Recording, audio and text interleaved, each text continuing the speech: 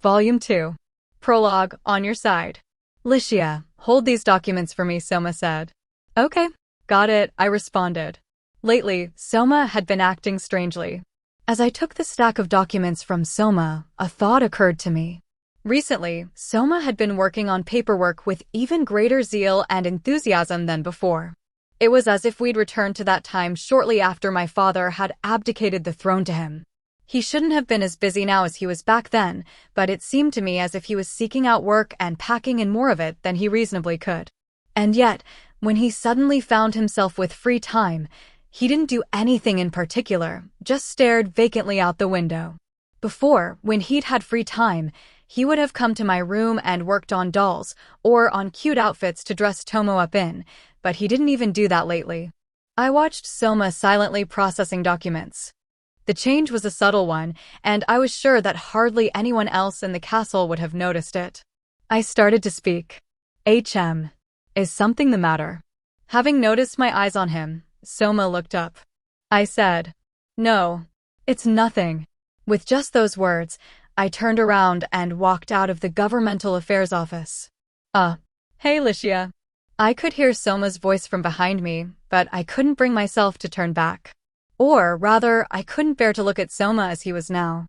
That night, Juna Doma came to my room. "So, Princess, His Majesty's behavior is strange. That was what you wanted to talk about, right?" she asked, tilting her head to the side questioningly. I had called out to her as she was preparing for a dual-voice broadcast program, and I had her come back to my room when the broadcast finished. I was grateful that, when I told Juna that there was something strange about the way Soma had been acting, she had come with me, despite the late hour. "Have a seat, Juna." I sat on the bed, gesturing for Juna to sit next to me. "Excuse me," Juna said, taking her seat next to me. I got down to business. "I don't know how to say it. He seems distracted. Sometimes it seems he's more absorbed in his work than ever, but the next thing I know, his head is off in the clouds and he's staring vacantly outside." I see. I think I can understand, if only a little. Perhaps Juna had some insight as to what was going on, because she nodded with a mysterious look on her face. "I've seen the same. When I had a meeting with His Majesty about our broadcast program, his mind seemed to be elsewhere. Though, I couldn't tell you how long he's been like this." "I think it's been since we came back from the God-protected forest," I said. It had been just 2 weeks ago. A landslide had struck the home of the Dark Elves, the God-protected forest, which was also the homeland of Soma's bodyguard, Aisha Udgard. Soma had led the unit he was with at the time to carry out a relief effort. When notice of the disaster arrived, I had been asked to come back to the capital to call in reinforcements, so I hadn't personally participated in the rescue operation. Soma, however, had been there with Halbert, Keed, and the other Forbidden Army soldiers, carrying out relief operations in that hellscape of a disaster zone. I felt like that was the point when Soma had started acting strangely. Maybe it was after that relief effort that he started to act strangely, after all. "But I heard that His Majesty accomplished a great deal while he was there," Juna said. "Yeah, I agreed. I think he did a good job there, too. I'd heard that he'd used his ability, living poltergeists, to control wooden mice, and had them search under the dirt and sand, helping to find many people who'd been buried alive. But that's not how Soma feels about it. Maybe it's because he saw so many bodies, he thinks, couldn't I have handled things better? I don't think it's bad, in and of itself, for him to think that way, though." Juna had a complicated expression on her face. It was important to reflect on things. However, excessive reflection could lead to self-hatred, and that would be counterproductive. "That's exactly why I want you to encourage him for me." I took Juna's hand, placing my own over it. Juna's eyes went wide. "Why you want?" "Me too. You're about the only person I can ask to do something like this. Aisha's still in the God-protected woods, and Tomo's still little. Even so, if I were to ask Mother or Serena, they aren't close enough with him. But if that's the case, wouldn't you yourself be an even better choice to do it, Princess?" she asked. "The two of you are betrothed, and I can see that you're concerned for him." "I can't be the one," I said, lowering my eyes. "I'm younger than Soma, so he probably thinks, as a man, I don't want to show her my weaknesses. When he's in front of me, Soma puts up a strong front. I'm the same age as His Majesty, too, you realize. You may be the same age, but the way you act is more mature, I said. I think you would do a fine job of indulging a young boy who's trying to put up a strong front. As I sat up straight, Juna bowed her head. That's why, Juna, I finished. That's why I'm asking you to take care of Soma for me. Princess. I understand. I may not be of much help, but allow me to do all that I can, Juna said, bringing a hand to her chest and nodding. After leaving Lycia's chambers, Juna went to the Governmental Affairs Office, which doubled as Soma's room. Things were hectic here during the day, with all the bureaucrats coming and going, but late at night, it was quiet enough to make the memory of all that daytime hustle and bustle seem like a lie. 2 guards who were there to protect Soma stood on either side of the door. Right, Aisha isn't here, Juna thought. That's to be expected, considering. It wasn't the case that Aisha stayed by Soma's side 24/7, but she was with him often enough that it felt unnatural to not see her there protecting him. Juna walked up to the door, giving a slight nod to the guards. Perhaps Lycia had already spoken to the guards, as they made no attempt to stop Juna. It's a bit late to bring it up now, but it's a rather bold move for the princess to be sending a lady to her betrothed's chambers late at night. After leaving a man and woman alone at night, what did she intend to do if something were to happen? Did she believe nothing would happen? Or was it that, even if something were to happen, she was prepared to accept it if that cheered Soma up? Somehow, I get the sense that it's the latter. Juna let out a sigh of admiration. Lately, when she looked to Lycia, there were times when she could see a queenly dignity in her. When her sudden betrothal to Soma had first been decided, there had been some awkwardness between the two of them, but now she seemed to have accepted the reality of the situation. She's truly a magnificent individual. For each day she spent with Soma, Lycia grew a little more attractive as a woman. Someday she would make a splendid queen, as well as a good wife and a wise mother. Juna couldn't help but respect her as a fellow woman. The princess asked this of me, personally. I, too, must do my duty. Firming up her resolve a little more, she gently knocked on the door to the Governmental Affairs Office and called, Your Majesty, it is Juna Doma. Are you still awake? She kept her voice low enough that, were he already asleep, she would not disturb him. Juna. Come in, she heard Soma say from inside the room. When Juna opened the door with a pardon me and entered, she found Soma looking through some paperwork by candlelight.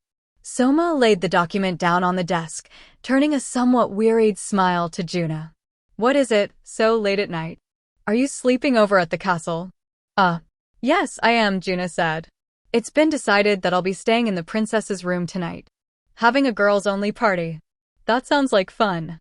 When he gave her that frank and unguarded response, while Juna may not have been lying, she still felt guilty. No. Anyway, what are you up to, sire? I had heard you were finished with your government work for the day. I did lie down to go to bed. But I just couldn't get to sleep, so I started looking through the papers I was going to go over tomorrow. I figured, maybe it would help me feel a little more sleepy, Soma said, glancing to the stack of papers on his desk. Juna could see the tiredness in his expression. Could it be? You're not sleeping lately?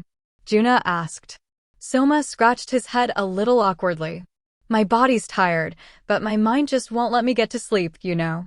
When I close my eyes and try to sleep, I end up thinking about all sorts of things. About everything I've done, about everything there still is to do, about whether the decisions I've made were right, about whether the decisions I'm going to make are right.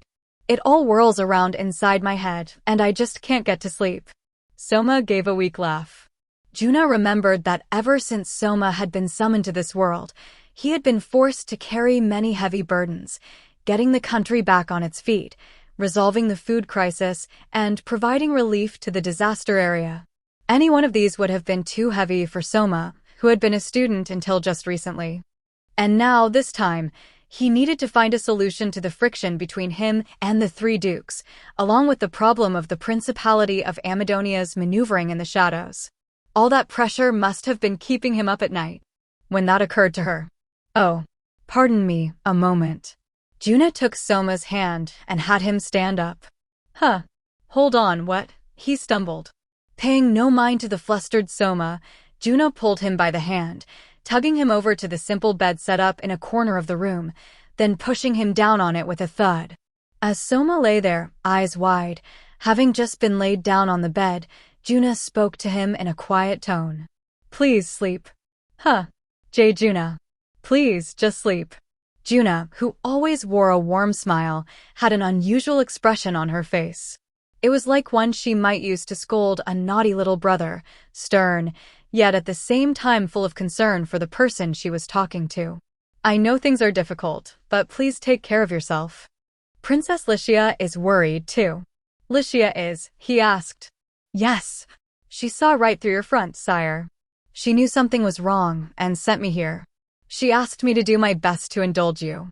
"Well, darn." Soma looked up at the ceiling, a wry grin on his face.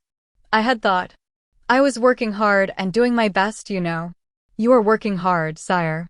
However, you work too hard." Juno sat down on the edge of the bed, resting a hand on Soma's forehead. He could feel Juno's cool hand robbing his forehead of warmth. While enjoying that pleasant sensation, Soma closed his eyes. As she watched Soma, Juno began to sing quietly. "Go to sleep for tonight. Sleep until tomorrow. When you wake, walk. When you tire, sleep. The longer you walk, the more hands there will be to support you." It wasn't a song from Soma's world, but a lullaby from this one. A song mothers sang to children who had learned to walk. A song that prayed that they would walk a lot, sleep a lot, and grow up healthy. However, the line, "the longer you walk, the more hands there will be to support you," touched Soma's heart, bringing forth tears. Soma put his arm over his eyes, hiding them. "Sorry for letting you see me look so uncool." Juno smiled. "It's okay for you to whine now, because I, too, am on your side." As she said that, she gently stroked Soma's head. "I can understand why you don't want to look bad in front of the princess," she told him, letting her gentle voice stroke Soma's ears. "It's because of those feelings that you're able to work hard and try to be strong. However, when you grow tired from that, call me. On the nights you can't sleep, let me be there to sing for you." Not long after, Juno heard his shallow breaths as he drifted off to sleep. His body and mind were both more than exhausted enough for it. He must have fallen asleep the moment his heart had been set at ease. Juno rose from the bed, checked that Soma was fully asleep, and pulled a blanket over him. Then she headed for the door to make a silent departure, reached for the handle and... Suddenly, she stopped. Juno made a U-turn back to the bed, and pulling the hair hanging over her ear back, she brought her face to Soma's ear and quietly whispered, "It's okay. I am on your side. If the princess brings out your strengths, then I will hide your weakness." Chapter 1, A Sign. In the middle of the 9th month, 1546th year, continental calendar. In Elfrieden, where the 4 seasons were especially distinct, even compared to the other continental nations, the lingering heat of summer had faded and it was now a more temperate season. The season of bountiful harvests, when this country's food crisis was expected to be resolved. Even with that season lying before them, there was still an air of unease hanging over the kingdom. The source of that unease lay in the opposition between the new king, Soma Kanzuya, and the 3 dukes. Soma, who was said to have been summoned from another world as a hero, had had his potential recognized by the former king, Albert Elfrieden, who had then ceded the throne to him. With support from the daughter of the former king, Lycia, who became Soma's betrothed, Soma moved to enrich the state and strengthen the military. He gathered a diverse variety of gifted personnel, solved the food crisis, set up a transportation network, and got involved in disaster prevention. It all might have been a little plain for one called a hero, but his stable reign had the support of the populace. The 3 dukes, on the other hand, were the 3 people who controlled the kingdom's land, air, and sea forces. General of the Elfrieden Kingdom Army, Duke George Carmine, who was a lion beast man. Admiral of the Elfrieden Kingdom Navy, Duchess Excel Walter, who was a sea serpent. General of the Elfrieden Kingdom Air Force, Duke Castor Vargas, who was a dragonoot. These three had protected the kingdom for many long years, but they were still not loyal to the new king, Soma, and they had taken their forces and were secluding themselves in their own territories. It was unclear what each of their intentions were, but of the three dukes, Army General Carmine had given shelter to nobles being investigated by Soma for corruption, and he was taking a clearly defiant stance. The new King Soma and Army General George Carmine. People believed it was only a matter of time before the two came into conflict. Listen, Soma, Lycia told me. In this world's wars, it's coordination between the land and air forces that's important. It was a day that, with things gradually growing chilly, you could really feel that it was now autumn. On this day, I was having Lycia teach me about wars in this world. As the inevitable conflict with George, who was sheltering corrupt nobles, and Amadonia, who were maneuvering in the shadows, drew ever closer, I wanted to at least have a sense for what the flow of battle would be like. Of course, as a total amateur, I wouldn't be commanding troops. When the war came, I would probably end up leaving control of my personal forces, the Forbidden Army, to the captain of the Royal Guard, Ludwin. Even so, as the king, and thus the one who had to decide whether or not to open hostilities, I felt I should know these things, and so I was having Lycia teach me. Though she was royalty, she had graduated from the Officers' Academy and was knowledgeable enough on military matters that Ludwin had said of her. While she lacks the experience to lead a large army, she has courage, and would have no trouble leading a smaller army. Honestly, I just wanted a rough outline of how a skirmish would go, so she could have kept it simple, but Lycia was too serious for that. She had even prepared a blackboard to draw diagrams on as she explained things, turning this into something like a lecture at officers' school. Lycia drew 2 circles on the board, labeling them our army and enemy army. She also wrote the words land force and air force in both circles. Here, I should caution you about one thing. What was meant by a land force or air force here was different from what you would expect on Earth. The wars in this world were still fought by knights in armor, so if you were looking at just the style, it was similar to the 100 Years' War. However, in this world, there was magic and there were fantastic creatures like wyverns. In the land forces there weren't just infantry, cavalry, and archers, there were also mages. And as for the Air Force, it wasn't made up of fighter planes, it was made up of wyvern knights, who fought on the backs of great flying lizards. Because of that, the flow of battle naturally ended up being different than on Earth. I'm not familiar with naval battles, so this will only cover land battles, okay? Lycia said. First, in a field battle, the air and land forces of both camps will begin to fight at practically the same time.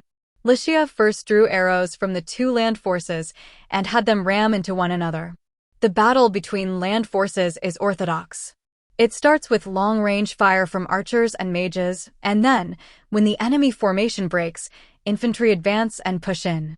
Knights and cavalry look for openings, charging in small numbers to disrupt the enemy's formation, or massing in larger numbers to charge the enemy, followed by infantry, in order to tear the enemy unit apart.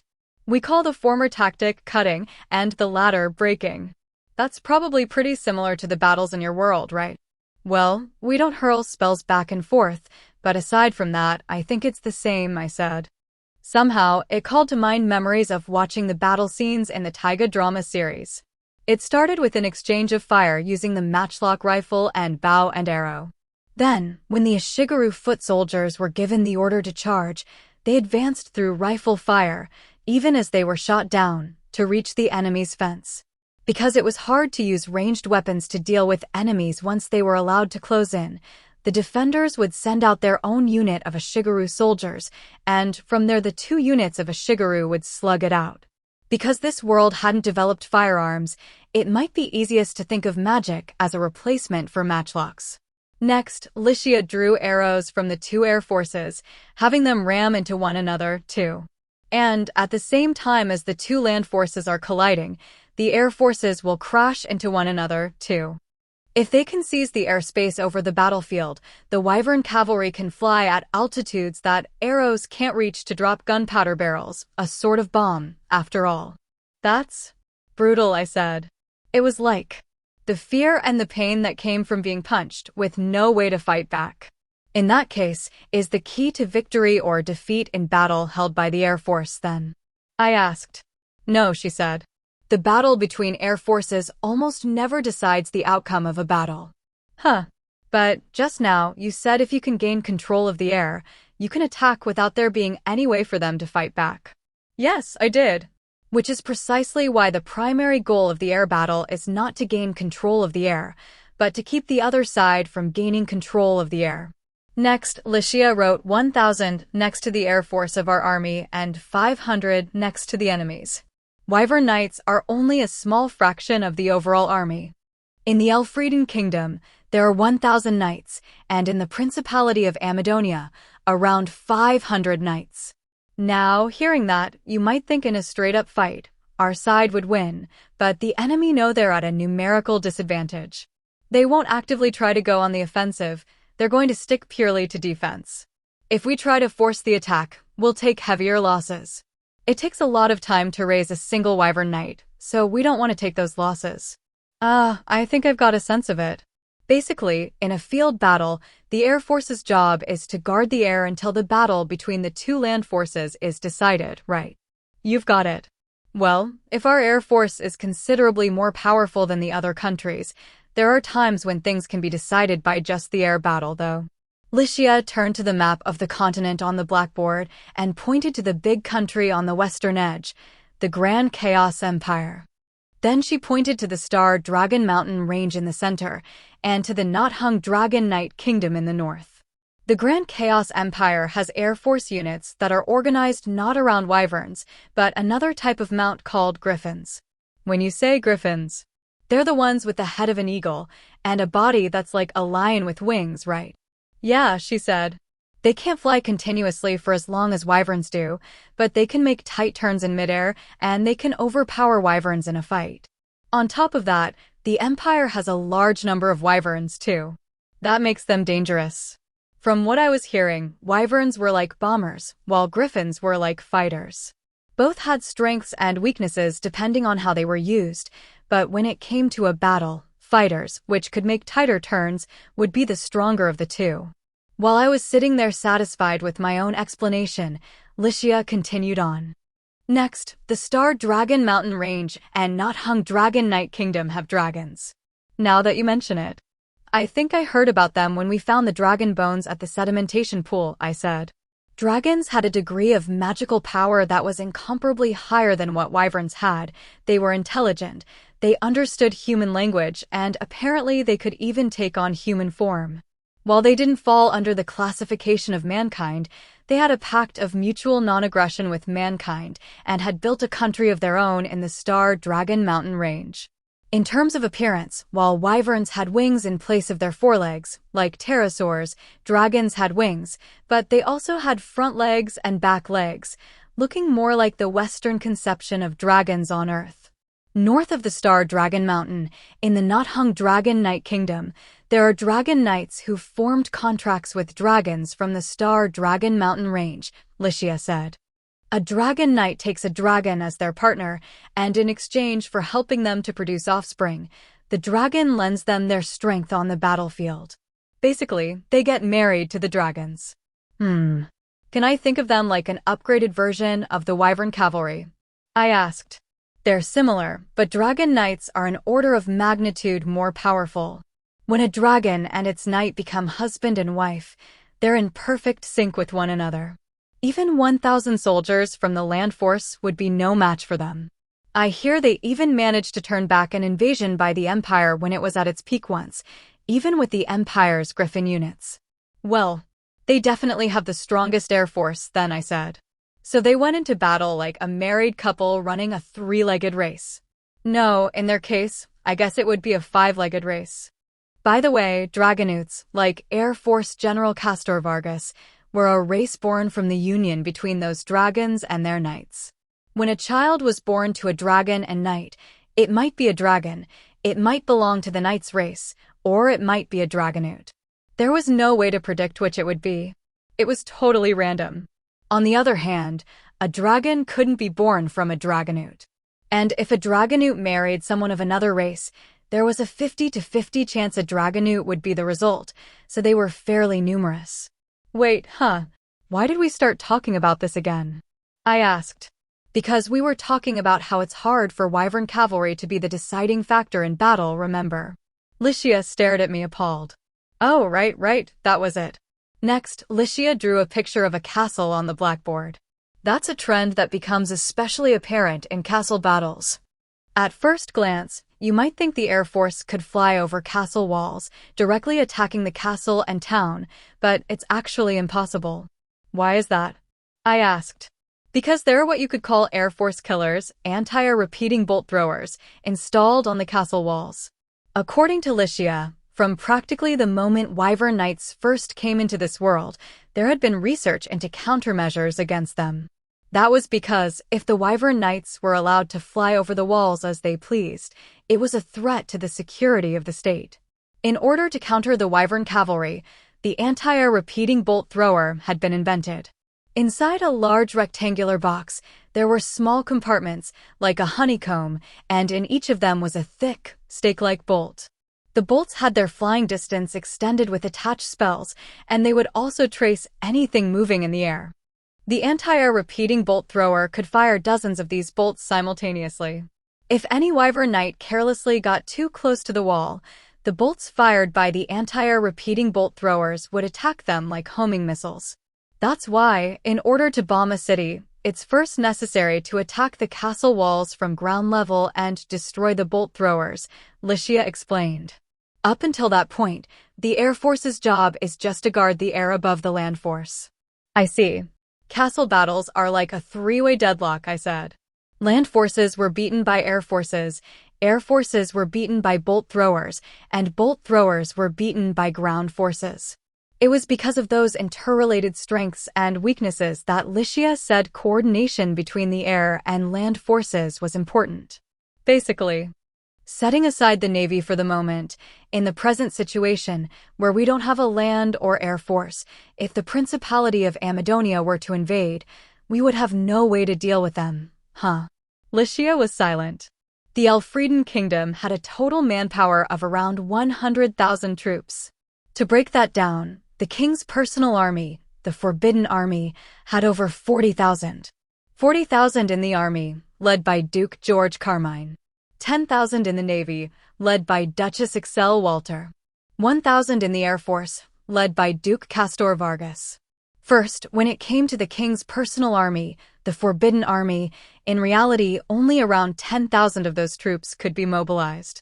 Publicly, the Forbidden Army was said to be more than 40,000 strong, but those numbers had included mercenaries dispatched by the mercenary state, Zem, as well as the personal forces of nobles not attached to the army, navy, or air force.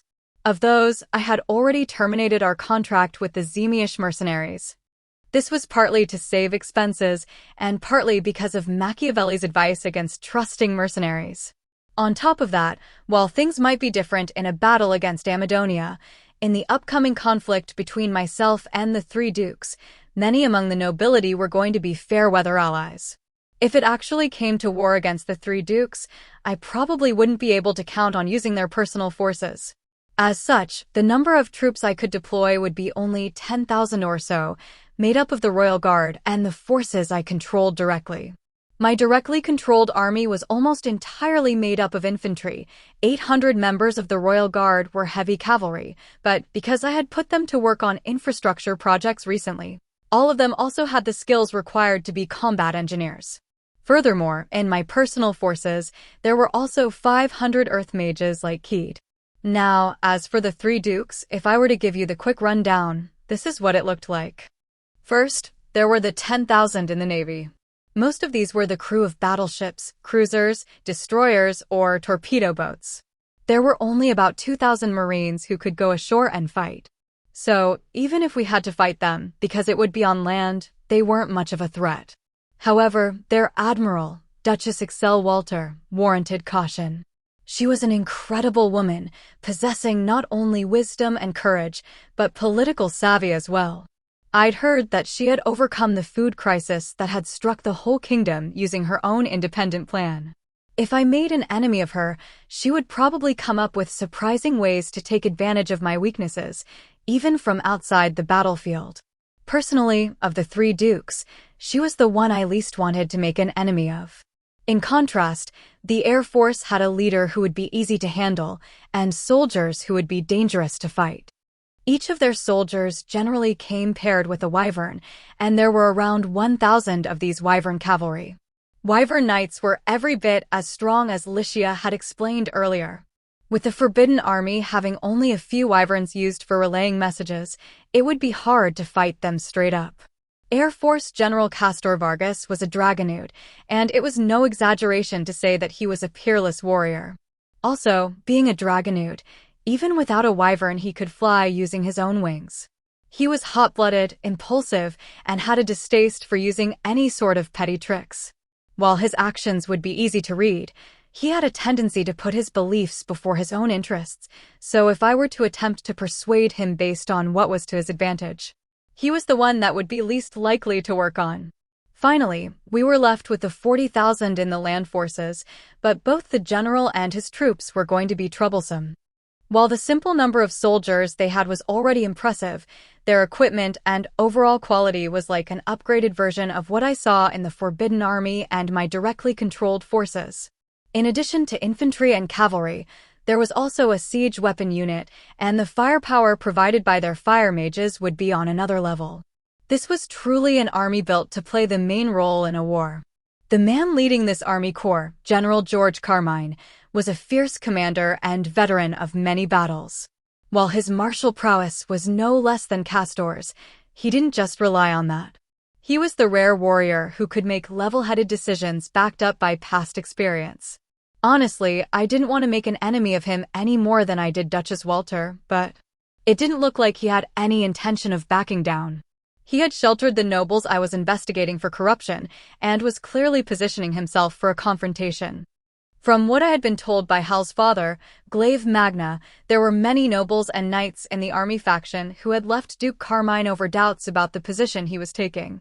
But his forces were bolstered by the personal soldiers of the corrupt nobles he was sheltering as well as Zemish mercenaries that he had hired, so there was no real change in the numbers.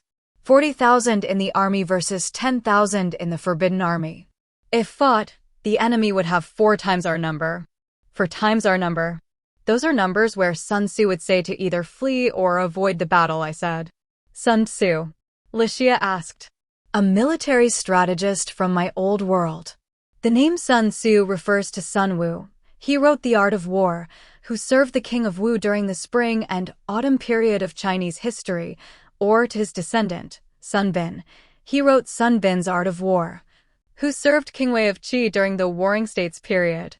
They were both excellent strategists, and The Art of War and Sun Bin's Art of War are both excellent books on military strategy. When I explained that to her, Licia looked at me dubiously.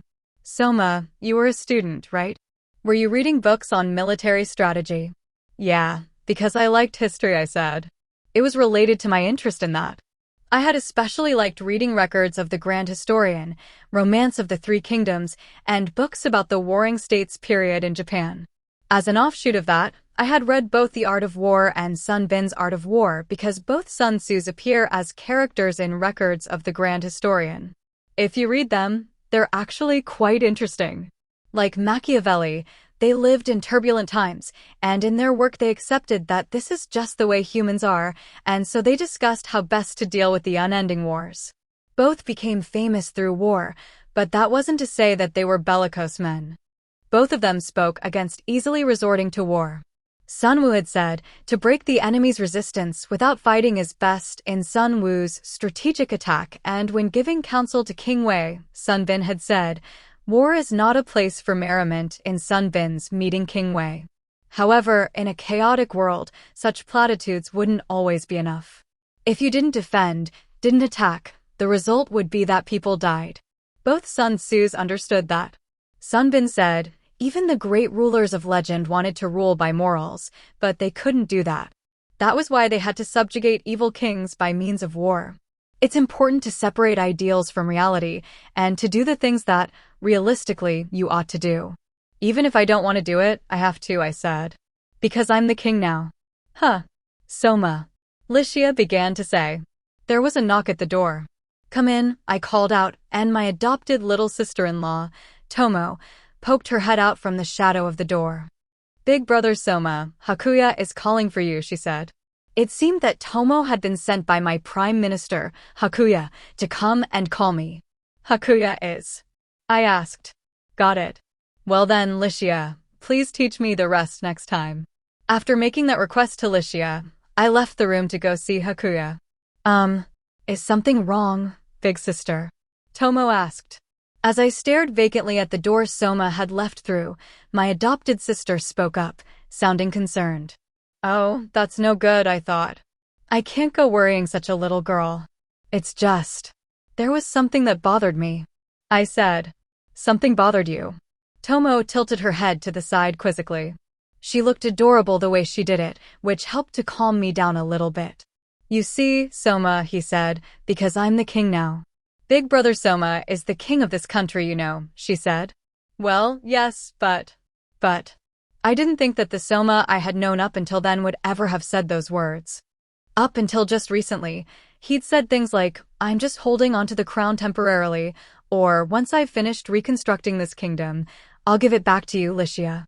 Like I'd thought, taking part in the relief effort at the god-protected forest might have caused Soma to have a change of heart. Of course, I wanted Soma to be the king, and if he'd gained an awareness of his position, it should have been a good thing, but I don't know. For some reason, there's an uneasiness in my heart. I couldn't put it into words very well. There was a sort of premonition creeping into my breast. It felt as if Soma was slowly turning into someone he wasn't. Big sister. Is big brother Soma strange? Tomo was looking at me worriedly again.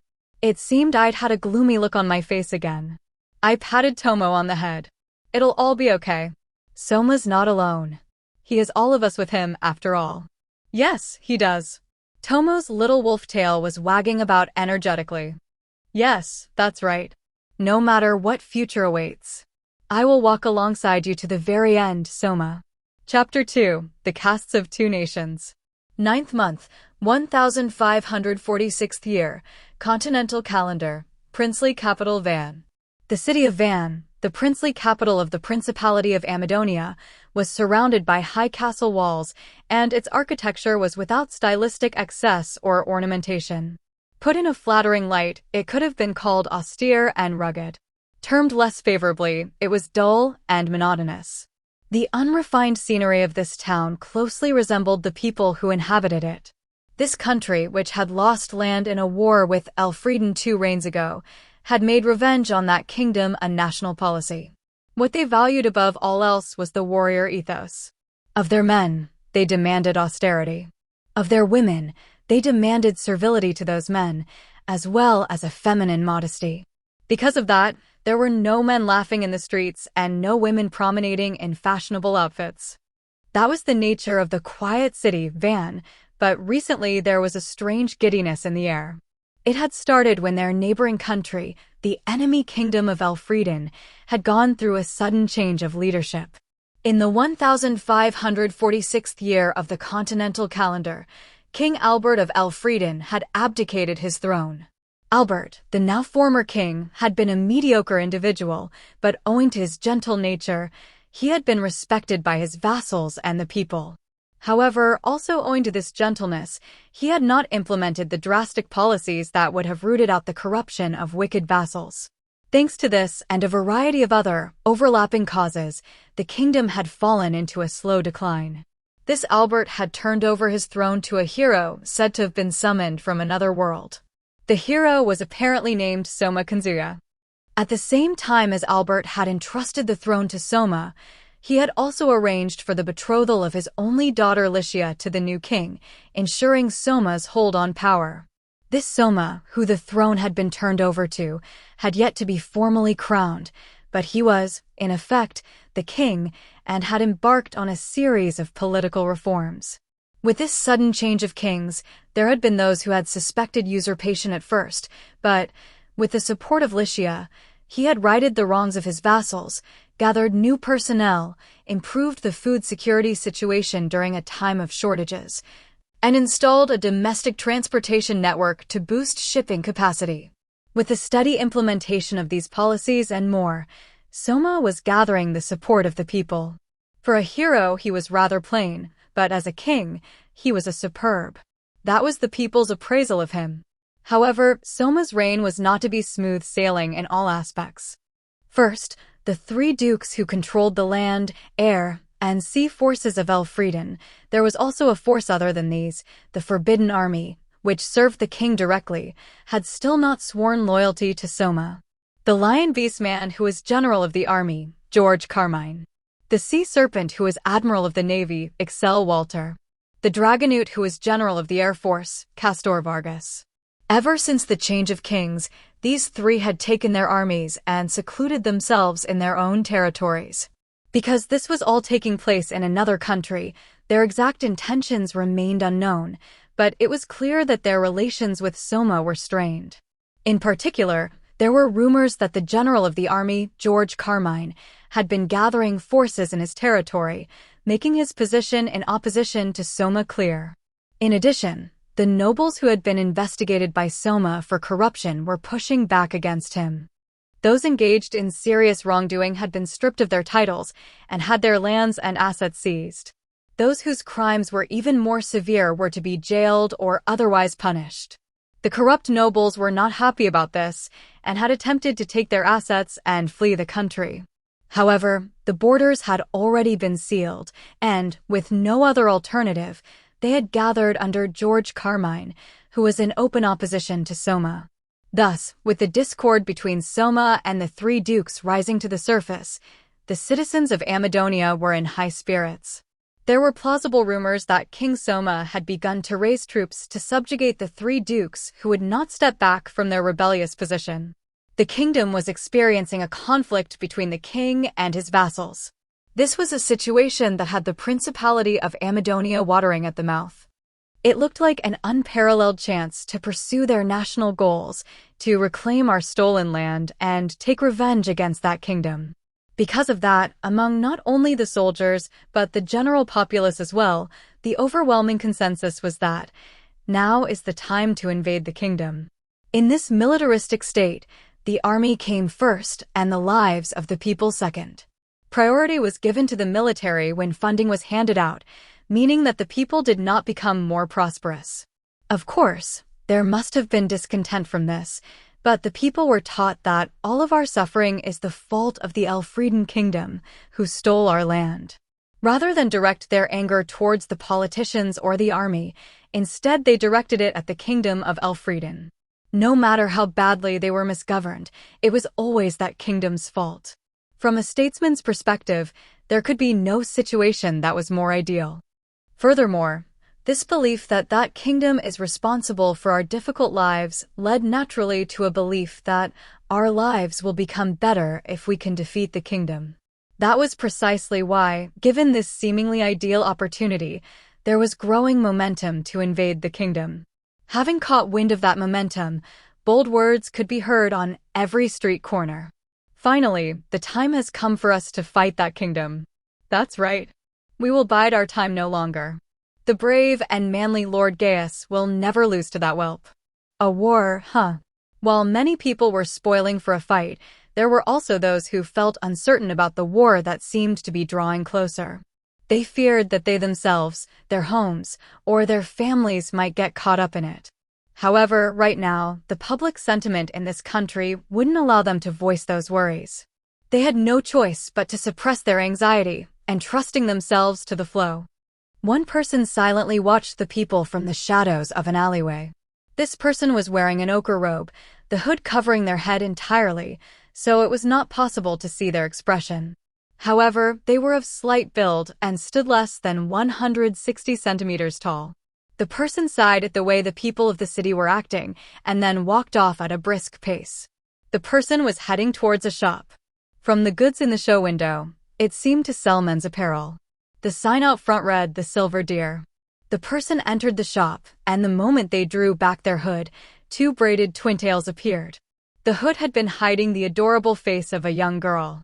Next, a middle-aged man with graying hair who was dressed like a bartender emerged from the back. This man had a gentlemanly demeanor, and upon seeing the young girl, he greeted her with a welcome back. "What did you think, Lady Raroa?" he added. "How did things look in town?" "There ain't no two ways about it, Sebastian. It's terrible," the girl said. The girl who addressed the owner of this store in merchant slang, a fake Kansai dialect, was the first princess of Amadonia, Raroa Amadonia. "Nearly everyone's lookin' forward to the comin' war," she continued. "They're thinkin' this King Soma is young and can't keep his people in line. They haven't even thought that my old man could possibly lose. Lord Gaius is strong and manly after all," the store owner said. "He just looks rugged, that's all," said the princess. "Even if he is strong, that's just one man." Even though they were father and daughter, Raroa was merciless in her criticism. Between Raroa, who had great economic sense and wanted to use the money she had earned to rebuild the country, and Gaius, the militarist who wanted to pour the funds into military hardware, there was a wide divide in their ways of thinking. It was sad to see such a gulf between parent and child, but Raroa, as the first princess of this country, found herself in a position where she had to do more than simply lament that fact. As one who stood above others, she had to take action to prepare herself for any eventuality. Perhaps out of consideration, Sebastian asked in a friendly tone, "Well then, Lady Raroa, how do you read this Soma character?" "I dunno," she said. "The things I'm hearin', they aren't his personal accomplishments, they're the accomplishments of his subordinates. That's why he's so hard to figure out. He does seem like a king who's good at listenin' to his vassals, though." With those words, Raroa put her hands on her hips and groaned. "If we're startin' a war with someone we can't get a good read on, that's dangerous. That doesn't change just because the king and the three dukes ain't gettin' along. Whether it's territory or power or population, the kingdom's got us beat in all three. And, of course, there's the number of soldiers they can field, too. We've got ourselves a lot of mineral resources, so the quality of our equipment's good, but that's about all we've got going for us." With Raroa giving that pessimistic assessment, Sebastian asked, "Lady Raroa, do you believe this country will lose?" "I told ya, I dunno," she said. "War's not my area of expertise. Still, though, what I do know is that if we lose, it's gonna be real bad for us. It ain't just the kingdom that we've gotta worry about. There's that irritatin' theocracy to our north, the Lunarian Orthodox Papal State, and then there's the Republic of Turgees, who are looking for any opening to advance north. We've got an alliance with the mercenary state of Zem to our west, but I'm not sure there'll be much help for us if we end up on the back foot." The Lunarian Orthodox Papal State was the headquarters of Lunarian Orthodoxy, a religion which stood, next to Mother Dragon worship, as one of the two largest faiths on this continent. That country was ruled by the Lunarian Orthodox Pope, who was both a temporal and religious authority, and they had a system of values that was markedly different from other countries. There were many followers of Lunarian Orthodoxy in the Principality of Amadonia, and with some agitation, it was possible the state could topple their principality. The Republic of Turgees to the south was a land of frigid cold. During the long winter, their lands were buried in snow and their seas locked with ice.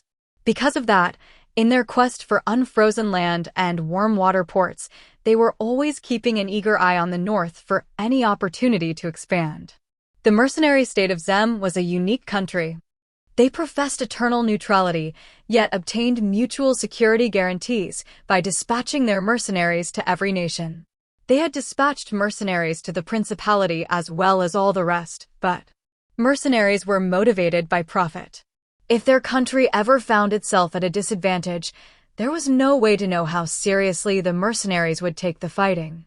If the worst should happen and they were to lose, how would these three countries react? That was what worried Raroa. "The sentiment that's taken hold in this country right now is the worst," Raroa said with a sigh. "There ain't nobody thinkin' about what'll happen if we lose. Even though, in the worst-case scenario, we could be invaded by three of our neighbors at once." She thought it over, then said, "That's why I'm gonna do what I'm gonna do. Even if it means partin' ways with my old man, I have to be ready if things go south." As she said that, she flashed Sebastian a big smile. "So, there you have it, Sebastian. Help a gal out, will ya?" "I suppose I'll have to, won't I?" Sebastian said with a shrug, as if trying to sound very put upon. That was the appearance he projected, but he had already resolved himself to throw his lot in with this girl. Sometimes Roroa's actions betrayed her youth, but she had a certain charm that drew people to her. Sometimes, I think it's a pity she was born a woman, he thought. Had Roroa been able to take the throne, might this country have become a more comfortable place to live in? Sebastian couldn't help but wonder. As for Roroa herself, she had already moved on to thinking about the next thing. Well, now that that's settled, we're still short of hands, she said. I'd like to spend a little more time looking for collaborators, I think. And you have your eye on someone in particular? Sebastian asked, having sensed something in the way Roroa spoke, and she gave him a mischievous laugh in return. Some days later, at his castle in the princely capital, Van, the sovereign prince of Amadonia, Gaius VIII, had gathered the principal military commanders of this country in the audience hall. Gaius rose from the throne, addressing the assembled commanders. The time has come. Let us gather our forces on the southern border with Elfrieden. That was the declaration that opened the war with the Elfrieden kingdom. Gaius had received reports that the gulf between Soma Kanzuya and one of the three dukes, George Carmine, had become unbridgeable and that it was only a matter of time before the two clashed. Soon enough, the kingdom would be thrown into chaos. In that chaos, they would take back the lands stolen from them 50 years ago. At the same time as George launches his rebellion, we will begin our invasion of Elfrieden, he announced. Our target is the grain-producing region in the south. Now is the time to take back the land stolen from our forefathers. Hurrah! The gathered commanders let out a cheer. Finally, the time had come to take revenge for their past losses against the kingdom. These commanders, who were military men to the core, couldn't help but feel their blood boiling and seething inside them. In that environment, "Please wait, Your Highness." A single man spoke out in opposition, walking forward to kneel before his sovereign. It was the young Minister of Finance, Gatsby Colbert. With his rare sense for economics, he had been entrusted with the post of Minister of Finance despite only being a young man in his mid-20s. While Roroa's talent lay in spending money to get the economy moving, Colbert specialized in eliminating wasteful spending and freeing up funds that way. While they took different approaches, these two worked together to cut what needed cutting and to spend where spending was needed.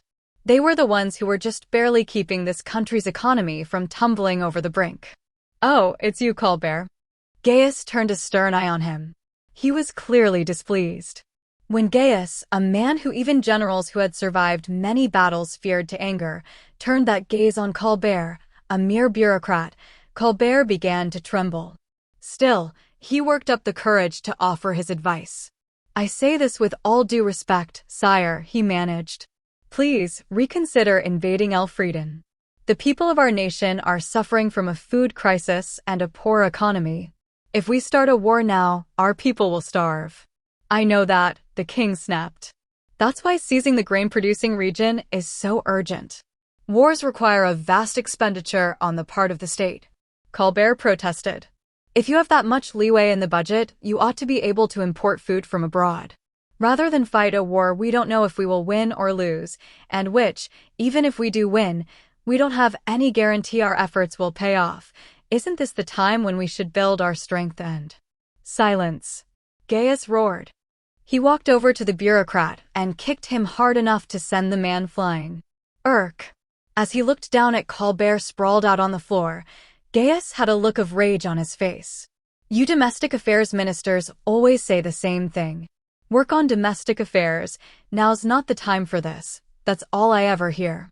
Look where that's gotten us. It's plain to see how exhausted our country is. Yet, in contrast to us, that kingdom, despite stagnating somewhat under the fool who was their last king, have begun to rebound with this new king coming to the throne. That's because the new king, Soma, has been working to enrich his country." "You're still saying that?" Gaius kicked Colbert across the floor once again. Perhaps he had gotten a cut in his mouth, because there was blood streaming from the corner of Colbert's lips. Even so, Colbert didn't stop speaking. "Your Highness, the total manpower of Amadonia's army is around half that of Elfrieden's army. This is just..." Just too reckless a plan. I know that without some lowly civil servant telling me so, the king roared. That's precisely why now, with the king and the three dukes in conflict, we have an opportunity. Even so, there's no telling how long that will last, Colbert protested. Wahaha. There's no need for concern. The George Carmine will be launching the rebellion. That young pup of a king will have no easy time subjugating him, I'm sure. Civil wars drag on for a long time. It will be the same even if George wins. If a traitor rises to the top, there's no way the country will stand united. Colbert bit his lip in frustration. Is that the reason His Highness is acting so boldly? Because it was George Carmine, one of the three dukes, and the one who was famous for being a fierce general, who was raising the flag of rebellion against Soma, that was likely pushing Gaius to act. The truth was, there was no guarantee that an opportunity like this would ever come along again. Gaius was already 50 years old, by no means a young man. He didn't want to let this ideal chance pass by while he was still fit to stand at the head of an army and give orders. However, it's too optimistic to think that way. Colbert thought stubbornly. Please, listen to me, Your Highness, he burst out. If you invade Elfrieden, our country will be exposed to criticism from all of the other countries. We've signed the Empire's Declaration of Mankind's Common Front against the Demon Race. The Mankind Declaration, is it? Here, for the first time, Gaius had a strained look. Led by the Grand Chaos Empire, the Declaration of Mankind's Common Front against the Demon Race, also known as the Mankind Declaration, referred to a declaration and resultant international treaty backed by the largest, most powerful empire on the continent. It stated that, in light of the expansion of the Demon Lord's domain, all conflicts between mankind were to cease. And, in order to prevent the monsters and demons from advancing any further south, all of mankind were to work as one and cooperate. The essentials of the Mankind Declaration were given in these 3 articles. First, the acquisition of territory by force between the nations of mankind would be deemed inadmissible. Second, the right of all peoples to equality and self-determination would be respected. Third, countries that were distant from the Demon Lord's domain would provide support to those nations which were adjacent to it and were acting as a defensive wall. The second of these had been adopted to protect minority races in each country. Given that the acquisition of territory by force was inadmissible, some countries might have otherwise expelled or oppressed their minority races to try to seize their wealth for themselves. It was an extra provision that had been added in caution against that. Furthermore, though not explicitly outlined in the text, if any country violated these 3 articles, the Empire, as leader of the pact, would intervene militarily. To put it simply, this Mankind Declaration was a security treaty in which countries gave up the right to invade other nations in exchange for protection from the Empire. Colbert pleaded, if we invade Elfrieden, we may be inviting an intervention by the Empire. Sire, I beg of you, please reconsider. You cur. Gaius brought his hand to the hilt of the sword hanging at his hip. Just as everyone present was sure the man was about to be slain, someone slipped between Gaius and Colbert. Sir Colbert, there should be no worry of that. The one who had interposed himself between the two of them was the Crown Prince, Julius Amadonia. His cold eyes, which betrayed no emotion, were fixed on Colbert. That is because Elfrieden has not signed the Mankind Declaration. Julius. Sir, Colbert said, that's a specious argument. We would be taking protection under the Mankind Declaration, while at the same time attacking a country that has not yet ratified it. If we do that, it would be like kicking mud in the face of the Empire. However, in diplomacy, only the treaties that have been signed are important, Julius said coldly. This has all been brought about by the stubborn foolishness of Elfrieden in not supporting the sublime ideals of the Empire. Surely the Empire can find no fault with us for it. But, enough. Gaius withdrew his hand from his sword's hilt, turning to address the gathered commanders. I hereby dismiss Colbert from his position as Minister of Finance. Sire, Colbert cried. Colbert, I am placing you under house arrest for the time being, the king snapped. You are to watch from the sidelines. Watch as we reclaim the land of our forefathers. With those words, Gaius led his commanders out of the audience hall without sparing so much as another glance at Colbert. Colbert stayed there for a time, biting his lip, but eventually he punched the carpet in anger, rising to his feet and confronting Julius, who had remained behind. Julius, is this really the only path? He shouted. Colbert spoke more freely, unlike when he had stood before Gaius. Partially because they were around the same age, despite their positions as crown prince and vassal, Julius and Colbert were close enough to be called friends. In a cold tone, Julius said to Colbert, "He's right that it's a once-in-a-lifetime chance. In addition to George Carmine, there are many nobles who have secret ties to our country. If we coordinate with them, we should be able to slice off some land in the south for ourselves. But if we lose, it could mean the death of our country," Colbert said. "However, on the other hand, if we miss this chance, we may never be able to regain our territory. If, as you've said, the new king is working to enrich his country, doesn't that mean the gap will only widen if we let this chance slip by?" It was clear that Julius looked at the situation through calmer, more rational eyes than Gaius. Even so, his decision remained unchanged. "It is the long-held wish of the princely house of Amadonia to reclaim the lands we have lost and to exact our revenge," Julius continued. "No, it's not only the princely house, the soldiers and the people hold that wish as well. That's because you've shown them no other option." Colbert wanted to say that, but he couldn't. To do so would be to overstep his bounds as a vassal. As Colbert cast his eyes downwards, at a loss for words, Julius placed a hand on his shoulder. "Please, just stay quiet for now, Colbert. I rate your abilities quite highly. For my own sake, as the one who will someday rule this land, I would rather not lose you to father's short temper." "Julius." Colbert looked at him with clinging eyes, but Julius didn't return the emotion. Some hours later, as the dejected Colbert dragged his feet through the corridors of the princely castle, a young girl with an adorable face poked her head out from behind one of the marble pillars. "Hey there, Mr. Colbert. What are you looking so glum for?" "Princess." Well. The one who had stepped out from behind the pillar was Roro Amadonia, the first princess of this country. Colbert panicked a little as he realized he'd let Roroa see him feeling down. Roroa had had a good sense for economics from a young age and, as she'd grown up, she'd come to hang around with the owners of large businesses and the bureaucrats of the finance ministry increasingly often. For Colbert, who was Minister of Finance, Roroa was a compatriot who understood the ins and outs of the economy. She was also something akin to a needy little sister. "Lookin' at that face. You tried to talk some sense into my old man for me, didn't ya?" Roroa asked apologetically, looking at the bruises on Colbert's face. No. These are, no need to hide it," she said. "Sorry about my idiot father. Good grief. If he's pushin' away vassals who are tryin' to give him solid advice, he's leadin' this country straight down the road to ruin. Honestly, what is he thinkin'?" While saying things others would have been too terrified to, Roroa made a big show of how angry she was. Colbert was satisfied just to see Roroa looking like that on his behalf.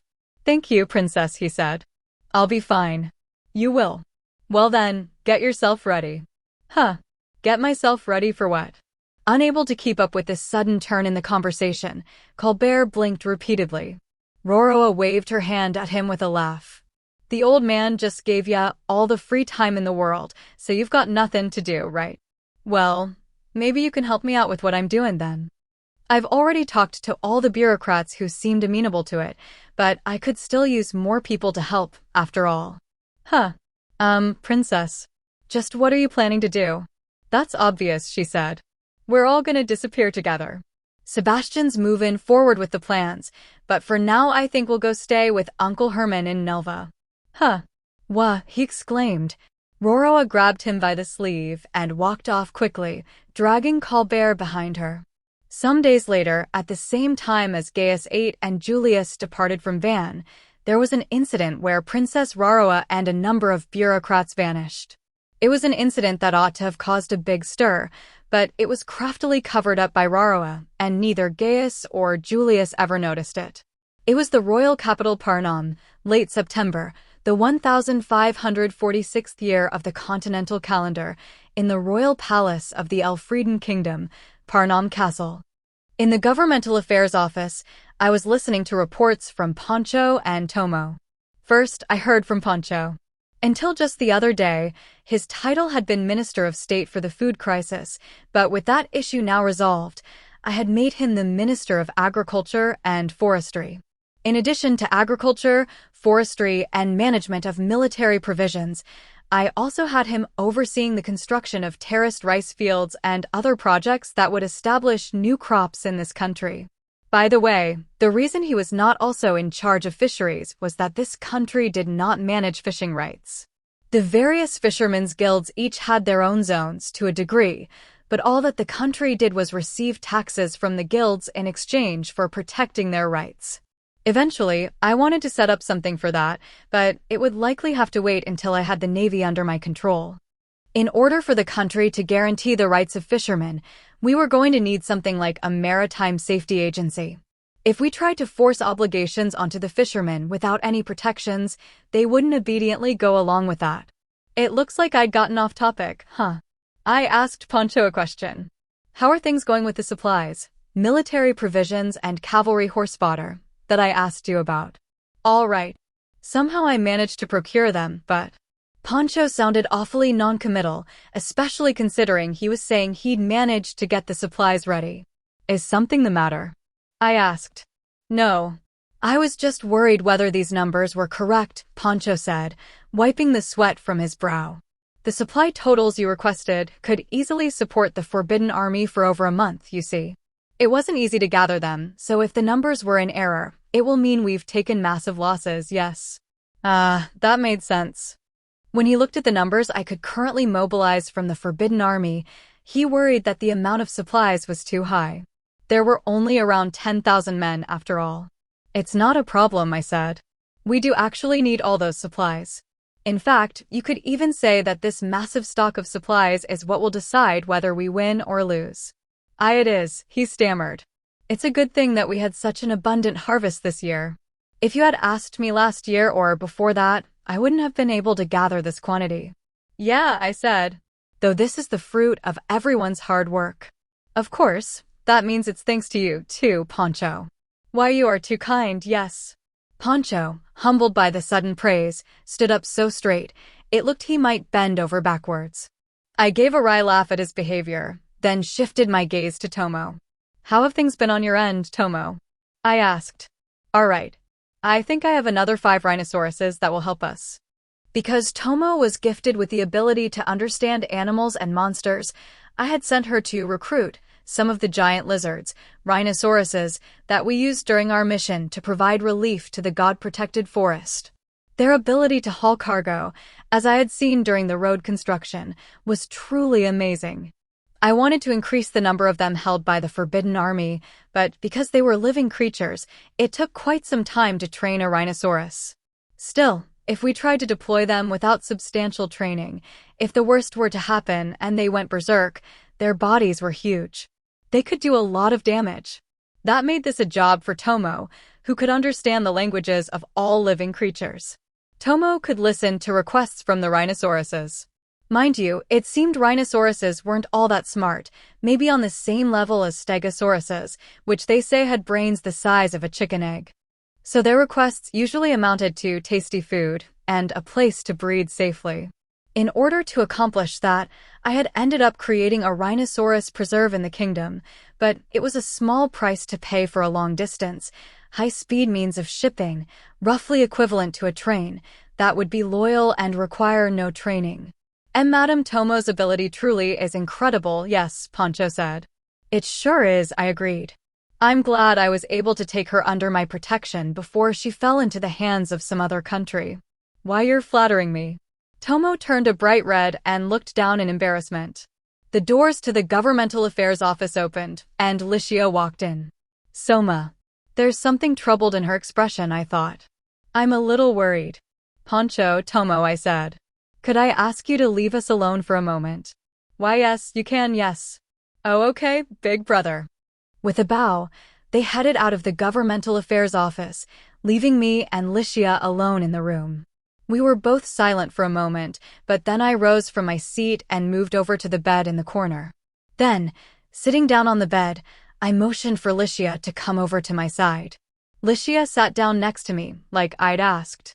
Sitting on my own bed, a beautiful girl at my side, this should have been a lovely situation, but the atmosphere was heavy and oppressive.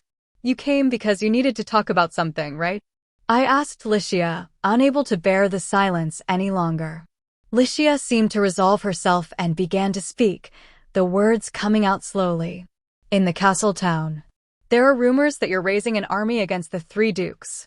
I said nothing. They say a clash with Duke Carmine is inevitable. Licia turned to face me. Her eyes were quivering with uncertainty. I could hardly blame her. For Licia, I was her king and fiancé, while General George Carmine had been her superior during her time in the army, and she respected him. If the two of us came into conflict, Licia would feel like she was being crushed from both sides. In order to avoid that, I knew she had sent a number of letters to George, who was secluding himself in his own territory, asking that he meet with me.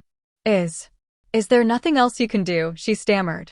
When she asked me that with those quivering eyes, I wanted to say something, but, unable to find the words, I could only nod in silence. Seeing my reaction, Licia murmured, "Right. Of course." With just those words, she faced forward and her shoulders slumped. It was frustrating, having to take this route, even though I knew it would hurt Licia. This had gone far enough that neither George or I could back down. In that case, at the very least. Licia. What? I want you to tell me about George Carmine, I said. Licia raised her face and looked at me. Why now, when it's this late? I want to know what kind of person the man I'm going to fight is, I said. Now that I think about it, I've never met the guy, after all. Licia was silent for a moment. She seemed a little bewildered, but in time, she began to talk. Duke Carmine. George Carmine is a warrior of unprecedented ability. He's a burly lion-headed beastman, and while he has no small amount of personal ability in combat, they say it's when you put him in charge of an army that he shows his true value. He is a great general, able to handle himself in a field of battle, or as the attacker or defender in a siege. When he led the vanguard during a retreating battle under the man who was king before my father, I hear that he managed to take the head of the enemy commander, even in that losing battle. That's pretty amazing, huh? I said. You're doing well if you can just keep ally losses to a minimum during a retreat, but to go and deal a blow to the enemy, as well, that was like something a famous general from the Warring States period would have done. It reminded me of the young Shingen Takeda, who had run ahead of his father Nobitura's retreating army to seize a castle in a surprise attack. You're darn right, it's amazing, she said.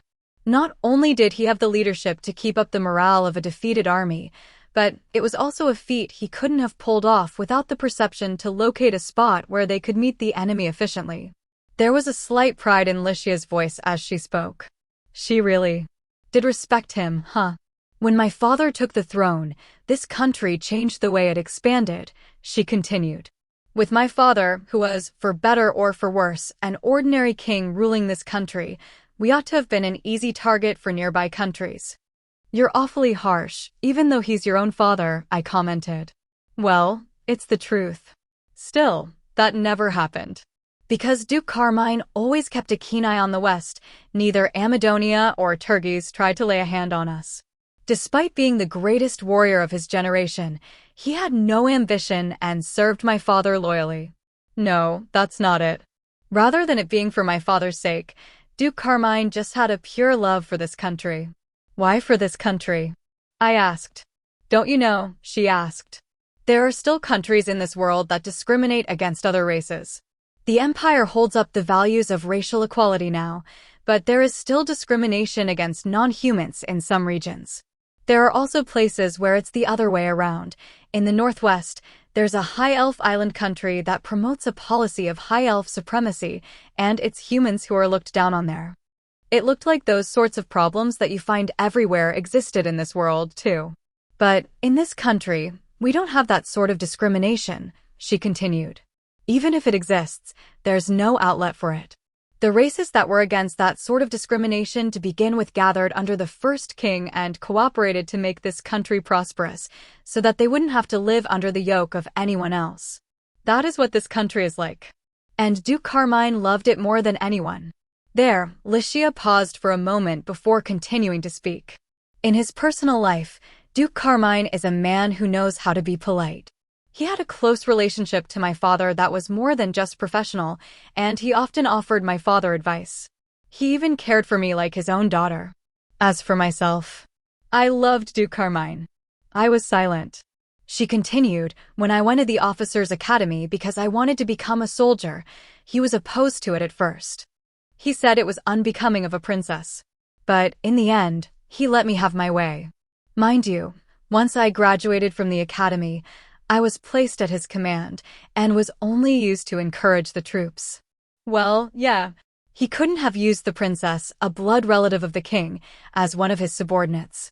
Even George, as impressive a man as he was, must have had a lot of trouble dealing with Licia's tomboyishness. So, he was like a second father to you, huh? I asked. When I said that, Licia hung her head in sadness. Yeah, he was a wonderful man. So why did he? Licia started to say something, but stopped, shaking her head. I don't know exactly what Duke Carmine was thinking, but perhaps it may have been because he was a warrior. Because he was a warrior. I asked. Duke Carmine is over 50, she said. A beastman's lifespan is no different from a human's. Were he just a general, he would still have many years left to grow, but as a warrior, it's all downhill from here. I think, maybe, that's why he's trying to do something big for his country right now. Even if that means becoming a traitor. I asked. If he thought that would benefit this country, Duke Carmine would do it. There was a degree of trust in those words that I couldn't help but envy a little. I spoke up. Tomorrow, I will hold a conference with the 3 dukes over the dual voice broadcast. There were 4 dual voice broadcast jewels in this country. 3 of them were held by the 3 dukes. Using those jewels, we would hold something like a video conference. There, I would issue a final ultimatum to the 3 dukes that they were to submit to me as my vassals. I would have to fight anyone who refused. And, regardless of what the other 2 did, there was 0 chance that George would comply. Licia, if this is hard on you. I began. I'm going to attend, she said. She wouldn't even let me say she didn't have to. Licia put on a smile clouded with sadness. I know. Duke Carmine has already made his choice. He can't turn back now. Licia. I said. I want to watch to the end, because I know that. I want to see how that man lives his life. Licia looked straight into my eyes. Really? I had no words for her. So, to do the least I could do, I hugged her tightly around the shoulders. She was trembling a little. I tilted Licia's head onto my shoulder. Even though I was the king, I couldn't do anything more for her, and I was angry at myself for that. The same day, in Red Dragon City. Damn it. What the hell is going on? In Red Dragon City, located in the north of the Elfrieden Kingdom, the commander of the Air Force, Castor Vargas, was at his desk, holding his head in his hands. Red Dragon City was the central city of the Vargas Duchy, and also where Castor's castle was located. It was built at a slight elevation on a portion of the mountain that had been cleared. This might have seemed a poor location for a central city, given the inconvenience of transporting goods to it, but for the Vargas Duchy, the ones who held the kingdom's air force, it gave them the convenience of having access to transport wyverns in addition to combat ones. Each could carry as much as a cable car loaded with supplies, and there were bus-like vehicles carried by 4 wyverns that went to each city, so the remoteness of the site didn't matter that much. Also, because the castle of the General of the Air Force was located in Red Dragon City, the city's defenses were hardened. While the location already made it like a mountain castle, it was also surrounded by high walls. While the mountain slopes kept away battering rams, vehicles with a massive stake meant for breaking through gates, or scaling ladders, these came on vehicles built like fire trucks, which provided a foothold for getting over the castle walls. The high walls would defend against any attacks by infantry or cavalry. The only means of attack that might have been effective was an assault from the air with wyverns, but this was the Vargas family's specialty, so it was fair to call it an impregnable fortress. Furthermore, Castor, the current ruler of the city, was an excellent commander. Even though Castor was not so good at the intricacies of politics, he displayed an unmatched strength on the battlefield. In the last 100 years of war for the Elfrieden kingdom, he had always stood at the head of the Wyvern unit, mowing down foreign enemies as their vanguard commander. He had made a lot of errors due to not thinking things through well enough, but his broad-minded nature, his hot-blooded personality, and his incredible strength had lent him a charisma that charmed his subordinates. If we were to compare him to Zhang Fei in Chinese history or Masanori Fukushima in Japanese history, that might make it easier to understand. Because he was that kind of person, he left management of the city entirely to his wife, Exila, who was Admiral Excel's daughter, as well as to Tolman, the man who was his second in command in the Air Force and also the steward of his house. No good could come from a poor manager butting into administrative decisions, so this was probably for the best. Castor knew that running around the battlefield suited him far better than managing a city. Now Castor, the man who was ill-suited to thinking, was racking his brains over what to do for once. Tolman. Has Duke Carmine still not said anything? He exclaimed. Not as of yet, the man in gentlemanly attire standing across from him answered, continuing to stand upright as he did so. This was the man entrusted with administrative control of Red Dragon City, the steward of the House of Vargas, Tolman. Castor banged his hands down on the desk. The king's ultimatum comes tomorrow. What is he contriving by not sending us any word before that? Tolman said nothing. The people were all talking about a confrontation between the new king and the three dukes, but that didn't mean the three dukes were all in agreement. Army General George Carmine had made his opposition to the king clear, but Navy Admiral Excel Walter took a more negative view of fighting the king. Finally, for Castor. He was showing a position of opposition to the king, but was wavering on that stance internally. General George was his comrade in arms, and he respected him as a warrior. Because George was the one raising the flag of rebellion, Castor had assumed he had thought it through, and he had even pushed back against his mother-in-law Excel to side with George in opposing the king. In other words, while it was true that Castor had been suspicious when there had been the sudden change of kings, he had left the decision of whether or not he would oppose the new king to someone else. Castor's own emotional immaturity had been one of the causes for this. Dragonutes like Castor were a race that was longer lived than either humans or beastmen. The speed of emotional development tended to be inversely proportional to how long a race lived. Because of that, though Castor had lived for over 100 years, his mental age was around 30, and he treated the 50-year-old George as an elder. However, though he had sent a number of letters to George asking him what their next course of action should be, he had received no response. There's got to be something wrong here, Castor exclaimed. If he was going to make peace with the king now, he never would have acted against him to begin with. On the other hand, if he intends to fight the king, he should be desperate for our air force to help him. So why isn't he telling us anything? Does he mean to fight the king with just the army? Tolman pondered. The one thing I can think of is, could he have been driven mad by ambition, like Duchess Walter suggested? Master, even if you distrust the new King Soma, you wouldn't want to harm the former King Albert, his wife Alicia, and even Princess Licia, would you? Harm the royal family. When Tolman spoke those words, Castor cried out in a loud voice, of course not.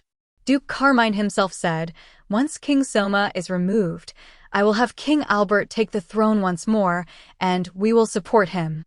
And what if that were a lie? Tolman asked.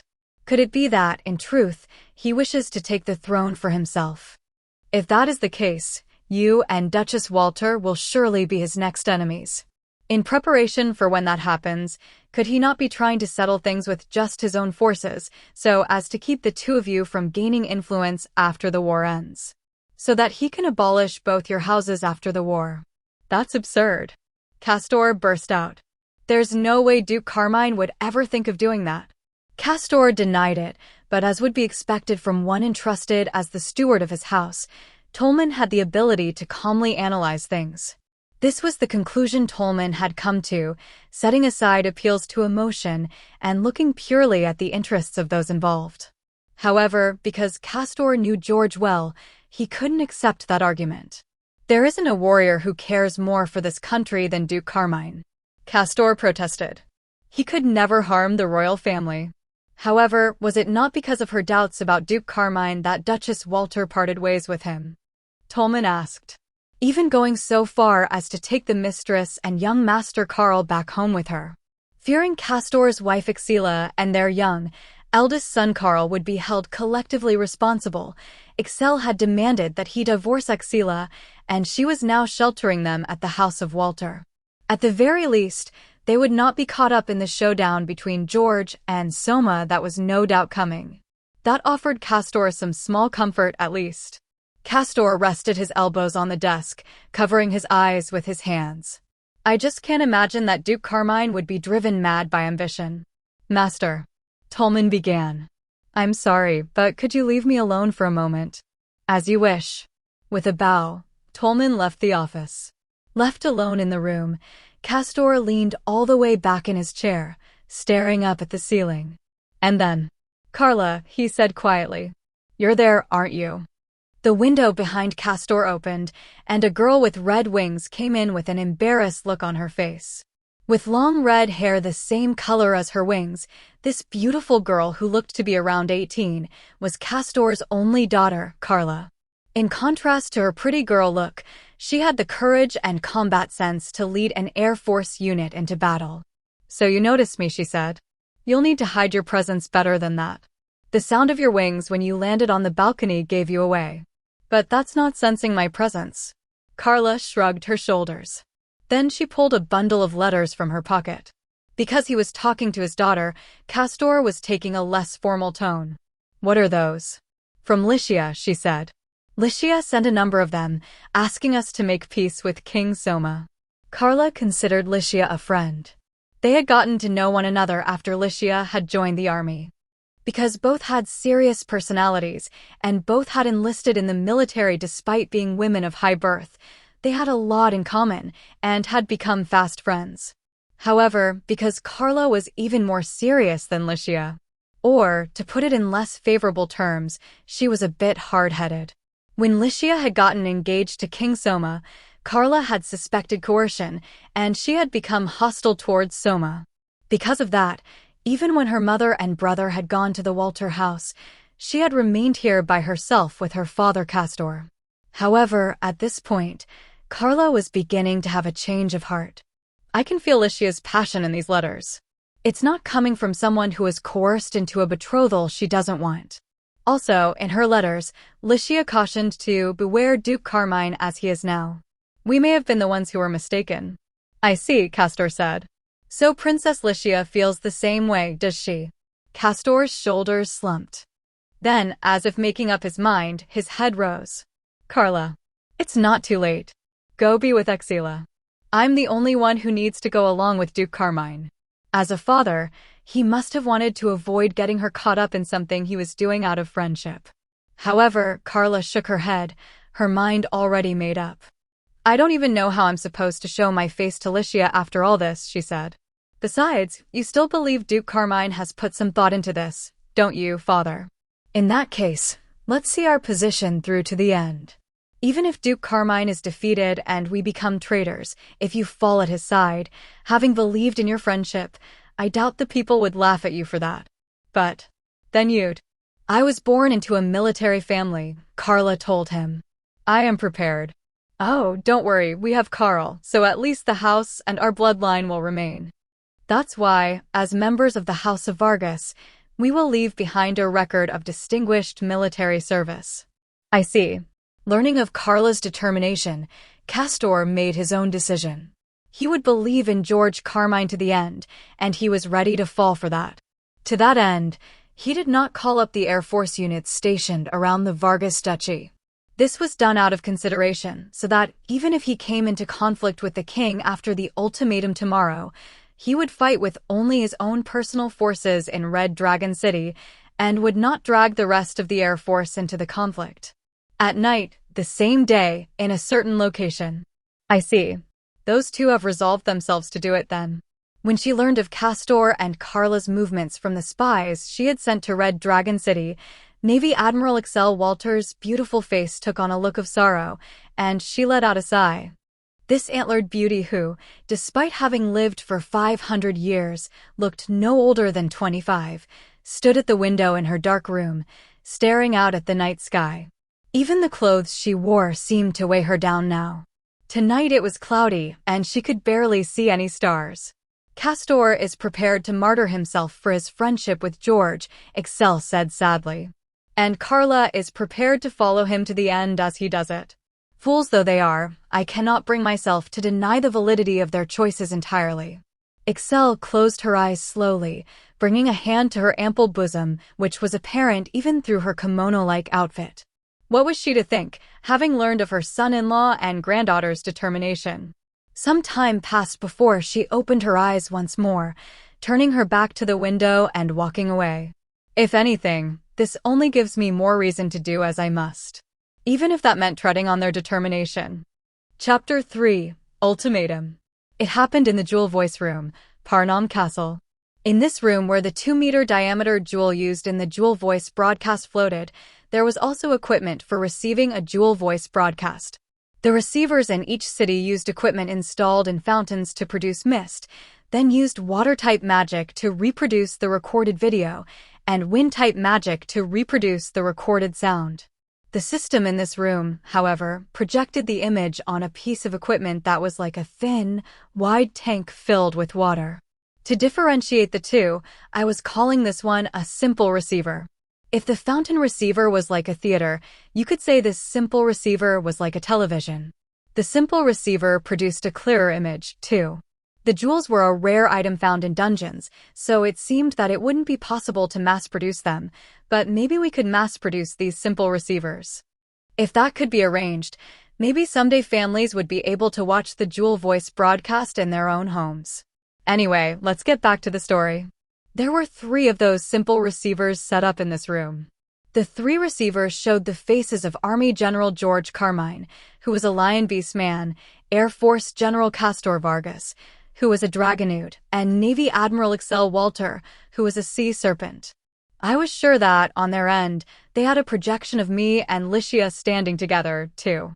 It's our first time meeting face-to-face like this, huh? I said. I am the one to whom the former king of Elfrieden, Sir Albert, entrusted with the throne, the provisional king, Soma Kanzuya. After hearing me introduce myself, Castor opened his eyes wide in surprise. Is something the matter? I asked. No, I had heard you were a hero summoned from another world, so I had expected someone more tough and rugged. Duke Vargas. Excel interjected, as if scolding him. If you call yourself a warrior, you must always show the proper respect to those you deal with. After Excel's rebuke, Castor meekly gave his name. Right. I'm Air Force General Castor Vargas. According to my information, Castor was Excel's son-in-law.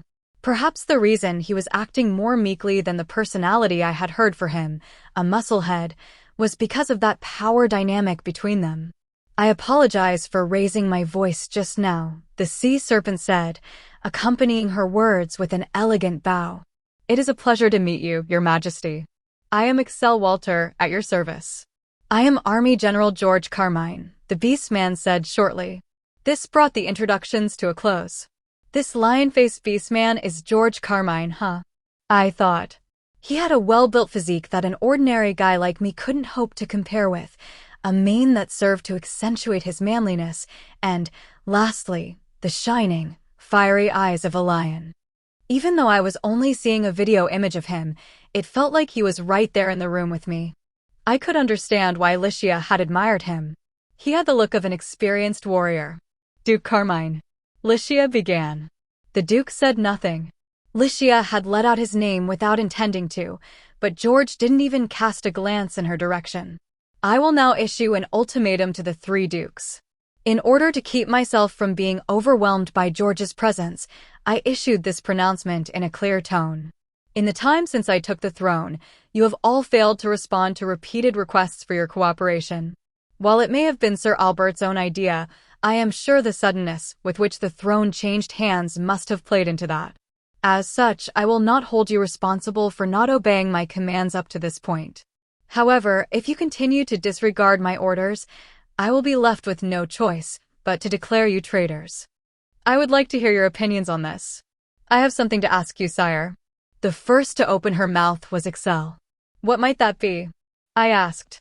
What do you intend to do about the 3 duchies? I looked Excel's image in the eye.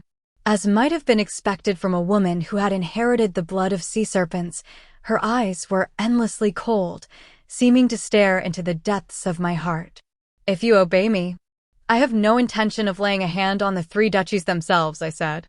She immediately came back with another question. Then what of the 3 ducal armies? Her ability to accurately cut to the heart of the matter impressed me. The 3 ducal armies will be folded into the Forbidden Army to create a new unified army, I said. Furthermore, noble fiefs will be forbidden to maintain personal forces in excess of what is needed for policing. These excess troops will also be incorporated into the Forbidden Army. In accordance with this, the special rights afforded to the 3 duchies for maintaining an army will be abolished. They will henceforth be treated the same as any other noble fief. So that is it, after all. Excel murmured. You understand what you're trying to do here, right? Castor said, glaring at me. Castor. Excel seemed to be trying to rebuke him for his attitude, but Castor held up a hand to stop her. This is important, Duchess Walter. When he responded with that serious tone of voice, Excel grudgingly closed her mouth. Taking it as a sign of acquiescence, Castor looked me straight in the eye and spoke. The 3 ducal armies are a system put in place to prevent the rise of a tyrant. This is a multiracial state, but the royal family is human.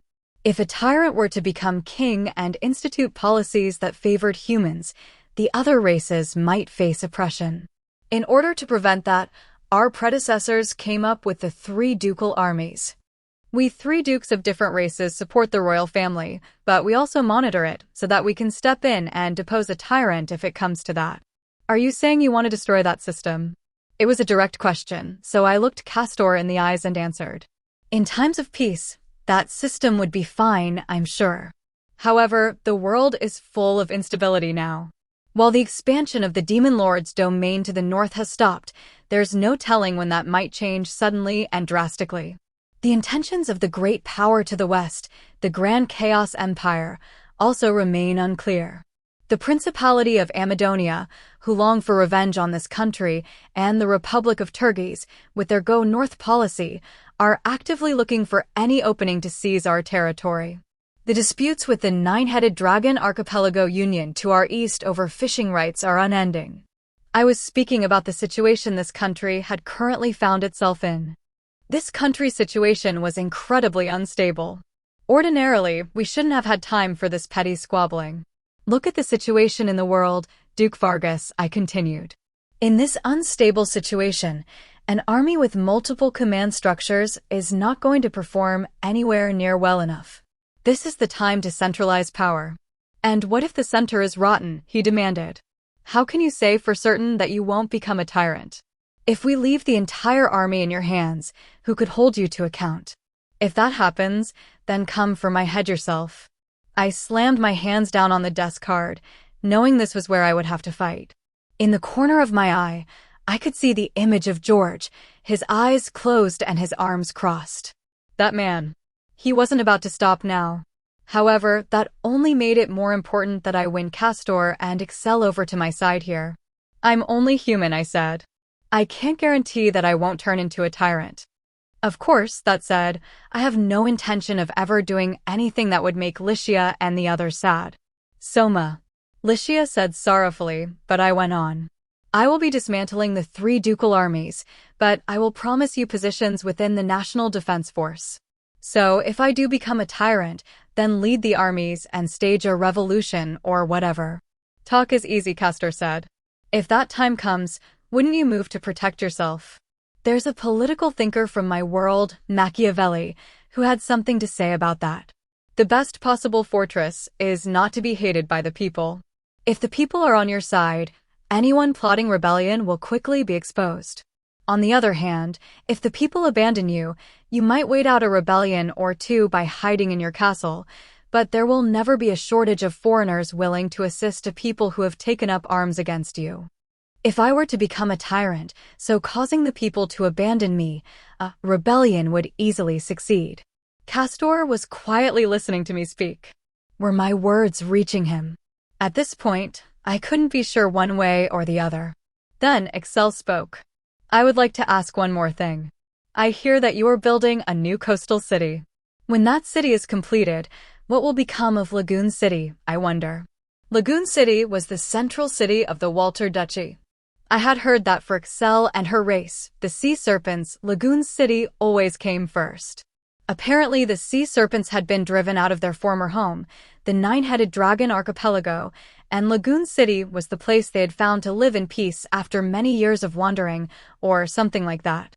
Since I didn't want to incur the wrath of the sea serpent people, I made a point of explaining myself carefully. The new city is being planned as a tourist destination and trade port. Because, from a secrecy standpoint, the tourism industry and a military port mix incredibly poorly, I have no intention of having the new city function as a military port. So, Lagoon City will likely continue to serve in that capacity. I'll generally be leaving the construction of warships to Lagoon City, too. If Lagoon City was a military port and the new city was a trade port, they would each have their own distinct role. It should be possible for them to coexist and prosper together that way. When I explained it like that, Excel nodded in satisfaction. Hearing that has put me at ease. Sire, as of this moment, I, Excel Walter, and the Elfrieden Navy are at your command. We await your orders. With those words, Duchess Walter took a knee, swearing loyalty to me as a vassal. This meant that the 10,000 under Excel's command in the Navy were now on my side. I am grateful for your wise decision, Duchess Walter, I said. Please, continue to work for this nation. I will. When Excel placed herself at my service, George's expression didn't change in the slightest, and Castor looked on with what seemed like resignation. One more time, I tried extending a hand to Castor. Duke Vargas. Please, lend me your strength for this country's sake. Sorry, but I can't do that. Castor. Excel scolded. Despite that, Castor shook his head silently. You seem to have decided you can trust him, Duchess Walter, but I can't. I've protected Elfrieden since the time of the king before the last. I've eliminated foreign enemies, taking territory from them, for close to 100 years now. Despite that, why did King Albert not consult us at all before giving the throne to you, who just suddenly appeared out of nowhere? Yeah, I'd like an answer to that one myself. Without thinking, I let my true feelings slip out. Ever since being given the throne, I had worked desperately to avoid being turned over to the Empire and to save this country from its crisis. I had been much too busy to think about it, but why had Lycia's old man been so quick to hand over the throne to me when I had just been summoned? In this country, a hero was apparently one who leads the change of an era, but was that really so trustworthy? Castor tried asking Lycia, who was standing at my side. Princess Lycia, do you know anything? I'm sorry, she said. In regards to this matter, my father is insisting he will not get involved. I asked him to help convince the three of you, but were I to take action, it would cause undue suspicion. Sir Soma is king now, is all he would say. I see. Castor seemed confused and unable to understand what the former king's intentions were, but it was the same for me. I had absolutely no idea what he had been thinking. It was something that made me wonder, but I knew that I wouldn't be getting any answers here and now. I had to focus on persuading Castor. That was what I was thinking, but I just can't bring myself to serve you, Castor said, rejecting me once again. Duke Vargas. I began. Don't say any more, he said. Considering Duchess Walter has agreed to obey you, I know there must be some merit in what you say. However, I can't imagine Duke Carmine would oppose you without good reason. If Duchess Walter says she's siding with you, I'm going to side with Duke Carmine. It seemed to be a difficult decision for him, as Castor had a pained look on his face. Once I saw that expression, I knew there was nothing left I could say. That's the decision you've come to, is it? I asked. Yeah. However, it's my decision alone. The ones siding with Duke Carmine are myself and 100 of my personal troops. I will not call up the remaining units of the Air Force. They will remain neutral. If I am defeated, please, take care of those I leave behind. I see. He was acting on the assumption that he would lose. If that was the case, there was nothing I could say. Sire, Castor is. Excel tried to speak in his defense, but I raised a hand for her to stop. It's no use, I said. I can't spend any more time on this. I understood how Excel must have felt, but events were already in motion. I couldn't spend any more time trying to persuade him. In the end, I hadn't gotten Castor and the Air Force on my side. That was going to make things a lot harder, but at least most of the Air Force would be remaining neutral. Trying to change gears to fight off the disappointment, I turned to the last of the three, George. Now then, Army General George Carmine. The fierce lion-headed beastman general glared back at me. Even though I was speaking to him through a monitor, he was incredibly intimidating. If I had been meeting him in person, my legs would have started to shake, and I would have made a pathetic show of myself. Duke Carmine, I said. I will not ask whether you will obey me. At the point when you gave shelter to the nobles under investigation for corruption, it was made clear that you had no intention of obeying me. Attempting to persuade you is a waste of my time. He said nothing. So, I would like to ask you one thing, I said. What is it that drove you to this? My pride as a warrior. That was George's response. Being more than 50 years of age, my body will only grow weaker from here, but now I have been given the greatest of opportunities. I will decide the fate of Elfrieden with my own talents. Once in his lifetime, it is every warrior's wish to accomplish something that will be remembered by later generations. For something as petty as that, I murmured. Had he planned all this for reasons as simple as the human life lasts only 50 years line from the no play at Samori? He had known how it would sadden Licia, yet still this was the only path he could choose. I can't understand it, I said. You are an incredible fool. It was a silly question, he returned. One cannot be a warrior without also being a fool. I will have you bear witness to the way I live. Are you sure you don't mean the way you'll die? They're one and the same, he said. Those who wish to live die, those who wish to die live. That is what it is to be a warrior. He spoke in a resolute voice that was reminiscent of a lion's roar. He showed no sign of wavering. And so, I could not waver either. If you are to be a great tree blocking my path, I will step over you, I said. Rotting though I may be, I am a tree with strong roots, he responded. You will not step over me with half-hearted resolve. I have resolve. I had long since found the resolve to stain my hands with this one-time cruelty. George Carmine and Castor Vargas. Duke Carmine said nothing. What? Duke Vargas asked. As we will soon do battle, I have one proposal, I said. I doubt any of us want for this war to drag on endlessly, ensnaring the common people who have nothing to do with it. That's why I want one rule in place. If one of us is struck down or captured, that person's subordinates will immediately come under the command of the other side.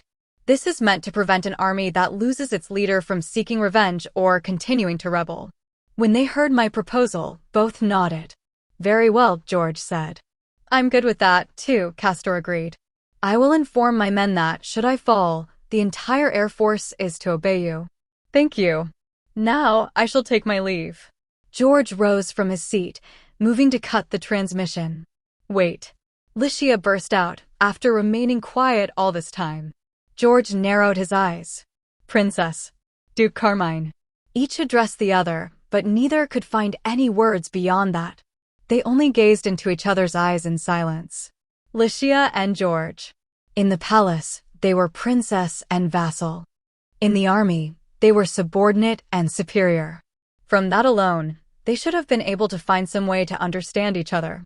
For some time, the two of them looked at each other in silence, but then, in the next moment, Licia drew the rapier she kept at her hip. While I was still surprised at the suddenness of it, Licia brought the blade around to the back of her head, cutting off her platinum blonde ponytail. Wait, what? Her hair, like golden thread, fell to the floor. It was so sudden that not only I, but the three dukes as well, were left speechless. Licia suddenly had a medium-short haircut, but she showed no sign of caring. Instead, she thrust her rapier out towards the jewel. Then she said, "This is my resolve. I will walk alongside Soma." She declared this with unwavering eyes. George was dumbfounded like me at first, but soon his eyes took on a sharp glint, and he smiled like a carnivore that had found its prey. I have seen your resolve, princess. However, I will have you show me that resolve on the battlefield. Count on it. The two seemed to have come to an understanding. I couldn't comprehend it myself, but it was probably just the way warriors communicated. The meeting had ended with everyone being taken aback by Licia, but anyway, that was the end of the ultimatum to the three dukes. Was that okay? Cutting your hair like that? I asked Licia once the transmission to George and Castor had ended. Now that the ultimatum to the three dukes was over and done with, Aisha, who had come back from the Dark Elf village, as well as Hakuya, Poncho, and Tomo, had come into the Jewel Voice room. When they had all noticed the change in Licia's appearance, everyone's eyes, except for Hakuya's, he didn't show much change in expression, went wide with surprise. Licia played with the ends of her freshly cut hair, blushing. I did it to make my position clear. Does the new look not suit me? No, I think it suits you, I said. Right, guys? Everyone nodded. You cut a wonderfully gallant figure like that, princess, said Aisha. I do think the short hair is quite fetching for you, too, said Hakuya. It really suits you, I think, yes, said Poncho. It's cute, big sister, said Tomo. With all these people complimenting her, Licia's face flushed with embarrassment, though she didn't seem to entirely mind the attention. The atmosphere in the room had softened like that when, sire, the only one of the three dukes who was still connected, Excel, called out to me. My apologies, Duchess Walter, I said. No, I have already sworn my vassalage to you, sire. Please, just call me Excel. Excel, then. Sorry, I said, for not being able to convince Castor. There was nothing you could have done. He had made up his own mind. Still, the corners of Excel's mouth were drawn tight with frustration. They said this beautiful woman, who looked to only be in her mid-20s, was, in fact, 500 years old, that Castor was her son-in-law, and that her granddaughter was also with Castor. Her family were split between opposite sides of the conflict, so it was perfectly natural for her to think it regrettable. Oh, right. Speaking of Excel's family. Excel, is she there with you? I asked. Excel drew in her breath sharply. Yes, she is. You called, Your Majesty. Another blue-haired beauty appeared, standing beside Excel on the screen. She had a face that anyone would fall in love with, impeccable style, and an air about her that seemed more mature than her age. Yes, she was the Lorelei songstress whose popularity was surging across the Elfrieden kingdom, Miss Juna Doma herself. Thank you, Juna, I said. Because we had you tying us to her, we didn't have to fight with Excel. No, I only did as ordered, she said. Besides, I was investigating you and reporting back to grandmother at one point. I beg your forgiveness for my rudeness then. Yes, Juna had been a spy dispatched by Duchess Walter. With her foresight, Excel had known that if Licia's father, the former King Albert, had ceded the throne to me, something must have been going on, and so she had begun looking into it immediately.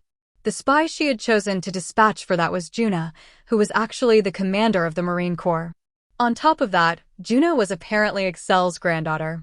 One of Excel's sons had married into the Doma family, who were a merchant family in Lagoon City with Lorelei's among their ancestors, and that was how Juna had been born. That beautiful face of hers came from Excel's side of the family, it seemed. When Juna had used the gift proclamation event as an opportunity to make contact with me, it had been to investigate whether I had what it took to be king. Then, when she had deemed me fit to be king, she had reported those thoughts back to Excel, and finally chosen to reveal herself to us on her own. I'd been surprised when I'd first heard, but between the maturity that belied her young age and the swift movements she had displayed during the argument with Hal, it had made some things suddenly make a lot of sense, so I'd been able to accept it fairly quickly. After that, Juna had become the pipe connecting us to Excel. In other words, Excel had been the only one to swear loyalty to me before the ultimatum. However, in order to monitor George's disquieting movements and to try to convince Castor up until the very last moment, we had concealed that fact, and, for a time, she had gone along with the other dukes. As Juna bowed apologetically, I said to her, no. Because of you, we were able to coordinate with Excel. You took my side, so I have every reason to be grateful, and I have no intention of faulting you for what you did. It's just like I told you that day, she said. I, too, am on your side. You did say that, didn't you? On that night when I couldn't sleep, Juna had told me that, and then sung for me until I fell asleep. Afterward, I had heard from Juna that Licia had arranged the whole thing. Licia was always looking after me. True to her words on that day, Juna had stayed on my side. Even Aisha, scatterbrained as she could be most of the time, could be counted on to defend me if it came to it. I was able to be the king because of all these people supporting me. And so I wanted to do right by them too. Hakuya, how are the preparations? I looked over at him. Hakuya put his hands together and bowed. All is as planned. Sir Ludwin and the 10,000 soldiers that make up the directly controlled portion of the Forbidden Army can mobilize immediately. What movements have we seen from the Amadonian army? I asked. They already appear to have assembled on the border, he said. It is as we anticipated. Having heard Hakuya's report, I turned to everyone with a nod, thrusting my fist into the air. Let's go. Now it's a battle against time. We'll brush away the falling sparks and show George what he's up against. Let him see the power that will support this country from here on. Yes, sir. Everyone responded to my command. The time was ripe. I spoke. Now let the subjugation war begin. 30th day, 9th month, 1546th year, continental calendar. Soma, king of Elfrieden, had raised an army to subjugate George. A message bearing this information was delivered to the armies of the Principality of Amadonia, massed near the border. When Gaius VIII heard this report, he said, "The time has come. Now we shall achieve our long-held desire." With that declaration, he finally led the 30,000-strong army of the Principality to begin the invasion of Elfrieden. There were two routes into Elfrieden from Amadonia. One was the route passing through the Carmine Duchy in the northwest. It was an open plain, easy to traverse, but Gaius did not use this route. That was because this route was entirely blocked by the Carmine Duchy. Even if it was purely for appearances, Gaius had claimed that he was aiding both the king and George, so he needed to avoid any route that made it look like he was in league with George. Furthermore, the Carmine Duchy was where the king's and George's forces would collide, so if the Principality's army appeared there, there was the risk that the war would be stopped. The Principality wanted the conflict between the king and George to last as long as possible. Because of that, the Principality's army chose to advance along the other route, the one that passed through the mountainous region to the south. The Ursula Mountains stood along the southern half of the border between the Principality of Amadonia and the Elfrieden Kingdom. This route passed through the Goldoa Valley in the mountains. While the path was steep, once they crossed the valley, they would come to the city of Altamira. Fed by the mountain streams coming out of the Ursula Mountains, this was one of Elfrieden's few grain-producing regions. What was more, it had also once been part of Amadonia. As he rode his horse among the 30,000 soldiers of the Principality's army, Gaius VII had a glint in his eye and a bold smile on his face. Heh. Soma and George can fight as hard as they want. While they do, we will reclaim our lost lands. As he passed through the shadows of the valley, Gaius VIII had no doubt that his dearest wish was about to be granted. Extra story: the story of a certain group of adventurers too. It happened a few days before the ultimatum to the three dukes. I was in a dark room with Hakuya, poring over a big map of this country that was spread out across the table. There were pawns of various sizes, all shaped like upside-down Ts at various points on the map. At the point representing the royal capital, Parnam, there was a large pawn and a medium-sized pawn. In the central city of the Carmine Duchy, Randall, there were 4 large pawns. In the central city of the Vargas Duchy, Red Dragon City, there was a single pawn that was smaller than the others. These T-shaped pawns represented the forces positioned in each location. Hakuya was using a long stick to explain each of the pawns. The large pawns represent a force of 10,000, the medium ones a force of 5,000, and the small ones a force of 100. In other words, the number of troops you can mobilize is 15,000, while Duke Carmine has gathered around 40,000. There were many deserters from the army, such as Glaive Magna, but they seem to have made up their losses from that with the personal troops of the nobles who were engaged in corruption. So, no change to the numerical values? There, I said. Correct. Furthermore, according to the information we received from Duchess Walter, Duke Vargas has done as he declared he would. He has not called up the Air Force. It seems he intends to go into battle with only 100 of his own troops. Still, if they're Castor's troops, they're all Wyvern cavalry, right? I picked up one of the medium-sized pawns from beside the map and replaced the small pawn at Red Dragon City with it. I've heard a single Wyvern Knight can do the work of 500 soldiers from the army. If we're looking at comparative power, we should think of them as being equivalent to 5,000 of our troops. Even if there are only 100 of them, we can't afford to underestimate their power. I am awed by your astute powers of observation. Hakuya bowed reverently. He made a big deal of it, but I knew he was probably just flattering me. Please stop. I take no joy in being able to point out how bad the situation is for us. I suppose not, he said. It appears as though the situation is still worsening too. With those words, Hakuya placed 3 large pawns on the southwest border with the Principality of Amadonia. These 3 large pawns represented the forces of Amadonia, which were about to invade this country. The armies of the Principality of Amadonia are prepared to advance through the valleys of the Ursula Mountains to invade, he said. Their total manpower was 50,000 or so, right? I asked. The Principality of Amadonia was only half as powerful a nation as the Elfrieden Kingdom. Because of that, they could only maintain half the standing army. On top of that, the Principality of Amadonia shared borders with 3 other countries in addition to us, so they had to leave troops to defend against them. Given their circumstances, 30,000 is a lot to be sending, I said. You can see how serious Gaius is just from that, I suppose, he replied. He is ready to win or die trying. That's just going to mean problems for us, I sighed. What will the Principality do from here? They likely mean to occupy the southwestern city of Altamira, he replied.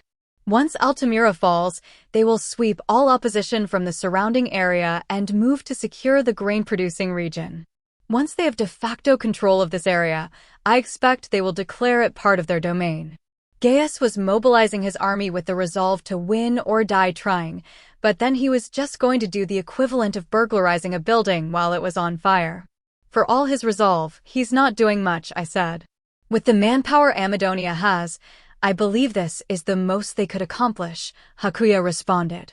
If they get too out of hand, the nobles who have been taking a wait-and-see approach to your conflict with Duke Carmine would likely gather to your side, after all. I see. What's the strength of our border defense force? I asked. Hakuya moved the medium-sized pawn that was in Parnam to the southwest border. I have already dispatched 5,000 from the Forbidden Army to the area near the border. We're sending a land force of 5,000 to face a force of 30,000 which will have air forces as well, I murmured. We were outnumbered by more than 6 to 1. I had known this would be the case, but I didn't feel good about those numbers. How long can they hold out? I asked. Even if they shut themselves up in the fortress near the border, they would be doing well to last a day, he responded. The intent is only to buy time, so the commander has been ordered not to be reckless and to carry out a staged retreat. That's easier said than done. She can pull it off, though, I guess. But even if we assume the troops are fine with all this, what do you plan to do about the people living in the area? I turned a harsh eye towards Hakuya. Unless they were expecting an ambush, armies would avoid the steep slopes and advance along roads across flat land. Those roads saw the daily coming and going of people, and people gathered at them to form towns and villages. There would be towns and villages at points along the route the armies of the Principality would be advancing through to reach Altamira as well. We don't have long before the armies of the Principality strike, I added. Should we issue a royal order to encourage them to evacuate? When I asked that, Hakuya shook his head silently. Please refrain. If we show we are aware of the Principality's intentions, their armies will be on alert. It could make all our preparations for naught. You're telling me to abandon them. I believe we have no other choice, Hakuya said firmly, his eyes never wavering from my glare. Now that you have made the decision to fight, sire, you must be aware that that means the blood of your people will be shed. As king, sometimes you must swallow your tears and be prepared to make sacrifices to save a greater number of people. Hakuya said this with a serious look on his face. It might have sounded cold, but he was taking it upon himself to say the things he knew would hurt for me to hear. So that I couldn't run away from making those choices. Yeah, I said. I get what you're saying. That's probably the more guaranteed, safer way. But is it really the only option? He said nothing. On this occasion, I don't mind if the method is a little bit rough or dangerous, I added. With a war coming, there was going to be some number of people sacrificed no matter what I did. Even so, if I didn't work to lower those numbers to the absolute minimum, that wasn't being safe, it was being negligent. I'll take whatever you've got, I said in a strained voice. Is there anything we could do? Hakuya paused for a moment to think. Then, he let out a sigh, shrugging his shoulders in exasperation. And here I had thought you had been acting quite kingly of late, sire. I've still got a long way to go if I let compassion get the better of me, is that it? I asked. If you are aware of that, then very well. Good grief. It seems I have no choice. For all his complaining, this was the closest I had seen to a smile on Hakuya's face in some time. It seemed that even Hakuya had some reservations about abandoning the people along the highway to their fates. I do have one idea, he said. However, this is a rather rough method. The plan he proposed was definitely very rough. For the people along the highway, it was sure to be a real nuisance. Still, it was far better than abandoning them. Let's go with that plan, I said. There's little time. Contact the Adventurers Guild at once. By your will. Unidentified monsters had appeared in the southwest of the Elfrieden Kingdom. The monsters were bipedal and humanoid, had patchwork, clown-like bodies, and their heads were on fire. These were monsters that had never been discovered before. From their appearance, the monsters came to be known as Flame Pierrots. Flame Pierrots would appear in groups, attack a village, then use the flames on their heads to set houses aflame. While it wasn't common for a new species of monster to appear like this, in a world where there were dungeons everywhere, it was far from unheard of. These Flame Pierrots had no doubt been born in some dungeon or another. Dealing with new monsters like these was mainly a job for adventurers. So, soon after reports of the Flame Pierrots came in, a quest was issued by the Adventurers Guild. Protect the refugees displaced by Flame Pierrot attacks, it said. This quest had been issued by a kingdom under the king's own name. It seemed that the king's first thought had been to evacuate people from the villages near where the Flame Pierrots were appearing. However, the current king, King Soma, and the general of the army, George, were currently in a state of conflict, so he couldn't afford to dispatch troops.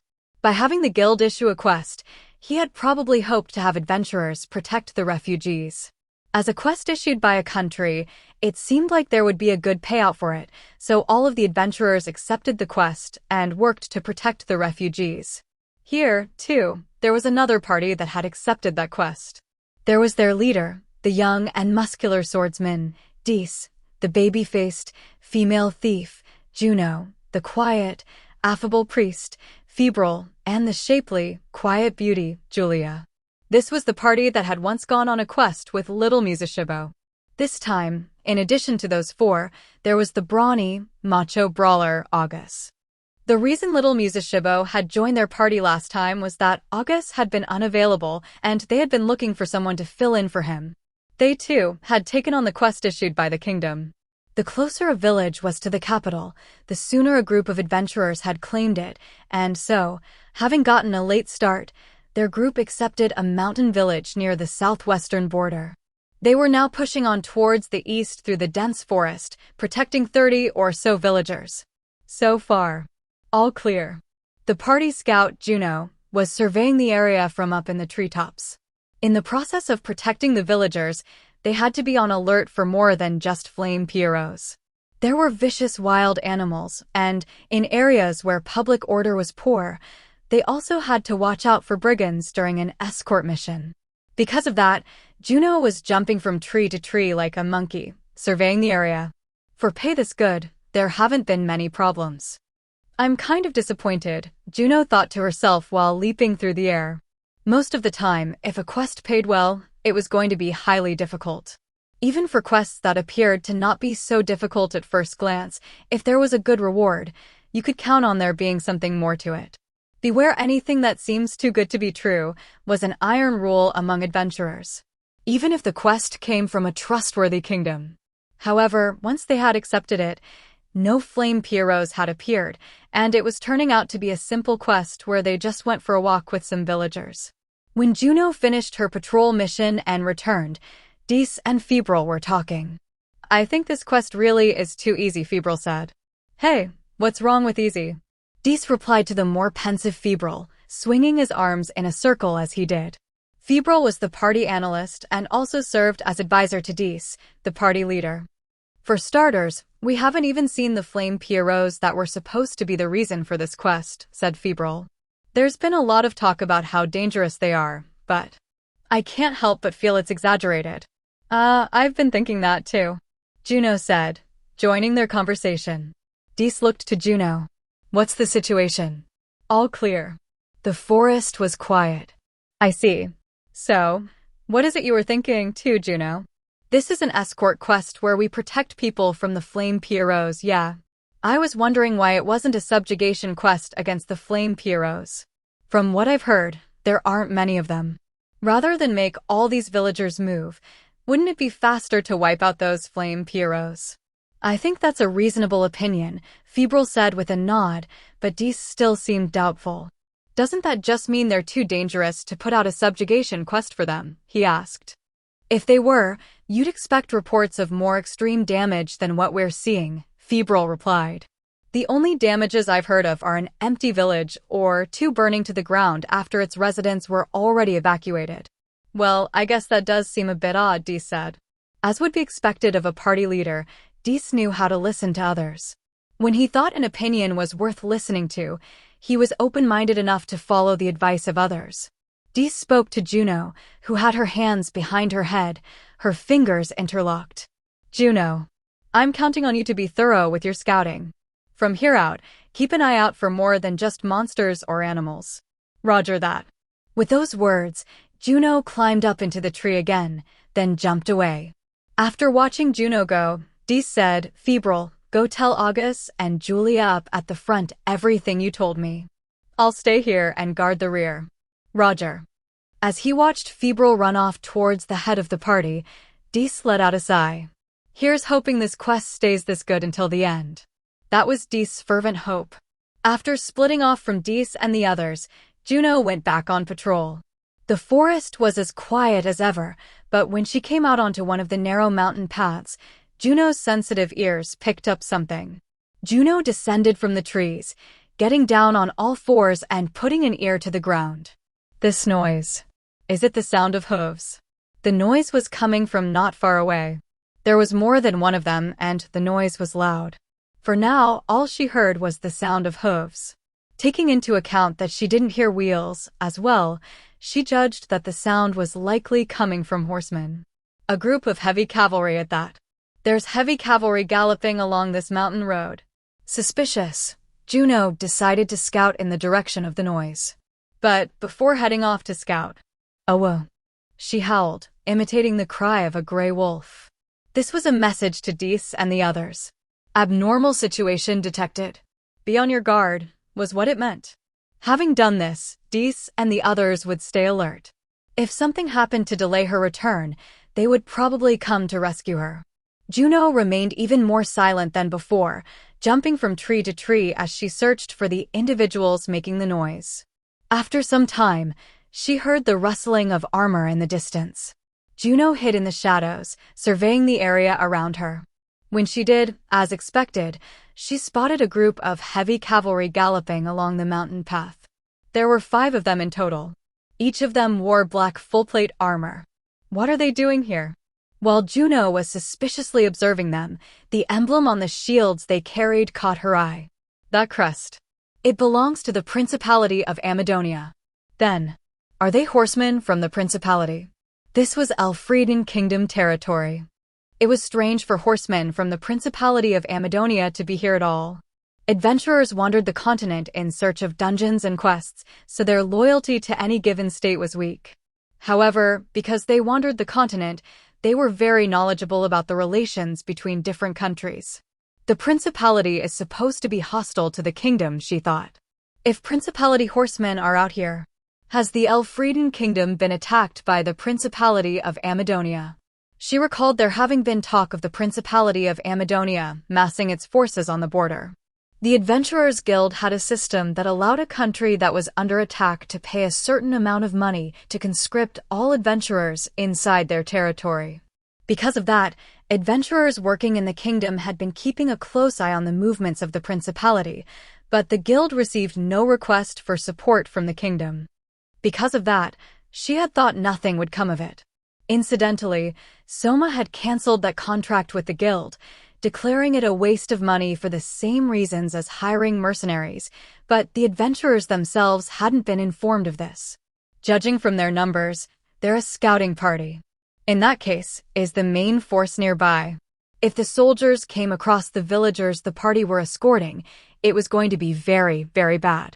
The party might be fine against 5 horsemen, but if they came at them in large numbers, the party didn't stand a chance. The villagers might be dragged off as prisoners of war, but they, the ones escorting them, might just be killed. Even so, if they abandoned their quest and fled, they would find themselves on the guild's wanted list. Juno let out a little sigh, trying to set her feelings aside. For now, I need to stall them. Juno hid in the foliage, hiding herself as she gradually approached the 5 horsemen. Then she took a stone into her hand and threw it at the head of the horse running at the head of the group. Whack. Nay. Whoa. Having been hit in the side of the neck with a stone, the lead horse reared back.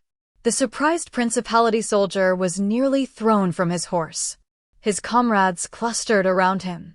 What happened? I just suddenly lost control of the horse. Did it get stung by a bee or something? Dunno. I think something came flying this way, though. While the Principality horsemen were talking about it, Juno circled around behind them. Then, once again, she threw a stone at the horse that was at the rear of the group. Whack. Nay. The moment she hit it, the horse that had been at the rear jumped and ran wild. Whoa. Hey, calm down. What? Is there something here? The horsemen looked around restlessly. With 2 of their horses having been startled by something in short succession, they seemed to have become very cautious. When she saw that, Juno was relieved. Good. That ought to bring their pace down. The more cautious they were of their surroundings, the slower they would advance. Now she just had to join up with Dees and the others, then get the villagers to hurry up. With that in mind, Juno was turning around to leave when it happened.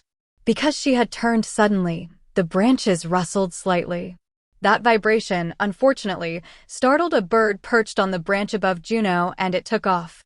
With the loud beating of wings, the Principality soldiers looked in Juno's direction. Is there something over there? Oh crap. Juno fled at once.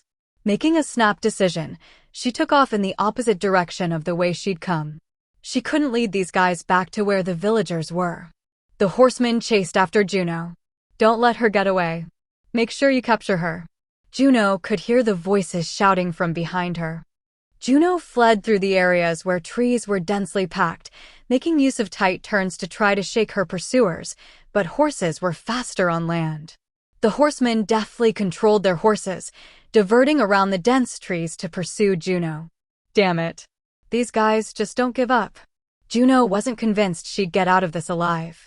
As an adventurer, Juno had no particular loyalty to the kingdom. However, they weren't likely to care about that. If she was caught, there was no telling what they might do to her. The thought sent a chill down her spine. Huff. Huff. Someone save me. It happened just as she was praying for salvation. She saw flickering flames ahead of her. 6 of them in total. If she could see them so clearly from this far off, they had to be pretty big fires. Juno nearly came to a stop, despite herself. Then, whoa. An arm suddenly reached out and pulled Juno into the bushes. Oh wow. Pumph. Juno started to scream, but something soft covered her mouth. Now that she got a better look, there was a roundish, puffy thing in front of her. When she saw it, Juno let out a little cry. Why you? Juno knew this thing. That roly-poly body. That face wrapped in white silk with acorn eyes peering out. The wicker basket on his back, the large prayer necklace he wore, the naginata in his hands. This was the one known in rumors as the Kagurumi adventurer, little Mizushibo. "You're Mr. Kagurumi. What are you doing here?" she exclaimed. In response to Juno's question, little Mizushibo brought a round hand up to cover his mouth. Little Mizushibo was saying, "Be quiet, please. They'll find us. Find us. My pursuers are right there," she thought. "It's okay. Just look," he said, gesturing for Juno to look. After going through one of their usual conversations, where they managed to communicate somehow, Juno poked her head out of the bushes in time to see the flames from before passing by.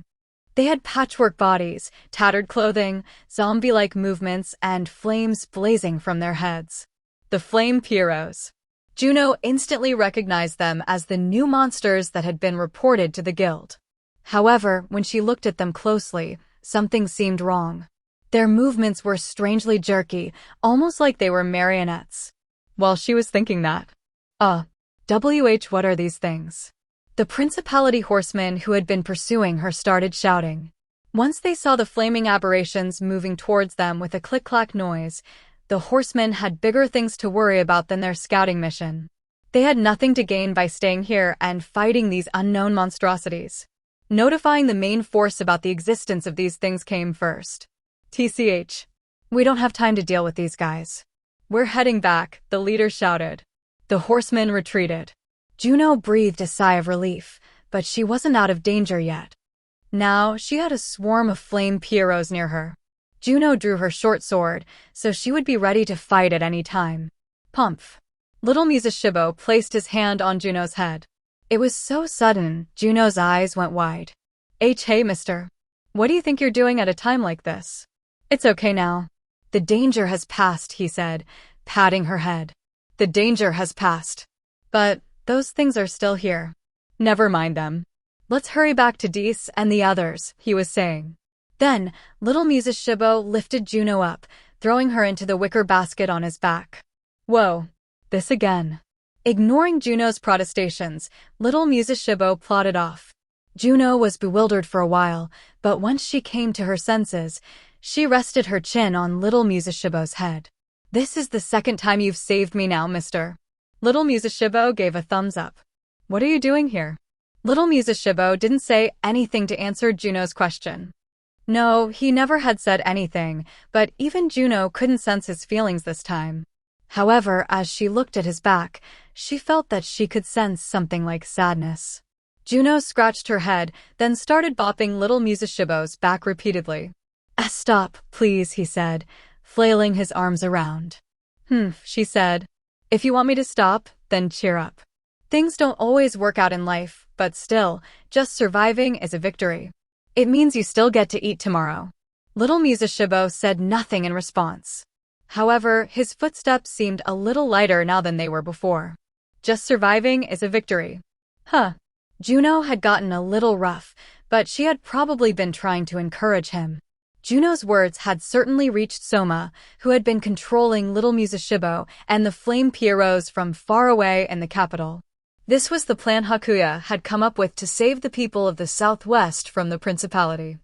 By using Soma's power, living poltergeists, they would have a bunch of bizarre dolls go around as a new breed of monster, the flame pierrots. They would use them to attack towns and villages along the route of the principality's army and force them to evacuate. Then they would issue a quest to the Adventurers Guild. This would lend the story credence, and they could leave escorting the refugees to the adventurers. In fact, he had even used the flame pierrots to burn some of the now unoccupied towns to the ground. From the perspective of the people whose villages were being torched, it was a terrible inconvenience. He did intend to compensate them later, but he was still burning down their homes, no doubt filled with precious memories, for his own benefit. Little wonder Hakuya had warned him in advance that it was a rough plan. Despite that, Soma had still chosen it. He had thought it was better than leaving the unsuspecting people to be tyrannized by the armies of the principality. He had weighed his options, then made his choice to save what he could and cast away the rest. His actions were certainly not praiseworthy. It had weighed on his heart, but Juno's words had lifted his spirits a little. She's right. If they don't survive, I wouldn't even be able to apologize later. Whispering those words to himself, Soma walked out of the governmental affairs office.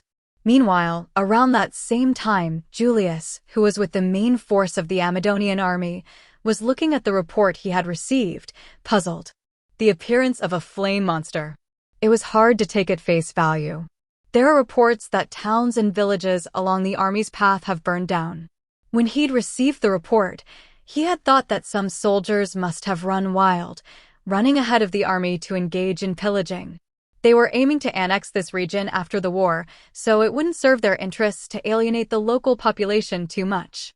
Just as Julius had been thinking he should warn the entire army against this, he had received a report saying that those towns and villages had burned down a number of days before the principality forces had arrived. While he was glad it hadn't been caused by rampaging soldiers, why had the towns and villages burned down? The next thing that came to Julius's mind was scorched earth tactics. In other words, he suspected that the people had burned down the towns and villages along the Amazonian army's route to keep them from replenishing their provisions locally. In that case, it would mean the kingdom had predicted exactly what they were up to. If so, it was dangerous to advance now, and Julius should advise his father Gaius to retreat. Still, it's too poorly done to be a scorched earth strategy. With it being the end of the 9th month of the year, they were in the middle of the harvest season now. If they were using scorched earth tactics, they should have razed the fields and destroyed or poisoned the wells too. Yet all that had been burned down were the towns and villages themselves. The fields were left untouched, and the wells were still usable. The principality forces could still resupply in the field. Furthermore, they had found valuables in the burned-out towns.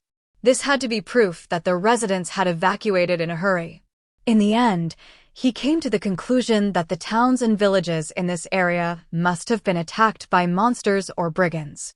Because of that, Julius did not advise Gaius to do anything. The report of fire monster sightings is not inconsistent with the conditions at the site. But still, was it not all a bit too convenient? That was how it felt to Julius. I can't help but feel there's something off about the kingdom right now. It's pandemonium. While he looked off into the northwest, that was what Julius thought. Chapter 4. The Lord of Altamura. 32nd day, 9th month, 1546th year, continental calendar. King Soma's War, which began on this day, came to be called the Three-Front War because the battle took place in 3 locations at the same time, or the One-Week War due to its brevity. Because of its incredible importance to both the Elfrieden Kingdom and the Principality of Amadonia, there are many historical idioms that came from this war. The expression Lord of Altamura was one such historical idiom. It happened in the city of Altamura, in the southwest of the Elfrieden Kingdom. It was a walled city in the middle of a grain-producing region, but Altamura was now besieged by a force of 30,000 troops from the Principality of Amadonia. Altamura had a garrison of only 5,000, and the city would surely fall in a matter of days if the enemy troops chose to press the attack. Even so, the new king had sent his forces to fight the rebellious general of the army, George, so he was unable to send reinforcements.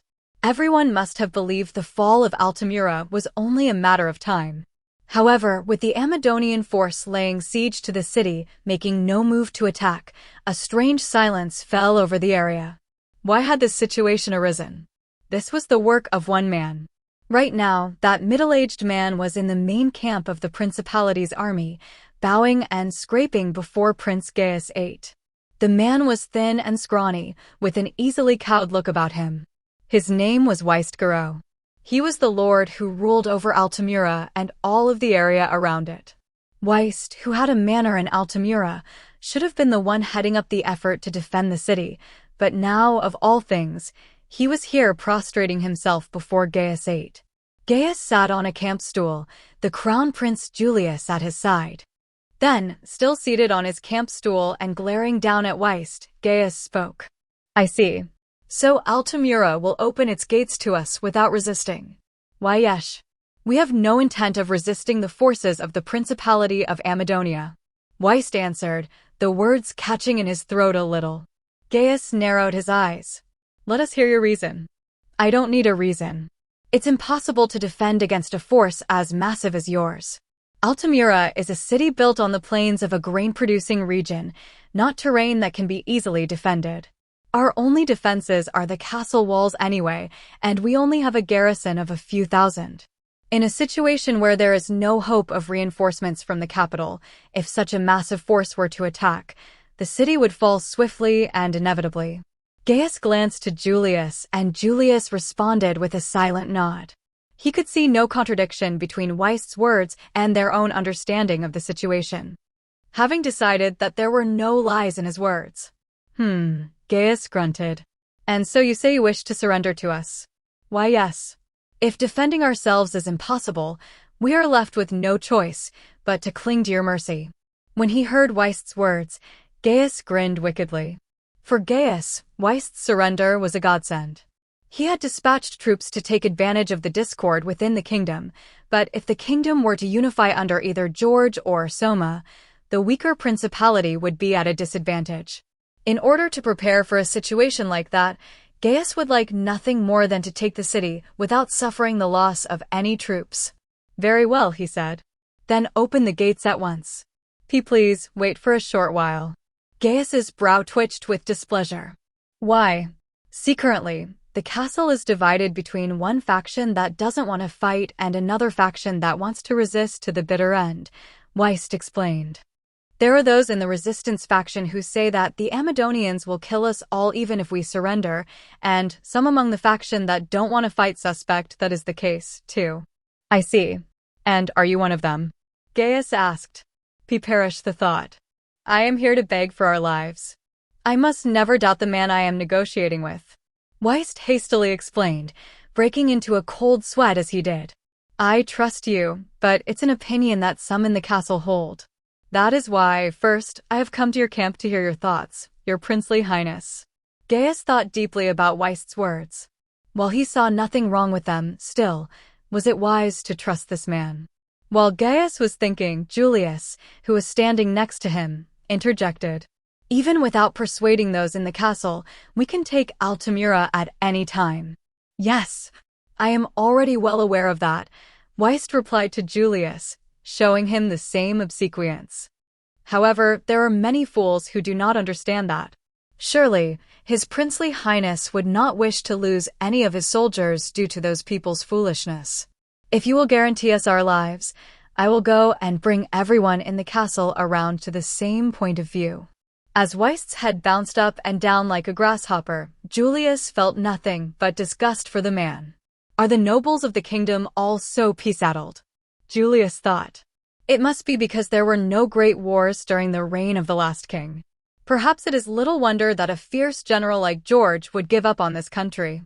While Julius was thinking that, Gaius slapped his own knee. Very well. If you open the gates, I will guarantee the safety of everyone in the castle. Return inside at once and convince your people. When he heard Gaius's words, Weist thanked him as he rubbed his forehead on the ground. Thank you. I will excuse myself at once. As soon as the words were out of his mouth, Weist quickly left the main camp. As he watched the man scurry away like a mouse, Julius asked Gaius a question. Was that all right? He didn't seem like that important of a person. Once he opens the gate, we will be the ones in control. Gaius wore an evil smile. I have no use for a little mouse that flatters his enemies.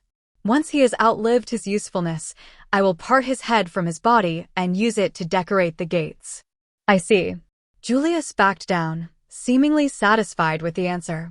When Gaius rose from his camp stool, he sent orders to his generals, saying, when the gates of Altamira open, enter the castle and occupy it at once. However, even once the sun had gone down, the castle gates showed no sign of opening. Arg! What is taking Weist so long? Having been left waiting, Gaius was growing irritated. His generals looked to one another, worried that their wrathful prince's anger might be turned upon them. Julius was the only one there who was still calmly analyzing the situation. Did he fail to bring around everyone in the castle? He wondered. Or perhaps, we may have been deceived by Weist. Damn. How about we attack them with all of our forces now? Gaius seemed ready to launch an all-out attack immediately.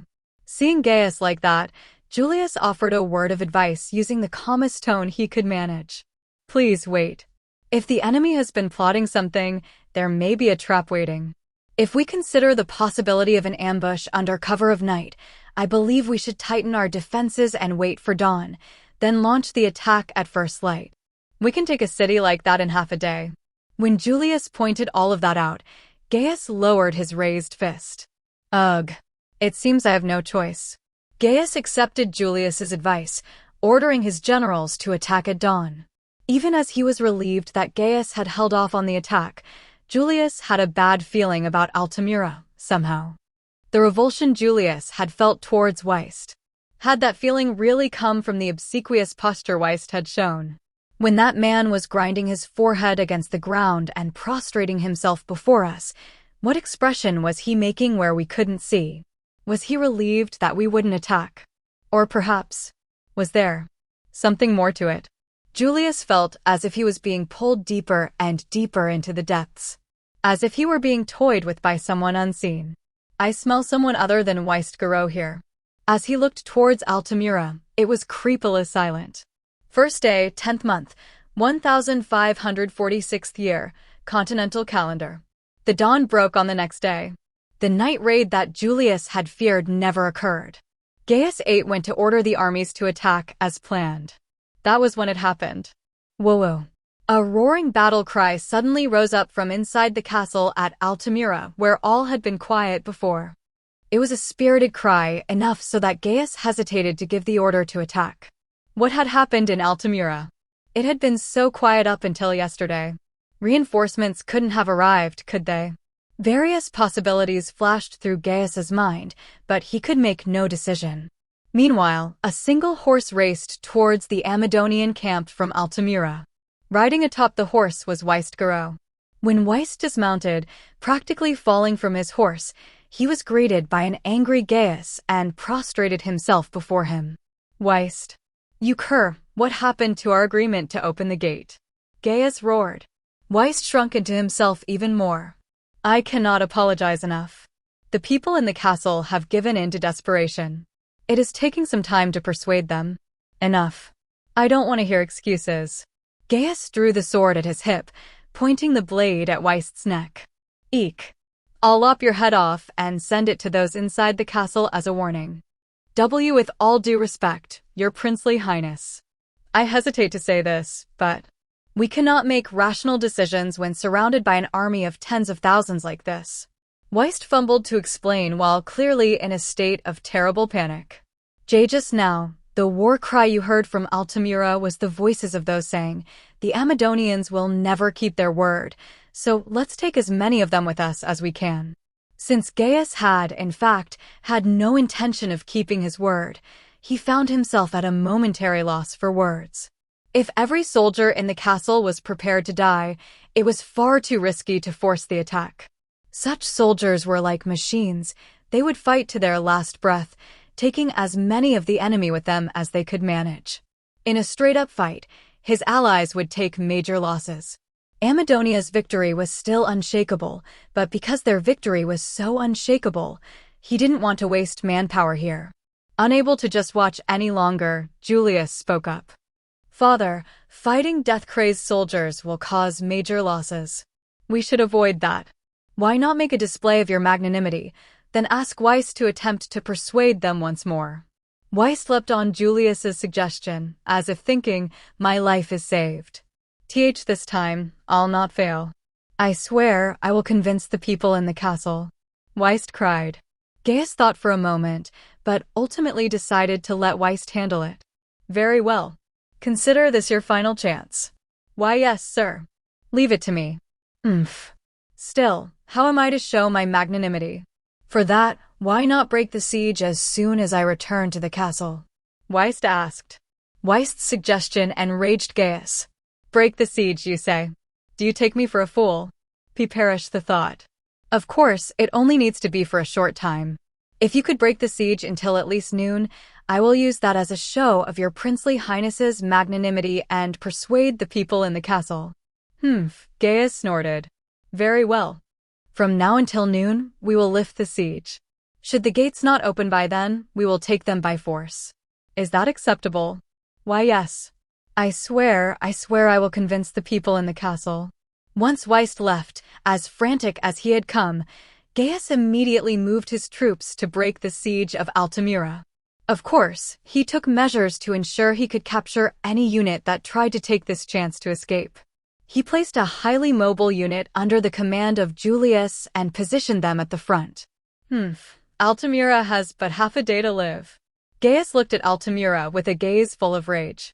Meanwhile, at the other end of Gaius's gaze, in Weist-Garreau's manor in Altamira, besieged by the forces of Amadonia, right now, there was a woman making herself at home and relaxing.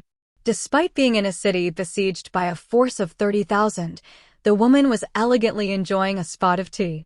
Having returned from the principality's camp, Weist explained how the negotiations had gone. He held a wry grin at the woman's boldness, which no one would have anticipated from her appearance. His expression showed no hint of the pathetic display he had been putting on in the Amadonian war camp earlier. Was that good enough, ma'am? No, Duchess Excel, he asked. Yes. Well done, she said. You've learned how to pull off a psychological act. You're such a good little boy, Weist. The woman sipping black tea was the admiral of the Elfrieden Navy, Excel Walter. Even if she looked to be in her mid-20s, this woman was actually a sea serpent who had lived for over 500 years. 50-year-old Weist was still a child to her. Duchess, would it be too much to ask that you finally stop treating me like a child? He asked. From my perspective, all of my Marines are children, she said. I'm not attached to the Navy anymore, though you know. Hee. No matter how high you are promoted, for as long as I live, you will be my subordinate and child. He sighed. It looks like I'm going to be treated as a child for the rest of my life, then. Even once the human Weist was old and gray, Excel would probably still be youthful and treating him this way. Weist could already see that likely future. Still, our new king must be terrifying if he can send you to be his errand girl, he said.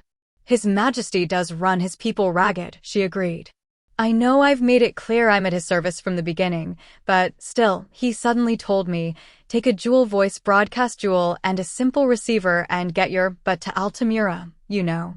During Soma's ultimatum 2 days prior, Excel had not been listening from the Walter Duchy, but from here in Altamira. The broadcast could only show so much of the scenery around her, so as long as she was in a room indoors, no one would be able to tell exactly where she was. When Amadonia's spies had reported that the ultimatum had been issued, they should have assumed Excel was in the Walter Duchy. Soma had suggested they take advantage of that to secretly bring Excel to Altamira. Her mission was to delay the armies of the Principality. It had been anticipated that the armies of the Principality would first occupy Altamira, the central city of the grain-producing region, then sweep all enemies from the surrounding area to entrench their de facto control of the territory. So, with the kingdom lacking the leeway to dispatch reinforcements, the only way to prevent losses was to hold on tenaciously at Altamira, and to do so in a way that avoided battles as much as possible. In other words, it was a job for the sly old serpent, Excel. Gaius would never imagine that Duchess Excel is here, of all places, Weist said. It's 3 days' travel from Lagoon City to get here. After all, Excel agreed. I've been here for the last 5 days, though. Honestly, His Majesty and the others are working this poor old woman far too hard. Please, don't play the old woman only when it suits you, Weist complained. It's fine for me to be self-deprecating, she said. I won't stand for anyone else saying it, though. Only Vargas would be so reckless. Was what he wanted to cry out, but he tucked the words away inside his chest. He may have been over 50, but he didn't want to die just yet. By the way, Duchess Excel, he said, I've only bought time until noon. Was that good enough? Don't I need to buy a little more time according to the plan? It's fine. If they break the siege until noon, it will take time to fully encircle us again. Even if they begin an all-out attack, that would surely take until close to evening. I see, he said. Well, then I think my job is done here. Yes. Well done, Weist. Please relax and leave the rest to me. Excel gave him a motherly smile. Weist had been run ragged by Soma, Hakuya, and Excel, but he could only laugh at himself for thinking that her smile alone made him want to forgive everything. Elfrieden Historical Idiom Lessons. Number 1. Lord of Altamura. Type: idiomatic expression. Meaning: a person who makes promises they can't keep. Origin: during the 1-week war, Weist, the Lord of Altamura, which was being attacked by Gaius VIII of the Principality of Amadonia, made an empty promise to Gaius that he would have the gates opened in order to buy time. Usage: that person's a Lord of Altamura. You shouldn't trust him. Chapter 5. The Battle Outside Randall. The 30th stratagem in 36 stratagems says, make the host and guest exchange roles. It is most often referred to in the context of a weaker force overcoming a stronger one, but it can also refer to making the defender, the host, trade places with the attacker, the guest. Being the defender is advantageous in war, so it is desirable for the attacker to create a situation where he can fight defensive battles even on campaign. The battle currently taking place in the outskirts of Randall, the central city of the Carmine Duchy, could have been said to be an example of the later meaning of the 30th stratagem. 32nd day, 9th month, 1546th year, continental calendar. In the Carmine Duchy, the Forbidden Army, which should have been the invading force, was fighting a defensive battle against the army, which should rightly have been the defender. As he hid behind the walls of the fortress that was being attacked by a 40,000-strong force from the army, Halbert Magna was grumbling. Damn. Don't you think the enemy are trying a little too hard? There's no helping that, you know how. The response had come from Keed Foxia, an earth mage attached to the Forbidden Army, who was taking cover behind the same wall as him. Even as the arrows, fired by enemy and ally alike, flew overhead, she remained nonchalant. If you look at it from the enemy's perspective, they woke up to find a fortress outside, she said. One with Forbidden Army troops in it, no less. It's only natural they would be in a rush to do something about that, you know. Well, yeah, he said. I thought it was beyond reckless taking on 40,000 troops from the army with 10,000 of our own, but apparently the premise was that we'd be fighting in this fortress. Just how well did he prepare in advance for this? There was originally a fortress facing Amadonia at this site, she told him. When the border moved far to the west in the time of the king before the last king, it was abandoned. The king simply brought it back to life, you know. And what's more, this is a considerably more well-defended fortress than the one that was once here. It was yesterday that Soma had sent his ultimatum to George Carmine. With negotiations having failed, Soma had immediately dispatched a force of 10,000 troops from the Forbidden Army to the Carmine Duchy. The Forbidden Army had advanced at a speed that overturned all common sense held by the army. They had approached the central city of the duchy, Randall, and built a fortress right in front of their eyes. That rapid advance and construction had been enabled by the Rhinoceros land train. Thanks to Soma's honorary little sister, Tomo, the Forbidden Army had a large number of rhinoceroses that could serve as a rapid cargo transportation system. Thanks to the ability of the Rhinoceros land train to transport massive amounts of cargo, they had been able to send in people and resources in a short amount of time. The materials for building the fortress had already been partially assembled in the royal capital. They'd used a 2x4 wood frame construction system, so the parts just needed to be put into the designated places on site. Soma had taken the idea from the one-night castle that Hideyoshi, then known as Tokuchiro Kinoshita, had built in Sonomata. Basically, the Rhinoceros land train had taken the place of the Kiso River. In addition, the Forbidden Army troops who had constructed the fortress had a secret.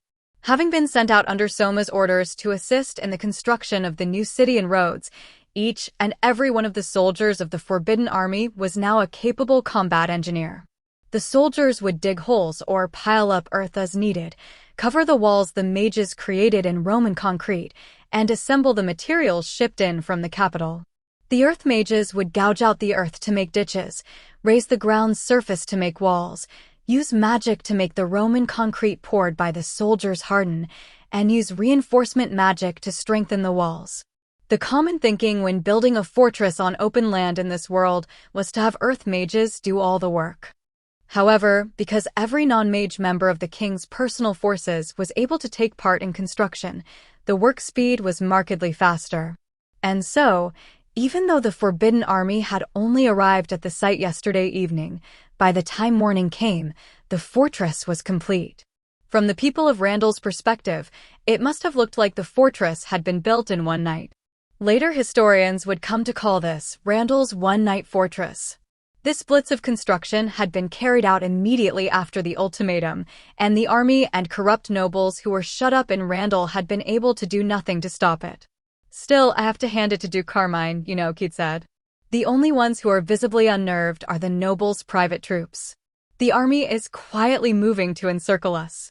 Hey, don't expose your face, Halbert exclaimed. You'll get hit by a stray arrow. Keith had been peeking out through an arrow slit, but Halbert pulled her back. At just that moment, boom, they heard an incredible explosion nearby. Halbert saw Keith was about to fall over backwards, so he quickly supported her. The sudden noise must have caught her by surprise, because Keith was blinking. Thank you for that, Hal, she said. Come on, keep it together, he said. That was pretty close to us, wasn't it? An enemy spell must have struck the walls. Technically, the walls had been strengthened against magic by Keith and the other earth mages. That said, if they kept taking direct hits like that one, they weren't going to hold up. Halbert reached a nearby throwing spear in magical fire, throwing it towards the group he thought had unleashed that last spell. The fire spear flew like a missile, impaling one man and then exploding to incinerate the rest. Arg! He could hear their dying screams from here. Seeing that the deed was done, Halbert hid in the shadow of the wall once more. Wait, hold on. Don't you think the attack is extra intense just here on the west side? He asked. It feels like the other sides are only seeing sporadic attacks. Those are Zemish mercenaries, Keith said as she peeked out from behind the wall. They must have been hired by the corrupt nobles. The corrupt nobles literally have their necks on the line. If they lose this battle, the only thing waiting for them is a trip to the execution block. It's do or die for them, What with them getting the death penalty and all. I know you think you're being witty, but that one made me shudder, Halbert said while throwing his second fire spear. He didn't miss his mark and many mercenaries burned. Arghahar. Hot, hot. It burns, it burns. Halbert watched with a pained smile as the mercenaries turned into balls of flame and rolled around on the ground. For Halbert, this was his first real battle. While he had much more power than the average person, he wasn't used to killing. Well, it's easier than fighting an army unit with a lot of guys I know in it, at least, he thought. As a former member of the army, Halbert had complicated feelings about this whole situation. Due to their close relationship with the king, Halbert and Keith were among the few who knew the whole truth behind this war. That was why he understood what the king wanted to accomplish. He understood, but his feelings about it were still complicated. Hell, Keith called out to him, snapping Halbert back to his senses. What is it, Keith? This is awful, Keith said. Look at what the enemy just brought out. She pointed at the giant cannons that were being carried onto the battlefield at this very moment. In this world, where gunpowder weapons had never really developed due to the existence of magic, research had continued on cannons for use in naval battles. While they lacked mobility, their destructive power that didn't rely on magic had caught the army's eye. The army kept 3 of them for use as siege weapons, where mobility was not so important. At present, the only force in Elfrieden which had cannons that could be used on land was the army. Come to think of it, they do have those, Hal said. I'd totally forgotten. If you're going to use those, it should be in the opening stages of the battle, after all, Keith said. Well, what are they dragging them out this late in the game for? He asked. Probably the corrupt nobles brought them out because they're panicking, Is it really bad? He asked. It is really bad, she answered. The anti-magic reinforcement is only effective against magic and flames, Against physical impacts, these are just dirt walls coated with Roman concrete. They're more durable than normal, but if they keep hitting them like that. Boom. Thunk. One of the cannons fired with a sound like the air was being sucked away, the cannonball tracing a parabola before striking the wall and punching into it. The dirt wall crumbled around where it had punched through. The cannonballs in this world were lumps of solid iron. It seemed they had considered exploding shells as well, but while those were flashy, they had been unable to inflict damage on walls reinforced against magic, so there was that historical reason for why they were not used. Simple impact damage worked well against reinforced walls. The lumps of iron that had just been fired into the walls were exactly the kind of high-mass projectiles they were weak against. Seeing their power, Halbert and Keed looked to one another. What do we do now? Keed stammered. Don't ask me. Can you do something with your magic? Halbert exclaimed. I'm out of magic after building this fortress. What about you, Hal? Can you intercept them with a throwing spear or something? They're too fast, he cried. That's like asking me to hit an incoming arrow with a rock. While they were bickering back and forth. How about a bow, then? They heard a calm voice from above them say. Huh. The two of them turned to see a tough young dark elf, though it was hard to be certain of an elf's age by his appearance, holding an impressively large bow. The dark elf warrior nocked an arrow, pointing it upwards on a diagonal and taking aim. Boom. Once again, a cannon fired. At practically the same time, the dark elf warrior let loose his arrow.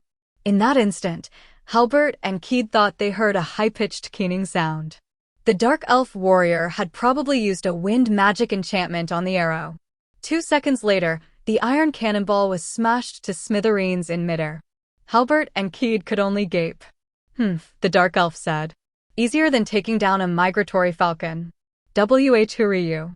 Halbert stammered. Pardon me. I neglected to introduce myself. I have come from the god-protected forest. My name is Sir, the young dark elf man said with a broad smile. It is a pleasure to make your acquaintance, Sir Halbert Magna. What do you know my name for? You may not remember, but when the major landslide happened in the god-protected forest, my daughter was among those you rescued with the king, Sir answered. When she heard your name later, she wanted to thank you, but the initial relief force had already returned to the capital, so. Back then. Boom. Smash. I am terribly sorry that I did not properly thank you for saving my daughter, he finished. Even while talking, Sir was able to accurately shoot down the incoming cannonballs. They had heard dark elves were excellent archers, but this was truly impressive. No, I was just following Soma's. The king's orders. Halbert said. Even if you were, I still am grateful. Though I must admit to a slight irritation at the fact that, smitten with the way you looked rescuing people, my daughter started saying, someday, I want to join the Forbidden Army and join in relief operations like that man. Ha ha ha. Even as he continued talking like an ordinary father, Sir was shooting down incoming cannonballs one after another. Halbert and Keed were simply dumbfounded. Why are you here? You're not in the Forbidden Army, right? Keed asked, bewildered. To this, Sir gave a jovial laugh. We heard that His Majesty Soma, the savior of our village, was in serious trouble. In order to repay our debt, we warriors of the Dark Elf village have been sent to his aid. We have always avoided involvement with the outside world as much as possible, but this time, not a single person voiced their opposition. To repay their debt. Here, the simple, steady accomplishments of Soma's rule were showing their effects. I'm very grateful for this, Keed said. I scratch your back, you scratch mine, Sir shrugged. This is something we have learned from you people. When she saw Sir's smile, Keed felt the tension melt away, if only a little. We have more reinforcements than I thought, she thought.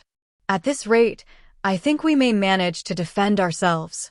The Forbidden Army had received reinforcements from more than just the Dark Elf village. There was also Halbert's father, Glaive Magna, and those who had defected from the army like him.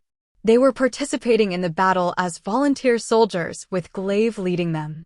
Combined with the reinforcements from the Dark Elf village, there were around 5,000 of them. In other words, there were 15,000 defenders in this fortress. I hear an attacker must have 3 times as many soldiers as the defender in order to win a siege, Keed thought. The army has seen a lot of deserters, Hal's father foremost among them, but they were able to keep their numbers at 40,000 with the mercenaries the corrupt nobles managed to scrounge up. This would have been hard with only the 10,000 troops who report directly to the king, but if you add in the reinforcements, We've just managed to avoid them having triple our numbers. It was a relief to realize that. Incidentally, years later, Sir's now-grown daughter would make good on her word. She would join the military and be fortunate enough to be placed under Halbert's command.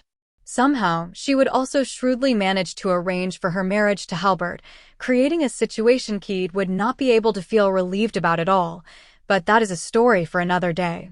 For now, the only thing Keed had to rack her brain over was finding some way to survive this battle with Halbert. Then, Keed. Hearing someone suddenly call her name, Keed looked towards the gate to see a group of knights, both them and their horses clad in silver armor. These were the royal guard who protected the capital and the royal palace. Standing at the front of the group, looking most impressive of all, was the captain of the royal guard, who was also the head of the Forbidden Army, Ludwin Arx. He was blond and handsome, clad in silver armor and riding atop a white horse. It was a look that seemed too good to be true, and Halbert envied him for it. Someday, I want to be like that. Halbert felt a strong desire to make a name for himself. Meanwhile, Keed paid no heed to his dashing figure as she closed in angrily on Ludwin. What do you think you're doing? You're our commander-in-chief, you know. Sorry, Keed, he said. You take command here for a little while. We'll go deal with those noisy things. Ludwin pointed towards the cannons with his lance. Keed clutched her head. We have Hal for petty errands like that, you know. Hey! Halbert exclaimed. Ha ha ha, don't be like that, Ludwin said. Compared to the soldiers who've worked so hard building this fortress and defending it, we in the Royal Guard haven't had a single chance to show off so far. It'll be bad for our appearance if we don't fix that. For your appearance. Are all men stupid? Keed demanded. Ha ha ha, you do get it, Ludwin chuckled. Well, I'll leave the rest to you. Before Keed could say another word, Ludwin began barking orders at the Royal Guard. Open the gates. The target is dead ahead, the 3 large cannons. We'll return when they are destroyed. Ignore the enemy soldiers. Don't pursue them too deeply. Focus solely on destroying the target. Yes, sir. If any block your path, run them through with your lance. Ludwin ordered. If any try to interfere, see them trampled under your horse's hooves. We're the lance that defends this country. We bear the dignity of His Majesty. Rush forth and let nothing hold you back. And so, the gates were opened. Here we go. We'll show them the Royal Guard aren't just here to look pretty. Ludwin called. Yes, sir. With the intensity of a dam breaking, the Royal Guard surged forth. The attacking mercenaries panicked in the face of this sudden counterattack, breaking ranks. They could no longer impede the Royal Guard's charge. Some were impaled on Ludwin and his men's lances, others were trampled under the hooves of their horses. Many of them were mercenaries that the corrupt nobles had spent their personal wealth scraping together. The mercenaries were strong individually, but they did not work well in groups. With no unified command structure, they each made decisions on their own. Because they were only working for the money, they lacked loyalty or patriotism. When their lives were at risk, they were quick to flee. As a result, they were especially ill-suited to face a force like Ludwin's, which was disciplined and could move with one common will. The mercenaries couldn't stop the group as individuals, yet they also couldn't work together with their allies. With the mercenaries being mowed down one after another, they broke and ran. Then, when Ludwin and his men reached the abandoned cannons, they set them on fire. His Majesty will probably moan about the budget later. But there's little choice, Ludwin thought. He felt it was a bit of a waste, but they couldn't just leave them there, and they couldn't afford the time it would take to drag weapons with such low mobility back. Destroying them was the only option. As the Royal Guard slowly made their triumphant return, there was a loud roar as the cannons exploded behind them, sending up a great black cloud of smoke. Jumping straight to the conclusion, the army returned to Randall at sunset, having been unable to accomplish anything this day. If we look only at the results of the battle, it could be called a victory for the defenders. However, the ones who had originally been the attackers were the Forbidden Army. No matter how many defensive battles they won, they would eventually be worn down. That much was clear to everyone. That night, in the meeting room of George Carmine's castle, more than a dozen nobles were pressing George for answers. Duke Carmine. What was that supposed to be? How can the army be so unmotivated? A corrupt noble demanded. Indeed, another said angrily. This is not like you, the one once feared as a fierce god of the battlefield. We were the only ones out there taking the fight seriously, another noble exclaimed. All of these men had fled as soon as Soma had accused them of corruption. They had gathered, like moths to the flame, under the banner of George, who had made his opposition to the king clear. Having embezzled more than they could ever repay, and now even rebelling against the king, they had nowhere left to go. If they lost the war with Soma, it would be the end of them. That was why they had spent their personal fortunes on Zemeish mercenaries and challenged the Forbidden Army. However, they were not satisfied with the way George had fought. The army had been too passive in today's battle. They understood that the soldiers' morale would be low from fighting the king's forces, but George had shown no intention of even trying to encourage the troops. This attitude was unlike the George Carmine known for his relentless offenses, and it angered the nobles. The army is full of spineless cowards, one of the nobles spat. The battle with the king has already begun, you realize. Show us the power that made the name of George Carmine famous throughout the kingdom. Surely you don't mean to tell us you're scared now, another one shouted. Oh. George glared at the nobles. That alone was enough to knock the fight out of them, making them fall silent and take a step back away from him. Who are you suggesting I am afraid of? There was silence. With those words alone, George took control of the room. As he looked to each of the nobles, who were speechless in the face of the fierce general's intensity, George spoke in a calm, composed tone. Do any of you understand the situation? The enemy has only 10, maybe 20,000 troops. It was a surprise that they built that fortress overnight, but if we slowly close in on them, they're the ones that will be pushed into a corner. Where is the need to recklessly attack? If that is the case. If they are only 10,000, shouldn't we push the attack and defeat them in one fell swoop? One of the nobles worked up his courage to speak, but George only snorted derisively. You tried that and were driven off, were you not? He asked. What's more, you even pulled 3 cannons out of the armory, and then, in your blundering, managed to have them destroyed. Ugh. I can't apologize enough for that. The noble who had spoken shrank under George's glare. In fact, deploying the cannons had been a decision the corrupt nobles had made themselves, frustrated that they couldn't take the fortress.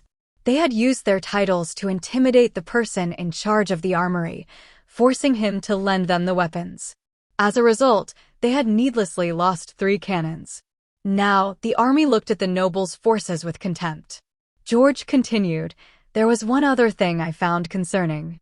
I couldn't sense Soma in that fortress. Hasn't he left the war to his vassals, while he stays trembling back in the royal capital? One of the corrupt nobles asked. Do you think that king could do that? George asked. Even if we can't see him, he's definitely out there doing something. That is why we need to lure him out. In other words, you want to use the soldiers in that fortress as bait, a noble asked. George nodded at the noble's suggestion. Right now, there is no way to know where Soma is or what he is plotting, but if he leaves the troops he's dispatched to die, both the soldiers and the people will abandon him. Eventually, he has no choice but to appear on this battlefield.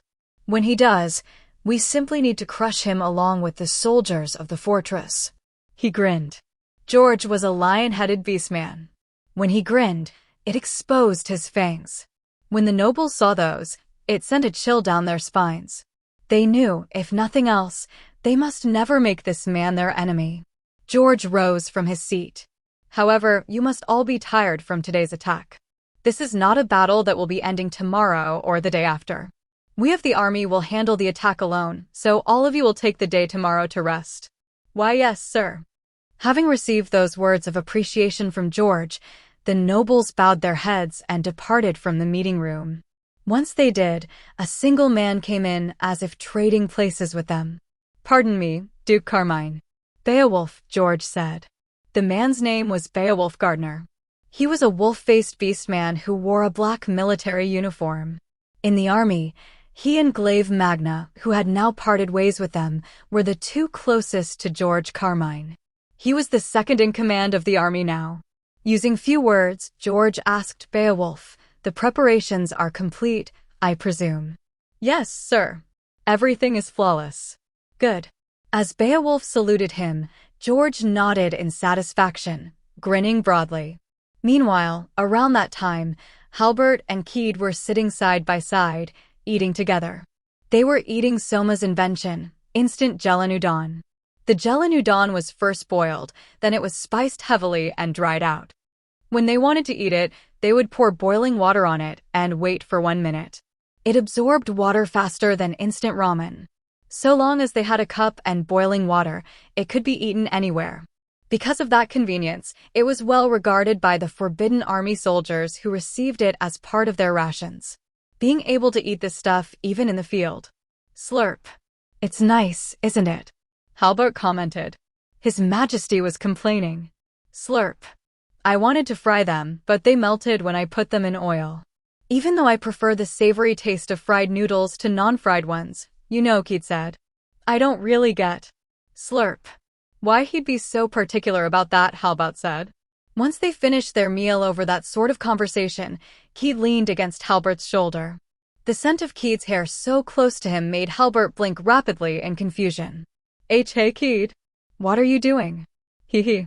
Hal, I'm happy you know. Huh. About what? He exclaimed. Having you at my side, like this, Keed said with a little laugh. I'm glad you came to the Forbidden Army. If you were still in the army, we might have been enemies, you know. We might not be here. Yeah, but thanks to that, I'm surrounded by 40,000 soldiers from the army, he said. Keith smiled to see Halbert rub the bridge of his nose bashfully as he said that. It will all be decided today and tomorrow, you know, she said. If we can just last that long. Then what? He asked. If we just get past this, I hope the rest will work out. Don't end it with what you're hoping for, he exclaimed. If you're going to say that much, then tell me the rest, too. So make sure you protect me, okay? Hell. With his childhood friend asking him so cutely, Halbert scratched his head vigorously. Ugh, fine, I get it. I'll protect you and everything else. I'm counting on you, you know, Hal, she said. In a fortress in the middle of the battlefield, the two nestled close and smiled together. First day, 10th month, 1546th year, continental calendar. The night came to an end, and the army resumed their attack. However, unlike the day before, there were only sporadic attacks on all sides. While arrows and magic came flying, there were no units trying to press the attack hard. Halbert was a little perplexed at the complete change to such a passive mode of fighting after the day before. The enemies suddenly let up on the attack, he said. I don't see any Zemeish mercenaries either, Keed said, surveying the enemy. The change in deployment may mean that the enemy has changed to fighting a war of attrition. Halbert spun his shoulders in circles. In that case, it'll make things a bit easier, maybe.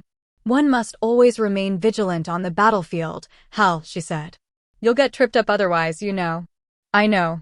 And so, the sporadic attacks by the army continued. Then, when the sun was at its zenith, it happened. The soldier in the lookout post shouted loudly, multiple units of wyverns sighted in the sky to the east. It's the Air Force. When Halbert and Keed looked up to the eastern sky, alarmed by the lookout's voice, they saw several thousand wyverns flying towards them in formation. Halbert unconsciously pulled Keed tight against him. Keed put her own hand on the hand Halbert had put around her shoulder, saying, It's okay, Hal, with a gentle smile. We've won our bet, you know. The wyverns passed by the fortress where Halbert and Keed were, flying towards Randall. Elfrieden Historical Idiom Lessons, Number 2. Randall's One-Night Fortress. Type, stratagem. Meaning, to use everything at your disposal to achieve an objective.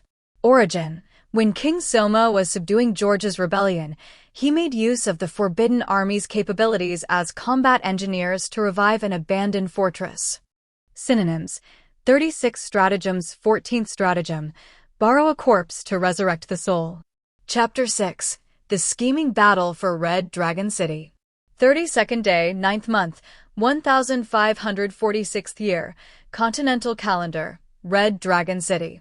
Ever since Soma had issued his ultimatum, the Lord of Red Dragon City, Castor Vargas, had been incredibly busy. Because he had chosen to support George Carmine using only his personal troops from Red Dragon City, there was the risk that Red Dragon City itself would become a battlefield. Castor was aware that this had all come about as a result of his own pride. He couldn't let the people of his domain suffer for his pride. Because of that, he ended up having to do the work of evacuating the citizenry to other cities himself. Normally, Castor left these sort of tasks entirely to his steward Tolman, but this time he did the work by himself. He thought this might be the last time he had the chance, so he was trying to fulfill his duties as their lord. Inside the Governmental Affairs Office in Red Dragon Castle, his castle in Red Dragon City, Castor asked Tolman a question. "How is the evacuation of the citizens going?" "It is already complete," Tolman replied. "Now, the only people remaining in Red Dragon City are a unit from the Air Force and those connected to the House of Vargas." "I see. I'm glad to hear that," Castor said, leaning back in his chair, a look of heartfelt relief on his face. "Maybe I shouldn't say this, but it's a load off my shoulders. Without that burden to carry, I can act as an individual warrior." Truly, those were words a lord must never speak. "I was never cut out to be a lord anyway," Castor said. "Though I inherited the Air Force and my subjects from my old man, I never had a gift for management. When I think about what it would have been like without you and Exila, the very thought of it frightens me." Castor looked up to the ceiling. "When I think back now, I realize that King Albert was carrying so much more, and with that timid personality of his. And now, that new king, Soma, is carrying that burden. He's pretty impressive for a kid his age.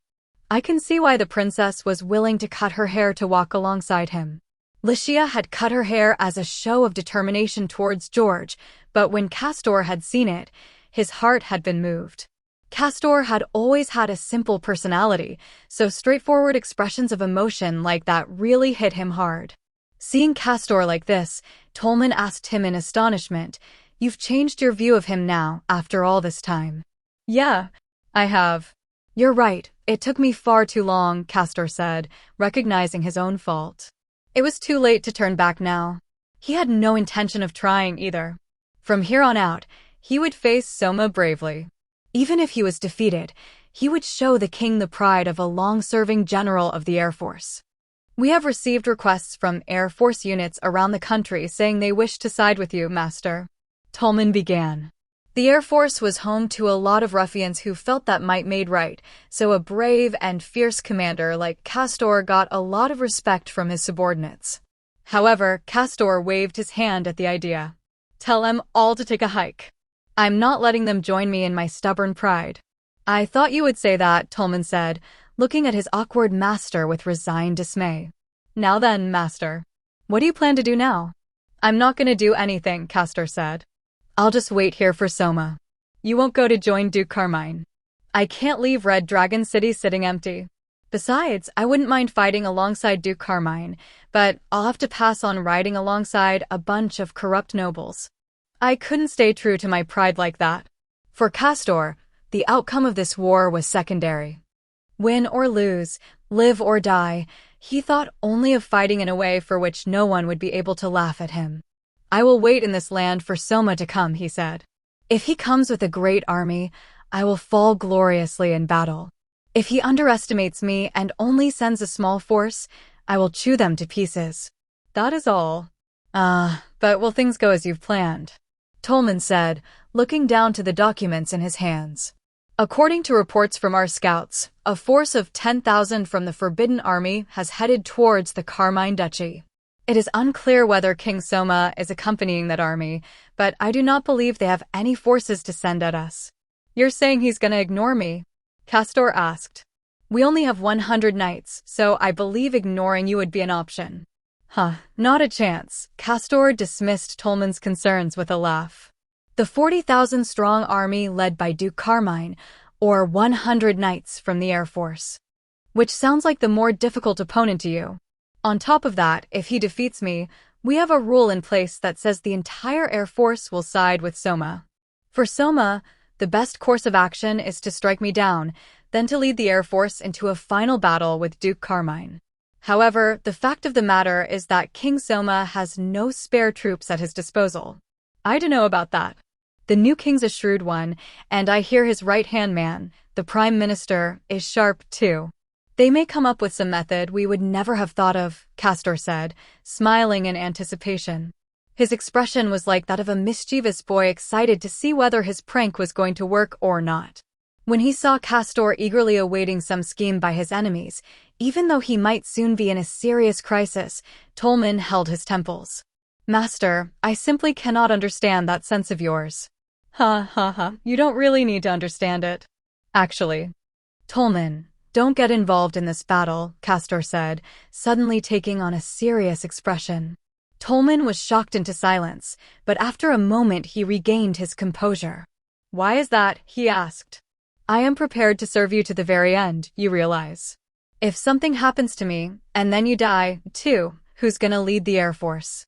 Besides, I'm concerned for Carl, who I left with Duchess Excel, Castor said, wearing a somewhat lonely smile as he did. Duchess Walter has sided with King Soma. Even if something happens to us, I'm sure she'll have Carl, who I've cut ties with, inherit the House of Vargas. But Carl's still young. Axela can't handle things all by herself. That's exactly why I want you there to watch over Carl.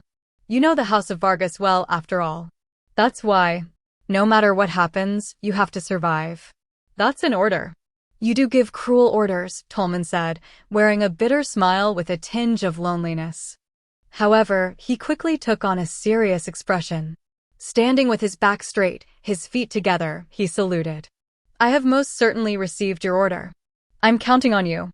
As the master and servant were having this exchange, Castor's daughter Carla rushed into the room, out of breath. Father. Soma's forces have appeared. When he heard those words, Castor stood up, full of vigor. He's here, huh? So, how big's this force he's leading? How many troops Soma had brought would determine whether Castor would be able to show him his pride. Was it 5,000 or 10,000? Castor had hoped for a large force, but Carla's next words made him doubt his ears. The enemy force was one ship. Are you serious?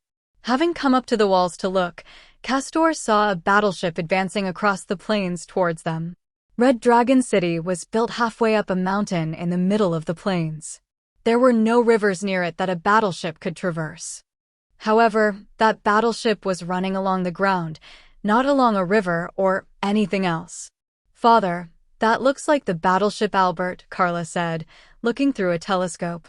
The Albert. What's that thing doing running across the land?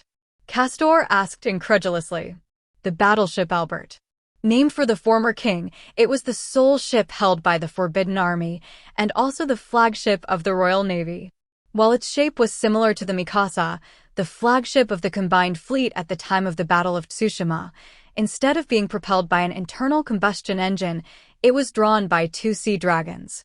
However, it wasn't sea dragons that were pulling the Albert now. Father, look.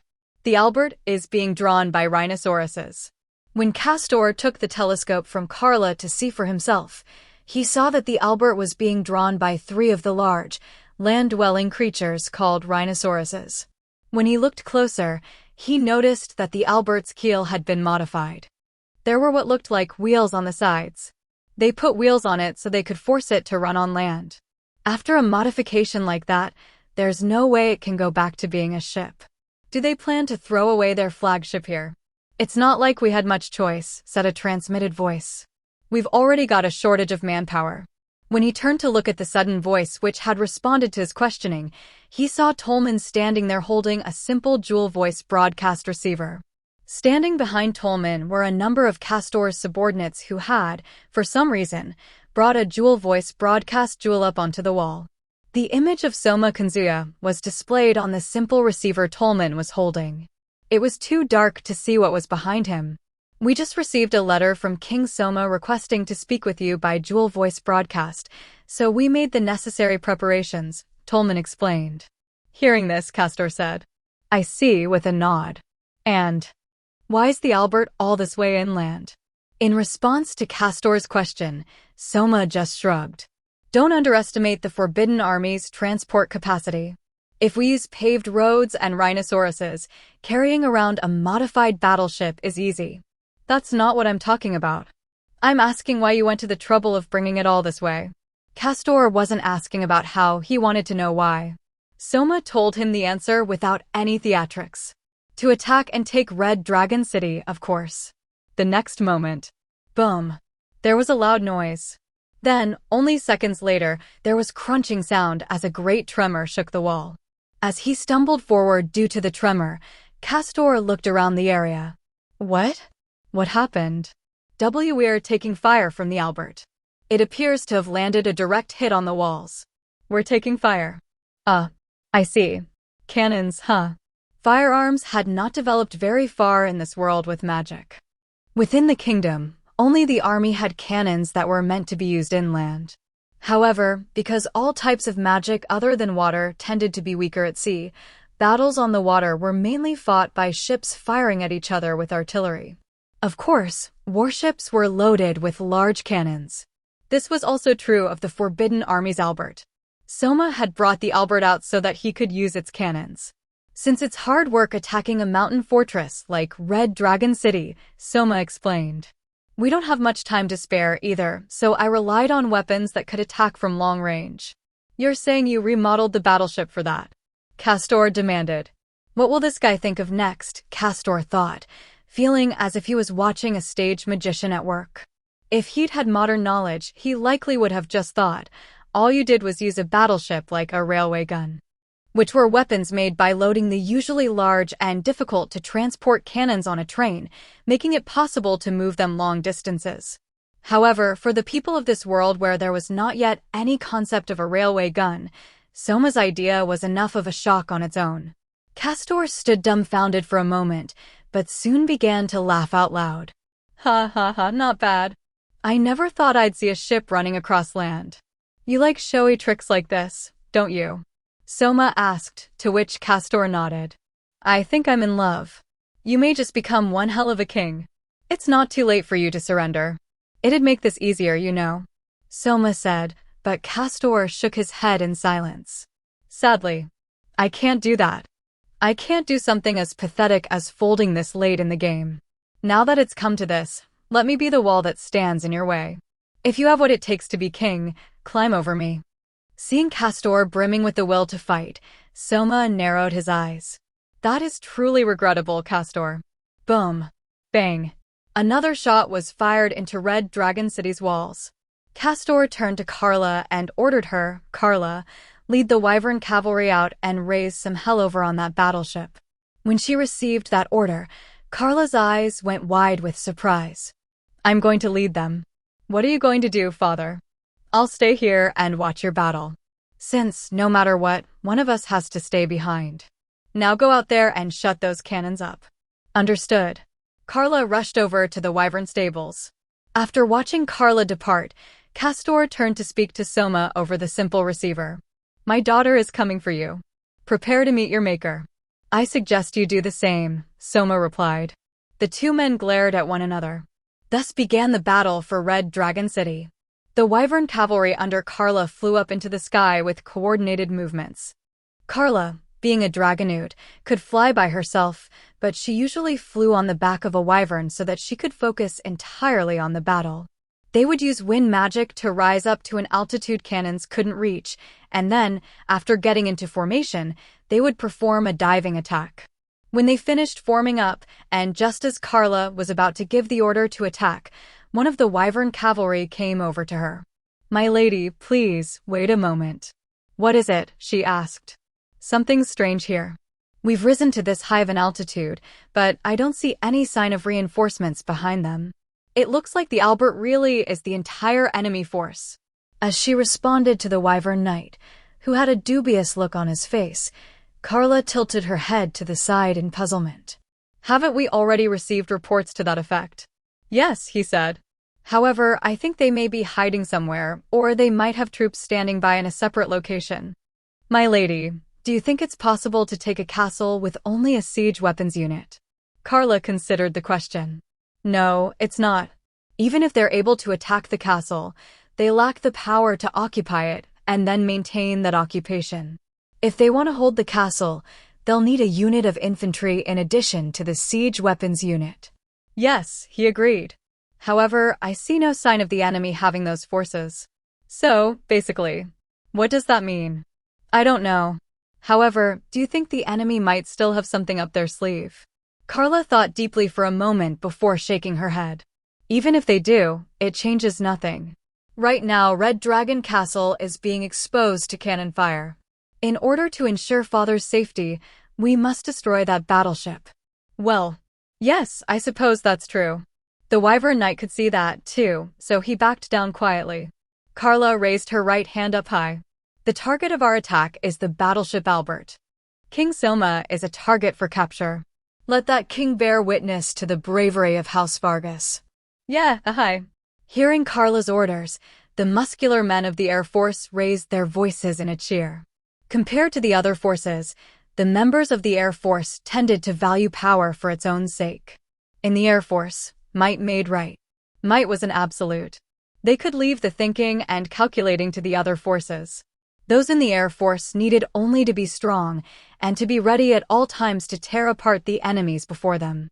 That was why the soldiers of the Air Force had such a deep respect for Castor and Carla with their overwhelming power.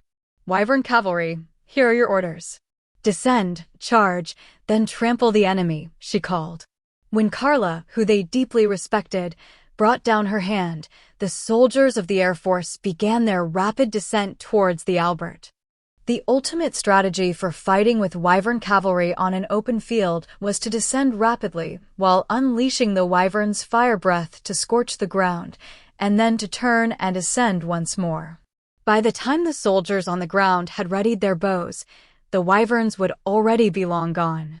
With the equipment used to fight land-based opponents, there was little that could be done to counteract this high-power, high-mobility attack. Not even the Albert's main cannon would be able to track them at the speed they went, and its armor wouldn't last long in the face of an attack by a Wyvern unit. It seemed like only a matter of time before the Albert would fall, but twang, twang, twang, twang, twang. In the next moment, countless objects flew towards the descending knights from the direction of the Albert. By the time they realized they were arrows as thick as stakes, the Wyvern cavalry were already caught in the rain of arrows. Wah! Arrows. Gwa! They got my wings. I'm going down. Evade. Evade. In this barrage of arrows that seemed to rain up from the ground, the Wyvern cavalry were forced to turn back and ascend. A number of Wyvern cavalry had been shot down in that barrage alone. The attack had come from below, so most of the damage had been done to the Wyverns rather than the knights. Even among the Wyverns that managed to withdraw safely, many were staggering in pain with bolts having struck them somewhere. As she looked at this debacle, Carla punched her thigh in anger. What was with those bolts? How were there so many? If they can reach a Wyvern unit several hundred meters in the air, those arrows weren't fired by any human, one of her knights responded. If we consider the number 2. Most likely, it was an anti-air repeating bolt thrower enchanted with wind magic. Hearing that report from her Wyvern cavalry, Carla's brow furrowed in concern. An anti-air repeating bolt thrower. Why is one of those loaded on a boat? Most likely. They loaded one from a castle's wall onto the ship. The anti-air repeating bolt thrower was enchanted with wind magic to drastically increase its range and allow it to fire tens of bolts per second. It was a weapon specially created to combat wyverns. Normally, they were mounted on castle walls, and it was unheard of for them to be loaded on ships. This was because one of the differences between dragons and wyverns was that, while dragons didn't fear the sea, wyverns did. When wyverns were out far enough to see that they could no longer see land, they grew frightened and would thrash around to the point that they became completely uncontrollable. In other words, wyverns almost never fought battleships, so ships had no need to carry anti-wyvern equipment. Because of that, Carla and her wyvern cavalry had forgotten their natural enemy, the anti-air repeating bolt thrower, until this very moment. Carla punched her thigh in anger once more. Damn. He outwitted us by taking advantage of our expectations. When she thought back, from the moment this battle had begun, their understanding of how things worked had been falling to pieces. There was a ship running across the land, loaded with weapons it wouldn't usually have. Because they had tried to resort to their common sense, the enemy had been able to toy with them. I don't know if this was that king's scheme, or if the prime minister in black came up with it, but whichever of them it was, he's downright nasty, Carla thought to herself bitterly. In fact, this plan had been a collaborative work by Soma and Hakuya. Soma had proposed ideas to Hakuya based on weapons and tactics from his world, while Hakuya had formulated them into a plan that would catch the enemy by surprise. If anyone was nasty, it was both of them. However, that mattered little to Carla at the moment. The Wyvern Knight told her if they've got an anti-air repeating bolt thrower on board, that battleship is a little castle in its own right. This is dangerous. Hearing one of the Wyvern Knights under her analyze the situation, Carla clicked her tongue. Damn. What do we do? Well, it may be like a little castle now, but it is still shaped like a battleship, so I suspect it may still have the same blind spots. Where are a battleship's blind spots? Carla asked. The area between the water's surface and the deck. A battleship has no means of attacking enemies lower than its deck. For the Albert, the area from the ground to its deck should be a blind spot for it. In short, if we're going to attack that ship, we just have to fly in really low on the approach. Carla said with glee, pleased to have found a good strategy. Ordinarily, minimum altitude flight with wyverns was dangerous. It could result in crashing into the ground at any moment. However, they were a seasoned unit from the Air Force. You heard that, Carla called. All knights, fly at low altitude and approach the Albert. Move quickly to neutralize all weapons, including the main cannon and anti-air repeating bolt throwers. Roger that, but only the weapons. Wouldn't it be faster to crush the bridge? One Wyvern Knight asked, but Carla shook her head silently in response. We believe Soma is on that battleship. If Soma is there, Lycia may be close at hand. If we attack the bridge and Lycia gets hurt, that will be unacceptable. Therefore, we just need to neutralize their weapons. Take Soma alive. Even as she gave those orders to her subordinates, Carla herself felt differently. Besides, if we kill Soma, I'm sure Lycia would be sad. Carla had been watching from behind Castor while Soma had delivered his ultimatum. Of course, she had seen everything, including Lycia cutting her hair. Castor might have been moved by Lycia's determination, but as her friend, and as a woman herself, Carla had been moved even more powerfully. Lycia had been so determined to live at Soma's side that she had been able to cut off her beautiful hair without hesitation. The engagement had been forced on her by her parents at first. That was why Carla had been so angry, and she had chosen to stay with her father when he deposed the king, saying she was going to save Lycia. However, after being shown that level of determination, she had no choice but to accept it. Lycia already loved Soma from the depths of her heart. If I were really thinking of Lycia, I should have tried to persuade father, Carla thought. Then, rather than opposing them, I should have served under them, I'm sure. Well, it's a little late for regrets now. How is she supposed to face Lycia now? Carla shook her head, as if to shake herself free from those feelings, then bowed to the knights following her. I know I'll be putting you all through unnecessary trouble, but I'm counting on you. When Carla bowed, the men all pounded their chests once. Leave it to us, my lady. We swear we'll capture Soma for you. Hearing the men's reassuring response, Carla nodded and raised her right hand. Then, charge. She lowered her hand, giving the order to charge once more. All of the Wyvern cavalry fell vertically, headfirst, like puppets with their strings cut. Then, they recovered mere instants before impacting with the ground and flew at minimum altitude, as if crawling along the surface. It was a dangerous flight path, but as a testament to the rigorous training they underwent daily, not one of the knights dropped out while accomplishing this feat with Carla at their head. The Wyvern cavalry continued flying at minimum altitude, heading straight towards the Albert. As they had anticipated, there was no cannon fire or rain of bolts. Carla visually confirmed the presence of anti-air bolt throwers mounted on the sides of the Albert. Found them. All knights, proceed as planned to attack the enemy armaments. We don't know where Soma is, so don't hit any section of the ship that you don't have to. Yes, ma'am. Here we go. Fire. As Carla gave the order, balls of fire erupted from the wyverns' mouths. The fireballs impacted the weapons aboard the Albert one after another. The two main batteries at the fore and aft of the Albert exploded, and the bolt throwers burned. The difference in what exploded and what didn't was decided by whether it was a gunpowder weapon or not. With all of the weapons destroyed in an instant, the Wyvern Knight unit climbed upwards away from the Albert, as if riding the rising smoke. Confident of her victory, Carla had her Wyvern fly in a graceful circle. Good. Now, storm the Albert. Take Soma into custody. Yeg. But she said nothing in return. Among the fired-up Wyvern cavalry, Carla was alone in wearing a dubious expression.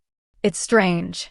The Albert has secondary guns, but the only ones to fire on us were the two main batteries and the anti-air repeating bolt throwers. If they'd wanted to put up a curtain of fire, the more guns firing, the better, I would think. Maybe that battleship doesn't have the numbers for it. As Carla was growing suspicious, the Wyvern cavalry had already headed for the bridge of the Albert.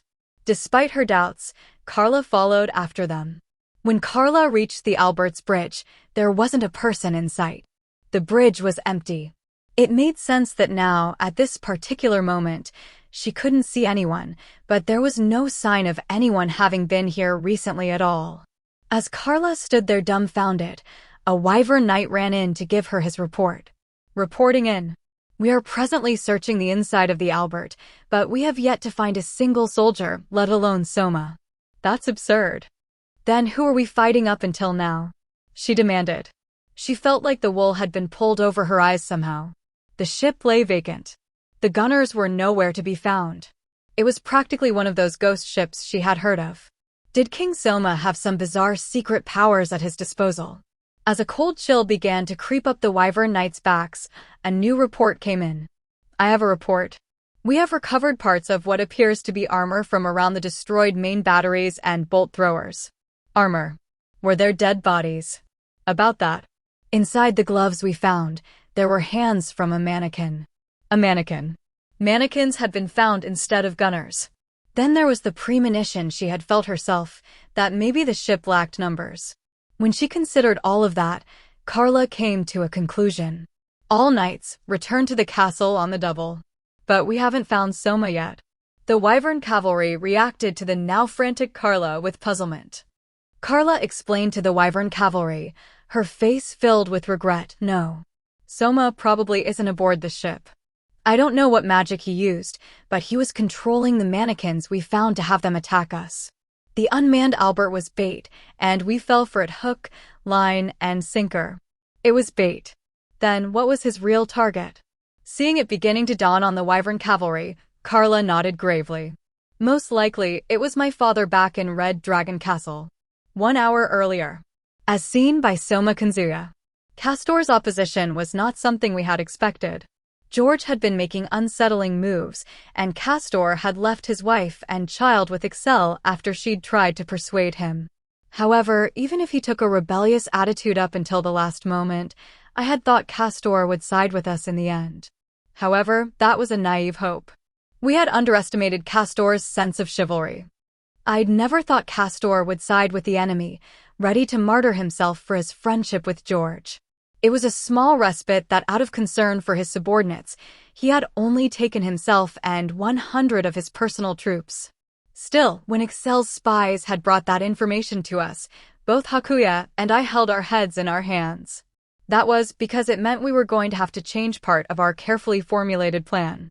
When it was confirmed that Castor would oppose us, the biggest problem was that I had no forces to send to Red Dragon City. Of the 15,000 troops I could move, the 10,000 from the Royal Guard and Forbidden Army had to go to the Carmine Duchy, while the remaining 5,000 had been dispatched to the south of the kingdom where the armies of the Principality of Amadonia were. While I had managed to secure Excel's cooperation, I had other orders for the navy. So the problem was, I had almost no troops left on hand. Even though Castor only had 100 of his personal troops, they were all Wyvern Knights, said to be equivalent to 500 soldiers from the army. If I sent anything less than a proper force, they wouldn't be able to take Red Dragon City. With this lack of manpower, Hakuya and I chose to befuddle our opponent with scheme after scheme, then try to take Red Dragon City in one quick strike. First, we remodeled the Forbidden Army's battleship, the Albert, to be able to operate on land.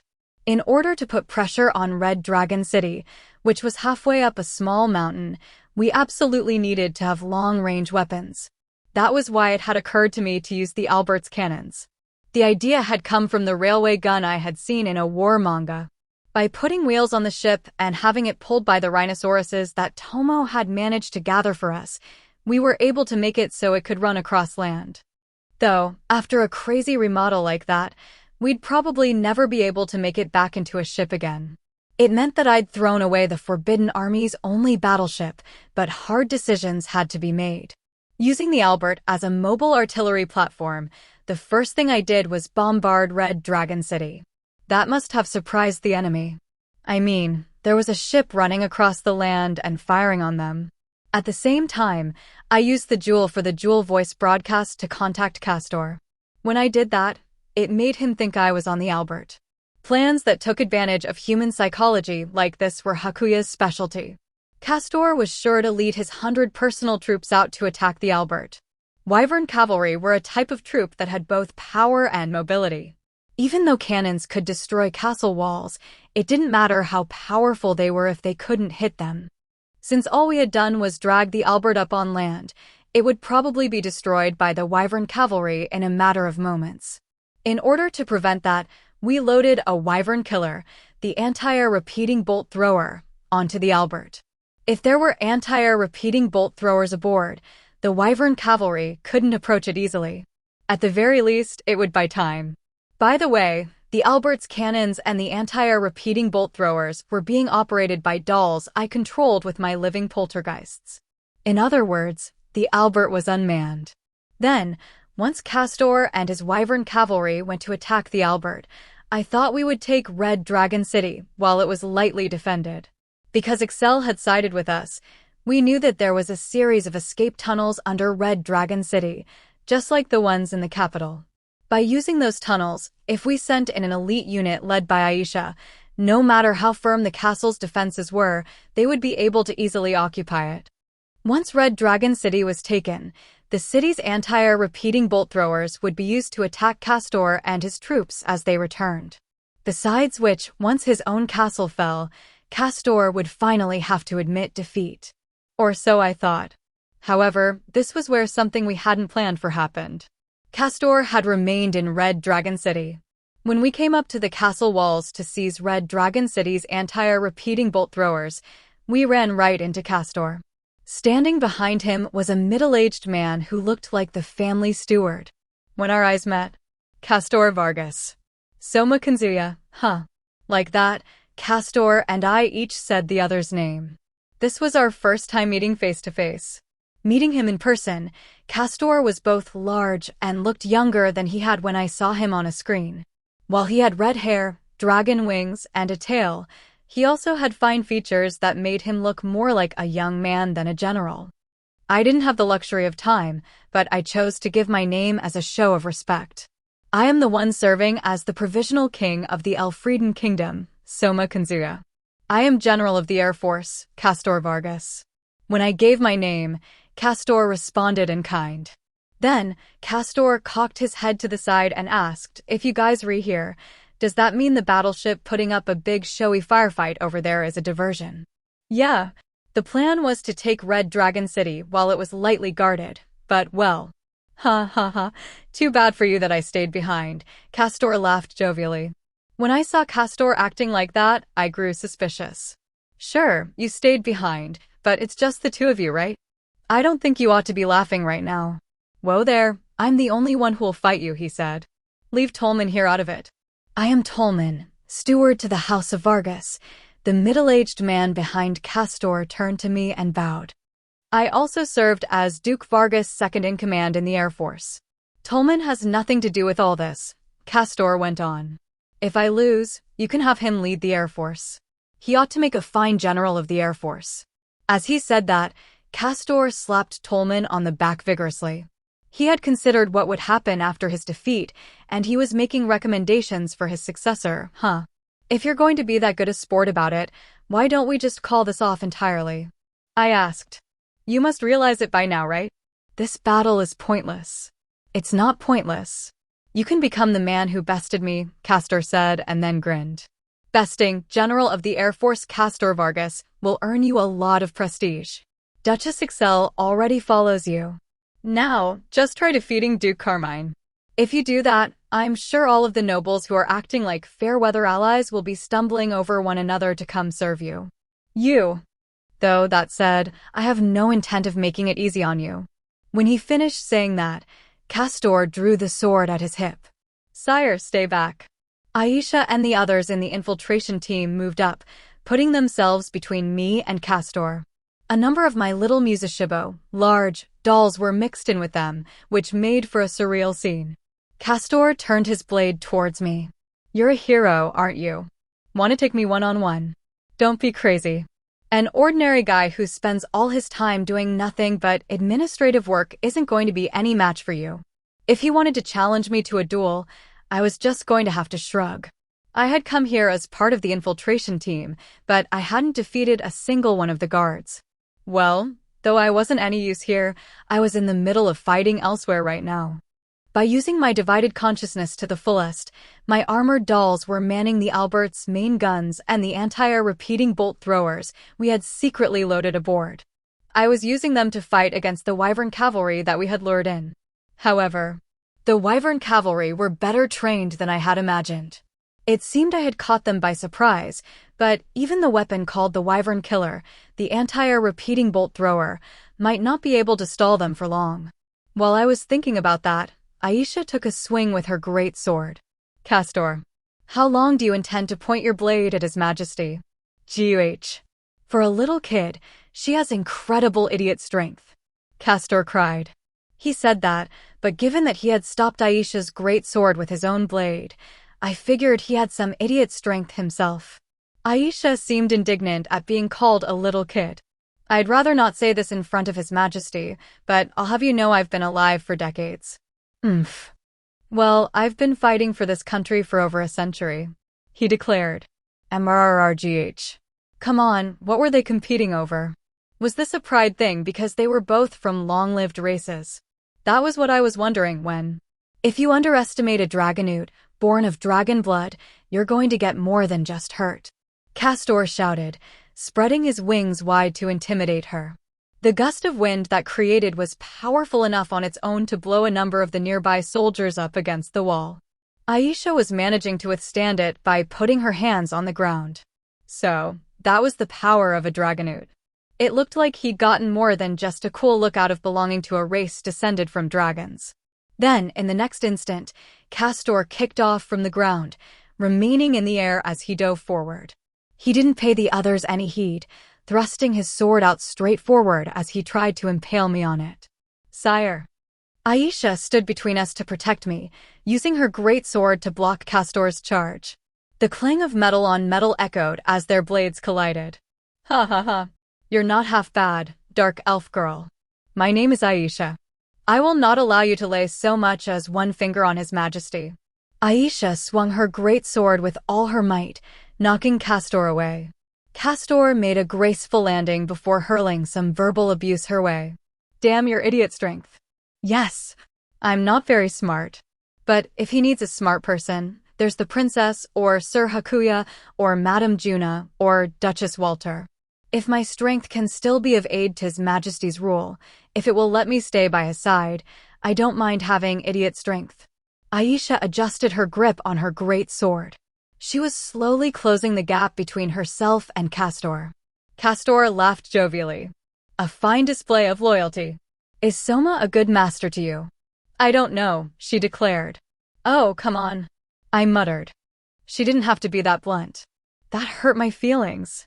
I'm an idiot, so I don't know what a good master's like, Aisha went on. However, I wish to be at His Majesty's side. Because he heard my plea. Because his country's food is delicious. Because he saved my village. I have many reasons, but the biggest must be because I like him. I want to be with His Majesty and the princess forever. It was a straight response, not calculated at all, which was so very like Aisha. It was a bit embarrassing. I knew it wasn't that kind of scene, but how could I not be happy when a beautiful dark elf had so many good things to say about me? I could feel myself barely holding back a grin. Castor laughed even more jovially. Ha ha ha. I knew you were like my Carla. But Castor's expression grew serious, and he took up a fighting stance with his sword. If you lack the power to back up that loyalty, you won't be able to protect your master or yourself. With those words, Castor was about to attack Aisha again when, I won't let you do that. One of the little musishibo, large, dolls that was behind Castor came at him swinging its naginata. Castor turned suddenly to block it, but the moment he went to counterattack, the little musishibo spun around. When it did, its back split open like a cocoon, and someone leapt out. The person who leapt out of the little musishibo doll was none other than Licia, rapier at the ready. Wah! Princess Licia! Castor cried. Faced with Licia's surprise attack, Castor pulled his sword back despite himself. Licia was a member of the family that he had sworn loyalty to. Ordinarily, she wouldn't be someone he could point his sword at. Had he been aware it was Licia he was facing from the beginning, with Castor's martial prowess, he could no doubt have incapacitated her without bringing her to harm. In order to prevent that and anticipating this might happen, Licia had hidden inside a little musishibo doll, waiting for an opportunity. This hesitation would be Castor's undoing. Freeze! Ice Sword Mountain, she shouted. Irk! Not missing her opening, Licia unleashed an ice magic attack at close range. Castor narrowly avoided it, but the magic struck the stone wall and floor, creating spikes of ice. Because of his large wings, Castor got caught in the spikes and was unable to move. Damn it. Aisha, she called. I'm on it, princess. While Castor was rendered immobile, Aisha swung the flat side of her great sword into him at full force. Castor was knocked flying along with the ice. There was the sound of ice shattering against the wall and then, an instant later, the sound of Castor slamming against it, too. Right before my eyes was a scene of a person being thrown into a wall and leaving cracks in it, something I had only ever seen in battle anime before. After seeing him take a hit that I was sure would have killed me instantly, Castor was bruised but still conscious. I guess that's what made Dragonoots so impressive, huh? With his back to the wall, he slumped down, groaning, ugh.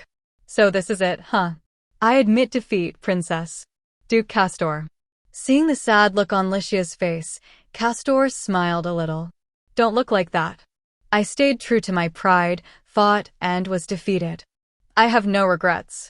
But, that aside, I'd like to ask you the same thing I asked the dark elf girl. What might that be? Licia asked.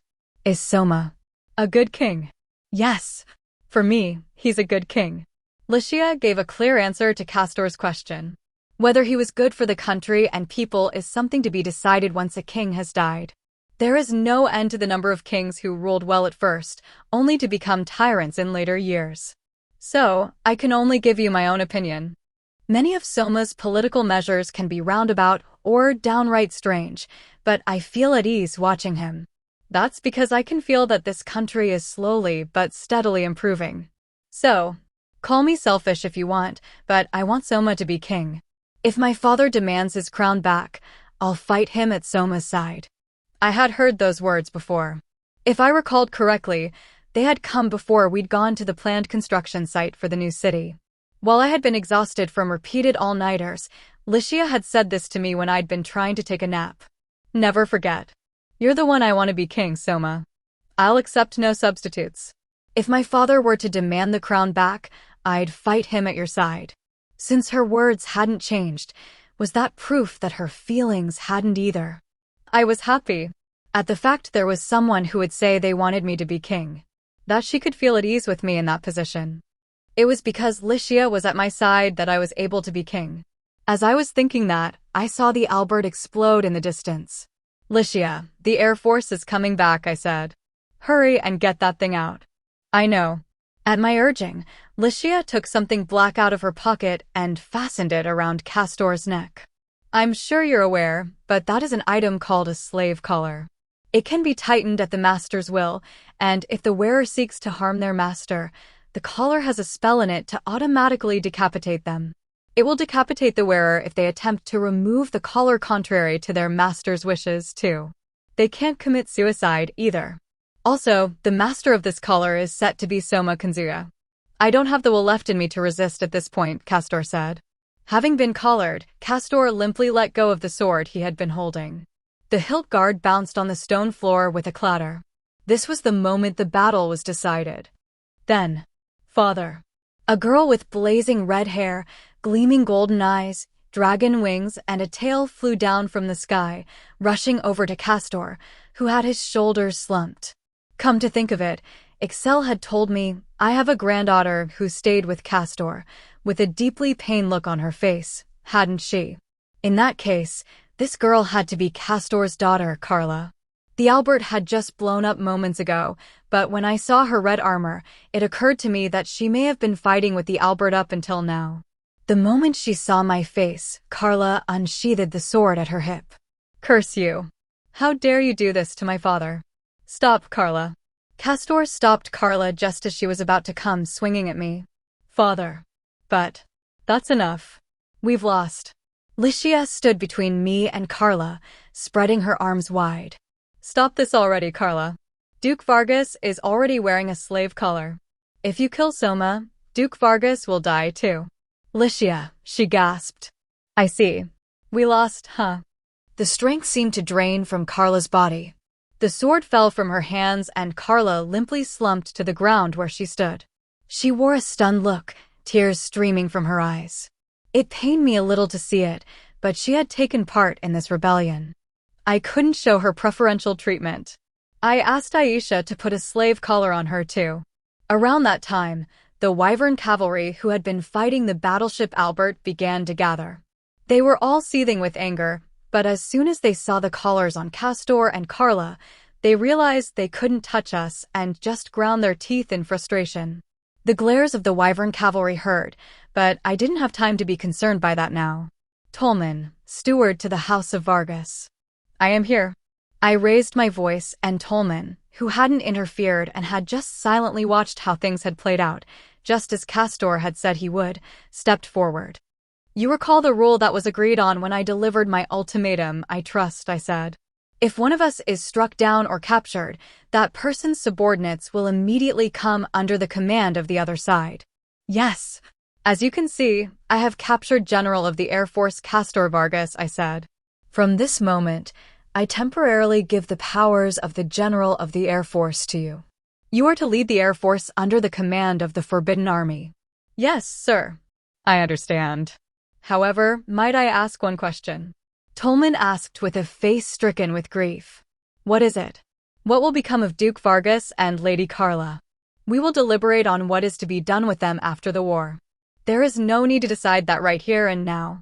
Then, looking to the Wyvern cavalry around me, I said, if you come under the command of the Forbidden Army now, you will be treated as only having acted under the orders of Castor. Those who do not comply will be tried alongside Castor as traitors when the war is over. You want us to sell out our masters? Yeah, we won't abandon Lord Castor. Some spirited voices shouted out from amidst the Wyvern cavalry.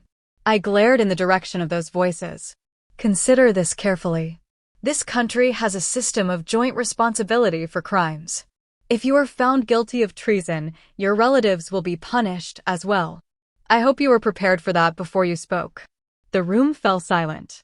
Surely even the fearless soldiers of the Air Force weren't willing to gamble with lives other than their own. When told their families would be implicated as well, they didn't have the spine to go through with it. In that heavy atmosphere, Tolman bowed his head to me. I will follow your orders, Your Majesty. Yes, Sir Tolman. We can still fight. Silence. Can you see that the more you resist, the worse you make Duke Vargas's position? Having silenced all opposition, Tolman bowed to me once more. Your orders, please, sire. How would you have the Air Force move from here? As Tolman admirably bowed before me, I gave him my order. First, announce the end of the battle using the dual voice broadcast. Announce to the people of your domain that Duke Vargas has been captured and the Air Force will come under the command structure of the Forbidden Army. After that, call up the members of the Air Force that aren't present here. Once your forces have gathered, I will have you head to the Carmine Duchy.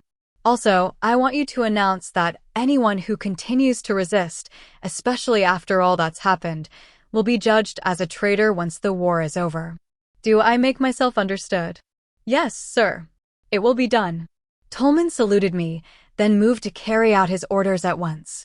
With this, the terrible battle in the Vargas Duchy, which had been a needless battle for both the losers and the winners, came to a close. That was one obstacle surmounted. Now, finally, I can head to the Carmine Duchy. From the wall, I looked off into the distant west. There, I knew that man must be waiting for me. I've kept you waiting, George Carmine. I'm coming now. Licia was watching me with silent concern, but I barely noticed it. Elfrieden Historical Idiom Lessons, Number 3. Attack a castle with a battleship. Type, figure of speech. Meaning, doing a thing that no one had ever thought of before. Origin, during the 1-week war, when King Soma attacked the rebellious Castor's castle, he employed the unusual strategy of using a battleship on land to win. Synonyms, Copernican Revolution, Egg of Columbus. Chapter 7. Sacrifice the plum tree to preserve the peach tree. First day, 10th month, 1546th year, Continental Calendar, Red Dragon City. It was the morning following the battle where wyverns had flown through the skies and battleship cannons had roared. Licia and I were eating breakfast with Castor's daughter Carla in the Governmental Affairs Office at Red Dragon Castle. Aisha stood behind the exhausted Carla, her hand ready on the hilt of her great sword, as if to say, if you make any suspicious moves, I am prepared to cut you down at any time. It occurred to me that Aisha was still my self-proclaimed bodyguard. Given her accomplishments in the battle for Red Dragon City, I thought it might not be a bad idea to formally create a title like Captain of the King's Personal Guard for her. Well, it could wait until after the war. Having captured Castor Vargas and taken control of the Air Force, we were staying in Red Dragon City while we waited for the Air Force to gather. Right now, Hakuya, who had arrived after the battle, and Tolman must have been busy calling up those who had yet to respond and organizing those who had already gathered. I'd had Castor shipped back to the capital along with a number of rebellious wyvern cavalry. They would have only gotten in the way if we had brought them all with us, and Castor was wearing the slave collar. That collar had a spell attached that would make it tighten if he did anything untoward, and in the worst case would decapitate him. As long as he wore that slave collar, no one would try to seize him during the transfer. Incidentally, Castor's daughter Carla was the only one I'd had stay here, and I was keeping her close at hand. That was because I figured having a visible hostage would help to nip any unwanted resistance from the Air Force in the bud. I had a slave collar on her, too, and Aisha was keeping a watchful eye on her from behind, so she probably wouldn't be able to do anything she shouldn't. I didn't know if it was because of that, but her violent temperament from yesterday was all but gone, and Carla was resolutely silent. To make up for her taciturn friend, Licia was being even more talkative than usual. Carla may not look it, but she's actually the caring type, she said. She has a lot of integrity, so no matter how much she dislikes something, she'll always help out when she's asked. I think she's a great girl. I said nothing. Everything she said was all about selling me on Carla's virtues. She had been talking about nothing but Carla's many charms as a woman for a while now. We were sitting in the office of the man who had been the enemy commander until yesterday, eating boxed meals we had brought from Parnam. This having been enemy territory up until yesterday, I was being careful not to get poisoned. While my fiancé and future primary queen recommended that I take the daughter of an enemy general, who was now wearing a slave collar and sitting next to us as a secondary queen. It was quite a bizarre scene. By the way, to explain the difference between primary and secondary queens, in this country primary queens were those whose children had the right of succession, while those who did not were known as secondary queens. It was possible to have any number of primary or secondary queens. Ranking within the two categories would be expressed as first ex-queen, second ex-queen, and so on. However, in order to become a primary queen, a woman had to be born to the gentry, nobility, or higher. Conversely, any person of any class could become a secondary queen. If one didn't care about appearances, even a slave could be made into a secondary queen. Oh, and you know what? Licia went on. When Carla strips down, she's got a killer body. Maybe you can't tell when she has armor on, but she's way more stacked than I am.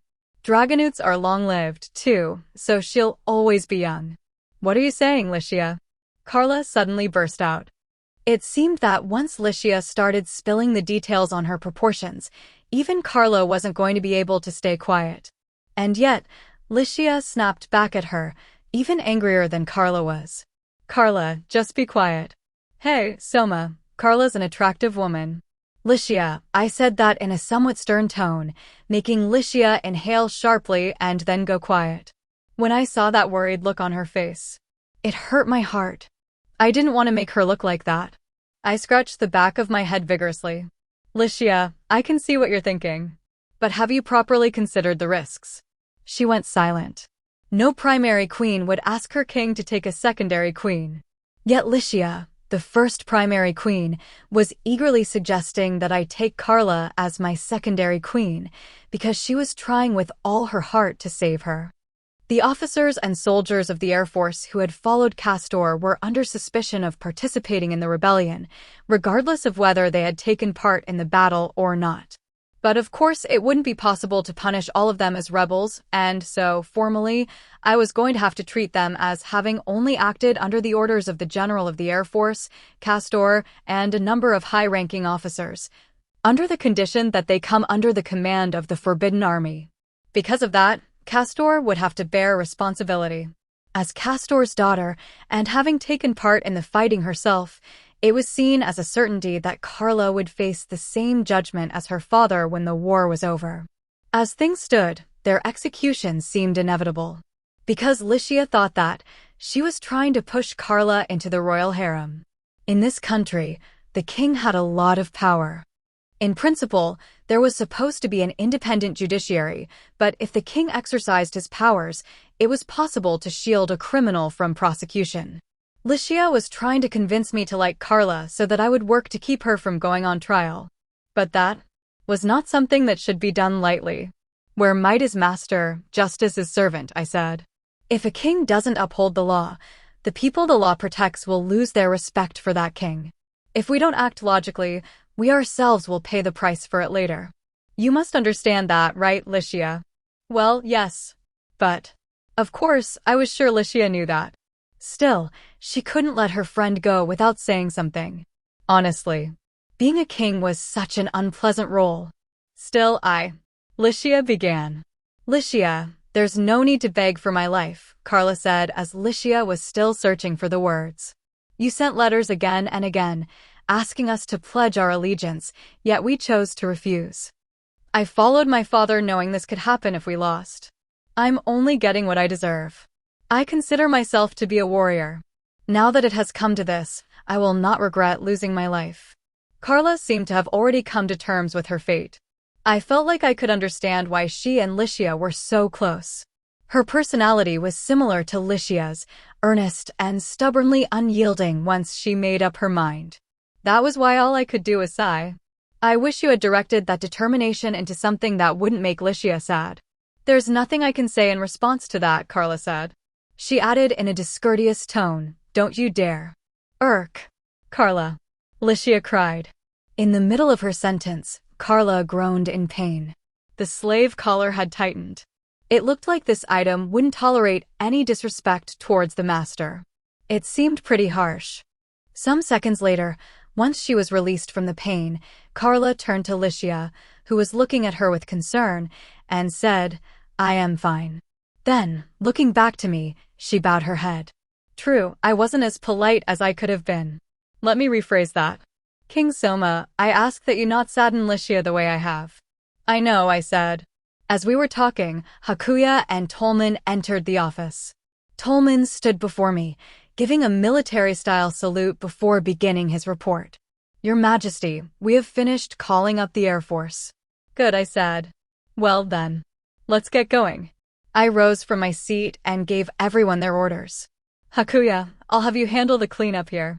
Also, use this place's Jewel to get in contact with Excel while she's staring down the Amadonians in Altamira.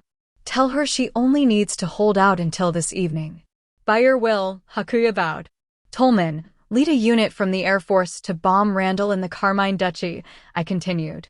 However, your only targets should be the anti-air repeating bolt throwers on the castle walls and Randall Castle itself. Don't you dare drop even a single gunpowder barrel on the people's houses. If anyone is found to have killed a civilian, I'll see to it that they will face punishment after the war. Do I make myself clear? Yes, sir. I understand, he said firmly.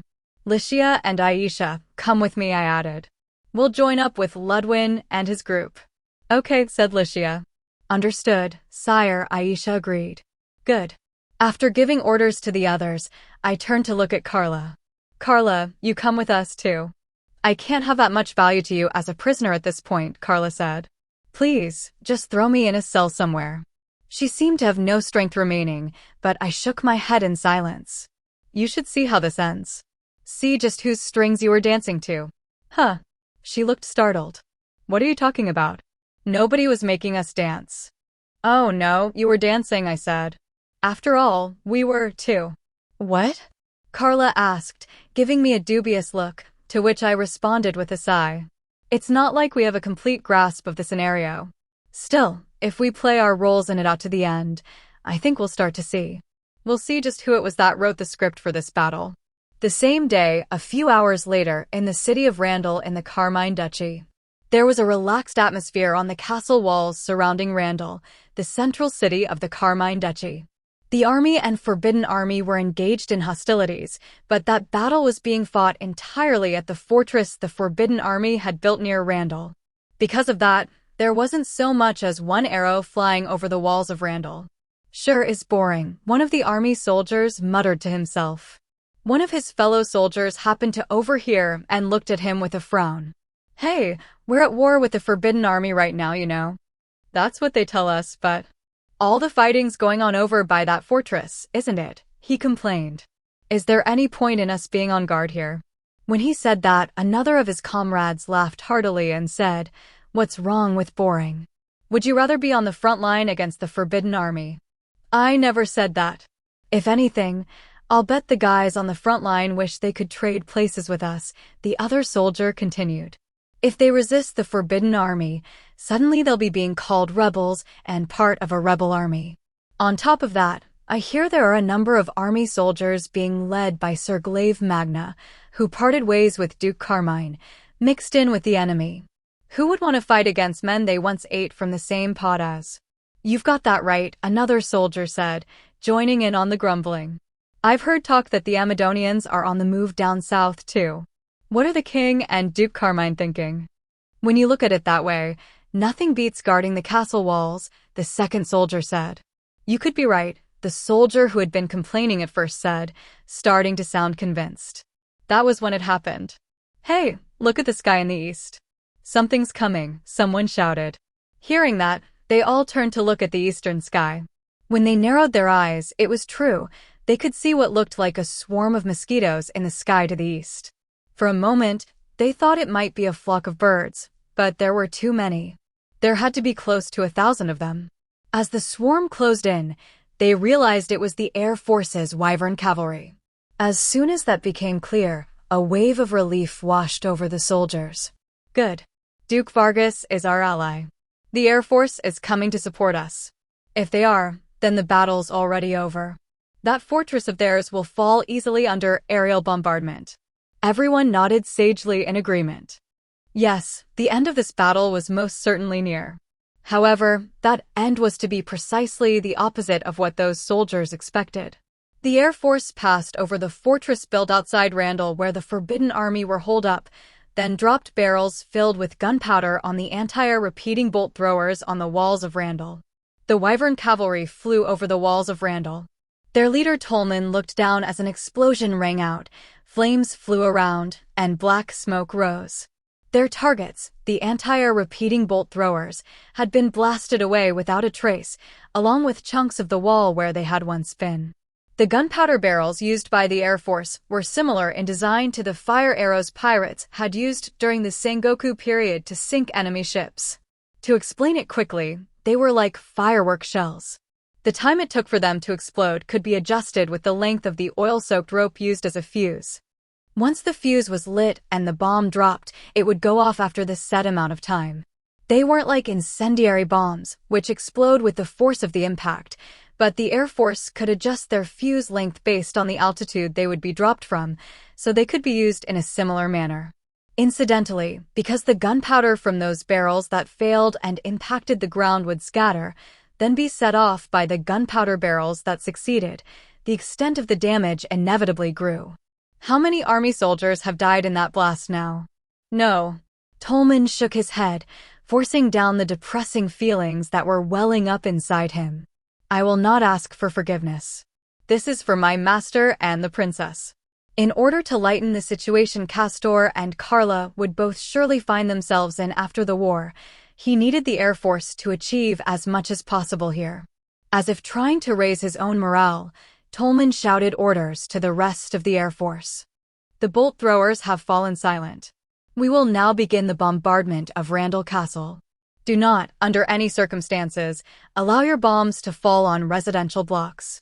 By the pride of our Air Force, we cannot allow any more needless deaths. Yeah. The men and officers cheered in response to Tolman's words. And so, a formation of Wyvern cavalry began the aerial bombardment of George Carmine's castle in the center of Randall. At the same time, outside Randall, it was around the time that the Wyvern cavalry being led by Tolman began their bombardment of Randall's castle walls. A wyvern carrying a gondola containing Licia, Aisha, the captive Carla, and myself descended to the fortress where Ludwin and the others were holding out. It was dangerous to land at a fortress that was under attack, but the army had withdrawn in surprise when the bombardment at Randall had begun. Thanks to that, we had been able to enter the fortress quite easily. When we stepped out of the wyvern's gondola, Ludwin, Hal, and Keed were there to greet us. While they all showed signs of exhaustion, I was relieved to see they were completely unharmed. While they had only been defending themselves against a siege for a day and a half, I knew unexpected accidents could always occur. I bumped fists with Hal. I brought the Air Force, just as planned. Well, we held out against the army for you, just as planned, he said. We both proudly boasted about what we'd accomplished. It was only a day and a half, I said. If you hadn't been able to hold out that long, I wouldn't know what to do with you. You idiot, he snorted. The enemy even brought out cannons, you know. If the Dark Elves hadn't come to support us, we might have taken serious losses. I see. I'll have to reward those reinforcements after the war, I said. Anyway, I'm glad to see you're doing fine. You too, Soma, he said. You're weak, so don't push yourself too hard. And you, Hal, you're strong, but you never think. I worry you'll charge in blindly and get yourself killed. For some reason Hal and I went from crowing about our own achievements to pointing out each other's faults. Licia, Aisha, and Keed watched us, rolling their eyes. What are those two doing? Licia muttered. Well, perhaps you could call that a kind of manly friendship. Aisha suggested. It's just Hal's burning sense of rivalry towards His Majesty, you know, said Keed. The girls just said whatever they wanted to about us. Carla was the only one who didn't know what our relationship was like, so she just stood there blinking. That man. He's a little too friendly with the king, isn't he? She asked. Officer Halbert has been given permission to treat him like a friend. Basically, he's the same as us, Licia explained to her. Then Ludwin knelt before me and gave his report. Sire, we have successfully constructed and defended the fortress as ordered. You have served me admirably, I said. I will see to it that you and your troops are duly rewarded for your effort after the war. He addressed me in a formal tone, so I responded in kind. Seeing me suddenly shift into that self-important tone, Hal and the others grinned, but I did my best to ignore it. Time was precious right now. Ludwin, get the troops together and prepare to move out, I ordered. Yes, sir. Then, are we attacking Randall? No. The battle here is already over. Huh. What do you? I have a report. The next moment, a soldier of the Forbidden Army was rushing up to us. He looked incredibly flustered. He came at us so fast that Aisha and Ludwin both nearly drew their swords. The soldier practically threw himself to the ground in prostration before me, then raised his voice to say, "The white flag has risen over Randall. Oh, our forces are victorious." Slightly before that, there was an uproar in George Carmine's castle over the sudden surprise attack. There were many different rumors flying back and forth in the castle. Had Castor Vargas betrayed them? Had the king and Castor Vargas been colluding behind the scenes? No, wasn't the one who had plotted all this, in fact, Excel Walter, that capable woman and veteran of many battles. That was how it went, with various theories bandied about, but no one guessed the truth, that Soma had pulled a trick that had let him defeat the Air Force in a single day. The ones who made the most noise about these events were the ones who had exhausted their personal troops in the battle against the fortress yesterday and who had been removed from the front line today, the corrupt nobles who had been resting in Randall Castle. As soon as they found out that the large explosion had been due to an aerial bombardment by the Air Force, they rushed to the Governmental Affairs Office, where George Carmine was doing the work of governing despite the ongoing situation. Duke Carmine, what are you doing, taking things so easily during this crisis? One of them exclaimed. The Air Force has betrayed us. We must come up with a plan of action at once. Give us your orders, please. What are we to do? As the nobles worked themselves into a frenzy and shouted all manner of verbal abuse at him, George's wolf-headed lieutenant, Beowulf, who was here at this very moment to report on the bombing, furrowed his brow in anger. He was about to draw the sword at his hip to respond to the affront, but Beowulf, George addressed him. Yes, sir. He stood at attention. George asked him in a calm tone, what is the extent of the damage from the aerial bombardment just now? Sir, he said. The bombardment on the castle only blasted away a portion of the roof and towers. Fortunately, there were few casualties. However, we've lost every one of the anti-air repeating bolt throwers on the castle walls. The soldiers assigned to guard the walls are in a state of panic and confusion. I see. George showed no sign of a change in his expression at Beowulf's report, but the nobles who were listening went ghastly pale. The loss of the anti-air repeating bolt throwers meant the loss of any ability to oppose the Wyvern cavalry. The army now had no means to stop the Air Force's bombardment. In other words, even if they attempted to hold out inside the castle, they would be one-sidedly bombed to death. George stroked the beard that had merged with his mane. In short, everyone in this castle is now their hostage. Yes, sir. That would appear to be the case. When he heard Beowulf's response, the corners of George's mouth rose as he said, then this battle is our loss. He accepted his defeat so easily that the corrupt nobles did not understand what he had said for a moment. They had lost. The moment they managed to process that, their faces all turned red or blue and they rounded on George. What are you saying, Duke Carmine? We've not lost yet. Indeed. The army is still practically unharmed. There is ample opportunity to turn things around. If we have no anti-air repeating bolt throwers, we need only retreat to a city that has them.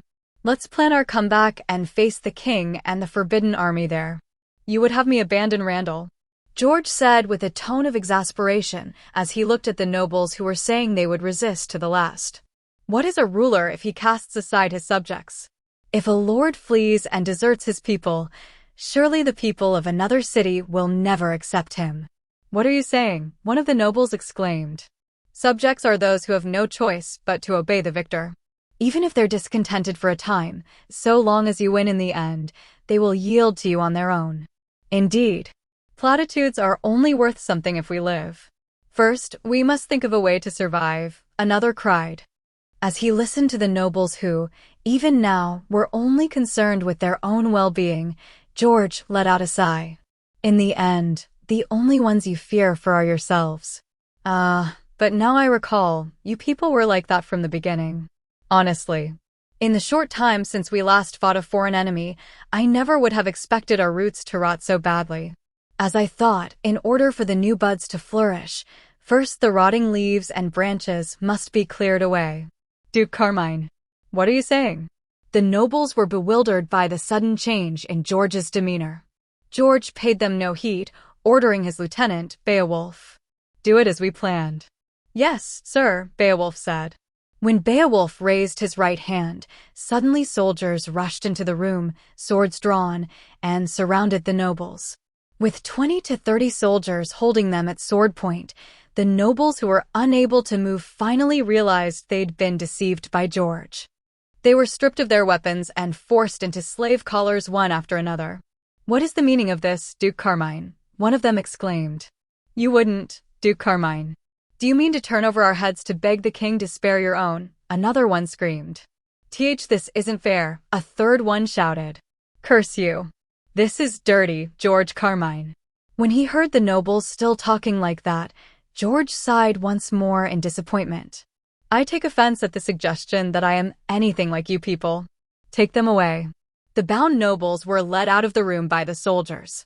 Some tried to resist, but having already been forced into slave collars, their master Beowulf merely willed for the collars to constrict, knocking them unconscious. Even once the door was closed and they were out of sight, they could still be heard cursing George foully from the corridor. After a little while, those voices faded and at last George returned to his seat.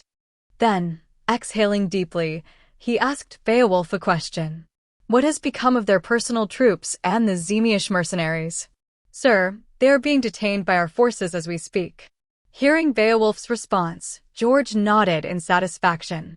Then, as if casting off the stern mask he had worn all this time, a gentle smile came to his face. I have done as I sought to. Now I have no regrets in this world. In contrast to George, who looked bright and cheerful, Beowulf bore a look of agony. When he thought of what he had to do now, it must have weighed on him heavily. George understood how Beowulf felt, so he gave the order as calmly as he could. Now then, Beowulf. Could I ask that you do the same for me? Yes, sir. He showed a moment's hesitation, but Beowulf wrapped a slave collar around George's neck as well. Even though he was receiving a death collar that would force him into absolute subservience to his new master, George wore a calm expression, like he might when asking his wife to adjust the fancy bow tie he intended to wear to a wedding reception. With the slave collar wrapped around his neck, George now gave his final order as general of the army. Dispatch a messenger to deliver our surrender to the Forbidden Army and place yourself at His Majesty's command. All of the men and officers, with the exception of the corrupt nobles and their troops, acted only under my orders. I bear responsibility for all their crimes. From here on, I leave things to you and Glaive. Do I make myself understood? Yes, sir. I will do so at once. Beowulf saluted him and left the room. After watching him go, George opened the bottom drawer of the office desk. Inside was a bottle of wine from the year Princess Lycia had been born. It had been given to him by the former king, Albert, with the request, no matter what should happen, I want you to protect my daughter. He had held onto it dearly ever since that day. After Lycia's graduation from the officers' academy, during the time when he had kept her at his side, he had often told her, on the day of your wedding, I intend to drink myself into a stupor with this wine, with a laugh. Her marriage. He thought. Not being able to see the princess on her wedding day is my one regret, but if I think of this as the greatest wedding gift anyone could offer, it doesn't feel so bad. As for this wine, I will have to ask someone to see that it makes its way to that young king. Though, as he is the man who stole the princess from me, I am somewhat loath to do it. With a self-mocking laugh, he imagined Soma and Lycia standing next to each other on their wedding day. Will the king himself enter this castle, I wonder? I would dearly like to meet him in person and talk just once. That was George's wish, but what came instead was a messenger. Reporting. King Soma did not enter Randall and has already departed leading the Forbidden Army to the west, was what his report said. Then, right after that, he also reported that orders had arrived saying, once the army is reorganized under Beowulf and Glaive Magna, they are to follow after the Forbidden Army at once. When he received that report, George's eyes went wide for a moment. If you are to be a great tree blocking my path, I will step over you. He recalled Soma's face when the young king had said those words. And so, George understood at once. Jaya haha. I see, so that was it. The king was looking to land a big fish of his own. Suddenly understanding everything, he let out a hearty laugh. I see. I've been used as a stepping stone. Was this the king's plan? Or was it the black-robed prime minister? Regardless, it was brilliant, young ones. This is the dawn of a new generation. My time has now ended. Now, my king, my princess. Hand in hand, step over this old tree and be on your way. Glory to the new buds and glory to Elfrieden. As he witnessed the end of his own era, George blessed it with all his heart. Sacrifice the plum tree to preserve the peach tree. That was the stratagem that George had followed, achieving the greater victory by sacrificing himself. Let's sort out the details of the battle up until this point. First, this series of battles began when the three dukes opposed the former king's abdication, choosing not to swear loyalty to me. Ever since I had been given the throne, the three dukes had been secluding themselves in their duchies along with the armies they controlled. The three dukes had been uncooperative during the period when I was gathering personnel and desperately trying to get this country back on its feet. Then, a number of nobles that I was having investigated for corruption as part of my reconstruction of the economy fled. When they took refuge in Carmine's duchy, that was one event that pushed us into a more definite state of opposition. Then, when I had issued an ultimatum the other day, things had finally developed to the point where the king and the three dukes were in open conflict. However, one of the three dukes, Admiral of the Navy, Excel Walter, swore her loyalty to me when issued the ultimatum. This prevented the Forbidden Army and the Navy from coming into conflict.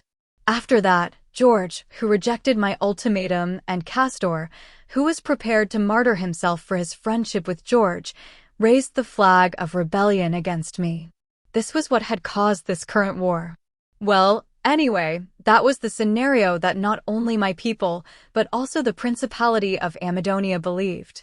However, this scenario only appeared that way on the surface. The true state of affairs was completely different.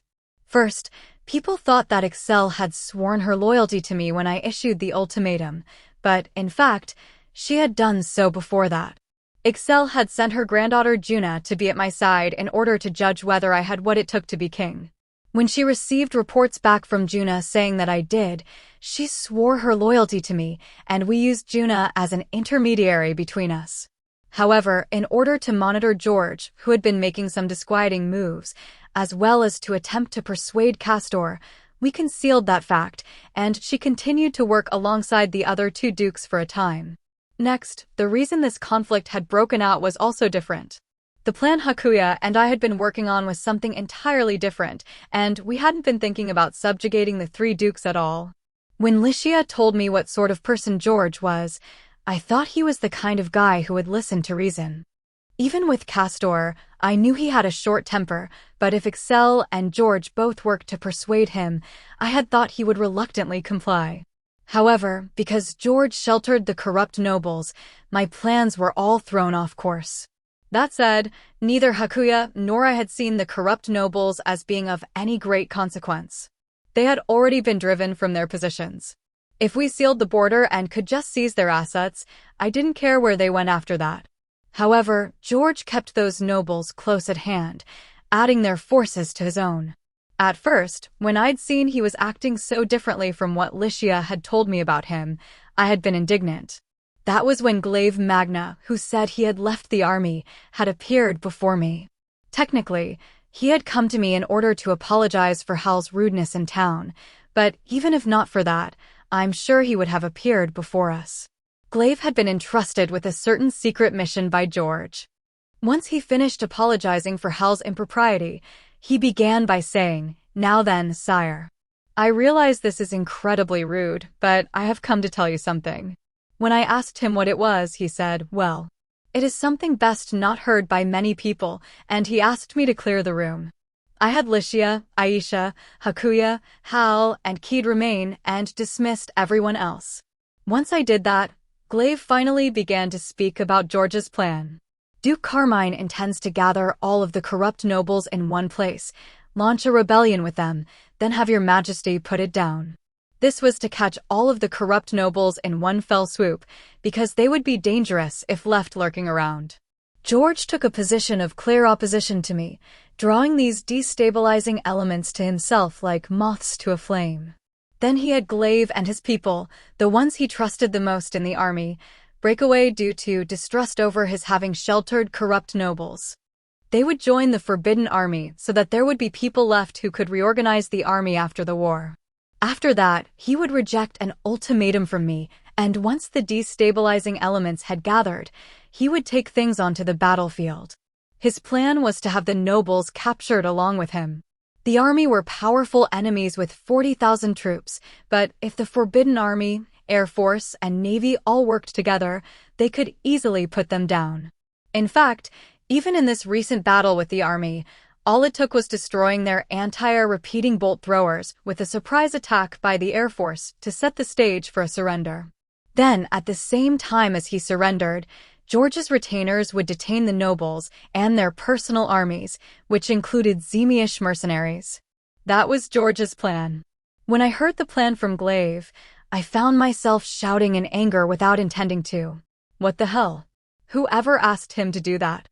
Your anger is understandable, but this was Duke Carmine's own idea.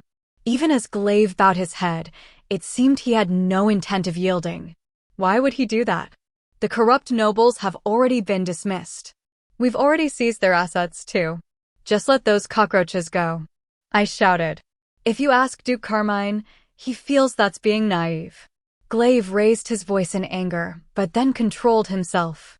As a retainer, he couldn't get into a shouting match with his king. When I saw that, I cooled my head, too. What's naive about it? Sire, when grain rots, the rot spreads to nearby grain. The problem with nobles is their wide connections. In order to preserve their influence, they repeatedly marry off their daughters to create new relatives. Most likely, if you only put them on trial for something minor like corruption, other houses will intervene to prevent it. Furthermore, even if they lose their own houses, it's possible they will all seek protection from another house where they have relatives. As such, it is necessary to knock them down all the way to being traitors against the state. I fell silent. I understood what Glaive wanted to say. In order to bring judgment upon those corrupt nobles with all their ties, I would have to make them commit a crime that would cause their families to be held accountable. Then, fearing that they might be caught up in it as well, the other nobles would cut ties with them of their own accord. It sounded like it made sense. It sounded like it, but do we really need to go that far? Yes, he said. There is one more reason. What? There's still more. You say you've seized their assets, sire, but you've only taken what was visible, he said. These shady sorts have money and influence in places where people won't notice. In fact, the nobles who've already come to the Carmine Duchy have been using that dark money to hire Zemeish mercenaries. I believe this is proof you have yet to take everything from them. When he pointed that out, I pressed my palm to my forehead. Of course. I had been staring at ledgers and deluding myself into thinking that I knew where the funds had gone from that alone. It had slipped my mind that it was possible to accumulate wealth in ways that wouldn't show up on the books. When I looked to Hakuya, he had a similar expression on his face. For me, who never had anything to do with nobles before this, and for Hakuya, who had been a recluse until just recently, we hadn't fully appreciated how scheming nobles could be. At times like this, I was reminded that I still lacked enough capable people. Does George intend to make the nobles use up that dark money? I asked. Even if he does, the money will just go to Zem for sending the mercenaries. That was when I realized the way to shake down Zem and reclaim the funds that flowed into their coffers. Ransom money. Yes, Glaive said. At the same time as we capture the corrupt nobles, we will also capture all the Zemeish mercenaries they hire. Like in Japan during the Sengoku period, there was a system in place for soldiers who were taken prisoner to be released in exchange for a ransom. Ransoms went up depending on a person's status, and if no one would pay the ransom, that captive would be sold as a slave. In most cases, those of low status would be released in large groups when their country paid a lump sum, but those of greater status would have their ransoms paid by the members of their house. There had been many instances where a house with limited ability to pay fell to ruin as a result. George intends to have the nobles use their dark money to hire mercenaries from Zem, and then he'll recoup the money from Zem by making them pay ransom for their captured mercenaries. I asked. That is correct.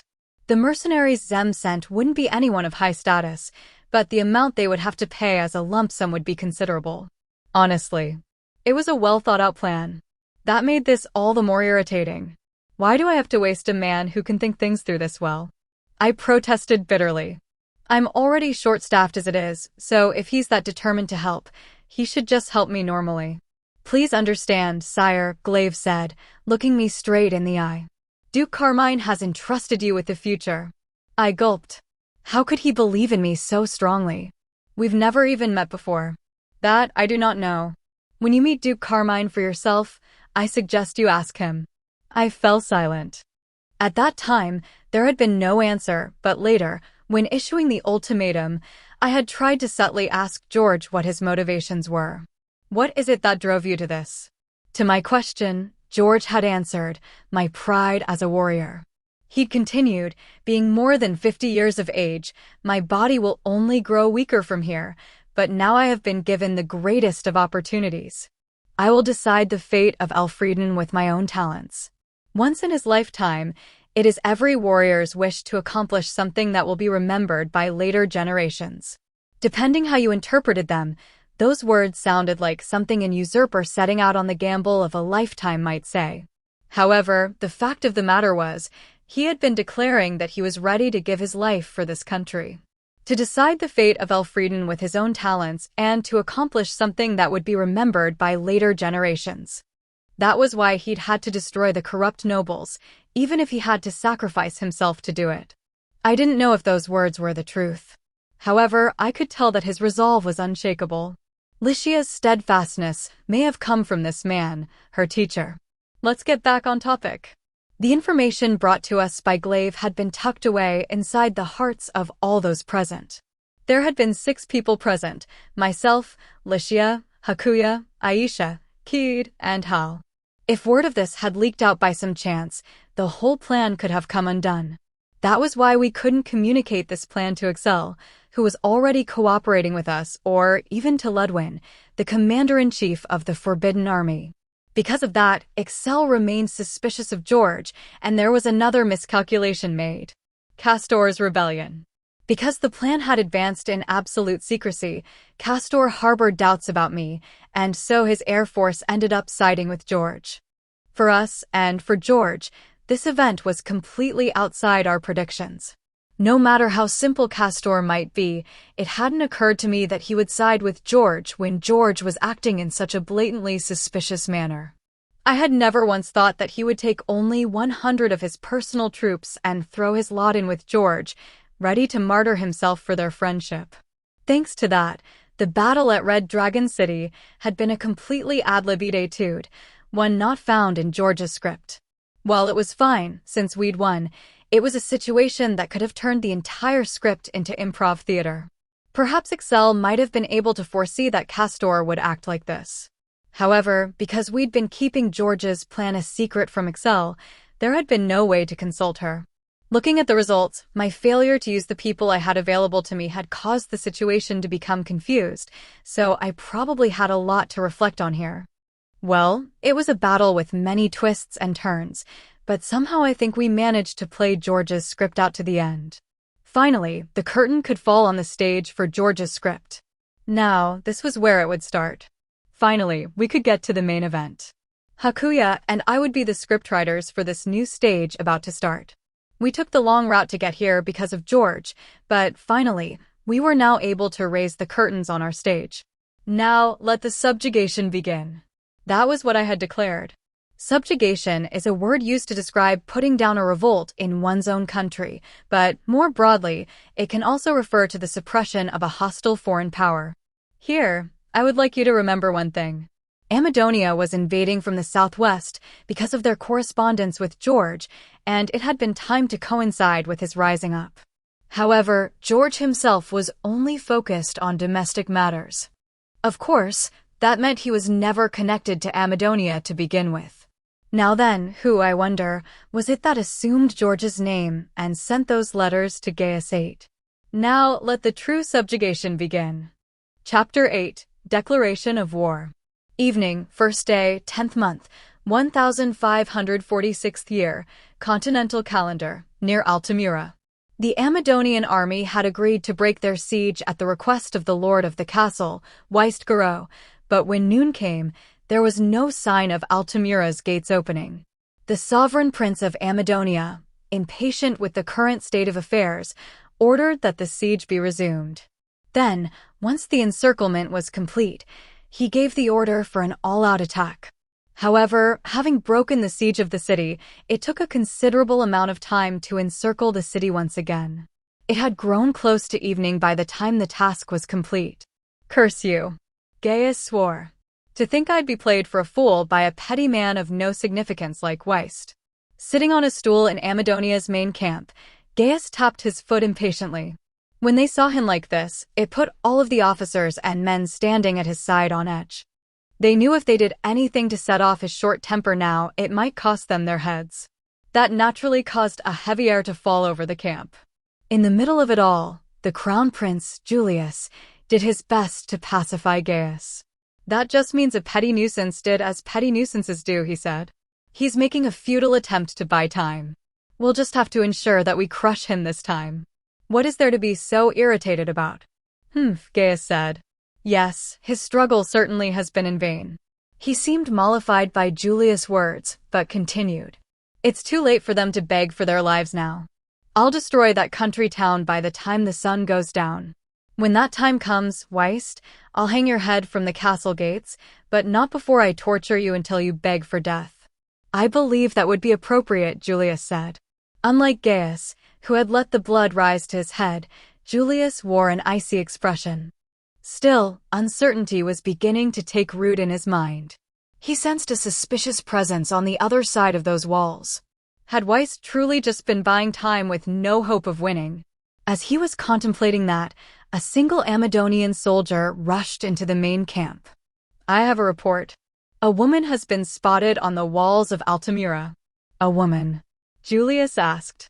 As he listened to the soldier who bowed low as he gave his report, Gaius raised an eyebrow. Just who is she? Well, according to one commander who recognized her, she is Excel Walter, Admiral of the Elfrieden Navy, the soldier said.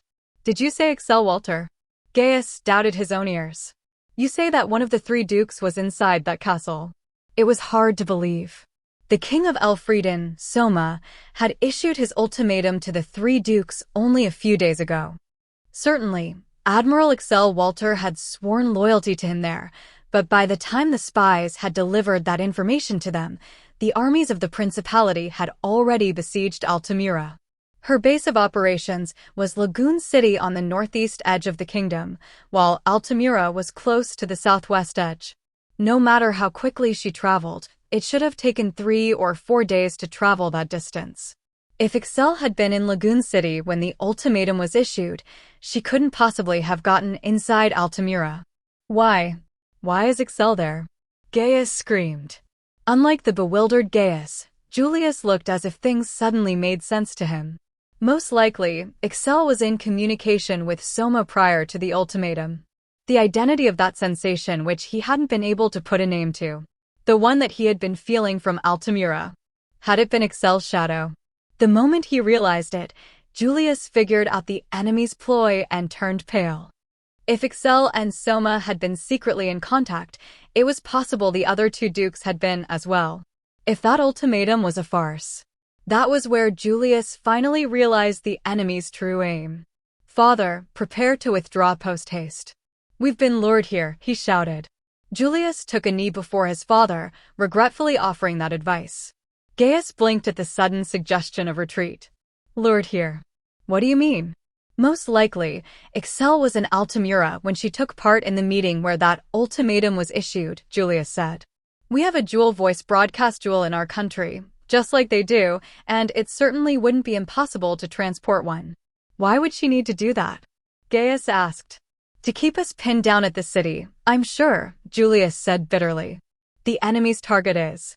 This is an announcement which concerns all citizens of Elfrieden.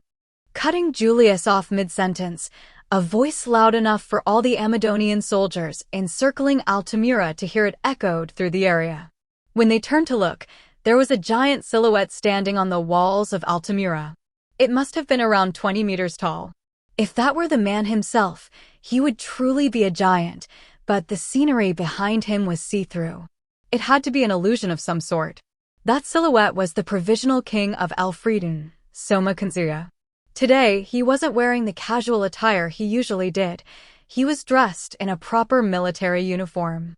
They say the clothes make the man, and he did look much more intimidating than usual. Gaius and Julius looked hatefully at Soma. I repeat.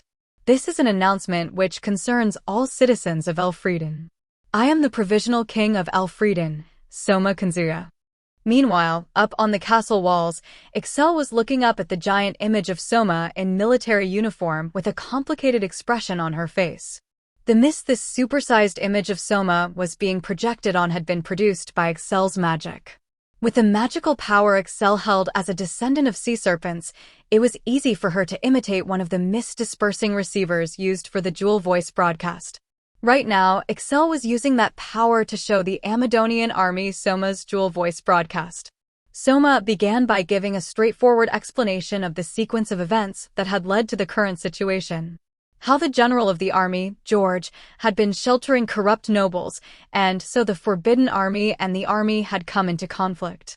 How the general of the Air Force, Castor, had rebelled against him, ready to martyr himself for his friendship with George. And how, of the three dukes, only the admiral of the navy, Excel, had expressed her intention to serve him loyally from the beginning. Of course, he was just laying out the facts one after another, not delving into the details, but details mattered little to these people. What they wanted to hear was whether they were going to be caught up in the fighting or not. A lot has happened to bring us to this point, but at present the Forbidden Army, Navy, and Air Force are all under my command, Soma announced. As such, I hereby proclaim the civil war to be at an end. The conflict between the king and the three dukes was over. For the citizens, just knowing that was enough. However, Excel wore a pained look on her face. It had been only 2 days since the ultimatum. This announcement meant that, in that time, Soma had defeated both Castor Vargas's Air Force and George Carmine's army. She could understand Castor. He had only rebelled with his personal troops, and Excel had shared her knowledge of routes that could be used to invade Red Dragon City in order to aid in his capture.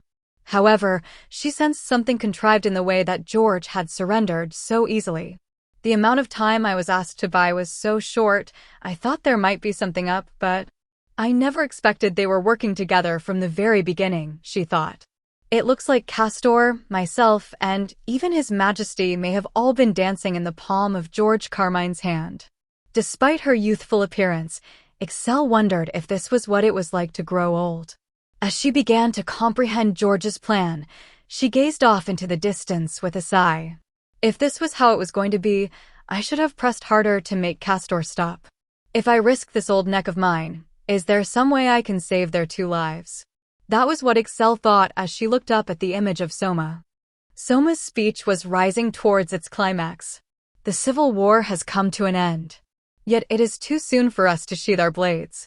The armies of the Principality of Amadonia have crossed the border and invaded our country. At this very moment, Amadonian forces have besieged the southwestern city of Altamura. When the king suddenly revealed the Amadonian invasion, roughly half of the population grew tense, while half reacted with shock. The ones who grew tense were those in the west who had already received information of the Amadonian incursion, while the ones who were shocked were those in the east of the country where the news had yet to spread. Not many days had passed since the Principality of Amadonia had launched their invasion, so the information hadn't fully spread yet. The people of the east reacted to this sudden news with panic. However, but fear not, Soma declared. I had anticipated this might happen, and so I sent Duchess Excel to Altamura. Thus far, the enemy has been unable to capture Altamura. When the people heard these words from Soma, it helped calm them a little. He continued. I already have the Forbidden Army, Navy, and Air Force under my command. The invading force from the Principality numbers 30,000. With the Forbidden Army, and Air Force combined, we can mobilize roughly 55,000 troops. If we marched on Altamura now, it would be a simple task to drive these barbaric invaders back. When they heard those words, an air of relief fell over the people. However, the next moment, but, my people, is that alone enough? Soma shouted. That air of relief was blown away as the king raised his voice. The Principality of Amadonia has always been targeting this country's lands, Soma continued. For generations, their princes have called for the return of their lost lands, expanded their military, and kept the border in a constant state of tension. The current prince, Gaius VIII, is no different. He fanned the flames of conflict between the three dukes and myself, acting behind the scenes to further his own aims. Then, when the clash between myself and George became a thing of certainty, he raised his armies and trampled lands belonging to our country underfoot. Yes, Soma had done some maneuvering behind the scenes, issuing a quest to the Adventurers Guild in order to have them evacuate the towns and villages in the path of the armies of the Principality. However, that didn't mean there had been no losses. There had been villages deliberately put to the torch. There had likely been plundering, too. If any people had had the misfortune of running into enemy scouts as they'd fled, there may have been lives lost as well. Putting his anger at all of that into his words, Soma continued. I ask you once more, are you satisfied to merely chase them off? In this era, when all mankind is trying to unite under the Grand Chaos Empire against the armies of the Demon Lord, can such backwards and barbaric behavior be tolerated? Nay, it most certainly cannot. As such, while it is unnecessary for our country to say this, having already been subject to a surprise attack, I will say it nonetheless. Here Soma paused for a moment, taking a deep breath, then made a clear proclamation. The Elfrieden Kingdom hereby declares war on the Principality of Amadonia. It was a declaration of war. The people tensed when they heard those words. These were words they had never heard in the time of the former king, Albert. The men were engulfed in a strange sense of elation, while the women were frightened, and the elders who had experienced the days of war and chaos during the reign of the king before Albert, the one called the Conqueror, worried that those days might return.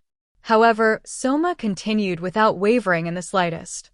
I am sure that the armies of Amadonia are watching this broadcast as well. And so, I will declare this. I am sending the forces gathered in the Carmine Duchy westward. Their goal will be to capture the capital of the Principality, Van. While you, the forces of the Principality, are wasting their time near Altamura, we will no doubt be burning your houses to the ground. And then Soma closed his speech with these words, which would no doubt be used to represent this whole scene when it would be dramatized in later years. Hear me, Gaius. Now that you have laid a hand on my house, I will see that you pay for it. The Forbidden Army's palanquin-carrying wyverns for royal trips abroad, also known as the sitting room wyverns, were 4 wyverns that carried a gondola that was as luxurious as a limousine. They served a role similar to that of an airship. It had been one of these 4 wyverns that I'd loaned to Poncho when he'd gone around gathering ingredients. The inside of the gondola was spacious and luxuriously appointed. When money had been tight at the beginning, I'd considered stripping out all the decorations and selling them, but Marx, who had been Prime Minister at the time, had begged me, these serve as the face of our kingdom to the outside world. Please don't sell them. So I'd given up on the idea. I was inside that gondola, having just finished with the declaration of war against the Principality of Amadonia. The Jewel for the Jewel voice broadcast was sitting there right in front of me. As spacious as the gondola was, we'd still had considerable trouble loading the Jewel into it. Because the Jewel was just large enough that it would poke through the roof, we had been forced to cut an opening in the top and lower it in through there. Because of that, now that we were flying, the wind blew inside the gondola and made it very cold. I just hoped my shivering legs didn't make it into the broadcast during the declaration of war. You did a good job, Soma, Alicia said. Come on, get in here. Now that I had finished withstanding the cold long enough to declare war, Licia opened up the blanket she had curled around herself and let me in. 2 people wrapped in 1 blanket. Oh, how warm. I finally felt like I could rest a little. I'd never been so grateful for the warmth of another person before. That was so cold, I moaned. If I'd known it was going to be so cold, I think I'd have preferred to go by land. If you were going to load the Jewel into some other vehicle, a horse-drawn carriage wouldn't cut it, Licia said. And if you'd transported it by rhinoceros, wouldn't you have gotten motion sickness instead? They're both equally bad, I muttered. I had ridden with the rhinoceroses when we had gone to provide aid to the Dark Elf village. It had been anything but a smooth ride. Hal and the others are probably moving around with them, I thought. I need to find a way to improve the experience, quick. They might go on strike if I don't. As I was sitting there, wearily thinking about such things. A little chill like this. Is nothing, Carla said, sitting across from us and trying to put up a strong front even as she shivered. This girl I had brought with us as a hostage against the Air Force may have been wearing armor, but she didn't have a blanket to protect her from the cold. I had offered to lend her one, but she had refused it, trying to act tough. I thought she'd be fine, being a dragonoot, but now that I think about it, they're reptilian, aren't they? Do dragonoots have trouble adapting to the cold, like lizards? I asked. Don't lump us together with lizards, she cried.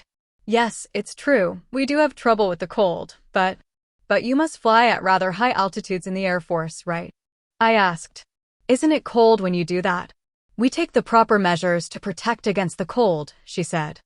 Yeah, I suppose you'd have to.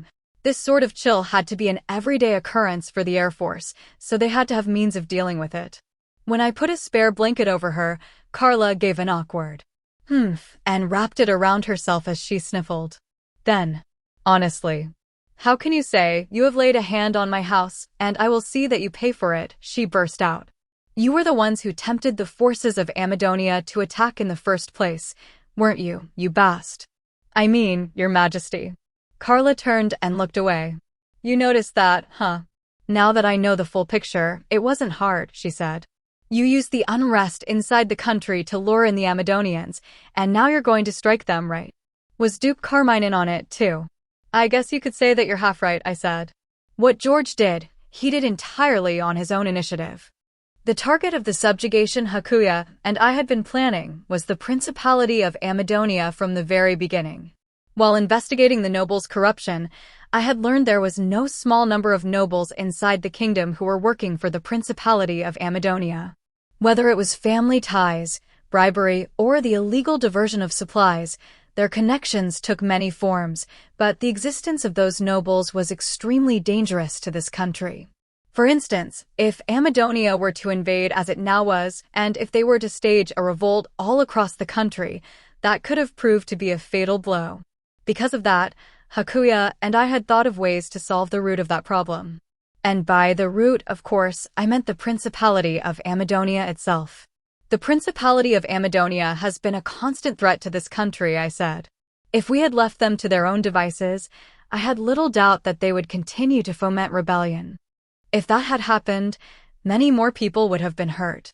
That's why Hakuya and I planned to use this opportunity to deal them a crushing defeat and strip them of their influence. In order to do that, we used forged letters, among other methods, to try to lure them into a trap, but there I stopped for a moment, scratching the back of my head. At pretty much exactly the same time, George was coming up with a completely separate plan of his own, I said. By deliberately taking a rebellious stance against me, he gathered the corrupt nobles around himself. Then he planned to launch a rebellion and lose, so that they'd all be captured along with him. That was his plan, you see. You weren't informed about it, either, were you? Carla asked, her eyes widening as she did.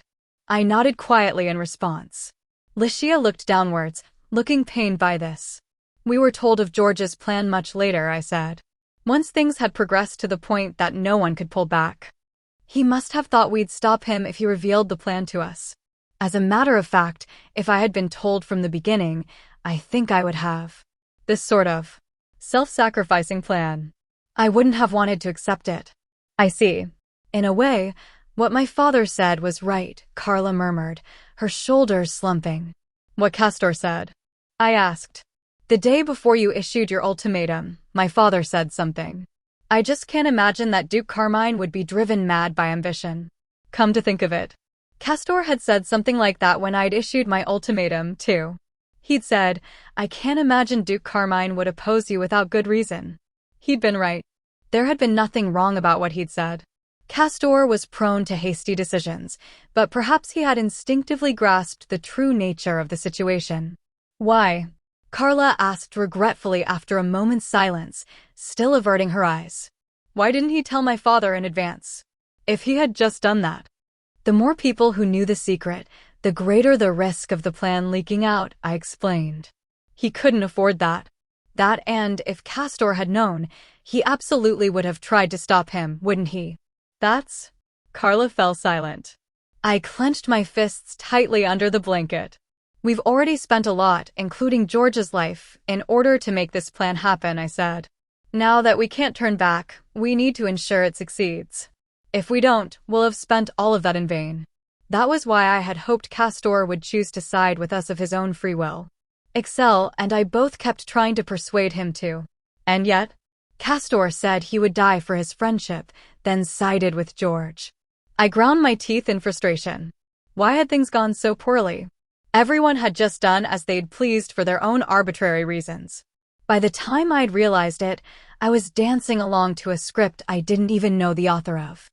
I no longer knew whether my role on the stage of this world was that of a king or of a jester. Carla hung her head, unable to say anything. Licia seemed to want to say something to her, but held herself back. As I watched the two of them, I let out a small sigh. It really is an unpleasant role, having to be king. Their goal will be to capture the capital of the Principality, Van. When they'd heard Soma declare this, the 30,000 Amadonian soldiers laying siege to Altamura beat a hasty retreat. From on top of the wall, Admiral of the Navy Excel Walter and Lord of Altamura Weist Garou looked out as the setting sun shone down on the fences and banners that had once surrounded the camps they had left behind. When Weist turned to the side, there he saw Excel's face in profile, the setting sun lending it a bewitching beauty. Is it okay not to attack them? Weist asked, as if trying to cover up the fact he had nearly been entranced by her beauty. A pursuit battle would be a chance to inflict considerable damage on the enemy. However, Excel silently shook her head. There were Wyvern cavalry in their rear guard. If a force without Wyvern cavalry like ours were to leave the castle and give pursuit, we would suffer a punishing counterattack. Gaius 8.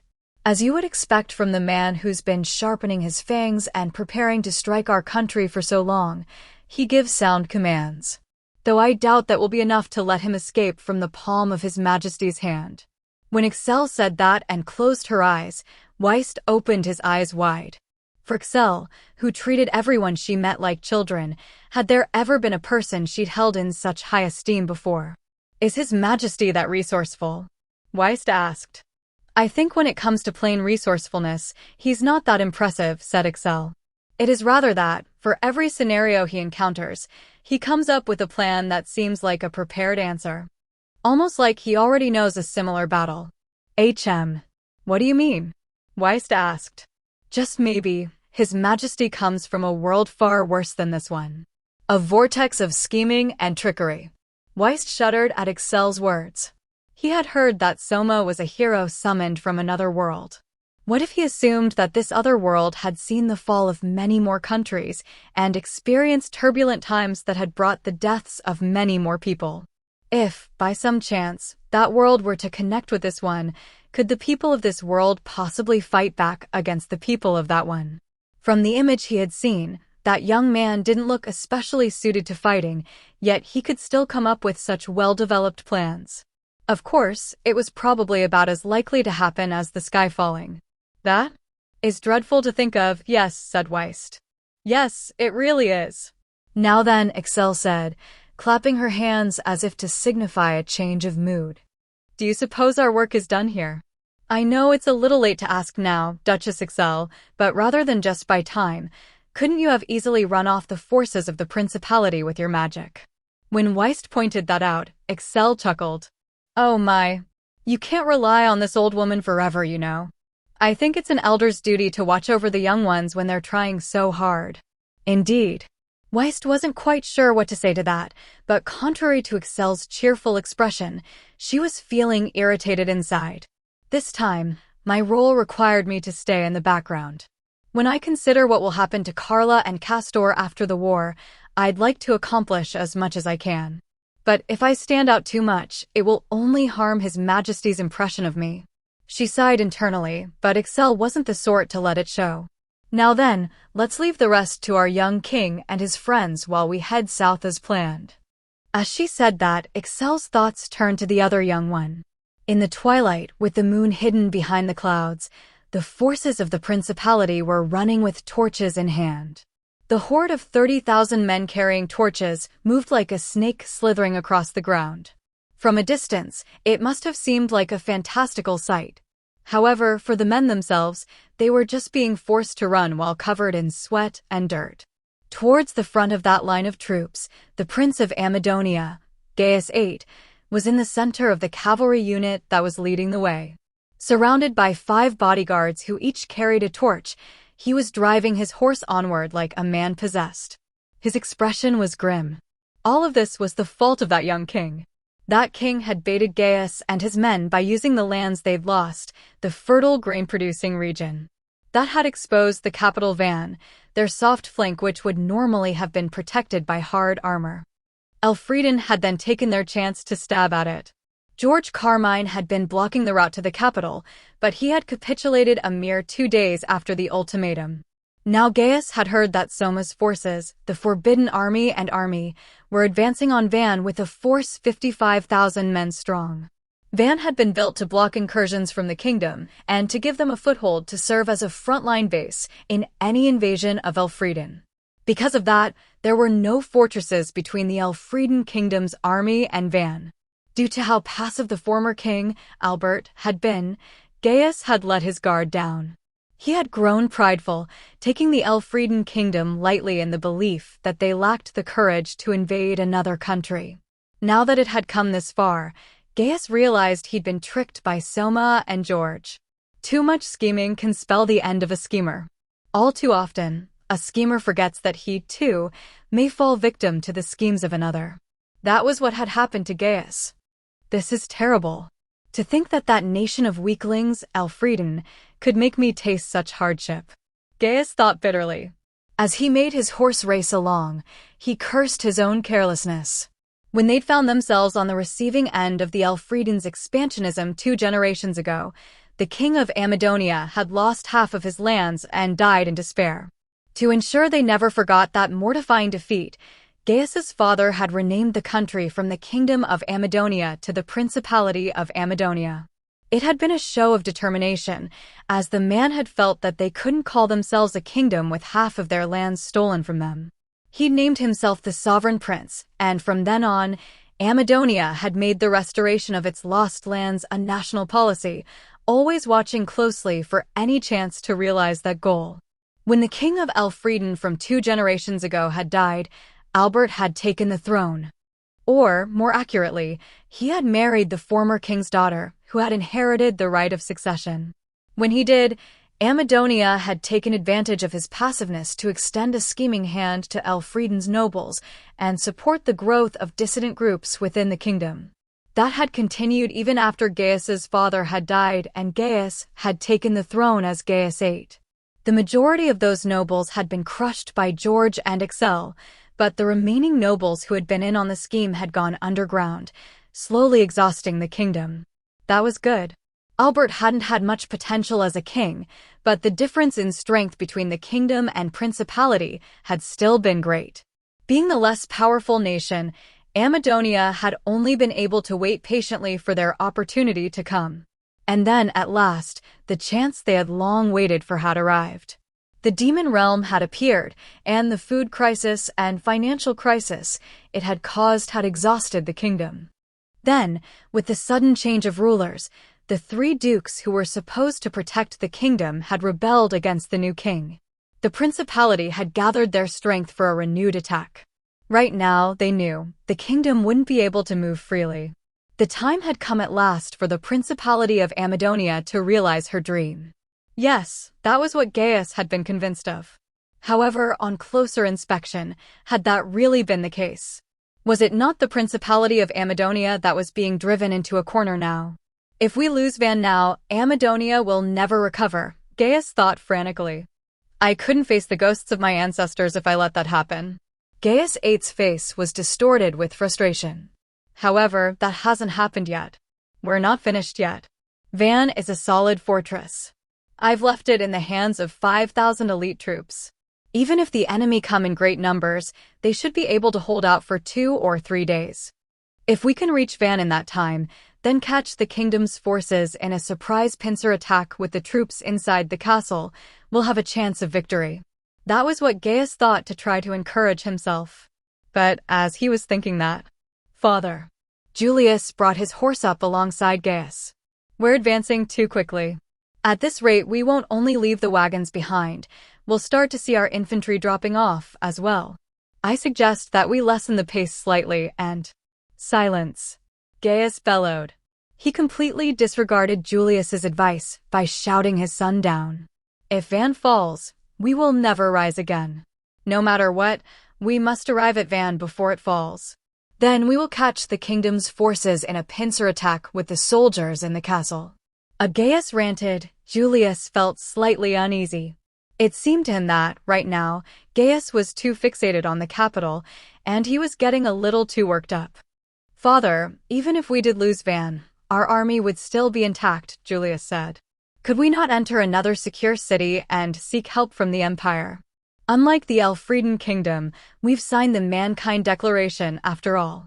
The Declaration of Mankind's Common Front against the Demon Race, also known as the Mankind Declaration, was a policy that had been proposed by the largest, most powerful empire on the continent, the Grand Chaos Empire, in order to resist the advance of the demons.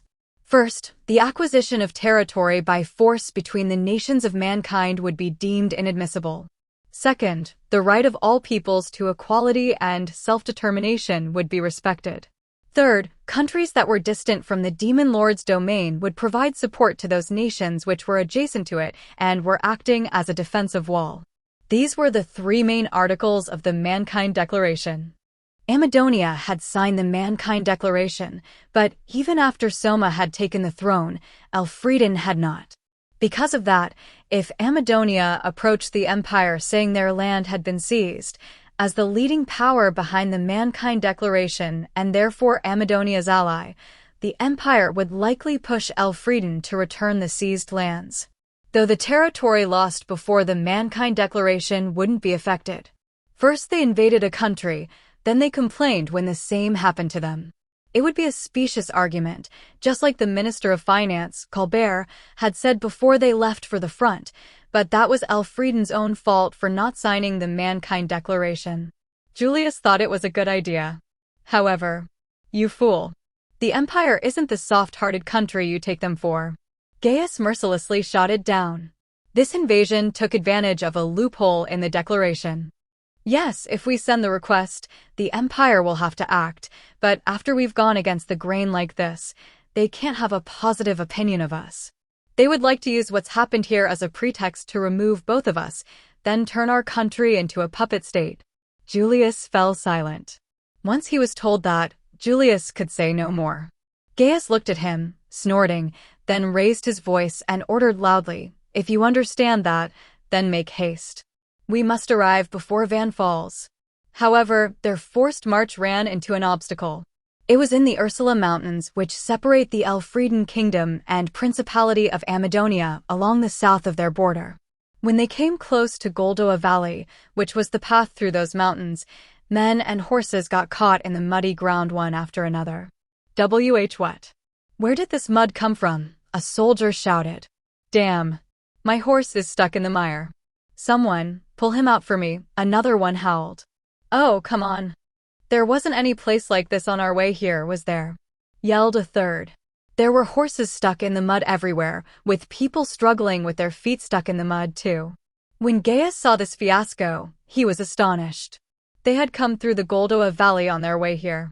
The ground hadn't been muddy then like it was now, and no one had gotten their feet stuck like this. Why, he muttered. It can't have rained. Why is the road so bad? As if in response to Gaius' mutterings, a single soldier called out, "Enemy attack." The next moment, there was the sound of arrows swishing through the darkness, then the sound of something violently smashing. Each time that sound rang out, the Amadonian soldiers fell, one by one. When one of the soldiers carrying a torch near him fell from his horse with a muffled scream, Gaius felt an unease stirring inside him. What? What is happening? He shouted. A soldier rushed over to give him his report. It's an enemy ambush. It seems the kingdom had troops lying in wait for us in this valley. The enemy are hidden in among the trees, shooting arrows and ice at us. Ice, you say? Gaius blustered. We suspect there are ice mages mixed in with the enemy. Mages. Of course. Curse them. This bad footing must be their work, too. Gaius burst out. Seeing that Gaius's face was now a mask of rage, Julius desperately tried to get his father to stop. Please, calm yourself, father. The main force of the kingdom's army is headed towards Van. There can't be many soldiers lying in wait. Also, it's impossible to maneuver a large force on this narrow path. Right now, our best course of action is to get through the valley as quickly as possible. Ugh, but with the road this bad, Gaius muttered. Let's send the soldiers through first, said Julius. Our path will be wherever they don't get stuck in the mud. Gaius' eyes widened at the heartless suggestion. You would have me throw away my soldiers like sacrificial pawns. There is little choice, said Julius. If the worst were to happen, if you were to be cut down, father, the armies of the principality would break. Then we would no longer be able to fight the kingdom at all. Please, make the decision. I suppose there is no choice, Gaius said, sacrificing his soldiers to find an escape route. If their positions had been reversed, it would have distressed Soma greatly to choose such an option, yet Gaius made the choice instantly.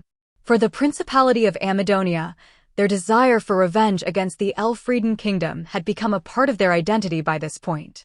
It was fair to say that, even though they were surrounded by powerful nations and they had fallen into a food crisis and financial crisis, Amadonia had been able to continue on with an unbroken will thanks to their desire for revenge against Elfrieden.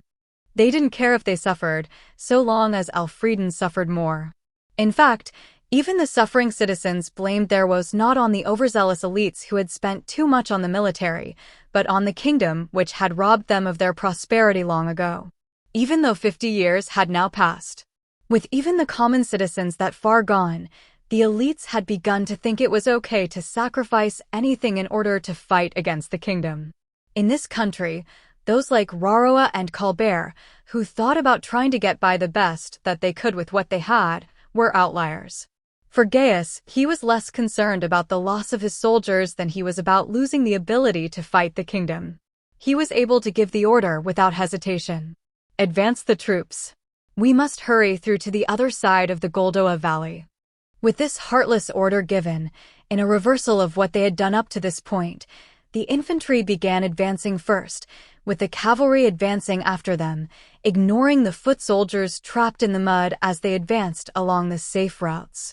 It was an awful scene. It wouldn't have been so bad if they had only been stuck in the mud. However, with tens of thousands of troops being ambushed, there was no way they would stay in orderly ranks. They were scattered around, so of course some tried to walk over the top of soldiers trapped in the swamp.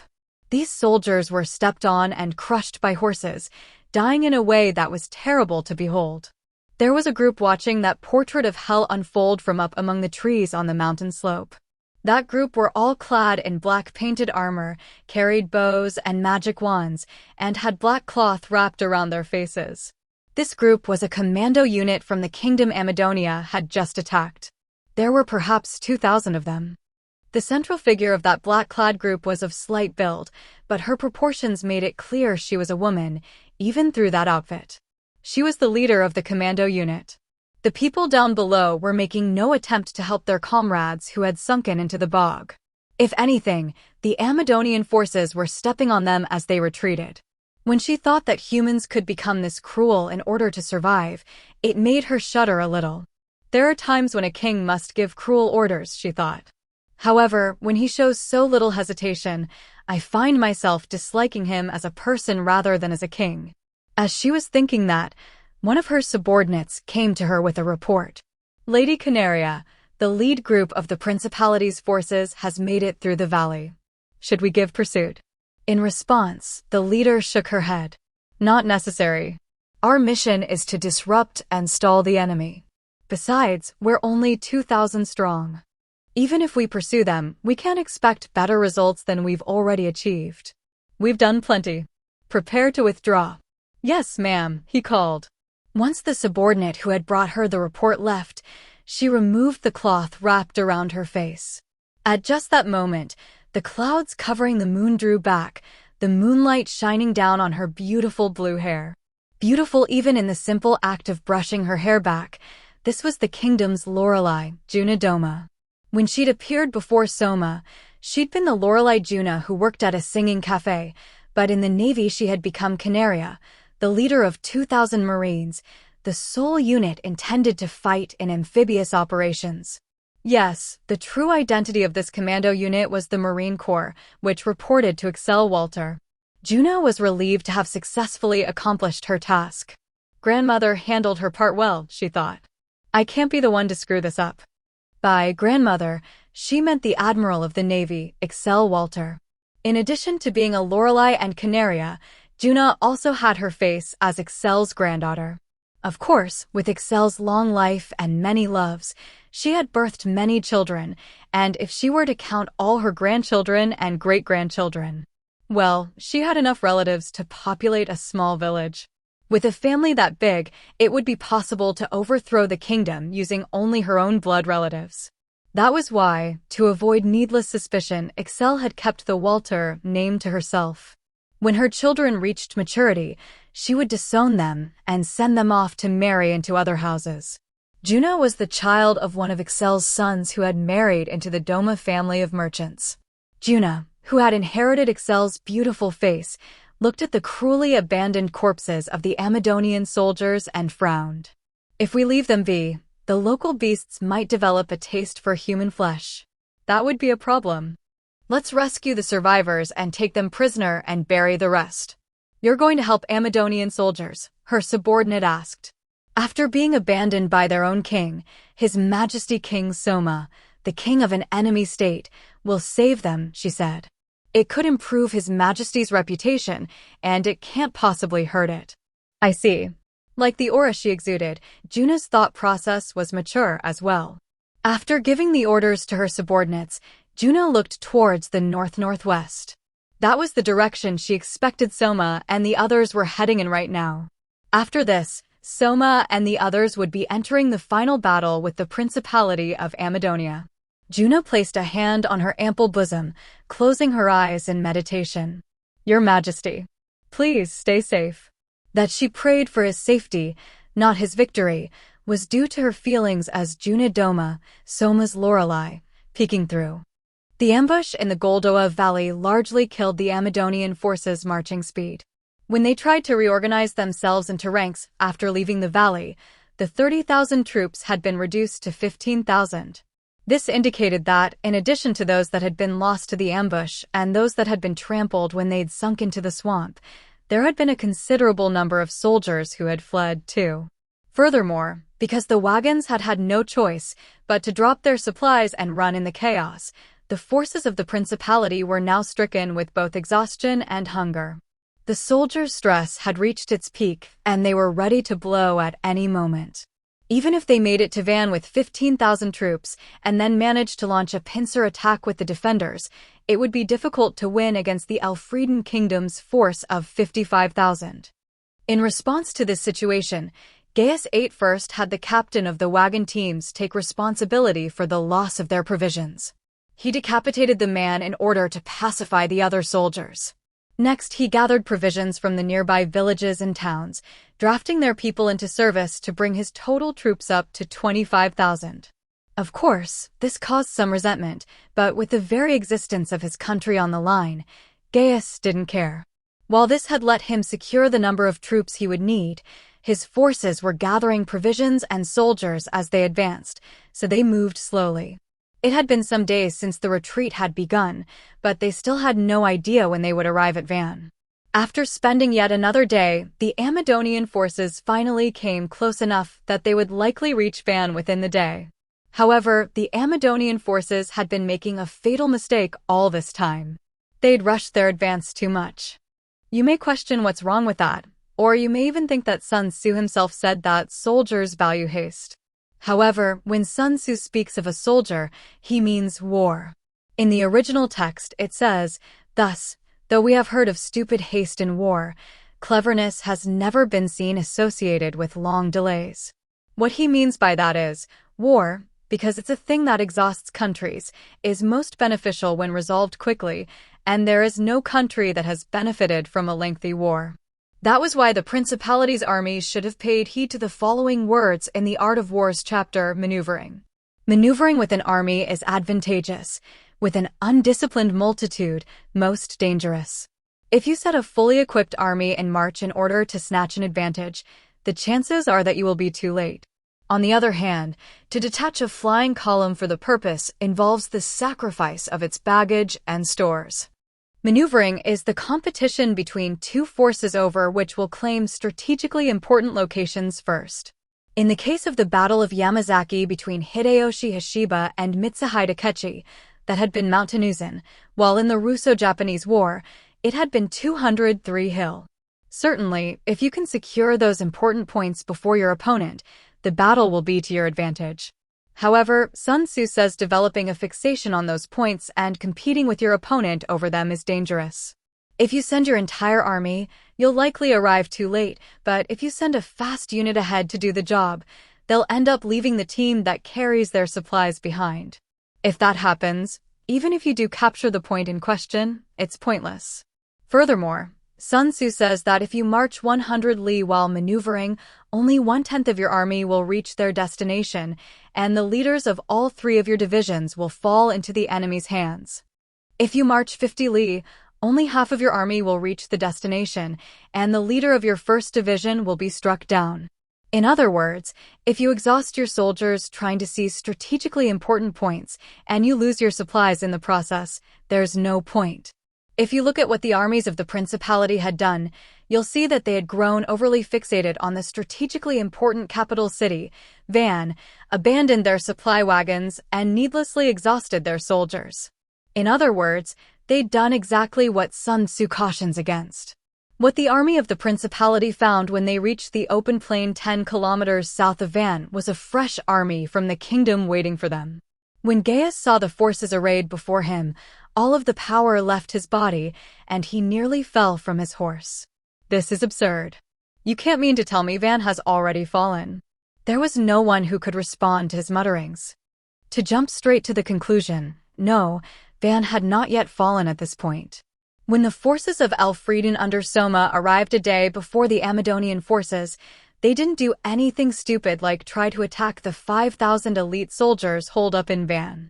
They split off 10,000 troops to monitor those soldiers, while the main force moved to the open field 10 kilometers south of Van, waiting for the main force of the Principality's army, which would no doubt be coming. Soma's target had been the main force of the Amadonian army from the very beginning. This was why he had told Gaius the target of their attack, something that should normally be kept secret. By first saying he would attack Van, he would lie in wait for the Principality's forces to rush there, and then he would destroy them. It was a plan that fell under 36 stratagems' sixth stratagem, make a sound in the east, then strike in the west, but he was also reenacting the Battle of Mailing, from which the words of the second stratagem, besiege Wei to rescue Zhao, came. This was the strategy that the second Sun Tzu, Sun Bin, had used to defeat his rival Pang Wan. Gaius had never stood a chance of seeing through it. While he did have 25,000 troops at his command, in comparison to those exhausted troops which had lost most of their supply wagons, the kingdom's forces had enough rations from Poncho to feed the whole army, and had spent the day resting on the field and waiting, so they were eager to fight. 55,000 kingdom soldiers in top condition versus 25,000 exhausted principality soldiers. The battle had been decided before it even began. In the main camp in the center of the Elfrieden Kingdom's forces, which had taken the crane wing formation, Soma rose from his camp stool, raised his right arm high, then swung it down towards the forces of the principality. Yag! A victory cry rose up from the forces of the kingdom. With that as the signal, the final battle between the Elfrieden Kingdom and the Principality of Amadonia began. Elfrieden Historical Idiom Lessons, Number 4. Let them attack the countryside to take the capital. Type, proverb. Meaning, to accomplish something with minimal effort. Origin. During the 1-week war, Soma used the country town of Altamira as bait, then used the opening that created to enable an attack on the capital of the Principality of Amadonia. Synonyms. Lose the battle to win the war. Chapter 9. The Final Battle. It seems that in later years, many dramatizations of this era have depicted Soma Kanzuya as a wise and courageous ruler.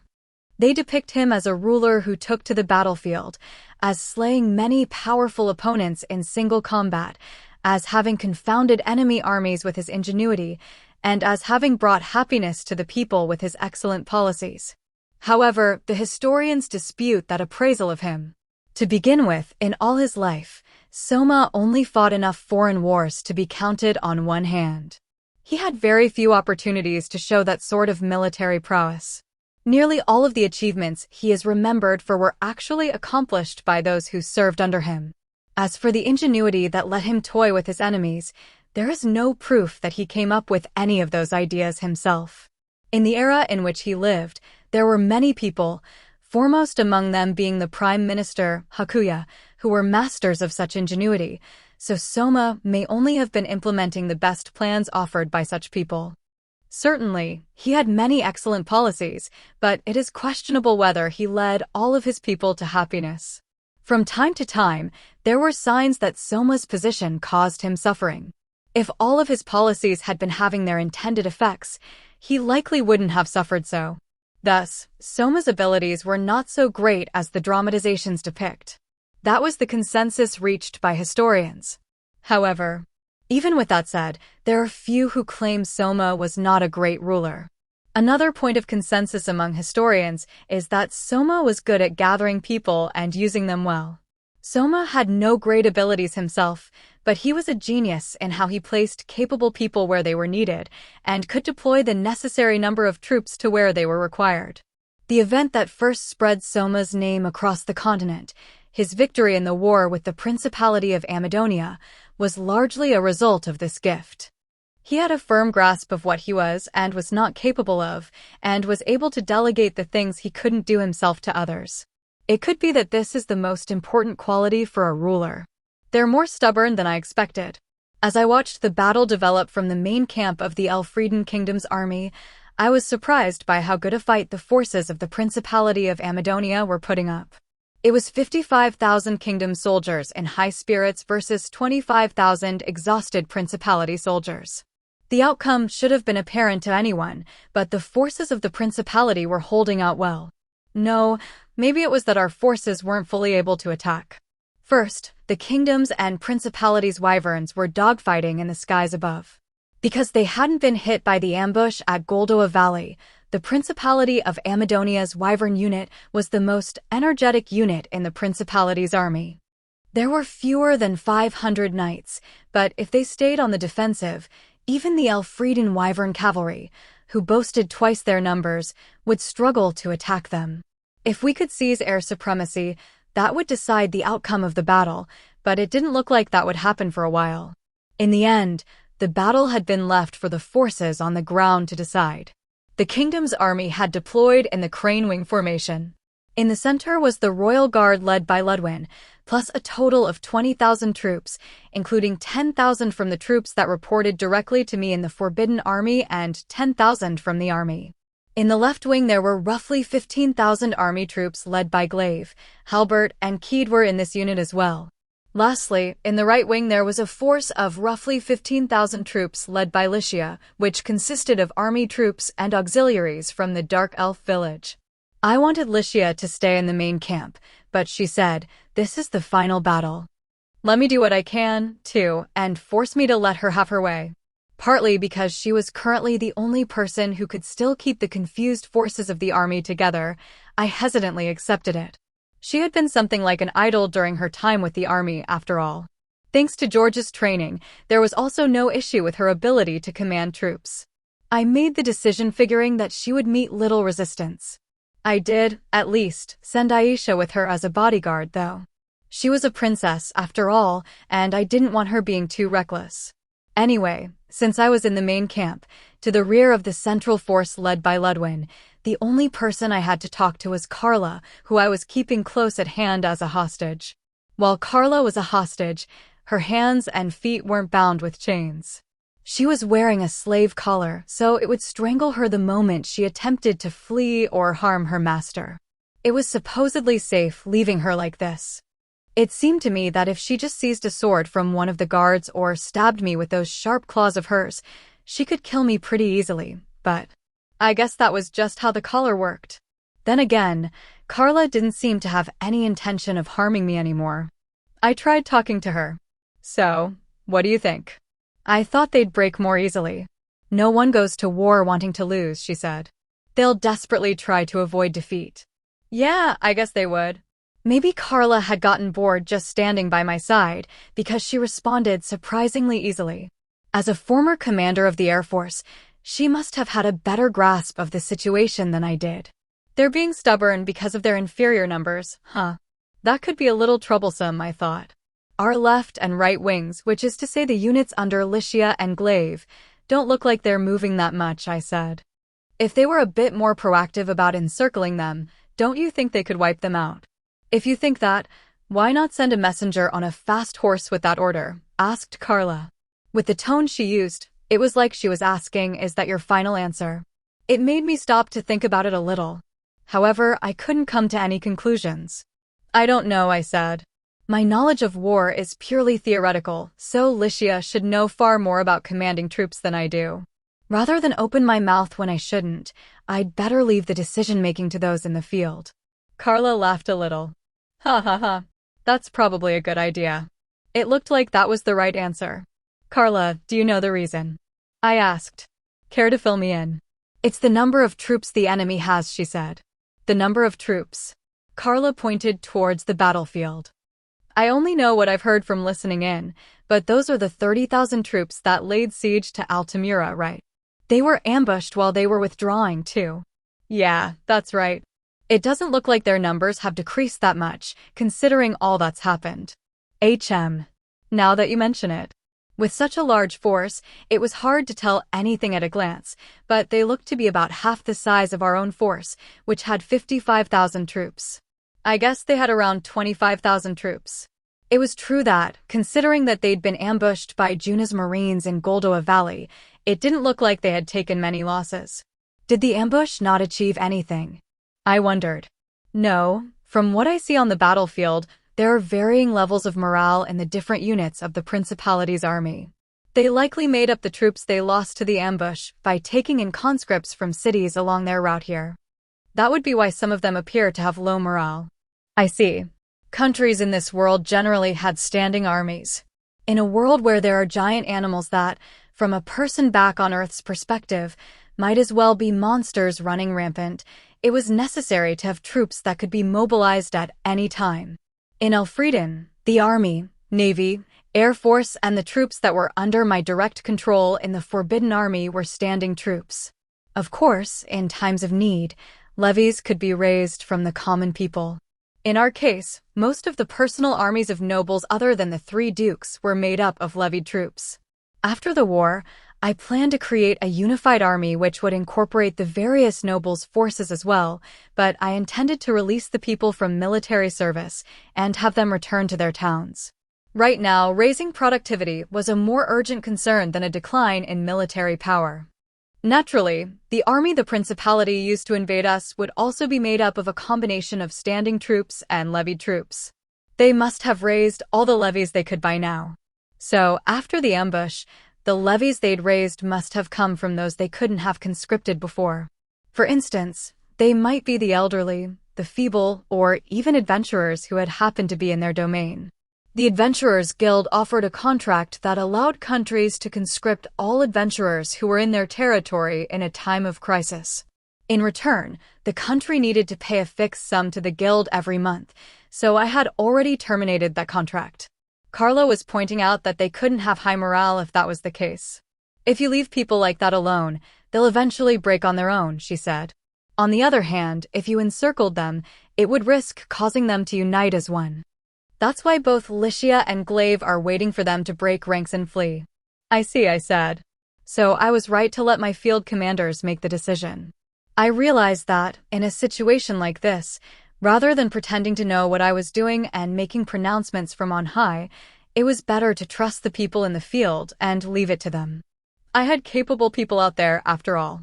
I'm just a figurehead, so I should stay back in the main camp, twiddling my thumbs, I said. I think that's a problem in its own way, said Carla. You're the king, aren't you? There's only work for a king before and after the war, I said. Other than that, well, if it comes to it, maybe I can offer up my own head and beg them to spare the lives of my troops and commanders. When I said that, Carla's eyes went wide. She looked at me as if she was seeing something completely unbelievable. Huh. Why was she looking at me like that? Did I say something strange? I asked. You. Aren't you afraid to die? Carla demanded. What was she talking about? Of course I'm scared to die. I'm not suicidal. Still, just now, you said you'd offer your head up if it came to that, didn't you? She asked. Have you already accepted that? Huh. I guess I did. That's weird. Carla was right. Now that she mentioned it. It was weird. Why had I said I'd offer my head up like it was completely natural? I knew it was something expected of a king. Power was concentrated in my hands as the representative of this country, so I had to bear just as much responsibility. That was what it meant to be king. But why did it feel natural for me to do it? I mean, I'd always been a bit of a coward, hadn't I? I valued my life, didn't I? I'd taken the throne and worked so hard at internal affairs in order to avoid being handed over to the empire, hadn't I? When had I stopped holding my life dear? Carla looked at me anxiously. Hey, are you all right? Are you feeling unwell? I was silent. Unwell. That's not quite right. Broken. There was something broken about me as a person. Yeah, that made a strange amount of sense. Only now that it had been pointed out did I notice that my current mental state was messed up. I felt that I had been taking life too lightly. My own life and the lives of others. That was how I was able to do simple arithmetic with people's lives. I had been subtracting the lives saved from the lives lost, and choosing any option where the sum was a positive number. As if I were a system that handled that sort of computation. That was when the words I'd once said to Licia crossed my mind. Even if I don't want to do it, I have to. Because I'm the king now. Oh, I see. So that's how it is. At some point, I became a king. I murmured. What's this all of a sudden? You've been a king all this time. Carla didn't seem to understand what I was saying, but it made sense to me now. I was just going along with events as they happened, I said. At some point. Without noticing it myself, I began to act as a system of the state which we call a king.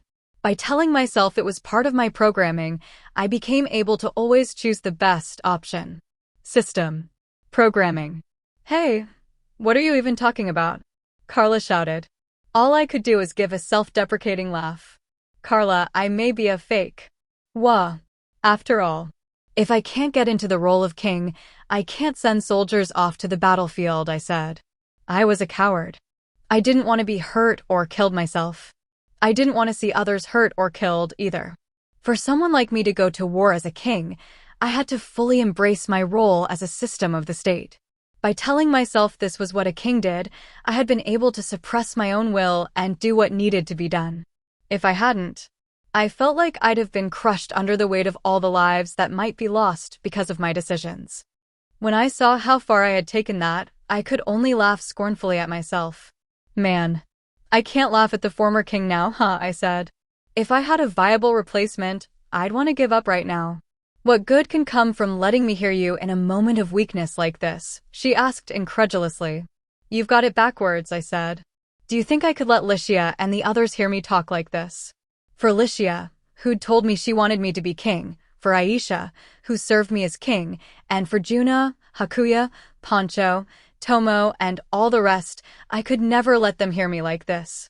Especially since Licia, being the serious person she was, seemed to feel responsible for the fact that her father had pushed the throne onto me. Because you fought against me, I'm able to let you hear, I said. That doesn't make me happy at all. Then it happened. It happened as we were talking. I noticed there had been a change on the battlefield. On that battlefield, where a pitched battle was still being fought, the Principality's army suddenly began to crumble. Members of the force that had fought hard to resist the attacks of the numerically superior army of the kingdom up until this point began to flee. The first to run were those who had been hurriedly pressed into service in the time between when the force had left Goldoa Valley and their arrival at the plains. The Principality of Amadonia had mandatory military service for all men once they reached a certain age, so they were combat trained, but these were people who ordinarily lived as civilians. If they were suddenly sent into a disadvantageous battle, their morale wasn't going to be great. Eventually, soldiers started fleeing towards the southern side where the encirclement wasn't yet complete.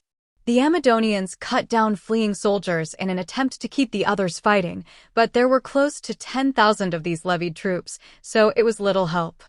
However, the more of them that tried to flee, the more their lines were thrown into disorder, and that ended up disturbing their ability to function as a unit. Elfrieden did not miss this chance to attack. "Hal, it's time, you know," Keed shouted. "I've been waiting for this," he called back. "Let's go get you louts."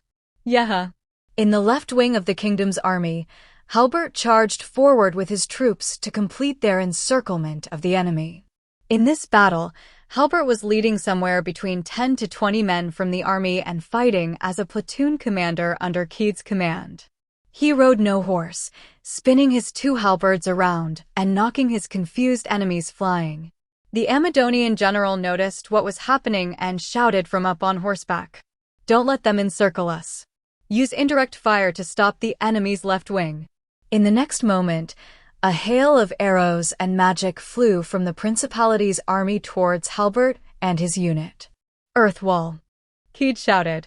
This summoned a wall of earth that was nearly 100 meters long and 3 meters high, which narrowly saved Halbert's unit.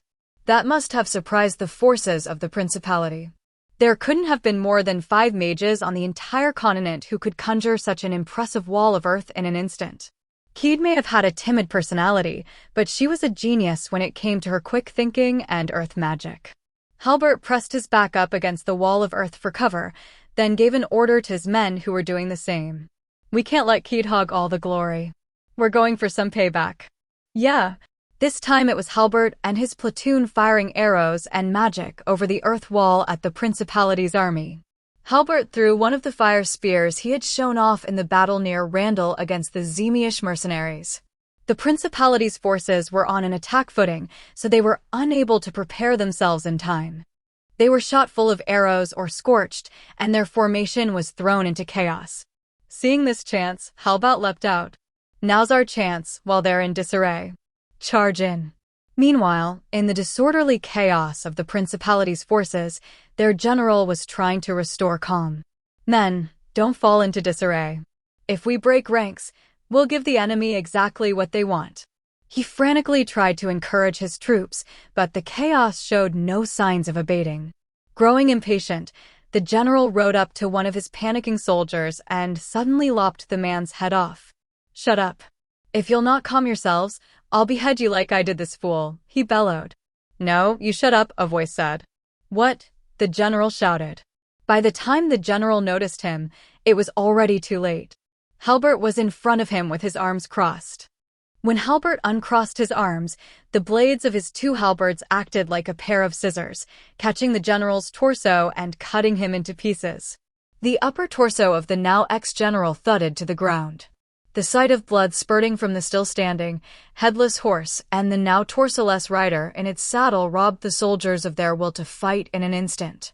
Halbert flicked the clotted blood away from his two halberds with a flash, and then he roared, "Forbidden Army officer Halbert Magna has slain an enemy general. Now, which of you wants to die next?" With blood dripping from the halberds in each of his hands, he must have looked like some horrific monster.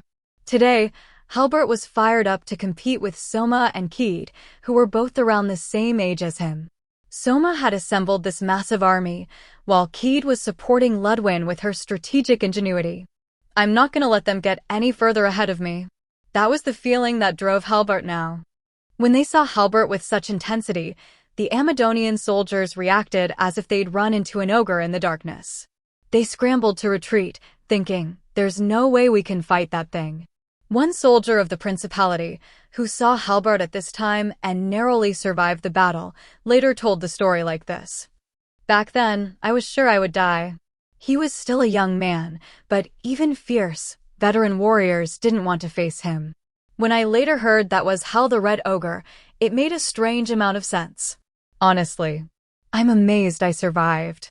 It would be fair to say that for Hal the Red Ogre, who would in later years be used in stories as a representative of Soma's followers, his legend began with this battle. His style of standing at the front, leading his subordinates forward in a charge, would remain unchanged even when he was given command of a full army. Soma would warn him time and again that it wasn't how a leader should behave, but Halbert would say, "This way suits me better," and never listen. In fact, because he would always manage to survive and to get results, Soma wouldn't be able to say anything more than that. It would end up causing Keat a great deal of worry, but that is a story for another time. Meanwhile, in the right wing of the kingdom's army, Lycia let out a battle cry. While acting as the commander of the right wing, she also rode around on horseback herself, moving up quite close to the front line. Each time Lycia thrust her rapier out towards the enemy, blades of ice formed in the air and tore apart the Amazonian soldiers. Her form as she did so made her look like a valkyrie. It even had a certain beauty. But on the other hand, Lycia seemed to be acting in haste, as if the blood had rushed to her head. She gave the impression of having lost her calm. Of course, if she stood out so much, the enemy were going to target her. "Don't falter. Surround her and take her head," an enemy unit commander ordered. Enemy soldiers swarmed towards Lycia. No matter how incredibly brave Lycia was, she was at a numerical disadvantage. If she let herself be surrounded by spearmen, she wouldn't be able to break away using the horse's superior mobility. The enemy's spears closed in on Lycia. Then, "Princess. Why you? Get away from her." Arriving just in the nick of time, Aisha knocked away the enemy soldiers swarming around her with a full swing of her great sword.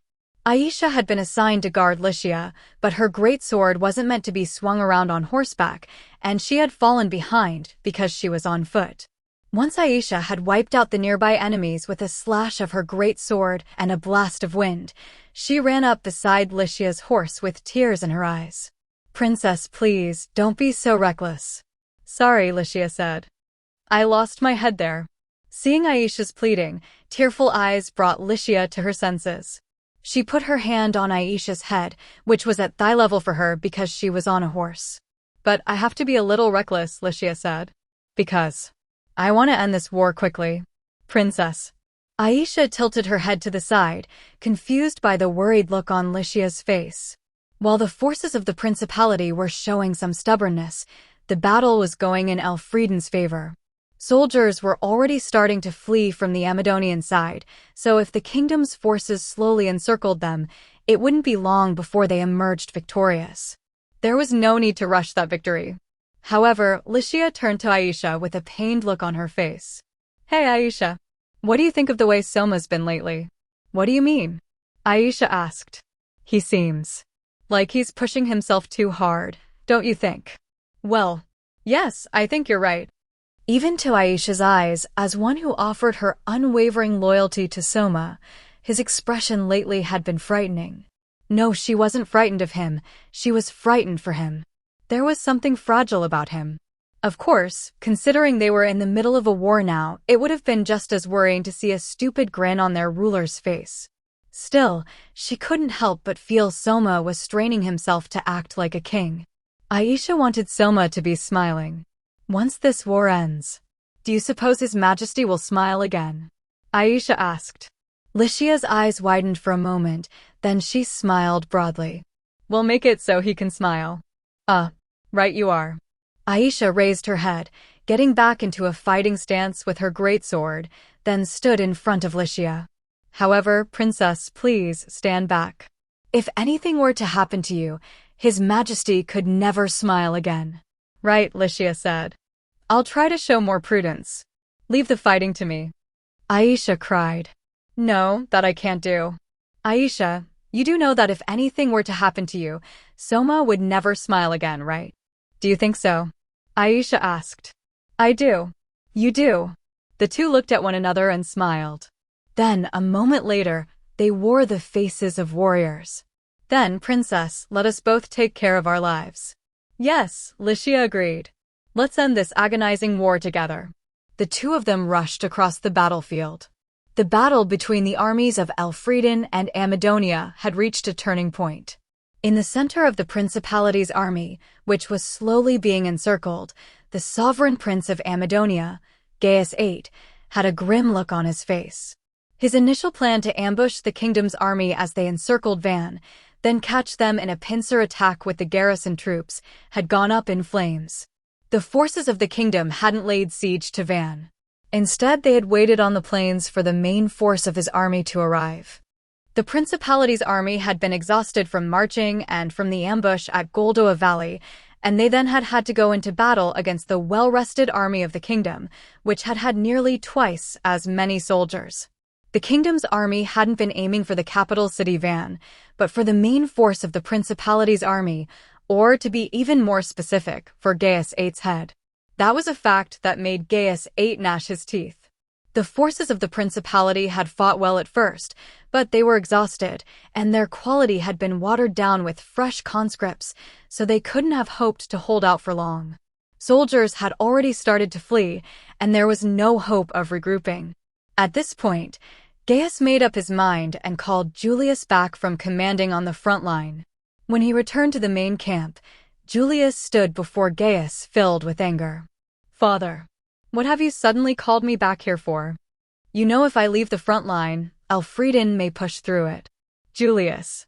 Gaius spoke to Julius with a thoroughly calm demeanor. "Withdraw from this battlefield." What are you saying? The war has only just begun."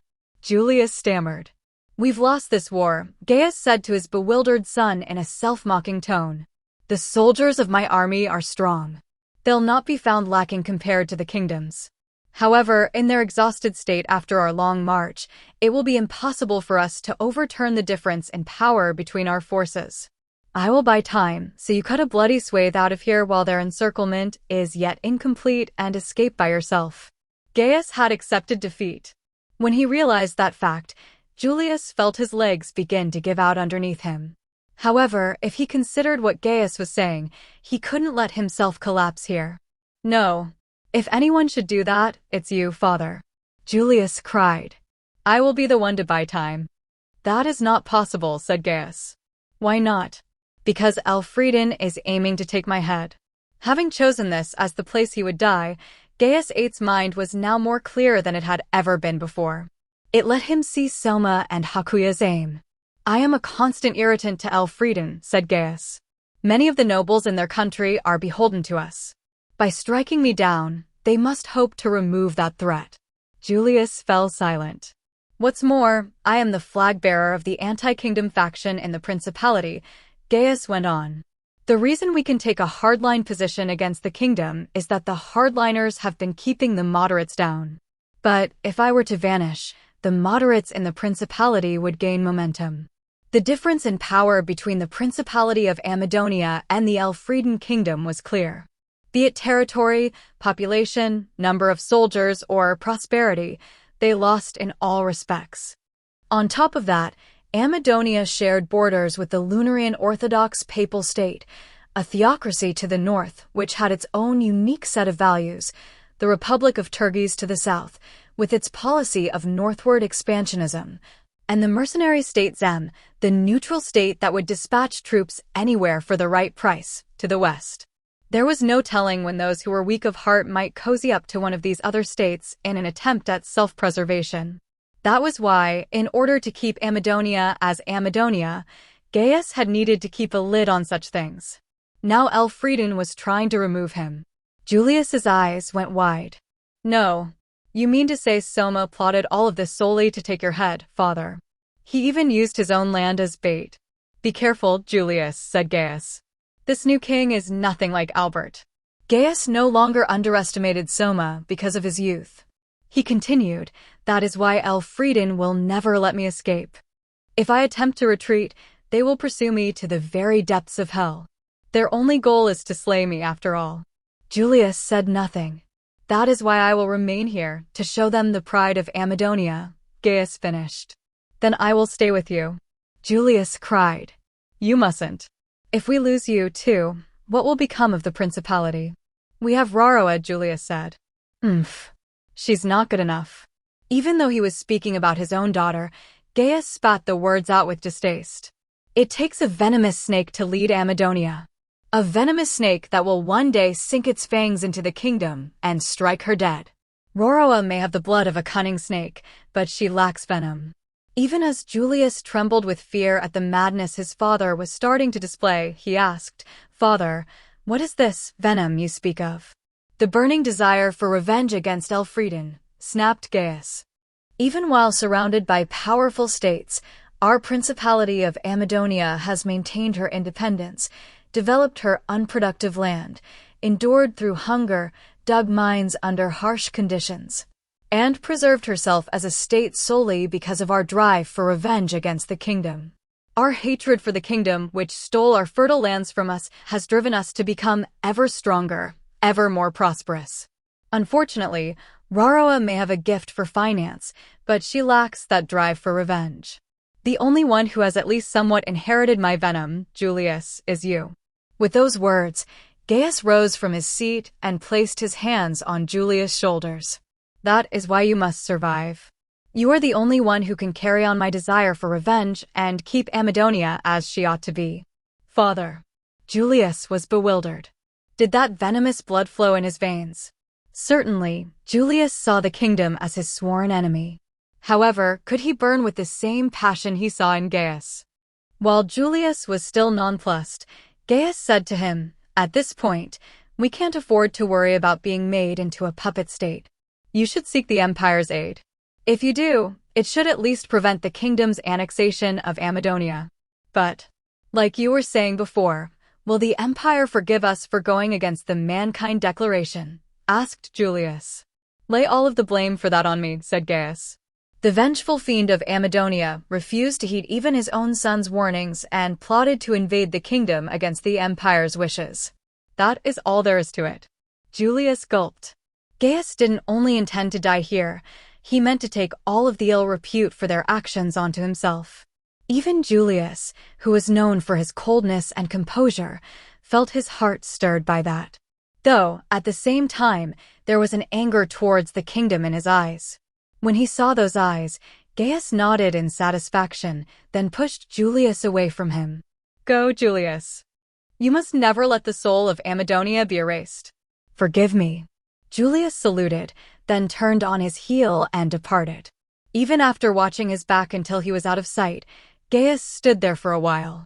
He took a deep breath, and his expression changed. He no longer felt haste or indecision. He drew the sword at his hip with the stern expression of a warrior. "Now all that is left is to do my duty as a warrior and show them the spirit of Amadonia." "That looks like it could be bad," Carla, who was standing at my side, suddenly said. The Principality's army was already showing decisive signs of defeat, with no shortage of soldiers fleeing or surrendering. The soldiers near the main camp who were still resisting were completely surrounded. It felt like all that was left was to wait for them to be eliminated. "What about that could possibly look bad? What's the problem?" Soma asked. "There's no sign of Gaius 8 fleeing," Carla replied. "He's chosen to die here. I have no intent of letting him escape, so isn't that convenient? The cowardly have fled, the weak have fallen, and as a result, the elite are gathering around Gaius as he continues to resist," she said. "If they were to form a suicide squad, no ordinary man would be able to stop them. Especially since, once an army's victory is assured, its soldiers hold their lives all the more dear." When I looked at the battlefield after she pointed that out, I saw 40,000 soldiers from my own army seemingly unable to eliminate the enemy's main force, which must have already been reduced to less than 500 troops. No matter how many tens of thousands of soldiers we had, only around 3 people at most could attack any soldier at one point in time. If they were clustered together, that number was even lower. To say nothing of the fact that the enemy had accepted their deaths and were now fearless while, as the victors, our people held their lives all the more dear. There would be no rewards or glory if they died. That was why they couldn't press the attack. A cold chill ran down my spine. I knew historical examples of this. For instance, in the siege of Osaka, Yukimura Sanada had led 3,000 men into a suicide attack which had broken through Tadaneo Matsudaira's army of 13,000 and nearly reached their supreme commander, Ieyasu Tokugawa. Another example had been in China, after the Battle of Gaishia, when a pursuing force of several thousand men sent out by the victorious Liu Bang had been defeated multiple times by the defeated Xiang Yu and 28 of his retainers. When there was too great a difference in will to fight, the difference in number of soldiers lost all meaning. An army without the will to fight could never win, no matter how great its numbers. I'll bet that force is going to come straight for my head. Honestly, I was scared. Sun Tzu had said never to fight a suicide squad. However, even so, I couldn't let Gaius get away from here. If I did, all our sacrifices would have been in vain. But if, by some chance, if the worst were to happen. Listen, Carla, I turned and spoke to Carla. What? We need to talk. Seek only the head of the enemy king, Soma Kanzuya. Gaius 8 shouted from up on horseback. Gaius had gathered the 500 knights who were his most elite retainers around him. He was about to carry out a suicide charge towards Alfreden's main camp. The area around him was crowded with tens of thousands of enemies. It would be a road to death filled with enemy soldiers, one from which he would never return. Even if they were successful in striking Soma down, it would only mean that the king fell at the hands of common soldiers. However, their grudge against Alfreden, which had been passed from father to son for the past 50 years, had seeped into the very marrow of his retainers' bones. They would not falter. Let us show Alfreden the spirit and valor of the Amazonian people. Gaius shouted. Yang! Hearing that war cry from his retainers, Gaius pointed his sword towards the center of the kingdom's army and swung it down. Karj. The nearly 500 knights of his elite cavalry raced towards the center of the kingdom's army. They put any soldier in their path to the sword, crushing both enemy and still resisting ally alike under their hooves as they advanced with the force of a windstorm. They were like a flame shining one last time before it was extinguished. That was why they shone all the more powerfully. Gaius 8. Has he gone mad? Ludwin, who was defending the center, looked at that rampaging group from up on his white horse with a look of obvious distaste. This sort of reckless charge was nothing less than suicide. Well, it probably is suicide, he realized.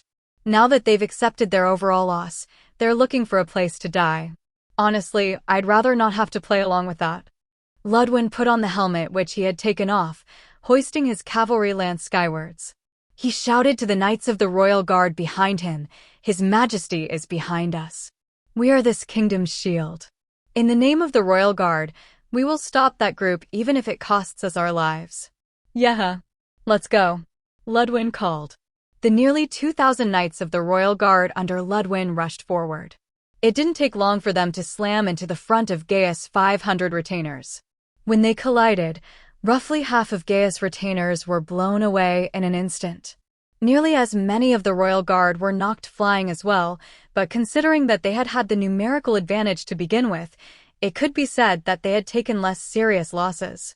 From there, it devolved into a melee with the sound of hooves echoing. In that jumble of friend and foe, Ludwin searched for Gaius. I've found you, Gaius. The man who appeared to be Gaius was in a group of knights charging intently towards the main camp, and he wore a magnificent cloak. When the man in the cloak saw Ludwin, he pointed his drawn sword towards him. You! Who are you? The man shouted. I am captain of the royal guard, Ludwin Arx. An ornamental unit from the capital, is it? Say what you will. Once we strike you down, this war will be over. Ludwin spurred his favorite horse forward. When he did, the retainers surrounding the man in the cloak split off in different directions, as if they had signaled one another to do so. Gaius's retainers have abandoned him. Ludwin thought their behavior was strange for a moment, but right now he needed to focus on the man in front of him. It seemed to be all the man in the cloak could do just to parry Ludwin's lance thrusts with his sword. G.U.H. You fight well, considering your unit only exists to look pretty, grunted the man. No matter where he puts me on display, my lance exists to pierce His Majesty's enemies, Ludwin declared. Ludwin knocked the sword that was swung at him aside with his lance, thrusting with all his might at the man's now undefended torso. His lance struck true, impaling the man and piercing through his cloak. The man spat blood and hung his head, but he was smiling. Well done. However, it means nothing. What? Then, the man raised his face and shouted, "Your Highness, make our greatest wish come true." Looking at the expiring man, Ludwin was shocked. When he thought about it, he'd had no idea what the face of the ruler of a country they had no diplomatic contact with looked like. For instance, if Gaius had just had one of his retainers wear his cloak, Ludwin would mistake that person for him. What if Gaius was one of those knights who had scattered in different directions before? Ludwin inhaled sharply, then shouted, "His Majesty." When Ludwin turned around, he saw a lone knight charging towards the main camp. "I have a report. There is an enemy knight bearing down on this main camp at incredible speed," a soldier shouted, rushing into the main camp. It was just as I was finishing making my request to Carla. Thank goodness, I thought. It looks like I made it in time. Carla's eyes were wide in surprise, and she gnashed her teeth and glared at me. "Is that an order?" "No, I don't think it needs to be," I said. "I'm sure you'll accomplish it whether I make it an order or not." I went to touch Carla's slave collar, but she batted my hand away. Immediately, Carla groaned in pain. She had struck her master while wearing a slave collar, so of course she did. "Ugh, don't be ridiculous," Carla said, glaring at me even as she was in agony. "Carla, what are you doing?" I asked. "Don't be ridiculous." I could never listen to that request. Carla flew into a rage, as if the constricting collar meant nothing to her. "No, I'm just saying that if the worst should happen," I said. "Ack. Enough. Don't talk back to me. Just give me the order to kill him," Carla shouted, pointing in the direction the enemy knight was coming from. "Because of this slave collar, I can't leave your side without permission. Just give me permission already. I'll deal with him." "You're willing to fight for me?" I asked. I couldn't believe it, but Carla gave an indignant humph. "I'm not doing it for you," she said. "I'm only doing it because I don't want Licia to see you with that face." What face? What sort of face was I making right now? Was it a scary face? Was it full of grief? Was it pitiful? As I touched my own face, trying to figure it out, Carla stomped her feet indignantly and demanded it again. "I told you, give me the order. For Licia's sake, tell me to kill him." "I'll allow it," I said at last. If she said it was for Licia, I could probably trust her. "Please, Carla. Kill that knight and end this war." "Understood." With those words, Carla bowed her head and then took one long sword from each of the two nearby guards. Then she spread her wings and took flight. She floated in midair for a little while as she searched for her target, then she dove like a falcon that had found its prey and flew to the south. "Carla, I'll transfer my ownership of you as a slave to Licia." That was what Soma had suddenly said to Carla. Certainly, it was possible for a slave collar to transfer its ownership to another if its master willed it. However, if he did that, Carla would be able to harm Soma. So why was it that he had suddenly said that? When Carla had asked him, Soma had pointed towards the incoming suicide squad. "That suicide squad is targeting me. Even in the worst scenario, they'll burn out after they've taken my head. It should be easy to wipe them out at that point. So, I have a request. If I fall in this battle, tell Licia, I give the throne to you." "Well, it's my last will." "Your last will? Are you joking?" When she'd asked him that, Soma's face had taken on a serious expression, and he'd said, "I'm dead serious. I'm the king, so I have to consider the worst-case scenario.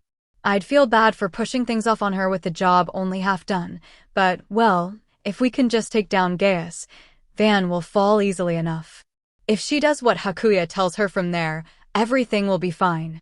After saying that, Soma had smiled. When she saw him smile, Carla realized she had misunderstood something.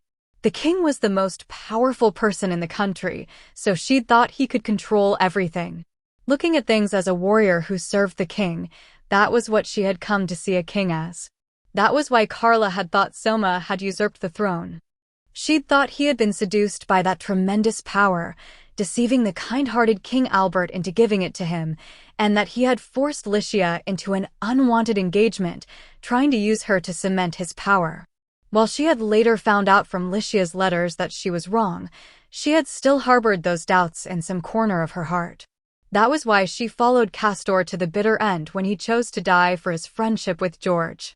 Had Soma truly not been seduced by that power and authority? Even as she stood as a prisoner at his side, Carla had been pondering that question. However, with his words earlier, it had become clear to her. Carla, I may be a fake. After all, if I can't get into the role of king, I can't send soldiers off to the battlefield. He had to get into the role. That was proof that he was aware he wasn't a king. Soma never wanted to be king. If he'd had a carefree attitude and had been able to ignore the responsibility that came with that power, he might have become king without worrying too much about it. However, for one who understood that responsibility, power was nothing but a burden. Soma was managing to bear that burden by playing a role. The things she thought he had stolen had in fact been forced onto him by others. By Sir Albert, the former king, by Licia, by his vassals, by the people of this country. He's been forced to bear every kind of burden, Carla thought. When I heard Soma speaking so easily about his own death, I thought he might be feeling sick, but I was wrong. If there's something wrong with him, it's not his body, it's his mind.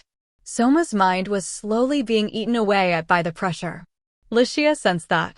That's why she's been trying so earnestly, so gallantly, to support Soma. Carla realized it now, but it was too late. It's too late. Yes, far too late. She was already a criminal awaiting judgment. Even if she fought for Soma now, nothing would come of it. Even so, when she saw Soma trying to leave the throne and his last will to Licia when his own life was in peril, Carla couldn't simply leave him be. If Soma died here, Licia would be sad. My blind stubbornness has already brought Licia enough grief. I won't let Licia be sad anymore. Carla readied her two swords.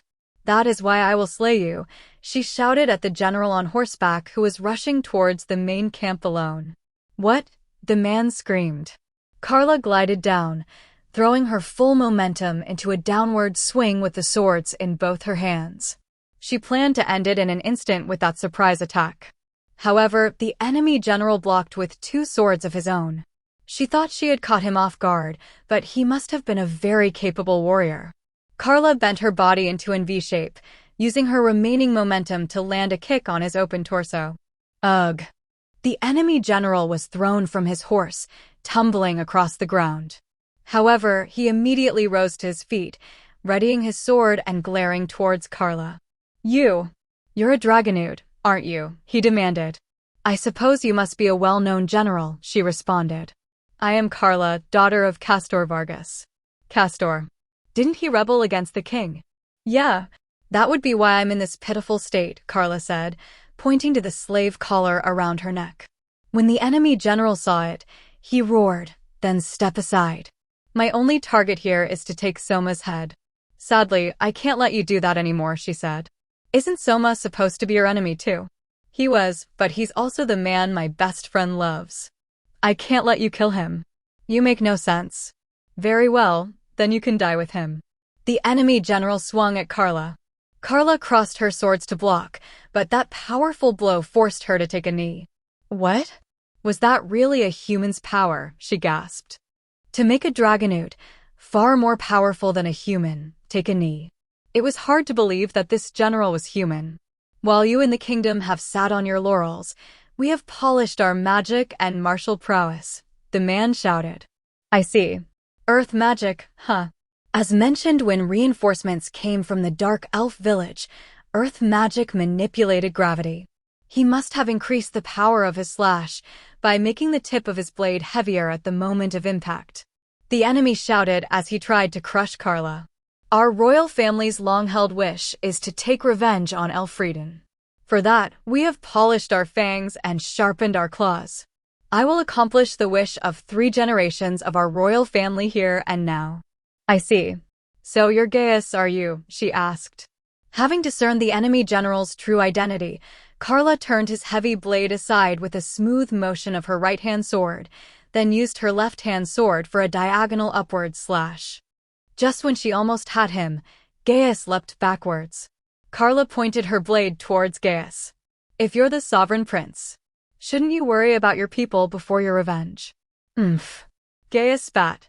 I would be in a sad state if I let myself think like the weaklings of Elfrieden's royal family. In the Principality of Amadonia, A king is one who can use his strength of will and arms to keep the people in check. Right, said Carla. When I look at you, Albert starts to look like a great ruler by comparison. He may not have been especially good or bad, but Albert's reign had at least been peaceful. Gaius had started a war because he cared more about his own desire for revenge than how his people lived. She could never accept a man like that as a king. I wouldn't want Soma to become a king like you, she muttered. I don't need my enemies to love me. Gaius suddenly shoved his hand to the ground. In an instant, spikes began to rise out of the ground around Carla. The thorns growing out of the ground rushed towards her. Carla avoided a direct hit, but because the ground around her had as many spikes growing out of it as a hedgehog, her wings were caught and she was unable to move. In a strange coincidence, Carla found herself captured by the same tactic Licia had used to catch Castor. Damn it, she shouted, trying hastily to get free. Now you will pay for blocking my path, said Gaius. He thrust his sword out towards her. Carla shut her eyes tight despite herself. Thud. She heard the sound of something being stabbed. However, there was no pain. When Carla hesitantly opened her eyes, there was a roly-poly something or other right in front of her. It was round, big, and white. When she looked closer, it was a doll big enough for a person to get inside. That roly-poly doll had gotten between Carla and Gaius, blocking Gaius's sword with its body. Wah! Both Carla and Gaius's eyes went wide at the doll's sudden appearance. Then, get away, Carla. Carla snapped back to her senses when she heard the voice that called out to her. She cut herself free from the ground that was binding her and escaped. When she regained her balance and looked to the source of the voice, Carla's eyes went wide once again. Are you Soma Kanzuya? Gaius shouted. It seemed Gaius had figured it out too. By the time they noticed him, Soma Kanzuya was standing around 20 meters away from them. There were 4 dolls of the same design as the one that had protected Carla floating around him in midair. It was a large-sized little Musashibo doll that had protected Carla, while the ones deployed around Soma were medium-sized. You idiot. What are you doing out here? Carla landed next to Soma and scolded him. Soma shrugged and said, This guy's the only one left. Our allies will gather here soon enough. So I decided, rather than wait back in camp, I'd kill time out here fighting alongside you. If you die, Licia will be sad, and you know that, she screamed. Yeah, that's why I came here, he said. To live. It's better if we concentrate our power. Rather than both of us fighting him alone, the odds of us surviving are better if we cooperate from the beginning. With that said, Soma swung his arm out in front of him. When he did, 2 of the medium-sized little Musashibo dolls that were carrying crossbows fired at Gaius. The bolts shot straight at Gaius, but Gaius kicked the large little Musashibo doll that had been in his way to the ground and cut the 2 bolts out of the air. This time, it was Soma's turn to be dumbstruck. You can defend against that. Be careful, Carla cautioned. That man is very powerful. With that word of caution, Soma braced himself for what was to come. Soma Kanzuya. Gaius howled, a sharp glint in his eye. I will defeat you and destroy the kingdom. I hate to break this to you, but I'm pretty sure the kingdom won't be destroyed even if you do kill me. Despite the fact that Gaius scared him, Soma had a big grin on his face. I've gathered talented people. I've laid out a transportation network, I've reworked the city infrastructure, and I've laid all the groundwork for prosperity. Even if I were to die, I'm sure someone could take over and run things just fine. Then I will erase all of that. Gaius stretched out his arm. In that instant, a stone shot at them from the ground. I won't let you. Soma and Carla shouted in unison. First, 2 medium-sized little Musashibo dolls carrying shields moved up to block that attack. At the same time, Carla circled around to the side of Gaius and took a swing at him. Gaius blocked that attack with his sword, then kicked Carla to get her away from him and covered his body with his cloak to protect himself from 2 more arrows that Soma fired. In this world where magic could be attached to things, even a cloak was a viable piece of armor. Damn. I know he's a king, but he's way too strong. Soma grumbled. He's trained himself very differently from the way you do, I'm sure. Carla spat fire in Gaius's direction. Irk! Gaius blocked the flames with another swish of his cloak. Then he launched another stone.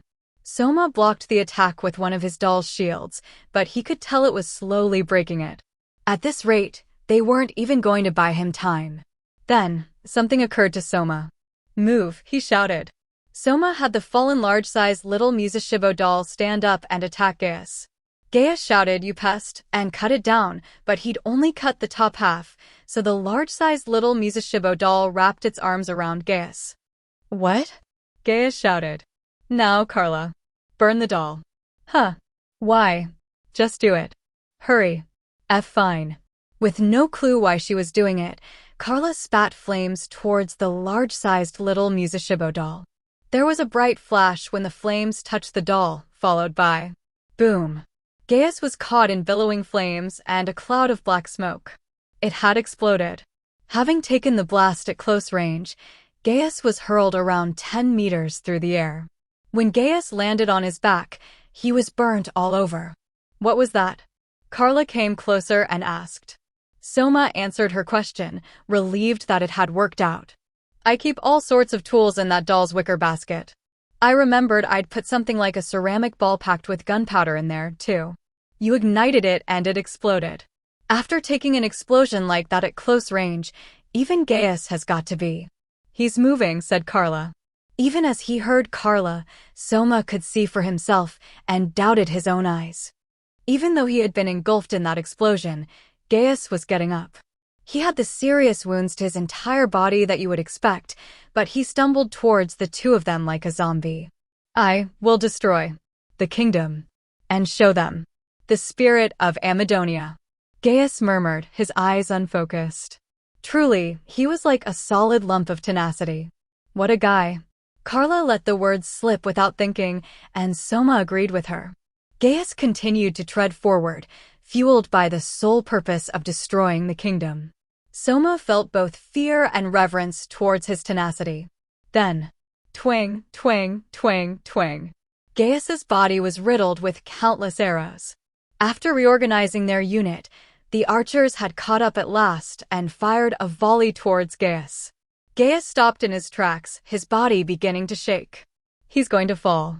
The moment Soma thought that, Gaius switched the sword he was carrying to a backhand grip and, mustering all his remaining strength, he threw it like a spear.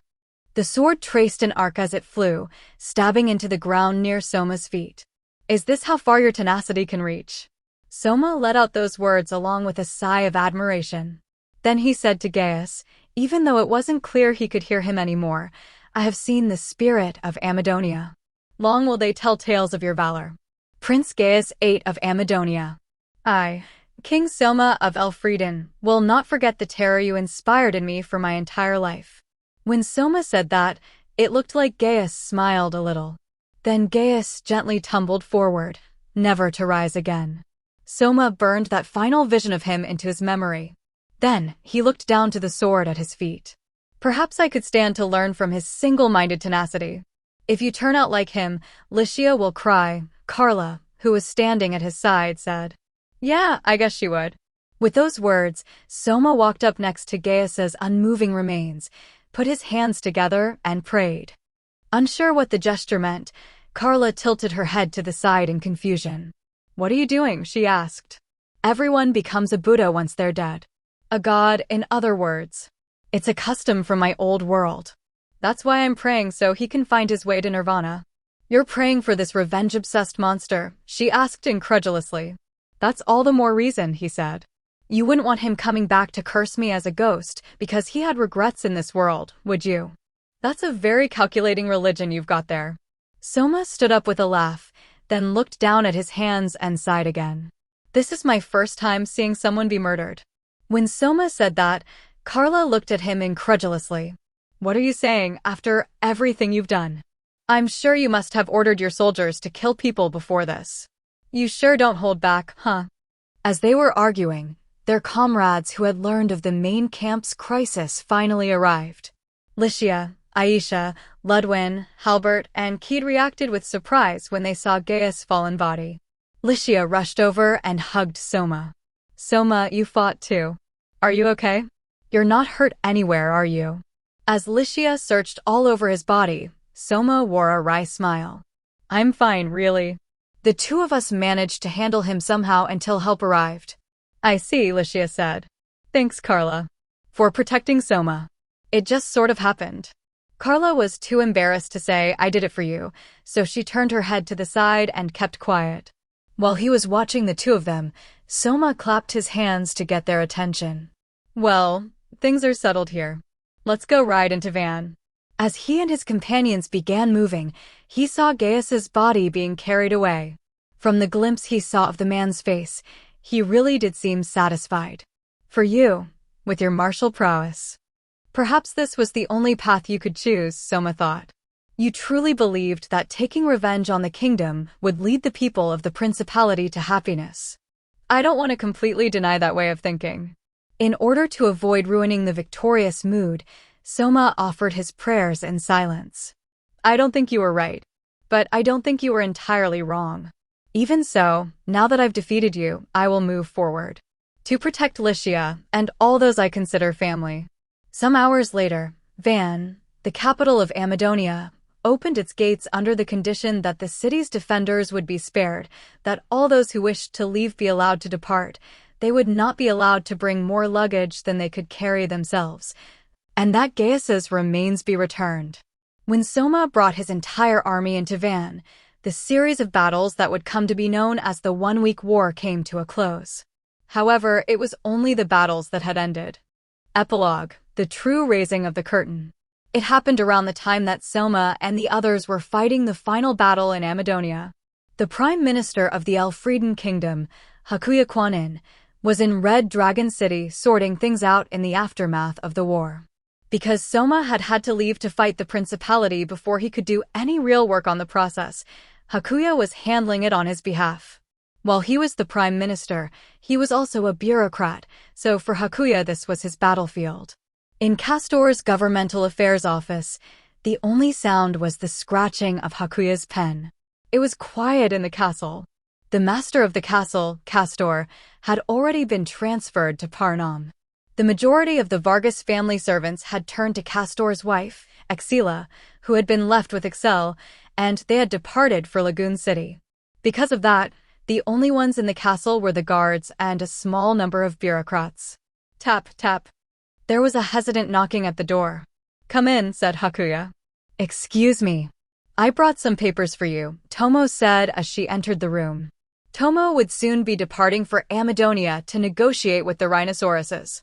Still, they couldn't very well bring a child like Tomo to the battlefield, so she would be staying with Hakuya until things settled down. Hakuya stopped writing, and his cheeks loosened just a little. That's kind of you. You don't have to do this for me, you know. No. I wanted to do something to help too. When Tomo said that, her tail drooped, but her wolf ears perked up and moved around restlessly. Seeing Tomo acting like that, Hakuya smiled wryly despite himself. Are you worried about His Majesty and the others? Yes. Since he had been on the mark, Tomo's ears flattened down. At times like this, I can't do anything. You could say the same of me, Hakuya said, patting Tomo's head as he took the documents from her. We worked hard to refine the plan. Between Duke Carmine's plot and Duke Vargas's opposition, there were a number of events we hadn't predicted, but things are going well for the most part. You needn't worry. I am sure His Majesty, the princess, and everyone else will come back safely. Okay. Tomo was encouraged by Hakuya's perfect composure, and she gave him a cheerful response. That was when it happened. A single soldier rushed into the office and said, I have a report. His Majesty Soma's army intercepted the Amadonian army near Van and successfully routed them. It was a major victory for our side. He was reporting their victory in battle. Tomo smiled. Clatter. When he heard that report, Hakuya jumped to his feet so quickly that he knocked his chair over. His face showed signs of his excitement, a rarity for the usually subdued Hakuya. Tomo stared blankly at him. When Hakuya noticed that, he awkwardly cleared his throat. For an advisor, even if he has some reservations about his own plans, he must never let that show. It wouldn't do for him to stir up uncertainty, he said, the words sounding like he was just trying to hide his embarrassment. Tomo suppressed a laugh, giving her mentor, the Prime Minister, a firm salute. Yes, sir. I totally understand. When Tomo, the honorary little sister of his master and also his pupil, gave him a response like that, Hakuya sulked a little. The black-robed Prime Minister, who was famed for his cleverness, couldn't keep up that image in front of his adorable student. Before entering Van, the capital city of the Principality of Amadonia, I gave an order to the entire army. We will now enter Van, but this area is already under the rule of the Elfrieden Kingdom, I announced. Therefore, the people who live within are already citizens of the kingdom. Killing, harming, raping, or robbing them will absolutely not be tolerated. If anyone should violate this order, regardless of their social stature or the severity of their crimes, I will have that person decapitated and their head put on display. Understand that now. Once I had given that order to the entire army, I secretly called Ludwin aside and gave him a note I had prepared. Ludwin accepted it with a puzzled look. What is this note? A list of people's names, he asked. I nodded, then said in as calm a tone as I could manage, Ludwin. Find the 5 people whose names are listed here, decapitate them, and put their heads on display above the gate. However, make the reason for it because they attempted to enter and loot the houses of a resident of Van. What have these people done? It was a gift from George that came to me through Glaive, I said. They're from the army, but when they were in the Carmine Duchy, they broke into a private residence, engaging in pillaging, rape, and murder. We would just be executing them later anyway, so I'll render judgment on them here to set an example. By your will. Ludwin meekly bowed, then took his leave. Soon there were 5 heads lined up near the gate to Van. Next to them was a sign on which the charge against them, attempted pillaging, was written. It helped enforce discipline in every soldier who passed through the gate. As a result, the forces of the kingdom not only didn't engage in arson, looting, or violence, they didn't even fight back when those who couldn't accept their defeat threw stones at them. That, despite expectations, ended up inspiring awe and fear in the Amadonian people. Once the roads were confirmed safe, I myself entered Van. This time I traveled not in a carriage, but on horseback. It seemed that, as the victor, it wouldn't do for me to ride inside a carriage. While I had finally learned to ride a horse recently, I still wasn't very good at it. Well, Aisha was holding the reins for me, so it would probably be fine. As my horse and Lycia's moved forward side by side, I looked at the streets of Van. The capital of the Principality of Amadonia, Van. The militaristic Principality of Amadonia had built this military city as a foothold towards their invasion of the Elfrieden Kingdom and as a frontline base to defend against invasions by the kingdom. On top of that, because of their unique mentality of not wanting to lose to the kingdom at anything, its scale was comparable to that of Parnam. When I first entered Van and saw that mishmash of practicality and vanity, I had one strong impression. I want to redistrict this place. The civilian residential areas were crowded, the roads were complicated, and the layout made me want to call it a labyrinth city. Even though we were heading towards the castle, we kept turning left and right and just couldn't seem to get there. There were mansions that looked like they belonged to nobles here and there in the residential area. When I saw they were higher up than the commoners' residences, I finally understood the layout of the city. The layout had probably been designed so that, in the event of a battle, any soldiers who broke through the gate would get lost in the labyrinth city, while the defenders would use the nobles' mansions as fortresses from which to attack. I dunno, it just made me think, did you really have to go that far? This city layout would be hard on the enemy, but it was no kinder to the residents. It was inconvenient for getting around, and I was worried about how fires would spread with the buildings crowded together so tightly. The fact that this city seemed to be designed around a policy of decreasing accessibility made my head hurt. At this point, I had no choice but to rework the entire city. There weren't many cities that would benefit this much from improved infrastructure. When I thought of the mountain of administrative work that was no doubt waiting for me, I couldn't help but get depressed. Soma, what's up? Lycia asked. No, it's nothing. Look, you can see the castle now, I said. While I dodged Lycia's questions, I braced myself for what was to come. I entered the castle in the center of Van, then sat on the throne in the audience room, which must have belonged to Gaius VIII. Gaius was probably the type who had cared about projecting a dignified appearance. I had heard Amadonia's finances were in bad shape, but this audience chamber was quite impressive. They might have spent even more on decorating it than the one in Parnam. If you had this kind of money, was there nothing better you could have spent it on? I wanted to question the former lord of the castle. As I sat on the throne, Lycia stood by my side and Aisha stood behind me diagonally. The rest of my retainers stood a few steps down the stairs on the carpet, waiting to serve me.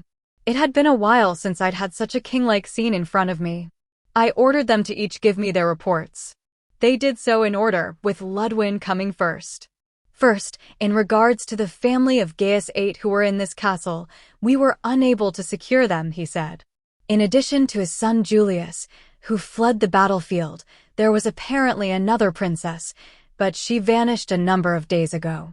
Furthermore, judging from the fact that the finance minister and a number of other important bureaucrats are missing, it is believed they left Van before we arrived. Setting aside that princess, it hurts that we're missing those bureaucrats, I said. Contact Parnam immediately and have Marx send some over. Hakuya should be coming from Red Dragon City once things settle down too. By your will. Ludwin bowed. Pancho was the next to speak.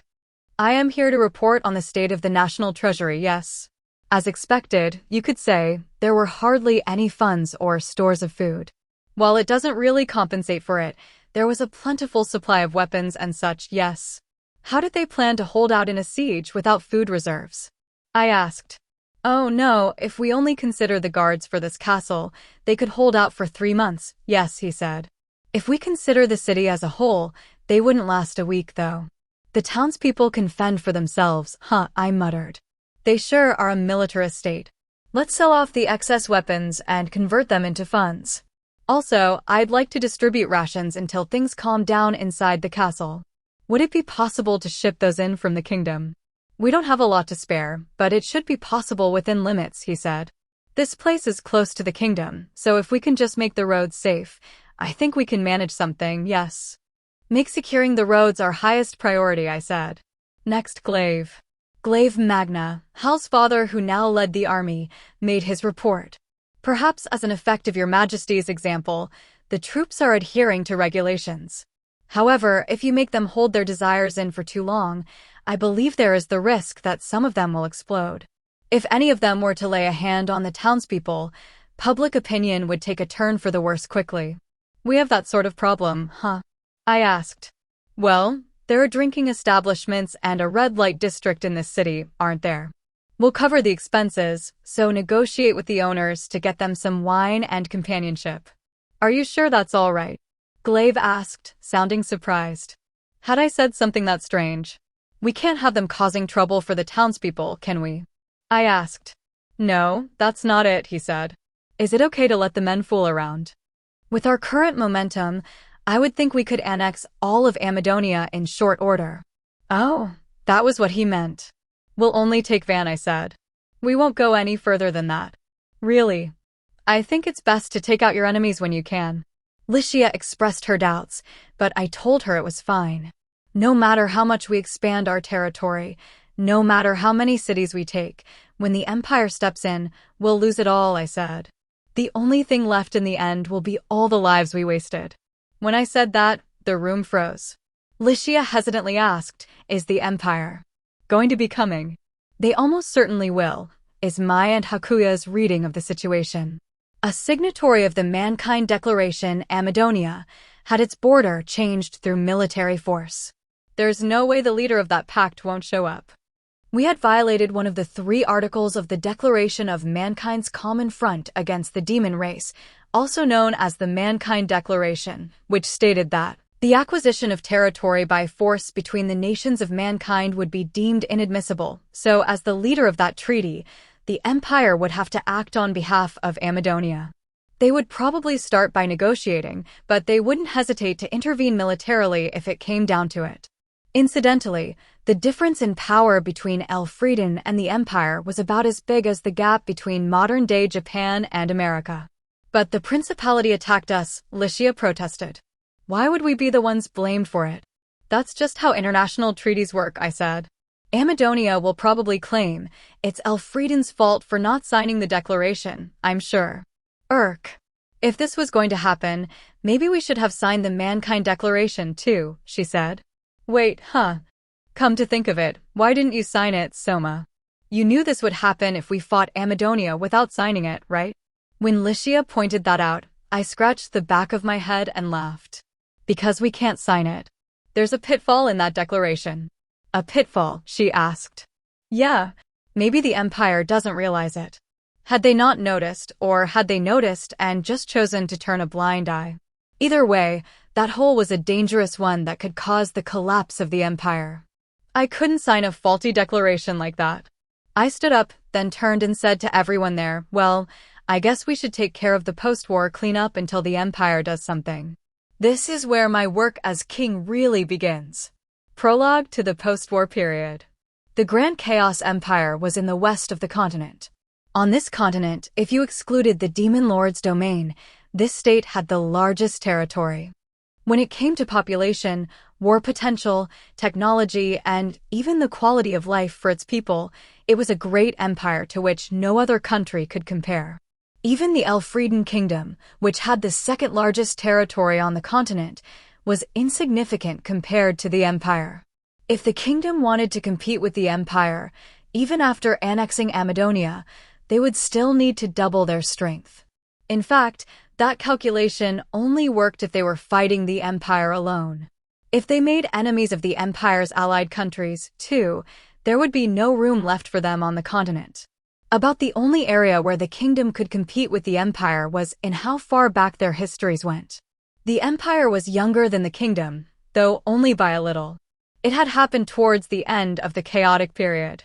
There had been conflict between the many diverse races of the continent, and many countries had suddenly risen to power. Unlike Elfrieden, which was founded by the coming together of many races, the Chaos Kingdom of the time was ruled by a single king. He centralized power, concentrating it in the hands of the human race, and created what might be called a dictatorship. Especially in troubled times, centralized states are more powerful. This is because the decisions made by a single individual are immediately reflected, so they can make swift decisions and act immediately. By the time the chaotic period was drawing to an end, the Chaos Kingdom stood head and shoulders above the other nations on the continent. However, at that point, it was just one power among many. The people back then would never have thought it would become the sort of massive empire it was today.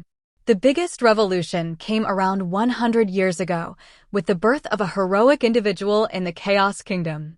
Manus Chaos. The person who would later come to be known as Emperor Chaos. Manus was born as the second son of the King of Chaos, but he inherited the throne when his father and elder brother perished in the war with the Euphoria Kingdom, a country which existed in the northwest of the continent. When Manus took the throne, those around him naturally expected a war of revenge against the Euphoria Kingdom.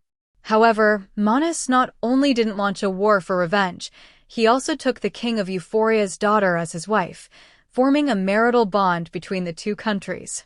What was more, he went as far as renaming himself Manus Euphoria, so those in the Euphoria Kingdom let down their guards. There was some resistance to this in the Chaos Kingdom, but Manus was a military genius and suppressed all of the dissenters.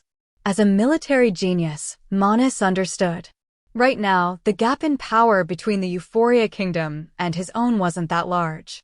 If they were to fight in these circumstances, the war would be drawn out, and it would only succeed in exhausting the country. His plan was to first use the King of Euphoria, absorb the smaller countries around them, and then, once the difference in power between them was overwhelmingly in his favor, he would try to swallow the Euphoria Kingdom again. In fact, Manus did absorb the smaller countries, and then, when the difference in power between them was great enough, he invaded the Euphoria Kingdom, his wife's home, and destroyed it. However, perhaps out of some small feeling of regret, even after he destroyed the Euphoria Kingdom, He didn't return to his former name of Chaos and continued to use the Euphoria name. Even now, the imperial family of the Grand Chaos Empire used the Euphoria name. Even after destroying the Euphoria Kingdom, Manas continued with his wars of invasion, and before he knew it, his country had become a large nation controlling the west of the continent. This was when the Chaos Kingdom renamed itself the Grand Chaos Empire. The appearance of this massive country was a cause of great concern even to countries that didn't neighbor it. This happened some decades later, but in the Elfrieden Kingdom, the reason that the king who was Soma's predecessor's predecessor had taken the path of expansionism was out of fear over the existence of the empire. The world had already been transitioning towards an atmosphere of cooperation then, but he must have wanted to strengthen his own country before the threat that was the empire closed in on him. However, lacking the genius of Manas, when that former king of Elfrieden had seized half of Amadonia, his followers who were unhappy about the exhaustion of the country that had come from his excessive expansion assassinated him. After that, the kingdom saw a succession war between his relatives. The three dukes of the time didn't want to get involved, so they secluded themselves in their duchies, which led to the near elimination of the royal line. In the end, the young girl who would later become Lycia's mother survived the troubles, inherited the throne, and managed to make things settle down in the kingdom by taking Albert as her husband. Let's get back to talking about the empire. The empire had become a great power and was even looking at unifying the continent, but the core figure in all of this, Manas, had passed away at the age of 50, when he still could have done more. There were rumors of assassination, but the truth is that it was illness. Not even such a great man could defeat illness. With the death of Manas, the situation in the empire began to look dubious. When a country is built around a strong personality, it often fractures when that strong personality is lost. There have been examples of this on Earth too. There were Alexander the Great's empire, the Mongol Empire, Qin Shi Huang's Qin dynasty, and more. The faster a country expands, the more likely it is to fracture before 3 generations have passed. It was the same with the Grand Chaos Empire. The second emperor, thanks in part to Manas's loyal associates still being alive, ruled the empire with a steady hand. However, by the time the third emperor ascended the throne, those loyal attendants had passed away. Partly because it was a country centered around humans, there were no vassals of other races, such as Excel, who had served the royal family for generations. As a result, the third emperor launched new invasions in an attempt to gain the support of his retainers. He must have wanted to show people both inside and outside the country that he could continue Manas's work of unifying the continent. However, the war that had broken out 60 years ago had turned into a worldwide war, with many countries being exhausted as a result. The empire was no exception. With the unexpectedly high war costs ruining the country, it had damaged the support it had been trying to build. There were repeated civil wars in the empire, and the third emperor died at the hands of rebels during the fourth such war. Ironically, it was actually because of the losses inflicted in the war that the third emperor started in on an attempt to carry on the work of unification, one which caused the world to shift towards an atmosphere of greater cooperation. The fourth emperor, who had inherited an empire in disarray, abandoned the expansionist policies and focused on domestic politics. It could have been called a wise decision, but he was called too passive and was looked down on by the lords of the empire. When the fifth emperor took the throne, the empire had already lost its centripetal force, and it was thought it would soon break up. However, roughly 10 years ago, something completely unexpected had happened. The appearance of the Demon Lord's domain. The sudden advance of these aberrant armies caused the empire to lose the former territory of the Euphoria Kingdom along with many of its other northern territories. However, the threat was the same for all countries, leading to calls for mankind to unite in the face of this situation. And so, they turned to the largest, most powerful nation, the Empire, for leadership. As a result, the Empire managed to avoid the threat of division. They became the leading power in the alliance of mankind's nations, but owing to the fact that mankind wasn't working in unison at first, they were forced into a hard battle against the monsters. Then, In a battle during the invasion that pushed deep into the Demon Lord's domain, mankind suffered a crushing defeat. The fifth emperor was a man of culture, not gifted in the art of war. As a result of the unfamiliar battlefield grinding him down, body and soul, he had passed away 5 years ago. The fifth emperor had no boys, so the one to inherit the throne was a girl who was still only 14 at the time. That girl was Maria Euphoria. Now, at the age of 19, she was the empress of the Grand Chaos Empire. Emperor, being a title for males, the position had been newly created. At the time, there had been many voices concerned that such a young girl was to take the throne. However, once she did take the throne, she immediately put her natural charisma to work. She first changed the human-favoring empire policies, employing those with talent even if they belonged to another race. In peacetime, the humans might have pushed back against that, but this was a time of crisis with the threat of the Demon Lord's domain bearing down on them. Their positions and prestige were dependent on their survival. Her policies, which were suited to the current era, received the support of her subjects. Included in Maria's policies was the one said to be her greatest, the Declaration of Mankind's Common Front Against the Demon Race, also known as the Mankind Declaration. In response to the encroaching threat of the Demon Lord's domain, she called for a common front between all mankind. The Mankind Declaration, with its 3 articles, the acquisition of territory by force between the nations of mankind is deemed inadmissible. The right of all peoples to equality and self-determination will be respected, and countries that are distant from the Demon Lord's domain will provide support to those nations which are adjacent to it and are acting as a defensive wall, was revolutionary in that it not only established a common front against the forces of the Demon Lord, but also made reference to stopping wars and forbidding racial discrimination. Also, Maria gave her undivided attention to saving the weak. With her beautiful appearance and the gentle disposition she greeted everyone with, regardless of their background, she seized the hearts of the people. At some point, the people naturally came to call her this, the Saint of the Empire. That Saint of the Empire, Maria, was now in her room in the imperial capital of the Grand Chaos Empire, with a gloomy look on her face. It was a quiet night. There was something transient about the way she looked as she stood next to the window with moonlight streaming in, not bothering to turn the lights on. Her feminine, well-balanced figure was wrapped in a pure white dress, and she looked beautiful with her wavy blonde hair. Who would have believed that she stood at the top of the most powerful state on the continent? As Maria looked through the glass at the moon shining in the night sky, she let out another sigh. At that moment, there was a knock at the door to her room. Maria corrected her posture, then said, "Come in." Another young girl entered. "Excuse me, sister." This girl was clad in a military uniform and had a face that looked identical to Maria's. If there was a difference between them, it was that she tied her hair back in a ponytail and that her eyes looked slightly more courageous. It was only natural that they would look similar because she was Maria's sister who is 2 years younger, Jean Euphoria. Jean stood in front of her sister, giving her a salute. "I, Jean Euphoria, will head to the Amadonian capital, Van, as commander of the army."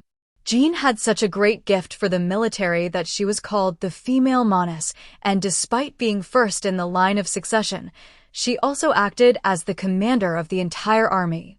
Maria handled the administrative side, while Jean handled the military.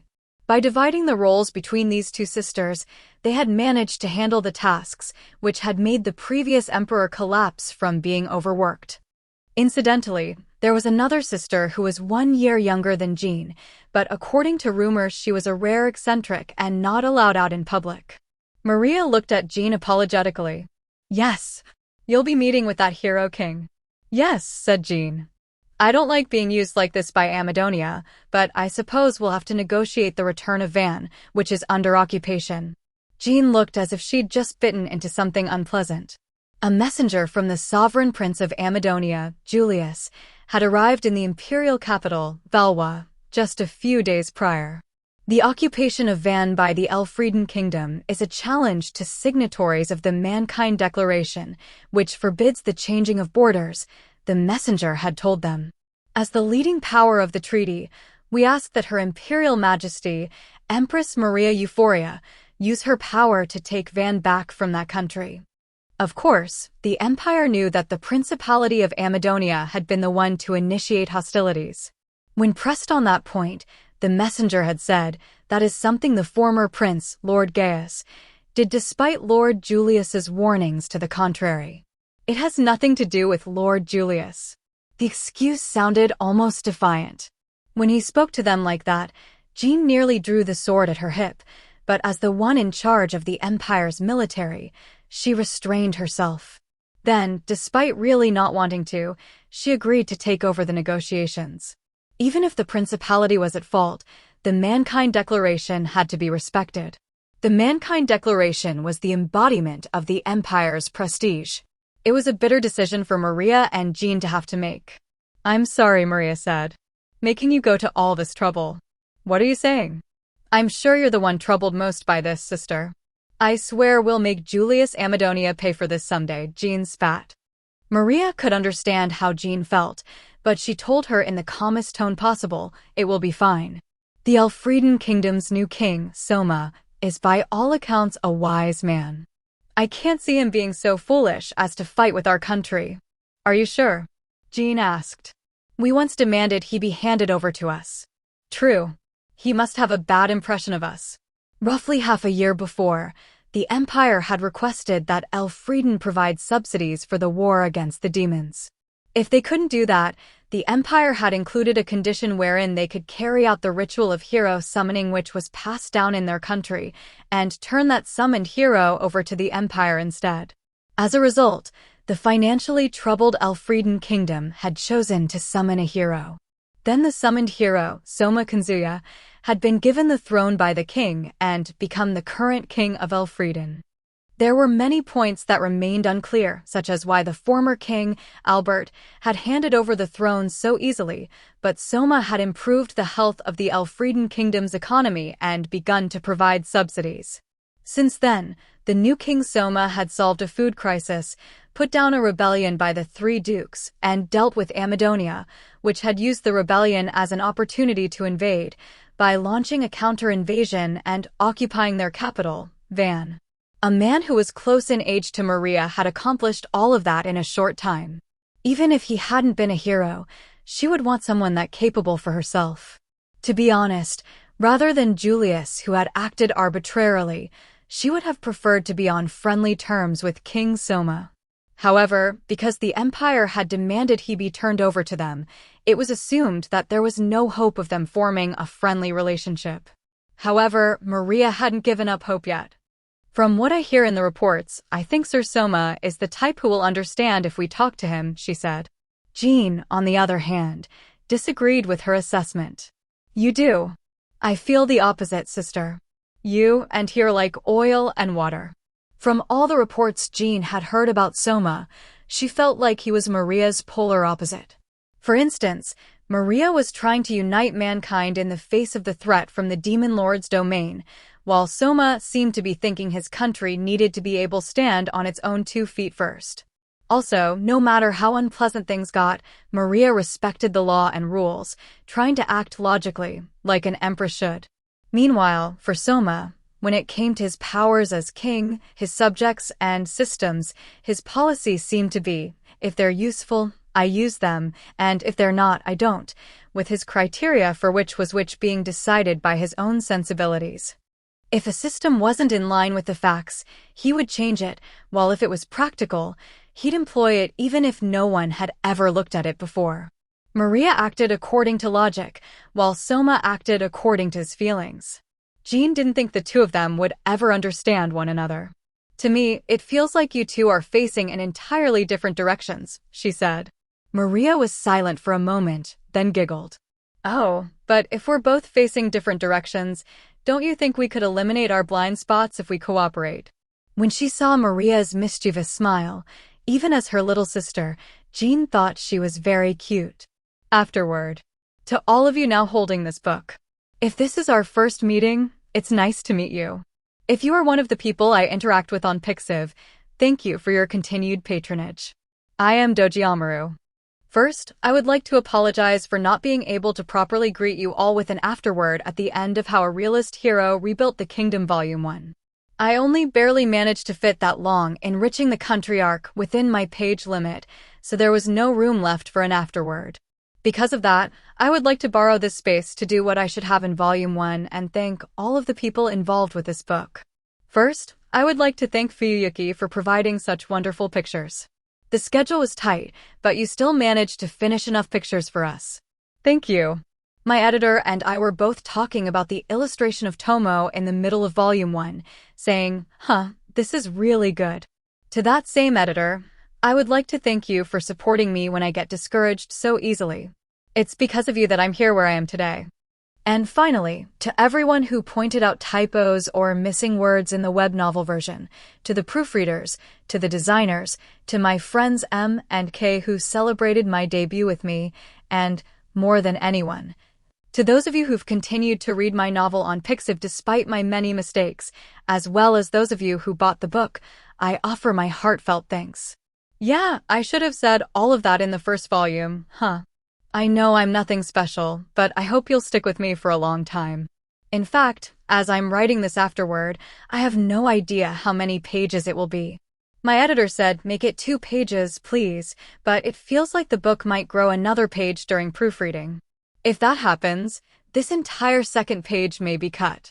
Because of that, I prioritized saying the important things first. Now, on this page which may be cut, I'd like to talk idly about this volume. For those of you who remember the subjugation arc, which makes up this volume in the web novel version, you may find yourselves wondering, was this character always like this? Opinions may be divided on the changes, but I thought it was the right way to lead into the world I'm currently reworking. Various characters worry about various things, take various actions, and through the influence of that, the world takes shape. I may be inexperienced, but that is the sort of story I hope to write. This has been Doji Amaru, writing this as a typhoon approaches. Bonus short stories. Aisha in the God-Protected Forest. After the disaster which struck the God-Protected Forest, Aisha remained in her homeland for some time, even after relief operations were completed and repair work was getting underway. Soma allowed this out of concern that she wouldn't feel right leaving her family and homeland behind in their current state.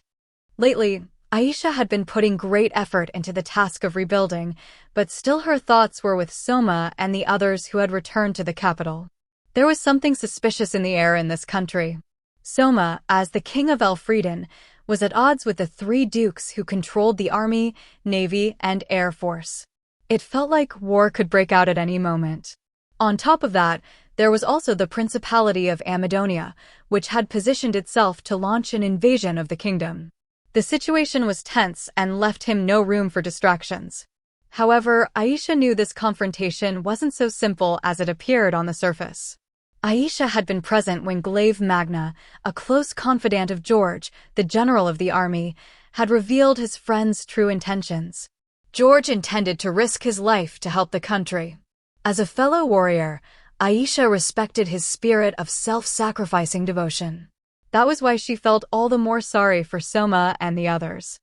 The princess respected him as a superior officer, so this must be painful for her, Aisha thought. I know His Majesty is suffering, too, because he has to make a decision which will sadden the princess. Aisha looked at the letter that Licia had sent her by messenger Kue. In it were the details she had wanted to know about Soma's recent situation. George's army and Excel's navy, which Juna had acted as their liaison with, were not an issue. However, between the personal forces of the corrupt nobles who had gathered under George, Castor's air force, and the forces of Amadonia gathering on the southern border, she was not optimistic about the situation. Furthermore, with all that was going on, Soma was starting to show signs of exhaustion. Licia's letter related that Soma seemed to be pushing himself too hard, telling himself that he had to because he was the king. It pains me, sire, thought Aisha, to have pledged my allegiance to you, yet not be able to be at your side in your time of need. Aisha wanted to return to Parnam at once. However, knowing there were still things she could do here, she remained. Sire, you are not alone. While it may not be much, I will do all I can for you. As she looked off in the direction of Parnam, That is what Aisha thought. That night, more than 10 of the most influential members of Dark Elf society gathered in the house of Woden Udgard, Aisha's father and the leader of the Dark Elves of the God-protected forest. Among them was Woden's younger brother, Robthor. Woden sat in the seat of honor with Aisha behind him. Once everyone had gathered, Woden began to speak in a relaxed voice. It looks like everyone is here, so I would like to get started. On this occasion, I have asked you all to gather here at the request of my daughter, Aisha. It seems she has something to ask of me and she desires your presence for it. Please, hear her out. With those words from Woden, Aisha bowed her head. She then rose to her feet, moving to take the lowest seat in the gathering, then bowed deeply once more before opening her mouth. I stand before you today, not as my father's daughter, but as a servant of the king of this country, Soma Kanzuya, to make a request of Sir Woden Udgard, the representative of the God-protected forest. Not as my daughter. You say. What is this request, then? Woden asked. When she had introduced herself as a servant of the king, Woden's eyes had grown stern. Aisha looked up, meeting his gaze head-on. Please, lend us the braves of the God-protected forest. When they heard Aisha's words, there was a murmuring from the assembled leaders. The braves in question were like soldiers who protected this land. Dark elves were known for their powerful archers. Now she was asking to lend them out. Woden narrowed his eyes. Let's hear your reason, he said. At this very moment, the general of the army, George Carmine, is about to raise the flag of rebellion against His Majesty, King Soma, said Aisha. Furthermore, the Principality of Amadonia is massing its forces along the southwestern border in preparation for an invasion. This is a time of crisis for the kingdom. I ask that you help to save it. She concealed that George's rebellion was a farce. That was because it needed to be kept a secret, and so she did not tell even her own father. When he heard Aisha's words, Woden's eyes grew even more stern. Does this request come from King Soma? No, His Majesty means to settle things using only his own troops, said Aisha. However, as things stand, I do not feel confident in his troop levels. It seems that the brilliant Sir Hakuya has some sort of plan, but without sufficient troops, they may still fail. That is precisely why I asked for your aid. You act alone in this, then? Woden asked. Yes. However, His Majesty rushed to our aid in the recent crisis, saving many of our comrades. Furthermore, a small village like ours was only able to recover so quickly because of the food and materials that he provided, Aisha said. Should we not repay our debt of gratitude to him? You are making this request as a servant of His Majesty, are you not? Said Woden. If so, you shouldn't speak from our position. I apologize. Having received that rebuke from Woden, Aisha hung her head dejectedly. Woden shook his head in dismay, looking to the others assembled there. That would seem to be it. I would like to hear your opinions. With Woden asking for comment, they each began to give their separate opinions. I'm grateful to His Majesty. However, wouldn't it violate our laws to involve ourselves with the outside world? We've already accepted aid. If we have him help us in our time of need, then do nothing when he faces a crisis, it would be a breach of trust. But while fighting Amadonia is one thing, wouldn't any battle with Duke Carmine be a civil war? I hear that Duke Carmine is sheltering corrupt nobles. If such people are allowed unfettered access to power, will we be able to maintain peace in this forest? I would like to see King Soma remain in power. I feel the same, but I don't know about getting involved in a civil war. Summarizing their opinions, they seem to be, we feel indebted to King Soma for the relief he sent, and we would like to send him reinforcements. However, involving ourselves in the affairs of the outside world, especially in a civil war, would violate the laws we have adhered to for so long, and we are hesitant to do that. Woden turned to his younger brother Robthor, who had remained silent up until this point, for his opinion. Robthor, what do you think? When Woden sought Robthor's opinion, Aisha got nervous. Robthor held a negative attitude towards interaction with the outside world, having strongly opposed Aisha going to see Soma. Robthor glanced once at Aisha, then quietly opened his mouth. I am opposed to leaving soldiers with Aisha. Uncle, Aisha exclaimed. Silence, Aisha, Woden said. Aisha fell silent, and Rob Thor went on, not paying her any heed. Aisha has already become a servant of King Soma. If we give Aisha troops and take part in the civil war, we, too, will be seen as servants of King Soma. In respect to the independence of this forest, there is the risk that it could set a bad precedent. As such, I think that we should have the Braves be led by someone other than Aisha. They should be a volunteer army that go to help King Soma with no permission from anyone. Huh? Aisha asked, doubting her own ears. Essentially, Robther's opinion was that they should side with Soma. Seeing Aisha so astonished, Robthor quickly looked away from her. I owe him a debt of gratitude for having saved my daughter. If I failed to repay that debt, it would reflect poorly on the honor of our race. Uncle, Aisha murmured. Ha ha ha. If that's how it is, let me lead those volunteer soldiers. A strong and young-looking dark elf man stepped forward. You will, sir. Woden asked. Sir thumped one fist on his chest. I have heard that Sir Halbert is among Soma's followers. He was the one who saved my daughter after the disaster. If I do nothing while her savior is in trouble, my daughter will be furious. I see. Woden closed his eyes in silent thought, then, having come to a decision, he opened them. I agree with all of you. I want to repay our debt to King Soma. In order to do that, I would like to adopt Robther's proposal and have Sir lead a volunteer army. What do you think? Everyone present lowered their heads to Woden. This was the sign that he had their approval. Father. Aisha's face was filled with glee. Now, Woden finally showed her a smile. The man you fell for is in trouble. I can't very well do nothing, can I? The man I fell for. That's not. Aisha stammered. It leaves me with complicated feelings as a father, though. Woden smiled wryly. Aisha brought a hand to her breast. Sire, the policies you carried out are bringing you strength. Your people have been watching what you do. That's why. I am certain you will not lose. Now certain of their victory, Aisha was eager to fight. Juna and Excel. It happened on the night of the day that Soma issued his ultimatum to the three dukes. As Excel was in the city of Altamura, preparing to deal with the Amadonian troops massing on the southwestern border, her granddaughter Juna paid her a visit. Juna was dressed not in her usual songstress outfit, but in the uniform of a commander in the Navy.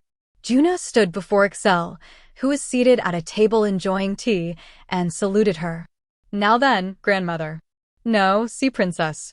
In order to carry out the ambush on the forces of Amadonia, I will now depart with 2,000 Marines and lie in wait in Goldoa Valley. It will be a hard job, Juna. Excel put down her teacup, smiling at her.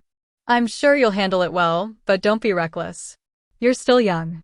I won't allow you to needlessly throw your life away. I'm sure your sweetheart would be sad if that were to happen, too. Gee, grandmother.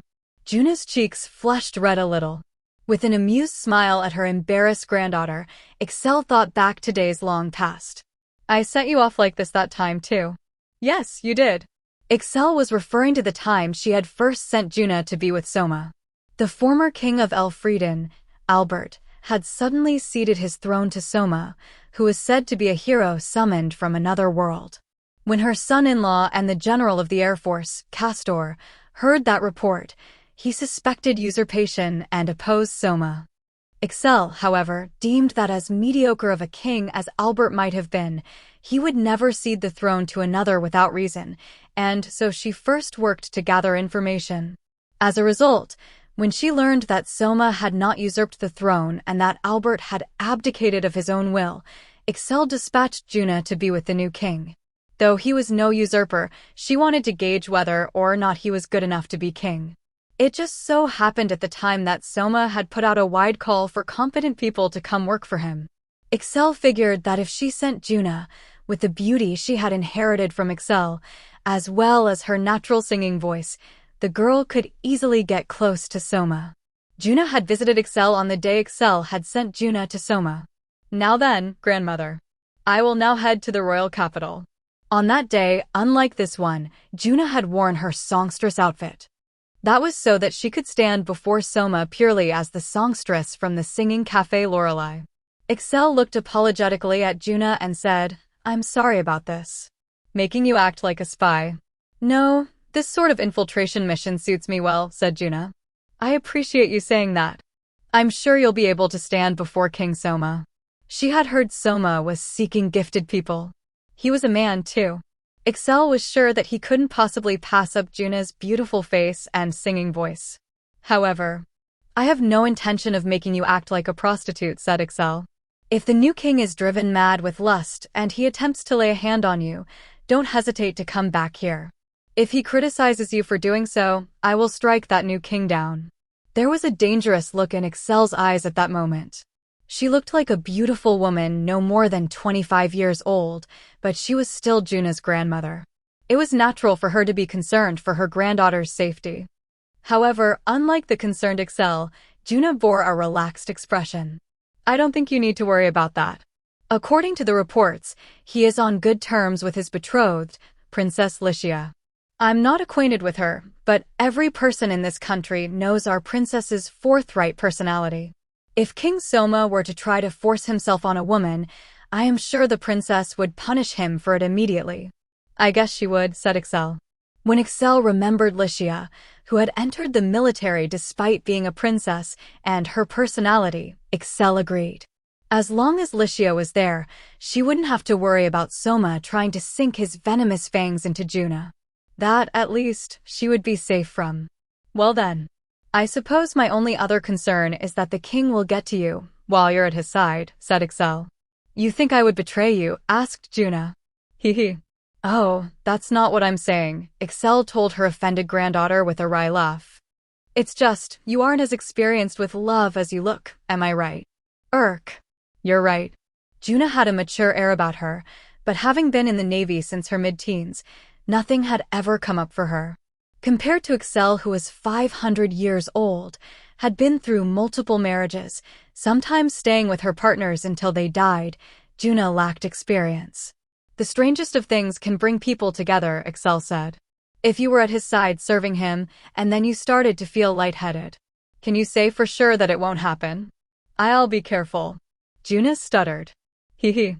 Well, if that's what happens, that's what happens.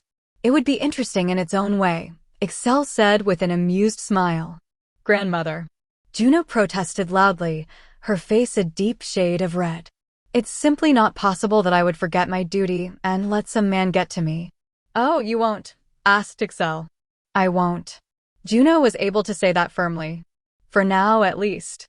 It's simply not possible that I would forget my duty and let some man get to me, Excel quoted teasingly as Juna blushed and looked down. It would be hard for Juna to claim now that Soma hadn't gotten to her. Excel looked at her with a gentle expression on her face. It's a good thing, isn't it? That Soma was a king who could get into your heart. Grandmother. Work hard, Juna, said Excel. If you can distinguish yourself here, His Majesty will look fondly on you for it. Eventually, His Majesty will need queens other than just Licia, I'm sure. When that time comes. No. If I achieve anything in this battle, the credit is yours, Grandmother, Juna said with a smile. We have to consider Duke Castor and Madame Carla. Please, use my accomplishments to your advantage after the war. Juna. You. Before Excel could say any more, Juna saluted her again. Now then, see Princess, I will be on my way. With those words, Juna quickly left the room. Left behind in the room, Excel looked at the door with a slight sigh. True, Carla is a precious granddaughter to me. But, Juna, you are my precious granddaughter, too, you know. A grandmother always wishes for her granddaughter's happiness. Yes, she was worried for Carla. However, Excel wanted Juna to grasp her own happiness. And for that, I'll need to play my own role in all this. Now alone in the room, that was what Excel said to herself. Ludwin and Triple X. It was the day before Soma issued his ultimatum to the three dukes. On this day, the captain of the royal guard, Ludwin Arx, was visiting a certain place not far from the capital. The common view was that a clash between Soma's Forbidden Army and General George Carmine's army was inevitable. Ludwin was the one who would command the Forbidden Army. That was because, in times of crisis, the royal guard took control of the Forbidden Army. This will be my first real battle. And what's more, the situation is quite bad, he thought. At present, The Forbidden Army could mobilize 10,000 troops, while the army had 40,000. In addition, the allegiances of Navy Admiral Axel Walter and Air Force General Castor Vargas remained unclear. Also, the Principality of Amadonia was said to be massing its forces on the southwestern border. The situation was obviously very bad for the Forbidden Army. Be that as it may, I am the captain of the Royal Guard, he thought. The Royal Guard are His Majesty's shield and spear. Even if it costs me my life, I must defend His Majesty. Even if that means I will never return here again. Ludwin silently closed his eyes. Yes. With war drawing near, Ludwin had come to an acquaintance's home to visit. It was a log house built in the darkness, where the sun never shone for a certain reason. He stood in front of the door and, once he had composed himself, Ludwin knocked. Knock, knock. The sound of him knocking on the door echoed in the darkness, and then, that you, Lou? He heard a voice from inside the house. When he heard the light, casual tone, Ludwin started to feel silly about how he'd been brooding, and he forced a smile. You're right, it is me, but couldn't you at least wait to see my face before you decide that? He complained. You're about the only one who'd come out here to see me, aren't you, Lou? The voice said. Well, yes, but still. The door clicked open. Well, anyway, thanks for coming to visit. Having said that, a woman in a white lab coat who looked to be in her early 20s came out from inside the house. While she looked a bit scrawny, with unkempt semi-long hair, she had regular features and would have been a real beauty if she had taken proper care of herself. With the little pair of glasses perched on her nose, she had a look that screamed researcher. When he saw how the woman looked, Ludwin sighed. Genya, you've gone a while without bathing again, haven't you? When he said that, the woman called Genya responded with an awkward laugh. Ahaha. I've been absorbed in my research lately. Do I smell? Honestly. You're a girl, so take better care of yourself.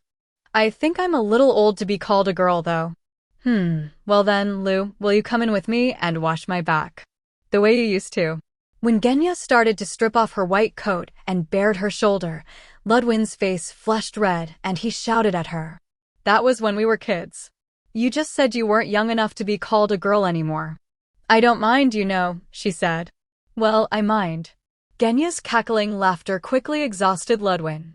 As you could no doubt tell from this exchange, these two were childhood friends.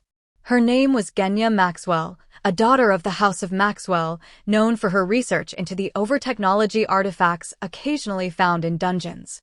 Ludwin's family, the House of Arcs, were their neighbors, so they had grown up like brother and sister. Genya let Ludwin into the house that doubled as her workplace, pouring him a mug of tea. Well, Lou, what are you here to see me about today? I need to head off to war soon, so I came to say my goodbyes, Ludwin said, trying his best to affect an air of calmness. He was heading off to war after this, so this might be his final parting with Genya. He was very conscious of that, but he didn't want her to find out and worry about him. However, Genya's expression didn't change one bit. HRM, sounds like you've got it tough, she said, just continuing to sip her tea. Ludwin was thrown a bit off balance by that. That's all. I'll be a bit lonely not seeing you for a while, though. No, I mean, we might never see each other again. Lou, are you planning on not coming back? Genya asked with a blank look. Ludwin's eyes went wide. No, my plan is to make it home alive, of course. Well, that's no problem then, she said. Go do your best to distinguish yourself while you're with that king. Genya said it like it was nothing. Genya, do you have no doubts that His Majesty will win? Asked Ludwin. Well, of course. Why? Because the situation's looking pretty bad to me. True, from the information that's made its way to me, things don't look good. But what if we try looking at it from a different perspective? Genya stood up and started preparing something. She poured water into a beaker, then put in tea leaves. Ludwin looked at her questioningly. Genya, what is this supposed to be? The situation in this country right now, she said. There are countless tea leaves swimming in the water, so you can't see through to the other side of the beaker, right? Well, what if I do this? Genya used a glass rod to stir the contents of the beaker. That created a current inside the beaker, and in no time, the tea leaves were piled up in a little mound at the bottom of the beaker. When I do this, I can separate the water from the tea leaves, right? Now, if I only take the top, all I'll have is clear water. I think that's what the king is probably trying to do. Genya seemed satisfied with her explanation, but Ludwin had no idea what she meant. Sorry. Could you explain that in a less abstract way? The king's enemies at the moment are the corrupt nobles and their personal armies, as well as Duke Carmine and his subordinates who won't swear loyalty to him, right? Genya said. All of those people are currently gathered in the Carmine Duchy. Just like the tea leaves in my beaker. With that, finally, Ludwin got what Genya was trying to tell him. You think there's a trap in place to round up all of his enemies at once? Too many of the conditions for it are in place, she said. We should take the view that someone set that up. Now, whether it was that king, the black-robed prime minister, or the will of someone else entirely is something I don't know. Genya stared hard at the tea leaves. It was as if she were looking at some secret hidden in them. Without noticing that Genya was doing that, Ludwin laughed. You really are smart, Genya. It's like you're seeing things that I don't. Well, I am from the House of Maxwell, famous for turning out nothing but geniuses and eccentrics, after all, Genya said with pride as she put the tea leaf-filled beaker over a flame. It looked like she planned to brew tea in it. Ludwin smiled wryly. Thank you. I'm feeling a little bit better about things now. Well, good. Now then. Ludwin stood up, and he put on the helmet he usually never wore. Thank you for the tea. I'll be heading out. Take care. I'm counting on you to come back quickly. Yes. I swear that I will come back here. Genya said. Now there's a line that makes it sound like you won't be coming back. Don't say ominous things like that. I'll make it home out of pure stubbornness. I did promise to introduce you to His Majesty, after all. Ludwin raised his hand. Bye now. Well, I'll be looking forward to the day I get to meet this king of yours. Genya sipped her tea as she watched Ludwin leave. The surface of the liquid in her cup was shaking just a little. Getting dressed by Licia. Late in the 9th month, 1546th year, continental calendar, royal capital Parnam. On this day, in Licia's room in Parnam Castle, I, the provisional king of this country, was being fitted for a uniform.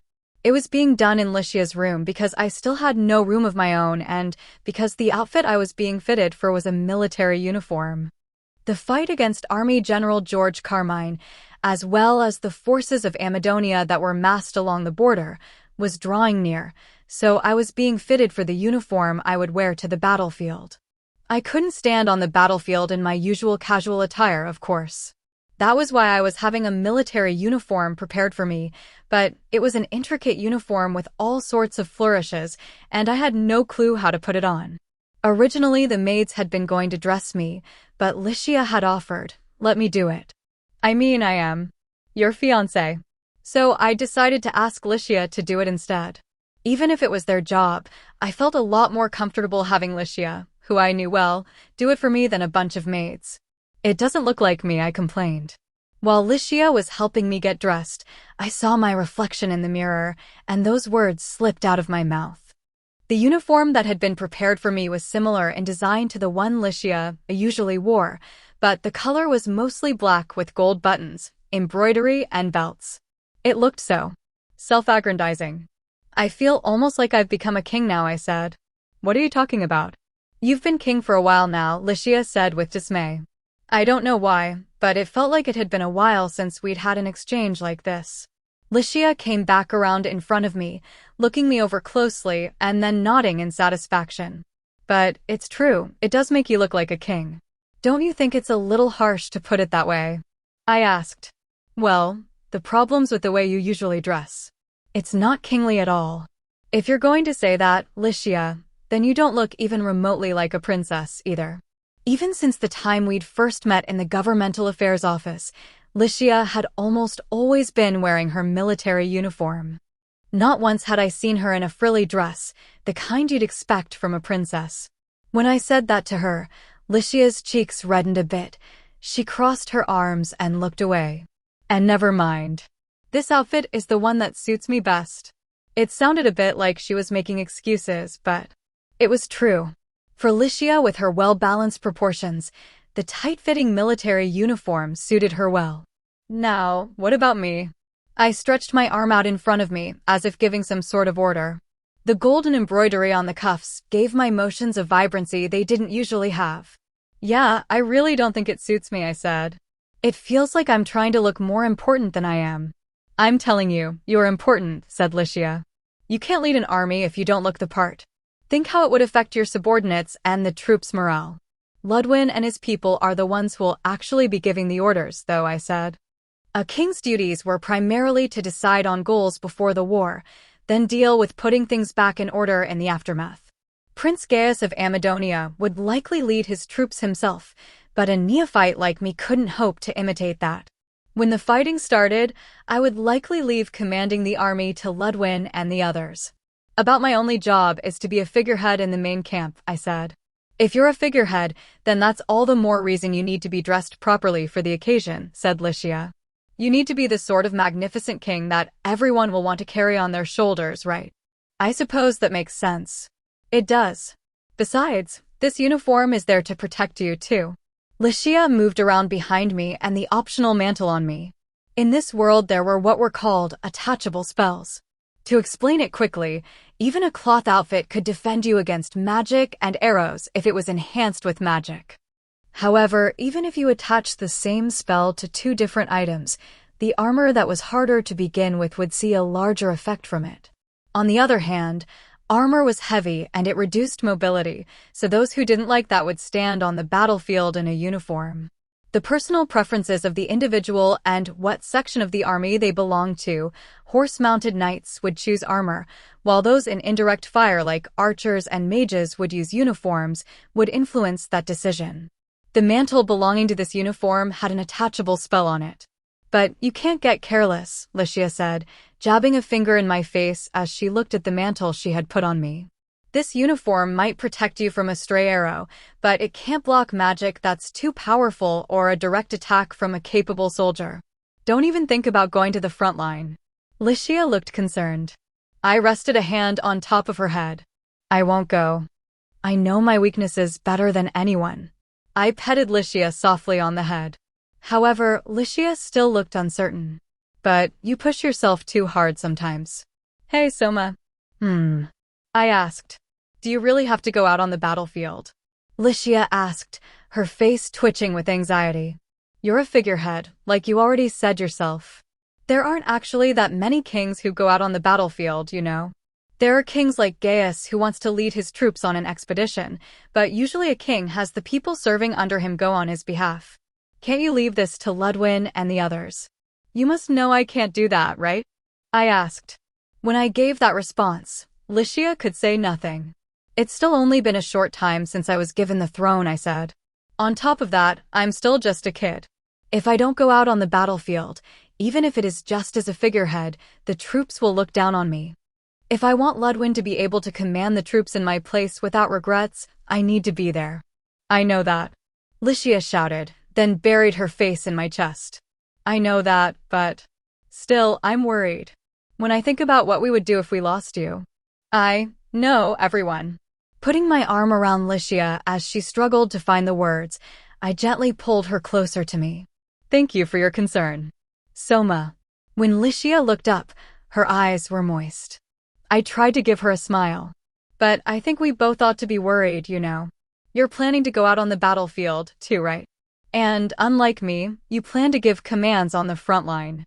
That goes without saying, Licia said, nodding as if that was only natural. It made my head hurt a little. For my part, I wish you'd just sit tight back in the main camp, I said. When I think about what I'd do if anything happened to you, I'm beside myself with worry. No. This country is facing a crisis. Let me do my part, Licia asserted herself. Honestly. What a tomboy princess. I'm definitely sending Aisha with you, got it? I said. Won't that weaken the main camp's defenses? She asked. If I had Aisha, our strongest individual fighter, stay in the rear, I'd be wasting her talents. I'm sure Aisha wants to be on the front line too. So, please, make sure that both of you come back home safely. When I said that, Licia smiled and gave me a hug. You too, Soma. I don't want to come home to find I have no one to return to. This conversation is starting to sound like a death flag, I said. A death flag. Lines like, when I get back from the war, I'm getting married, or when we get back from the battlefield, it's your turn to treat me, you know. Those should be perfectly ordinary things to say, but they sound strangely ominous. Hee hee. We looked at each other and laughed. So that we could chase away our worries. Tomo and Poncho's behind-the-scenes work. Late in the 9th month, 1546th year, continental calendar. A mountain basin in the kingdom. Surrounded by high mountains, with a beautiful lake in its center, this basin filled with fields of tall grass held a rhinoceros preserve. As the name suggested, this was a place where the supermassive lizards called rhinoceroses, or horned lizards, were protected and allowed to breed. The rhinoceroses were large enough that you had to look up at them, and they each held more strength than a diesel engine, so they had been raised to pull massive container cars in this world. The rhinoceros' freight-hauling ability had caught Soma's attention, so he had sought to increase their numbers. He would use them to create something like trains and to increase the movement of people and goods across the country. Originally, it had required a long time to train a rhinoceros to pull a load, but Soma had Tomo and her ability to talk to animals, so she could negotiate with the rhinoceroses directly, allowing her to gain their cooperation in a very short time. In their negotiations, the rhinoceroses had asked for a safe breeding ground with lots of delicious grass, and so this rhinoceros preserve had been created. Tomo was in that rhinoceros preserve now. Mr. Rhinoceros. Mr. Rhinoceros. She had her hand on the nose of a rhinoceros that was large even by rhinoceros standards. They were a species that looked as if you had combined a rhinoceros and a giant lizard, divided by 2, then increased the size tenfold. Tomo was trying to come to a mutual understanding with this one. Mr. Rhinoceros, I have something else I want you to carry. They tell me it's a very big ship this time. Only a big, strong rhinoceros like you could do it. Please, lend us your strength. Tomo politely explained the situation, but while she could converse with the creature, rhinoceroses were not very intelligent, so about all it understood from what Tomo said was, luggage, carry, okay. Grr. Me carry. You, bring female. Okay. It may have been fragmented, but Tomo understood what he wanted to say. I understand. I'll ask the keeper here to set you up with a mate during mating season. Gra. Me carry. With an expression full of motivation, the rhinoceros let out an exceptionally loud roar. While Tomo was still feeling relieved that her negotiations were a success, 2 people called out to her from behind. Madam Tomo, I assume the negotiations are finished now, yes? Well done, little sister. When Tomo turned around, the Minister of State for the Food Crisis, Poncho Ishizuka Panikata, and the maid chief who was in charge of all the maids in the castle, Surina, were coming over towards her. Poncho had come to arrange the transportation of provisions with the rhinoceroses, while Surina was there as his assistant. They both were traveling with Tomo. Poncho, Surina. I just finished. When Tomo tottered over to them, they both greeted her with smiles. That's good to hear, yes, said Poncho. Now then, Madam Tomo, would you like to take a break and join us for lunch? Yes, yes. We have the box lunches that Poncho packed before leaving. Surina held up the basket so she could see. Tomo gave them a bright smile. Wowee. Poncho's food is always so delicious, and I love it. Yes. It was well worth pushing him to let me accompany you, Surina said nonchalantly. It seemed she had come with them primarily to get her hands on these lunches. When she thought about it, Tomo realized that it was strange for Surina, who was the maid chief and her adopted sister Lishia's personal maid, to not be at Lishia's side. Was it okay for you not to go with big sister Lishia? Tomo asked. The princess said, please, help Poncho out, and sent me off with a smile, Surina said. I assent that because. Poncho began. She wanted to get rid of you, Poncho narrowly stopped himself from saying. Surina was a capable maid, but she had the bad habit of being downright sadistic to cute girls. It was nothing insidious, she just liked to stir up their sense of shame a little. Doing things like making Lishia dress up in frilly dresses. Lately, Surina had been entertaining herself by teasing Lishia about her relationship with the man she loved, then savoring her embarrassed expressions. Yeah, I'm sure she did send her off with a smile, Poncho thought. That aside, the three moved elsewhere, finding a place where they probably wouldn't be stepped on by a rhinoceros while they ate lunch. When Serena opened the basket, it was packed with a brown meat stuffed in buns. Tomo took one of them out, staring at it. "This is a sandwich?" Tomo asked. It's similar, but in His Majesty's world they're called teriyaki hamburgers, yes," said Poncho. "Fried chicken is glazed with the hishio water that the mystic wolves make, then put on a bun with vegetables, yes." Munch, munch. "I see, this is quite the delicacy." Serena had already polished off one of them, wiping her mouth as she gave that appraisal. Ever since she had eaten that rich gelatin ramen during the panic over death spirits appearing in the castle at night, Serena was hooked on the junk food Poncho and Soma made. When she saw the satisfied look on Serena's face, Tomo took a bite as well. "Oh, this really is delicious, Poncho."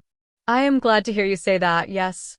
Seeing Tomo's beaming smile, Poncho let out an embarrassed laugh. Then, "Little sister, you have sauce on your cheek." Serena used a napkin to wipe the sauce from Tomo's cheek. Tomo was at Serena's mercy and unable to resist, but when it was done, she bowed her head to her a little. "Thank you, Serena." Hee. "It was a shame to see your adorable face ruined by sauce, after all," Serena said and gave her a warm smile. Serena showed her sadism with Licia, but she was actually very sweet with children. She might not be conscious of it herself, but whenever she was with a young girl like Tomo, she wanted to dote on her.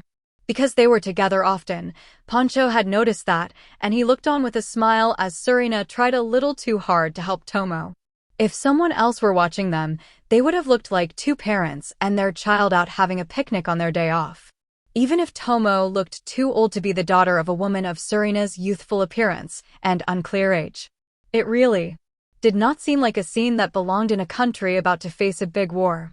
Tomo's honorary big brother, who was also the king of this country, Soma, was about to go to war with the general of the army, George Carmine. The reason Tomo and the group had come to the Rhinoceros Preserve was to help prepare for that battle. Because rhinoceroses could carry large amounts of freight all at once, it was expected that they would have a key role to play in the coming conflict.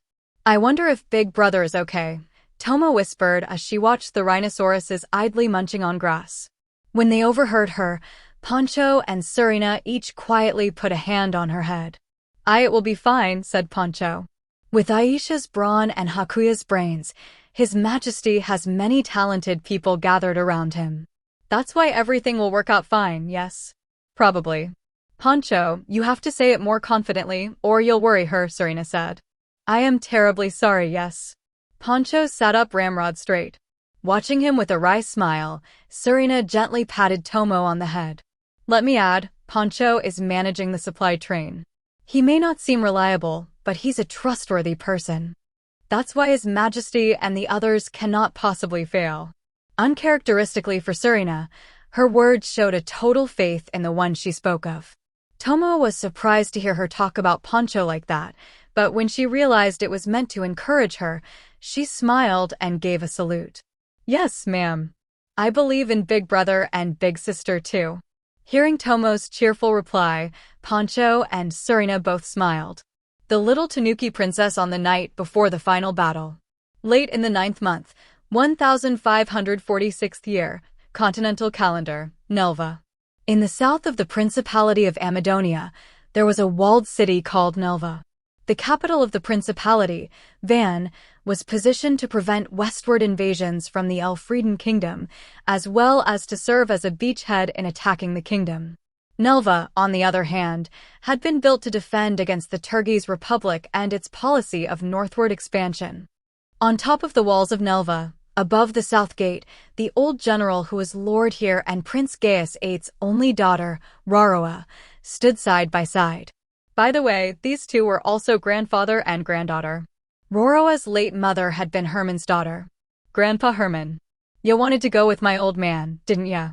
Raroa asked Herman, who was standing beside her. Raroa's old man, which was to say Gaius, was marching on the Elfrieden kingdom with her brother Julius.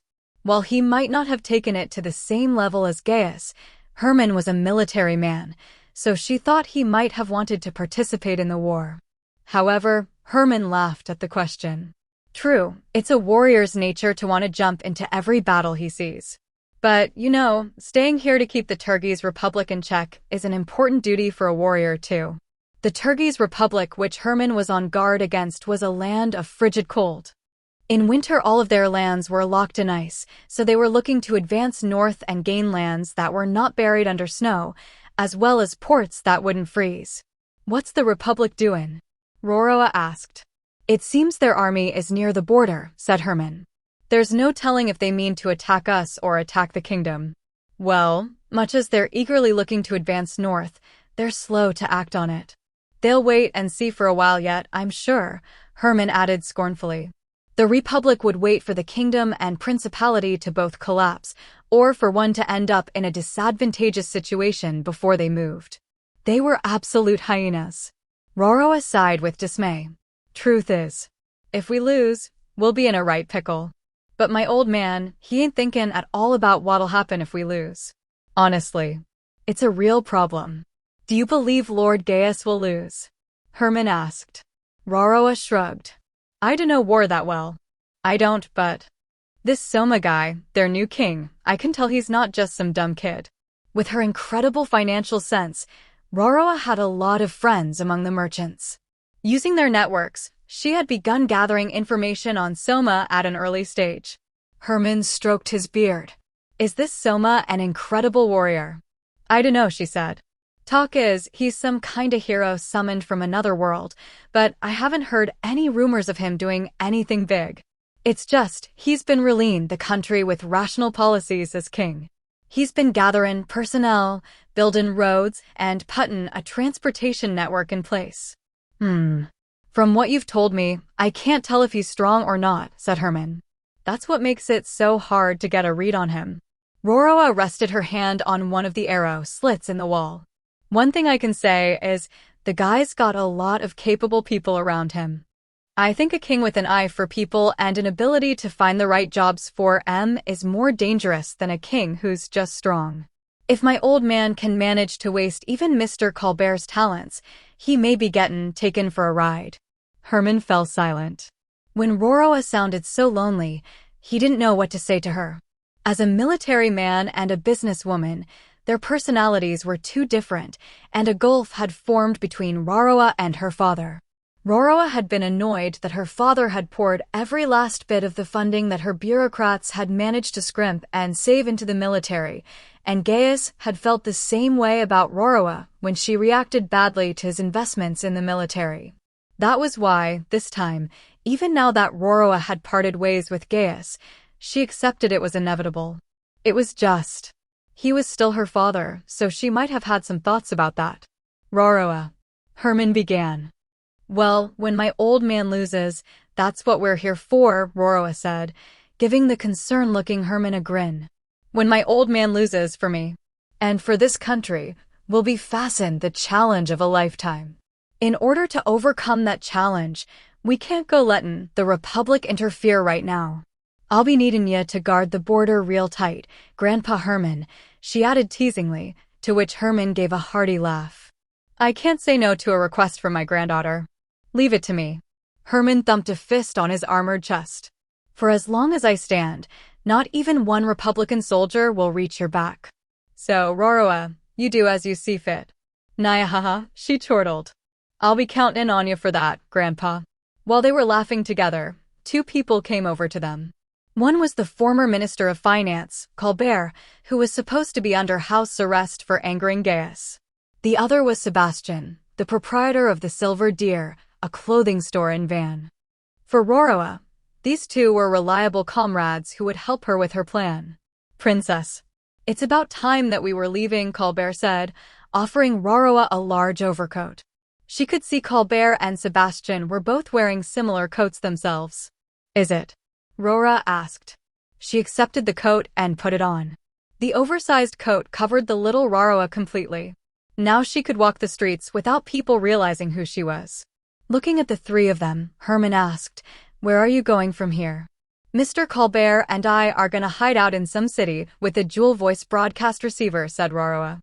"With all the soldiers here, we can't walk around outside the way we'd like to. Sebastian'll be heading back to a shop in Van.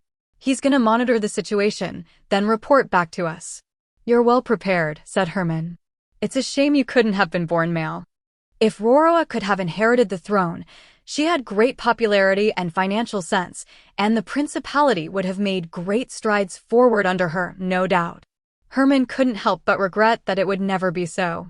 Roroa herself, however, shook her head vigorously. Oh, stop. I'm just a cute and feeble little girl, you hear? Gahaha. Herman laughed. Surely you meant say cheeky and hearty. He laughed heartily and put a hand on top of Roroa's head. Well then, if you can't be prince, at the very least, I hope you meet a husband who can put your financial sense to good use. A husband? Roroa asked. I'm still only 15, you know. 15 is old enough for you to start thinking about marriage, Herman said. I want to see my great-grandchild's face soon. You're getting ahead of yourself, Grandpa, Roroa exclaimed. Then she looked away, her face red. It was a gesture that felt so typical of a girl in adolescence that the three men looked on with smiles.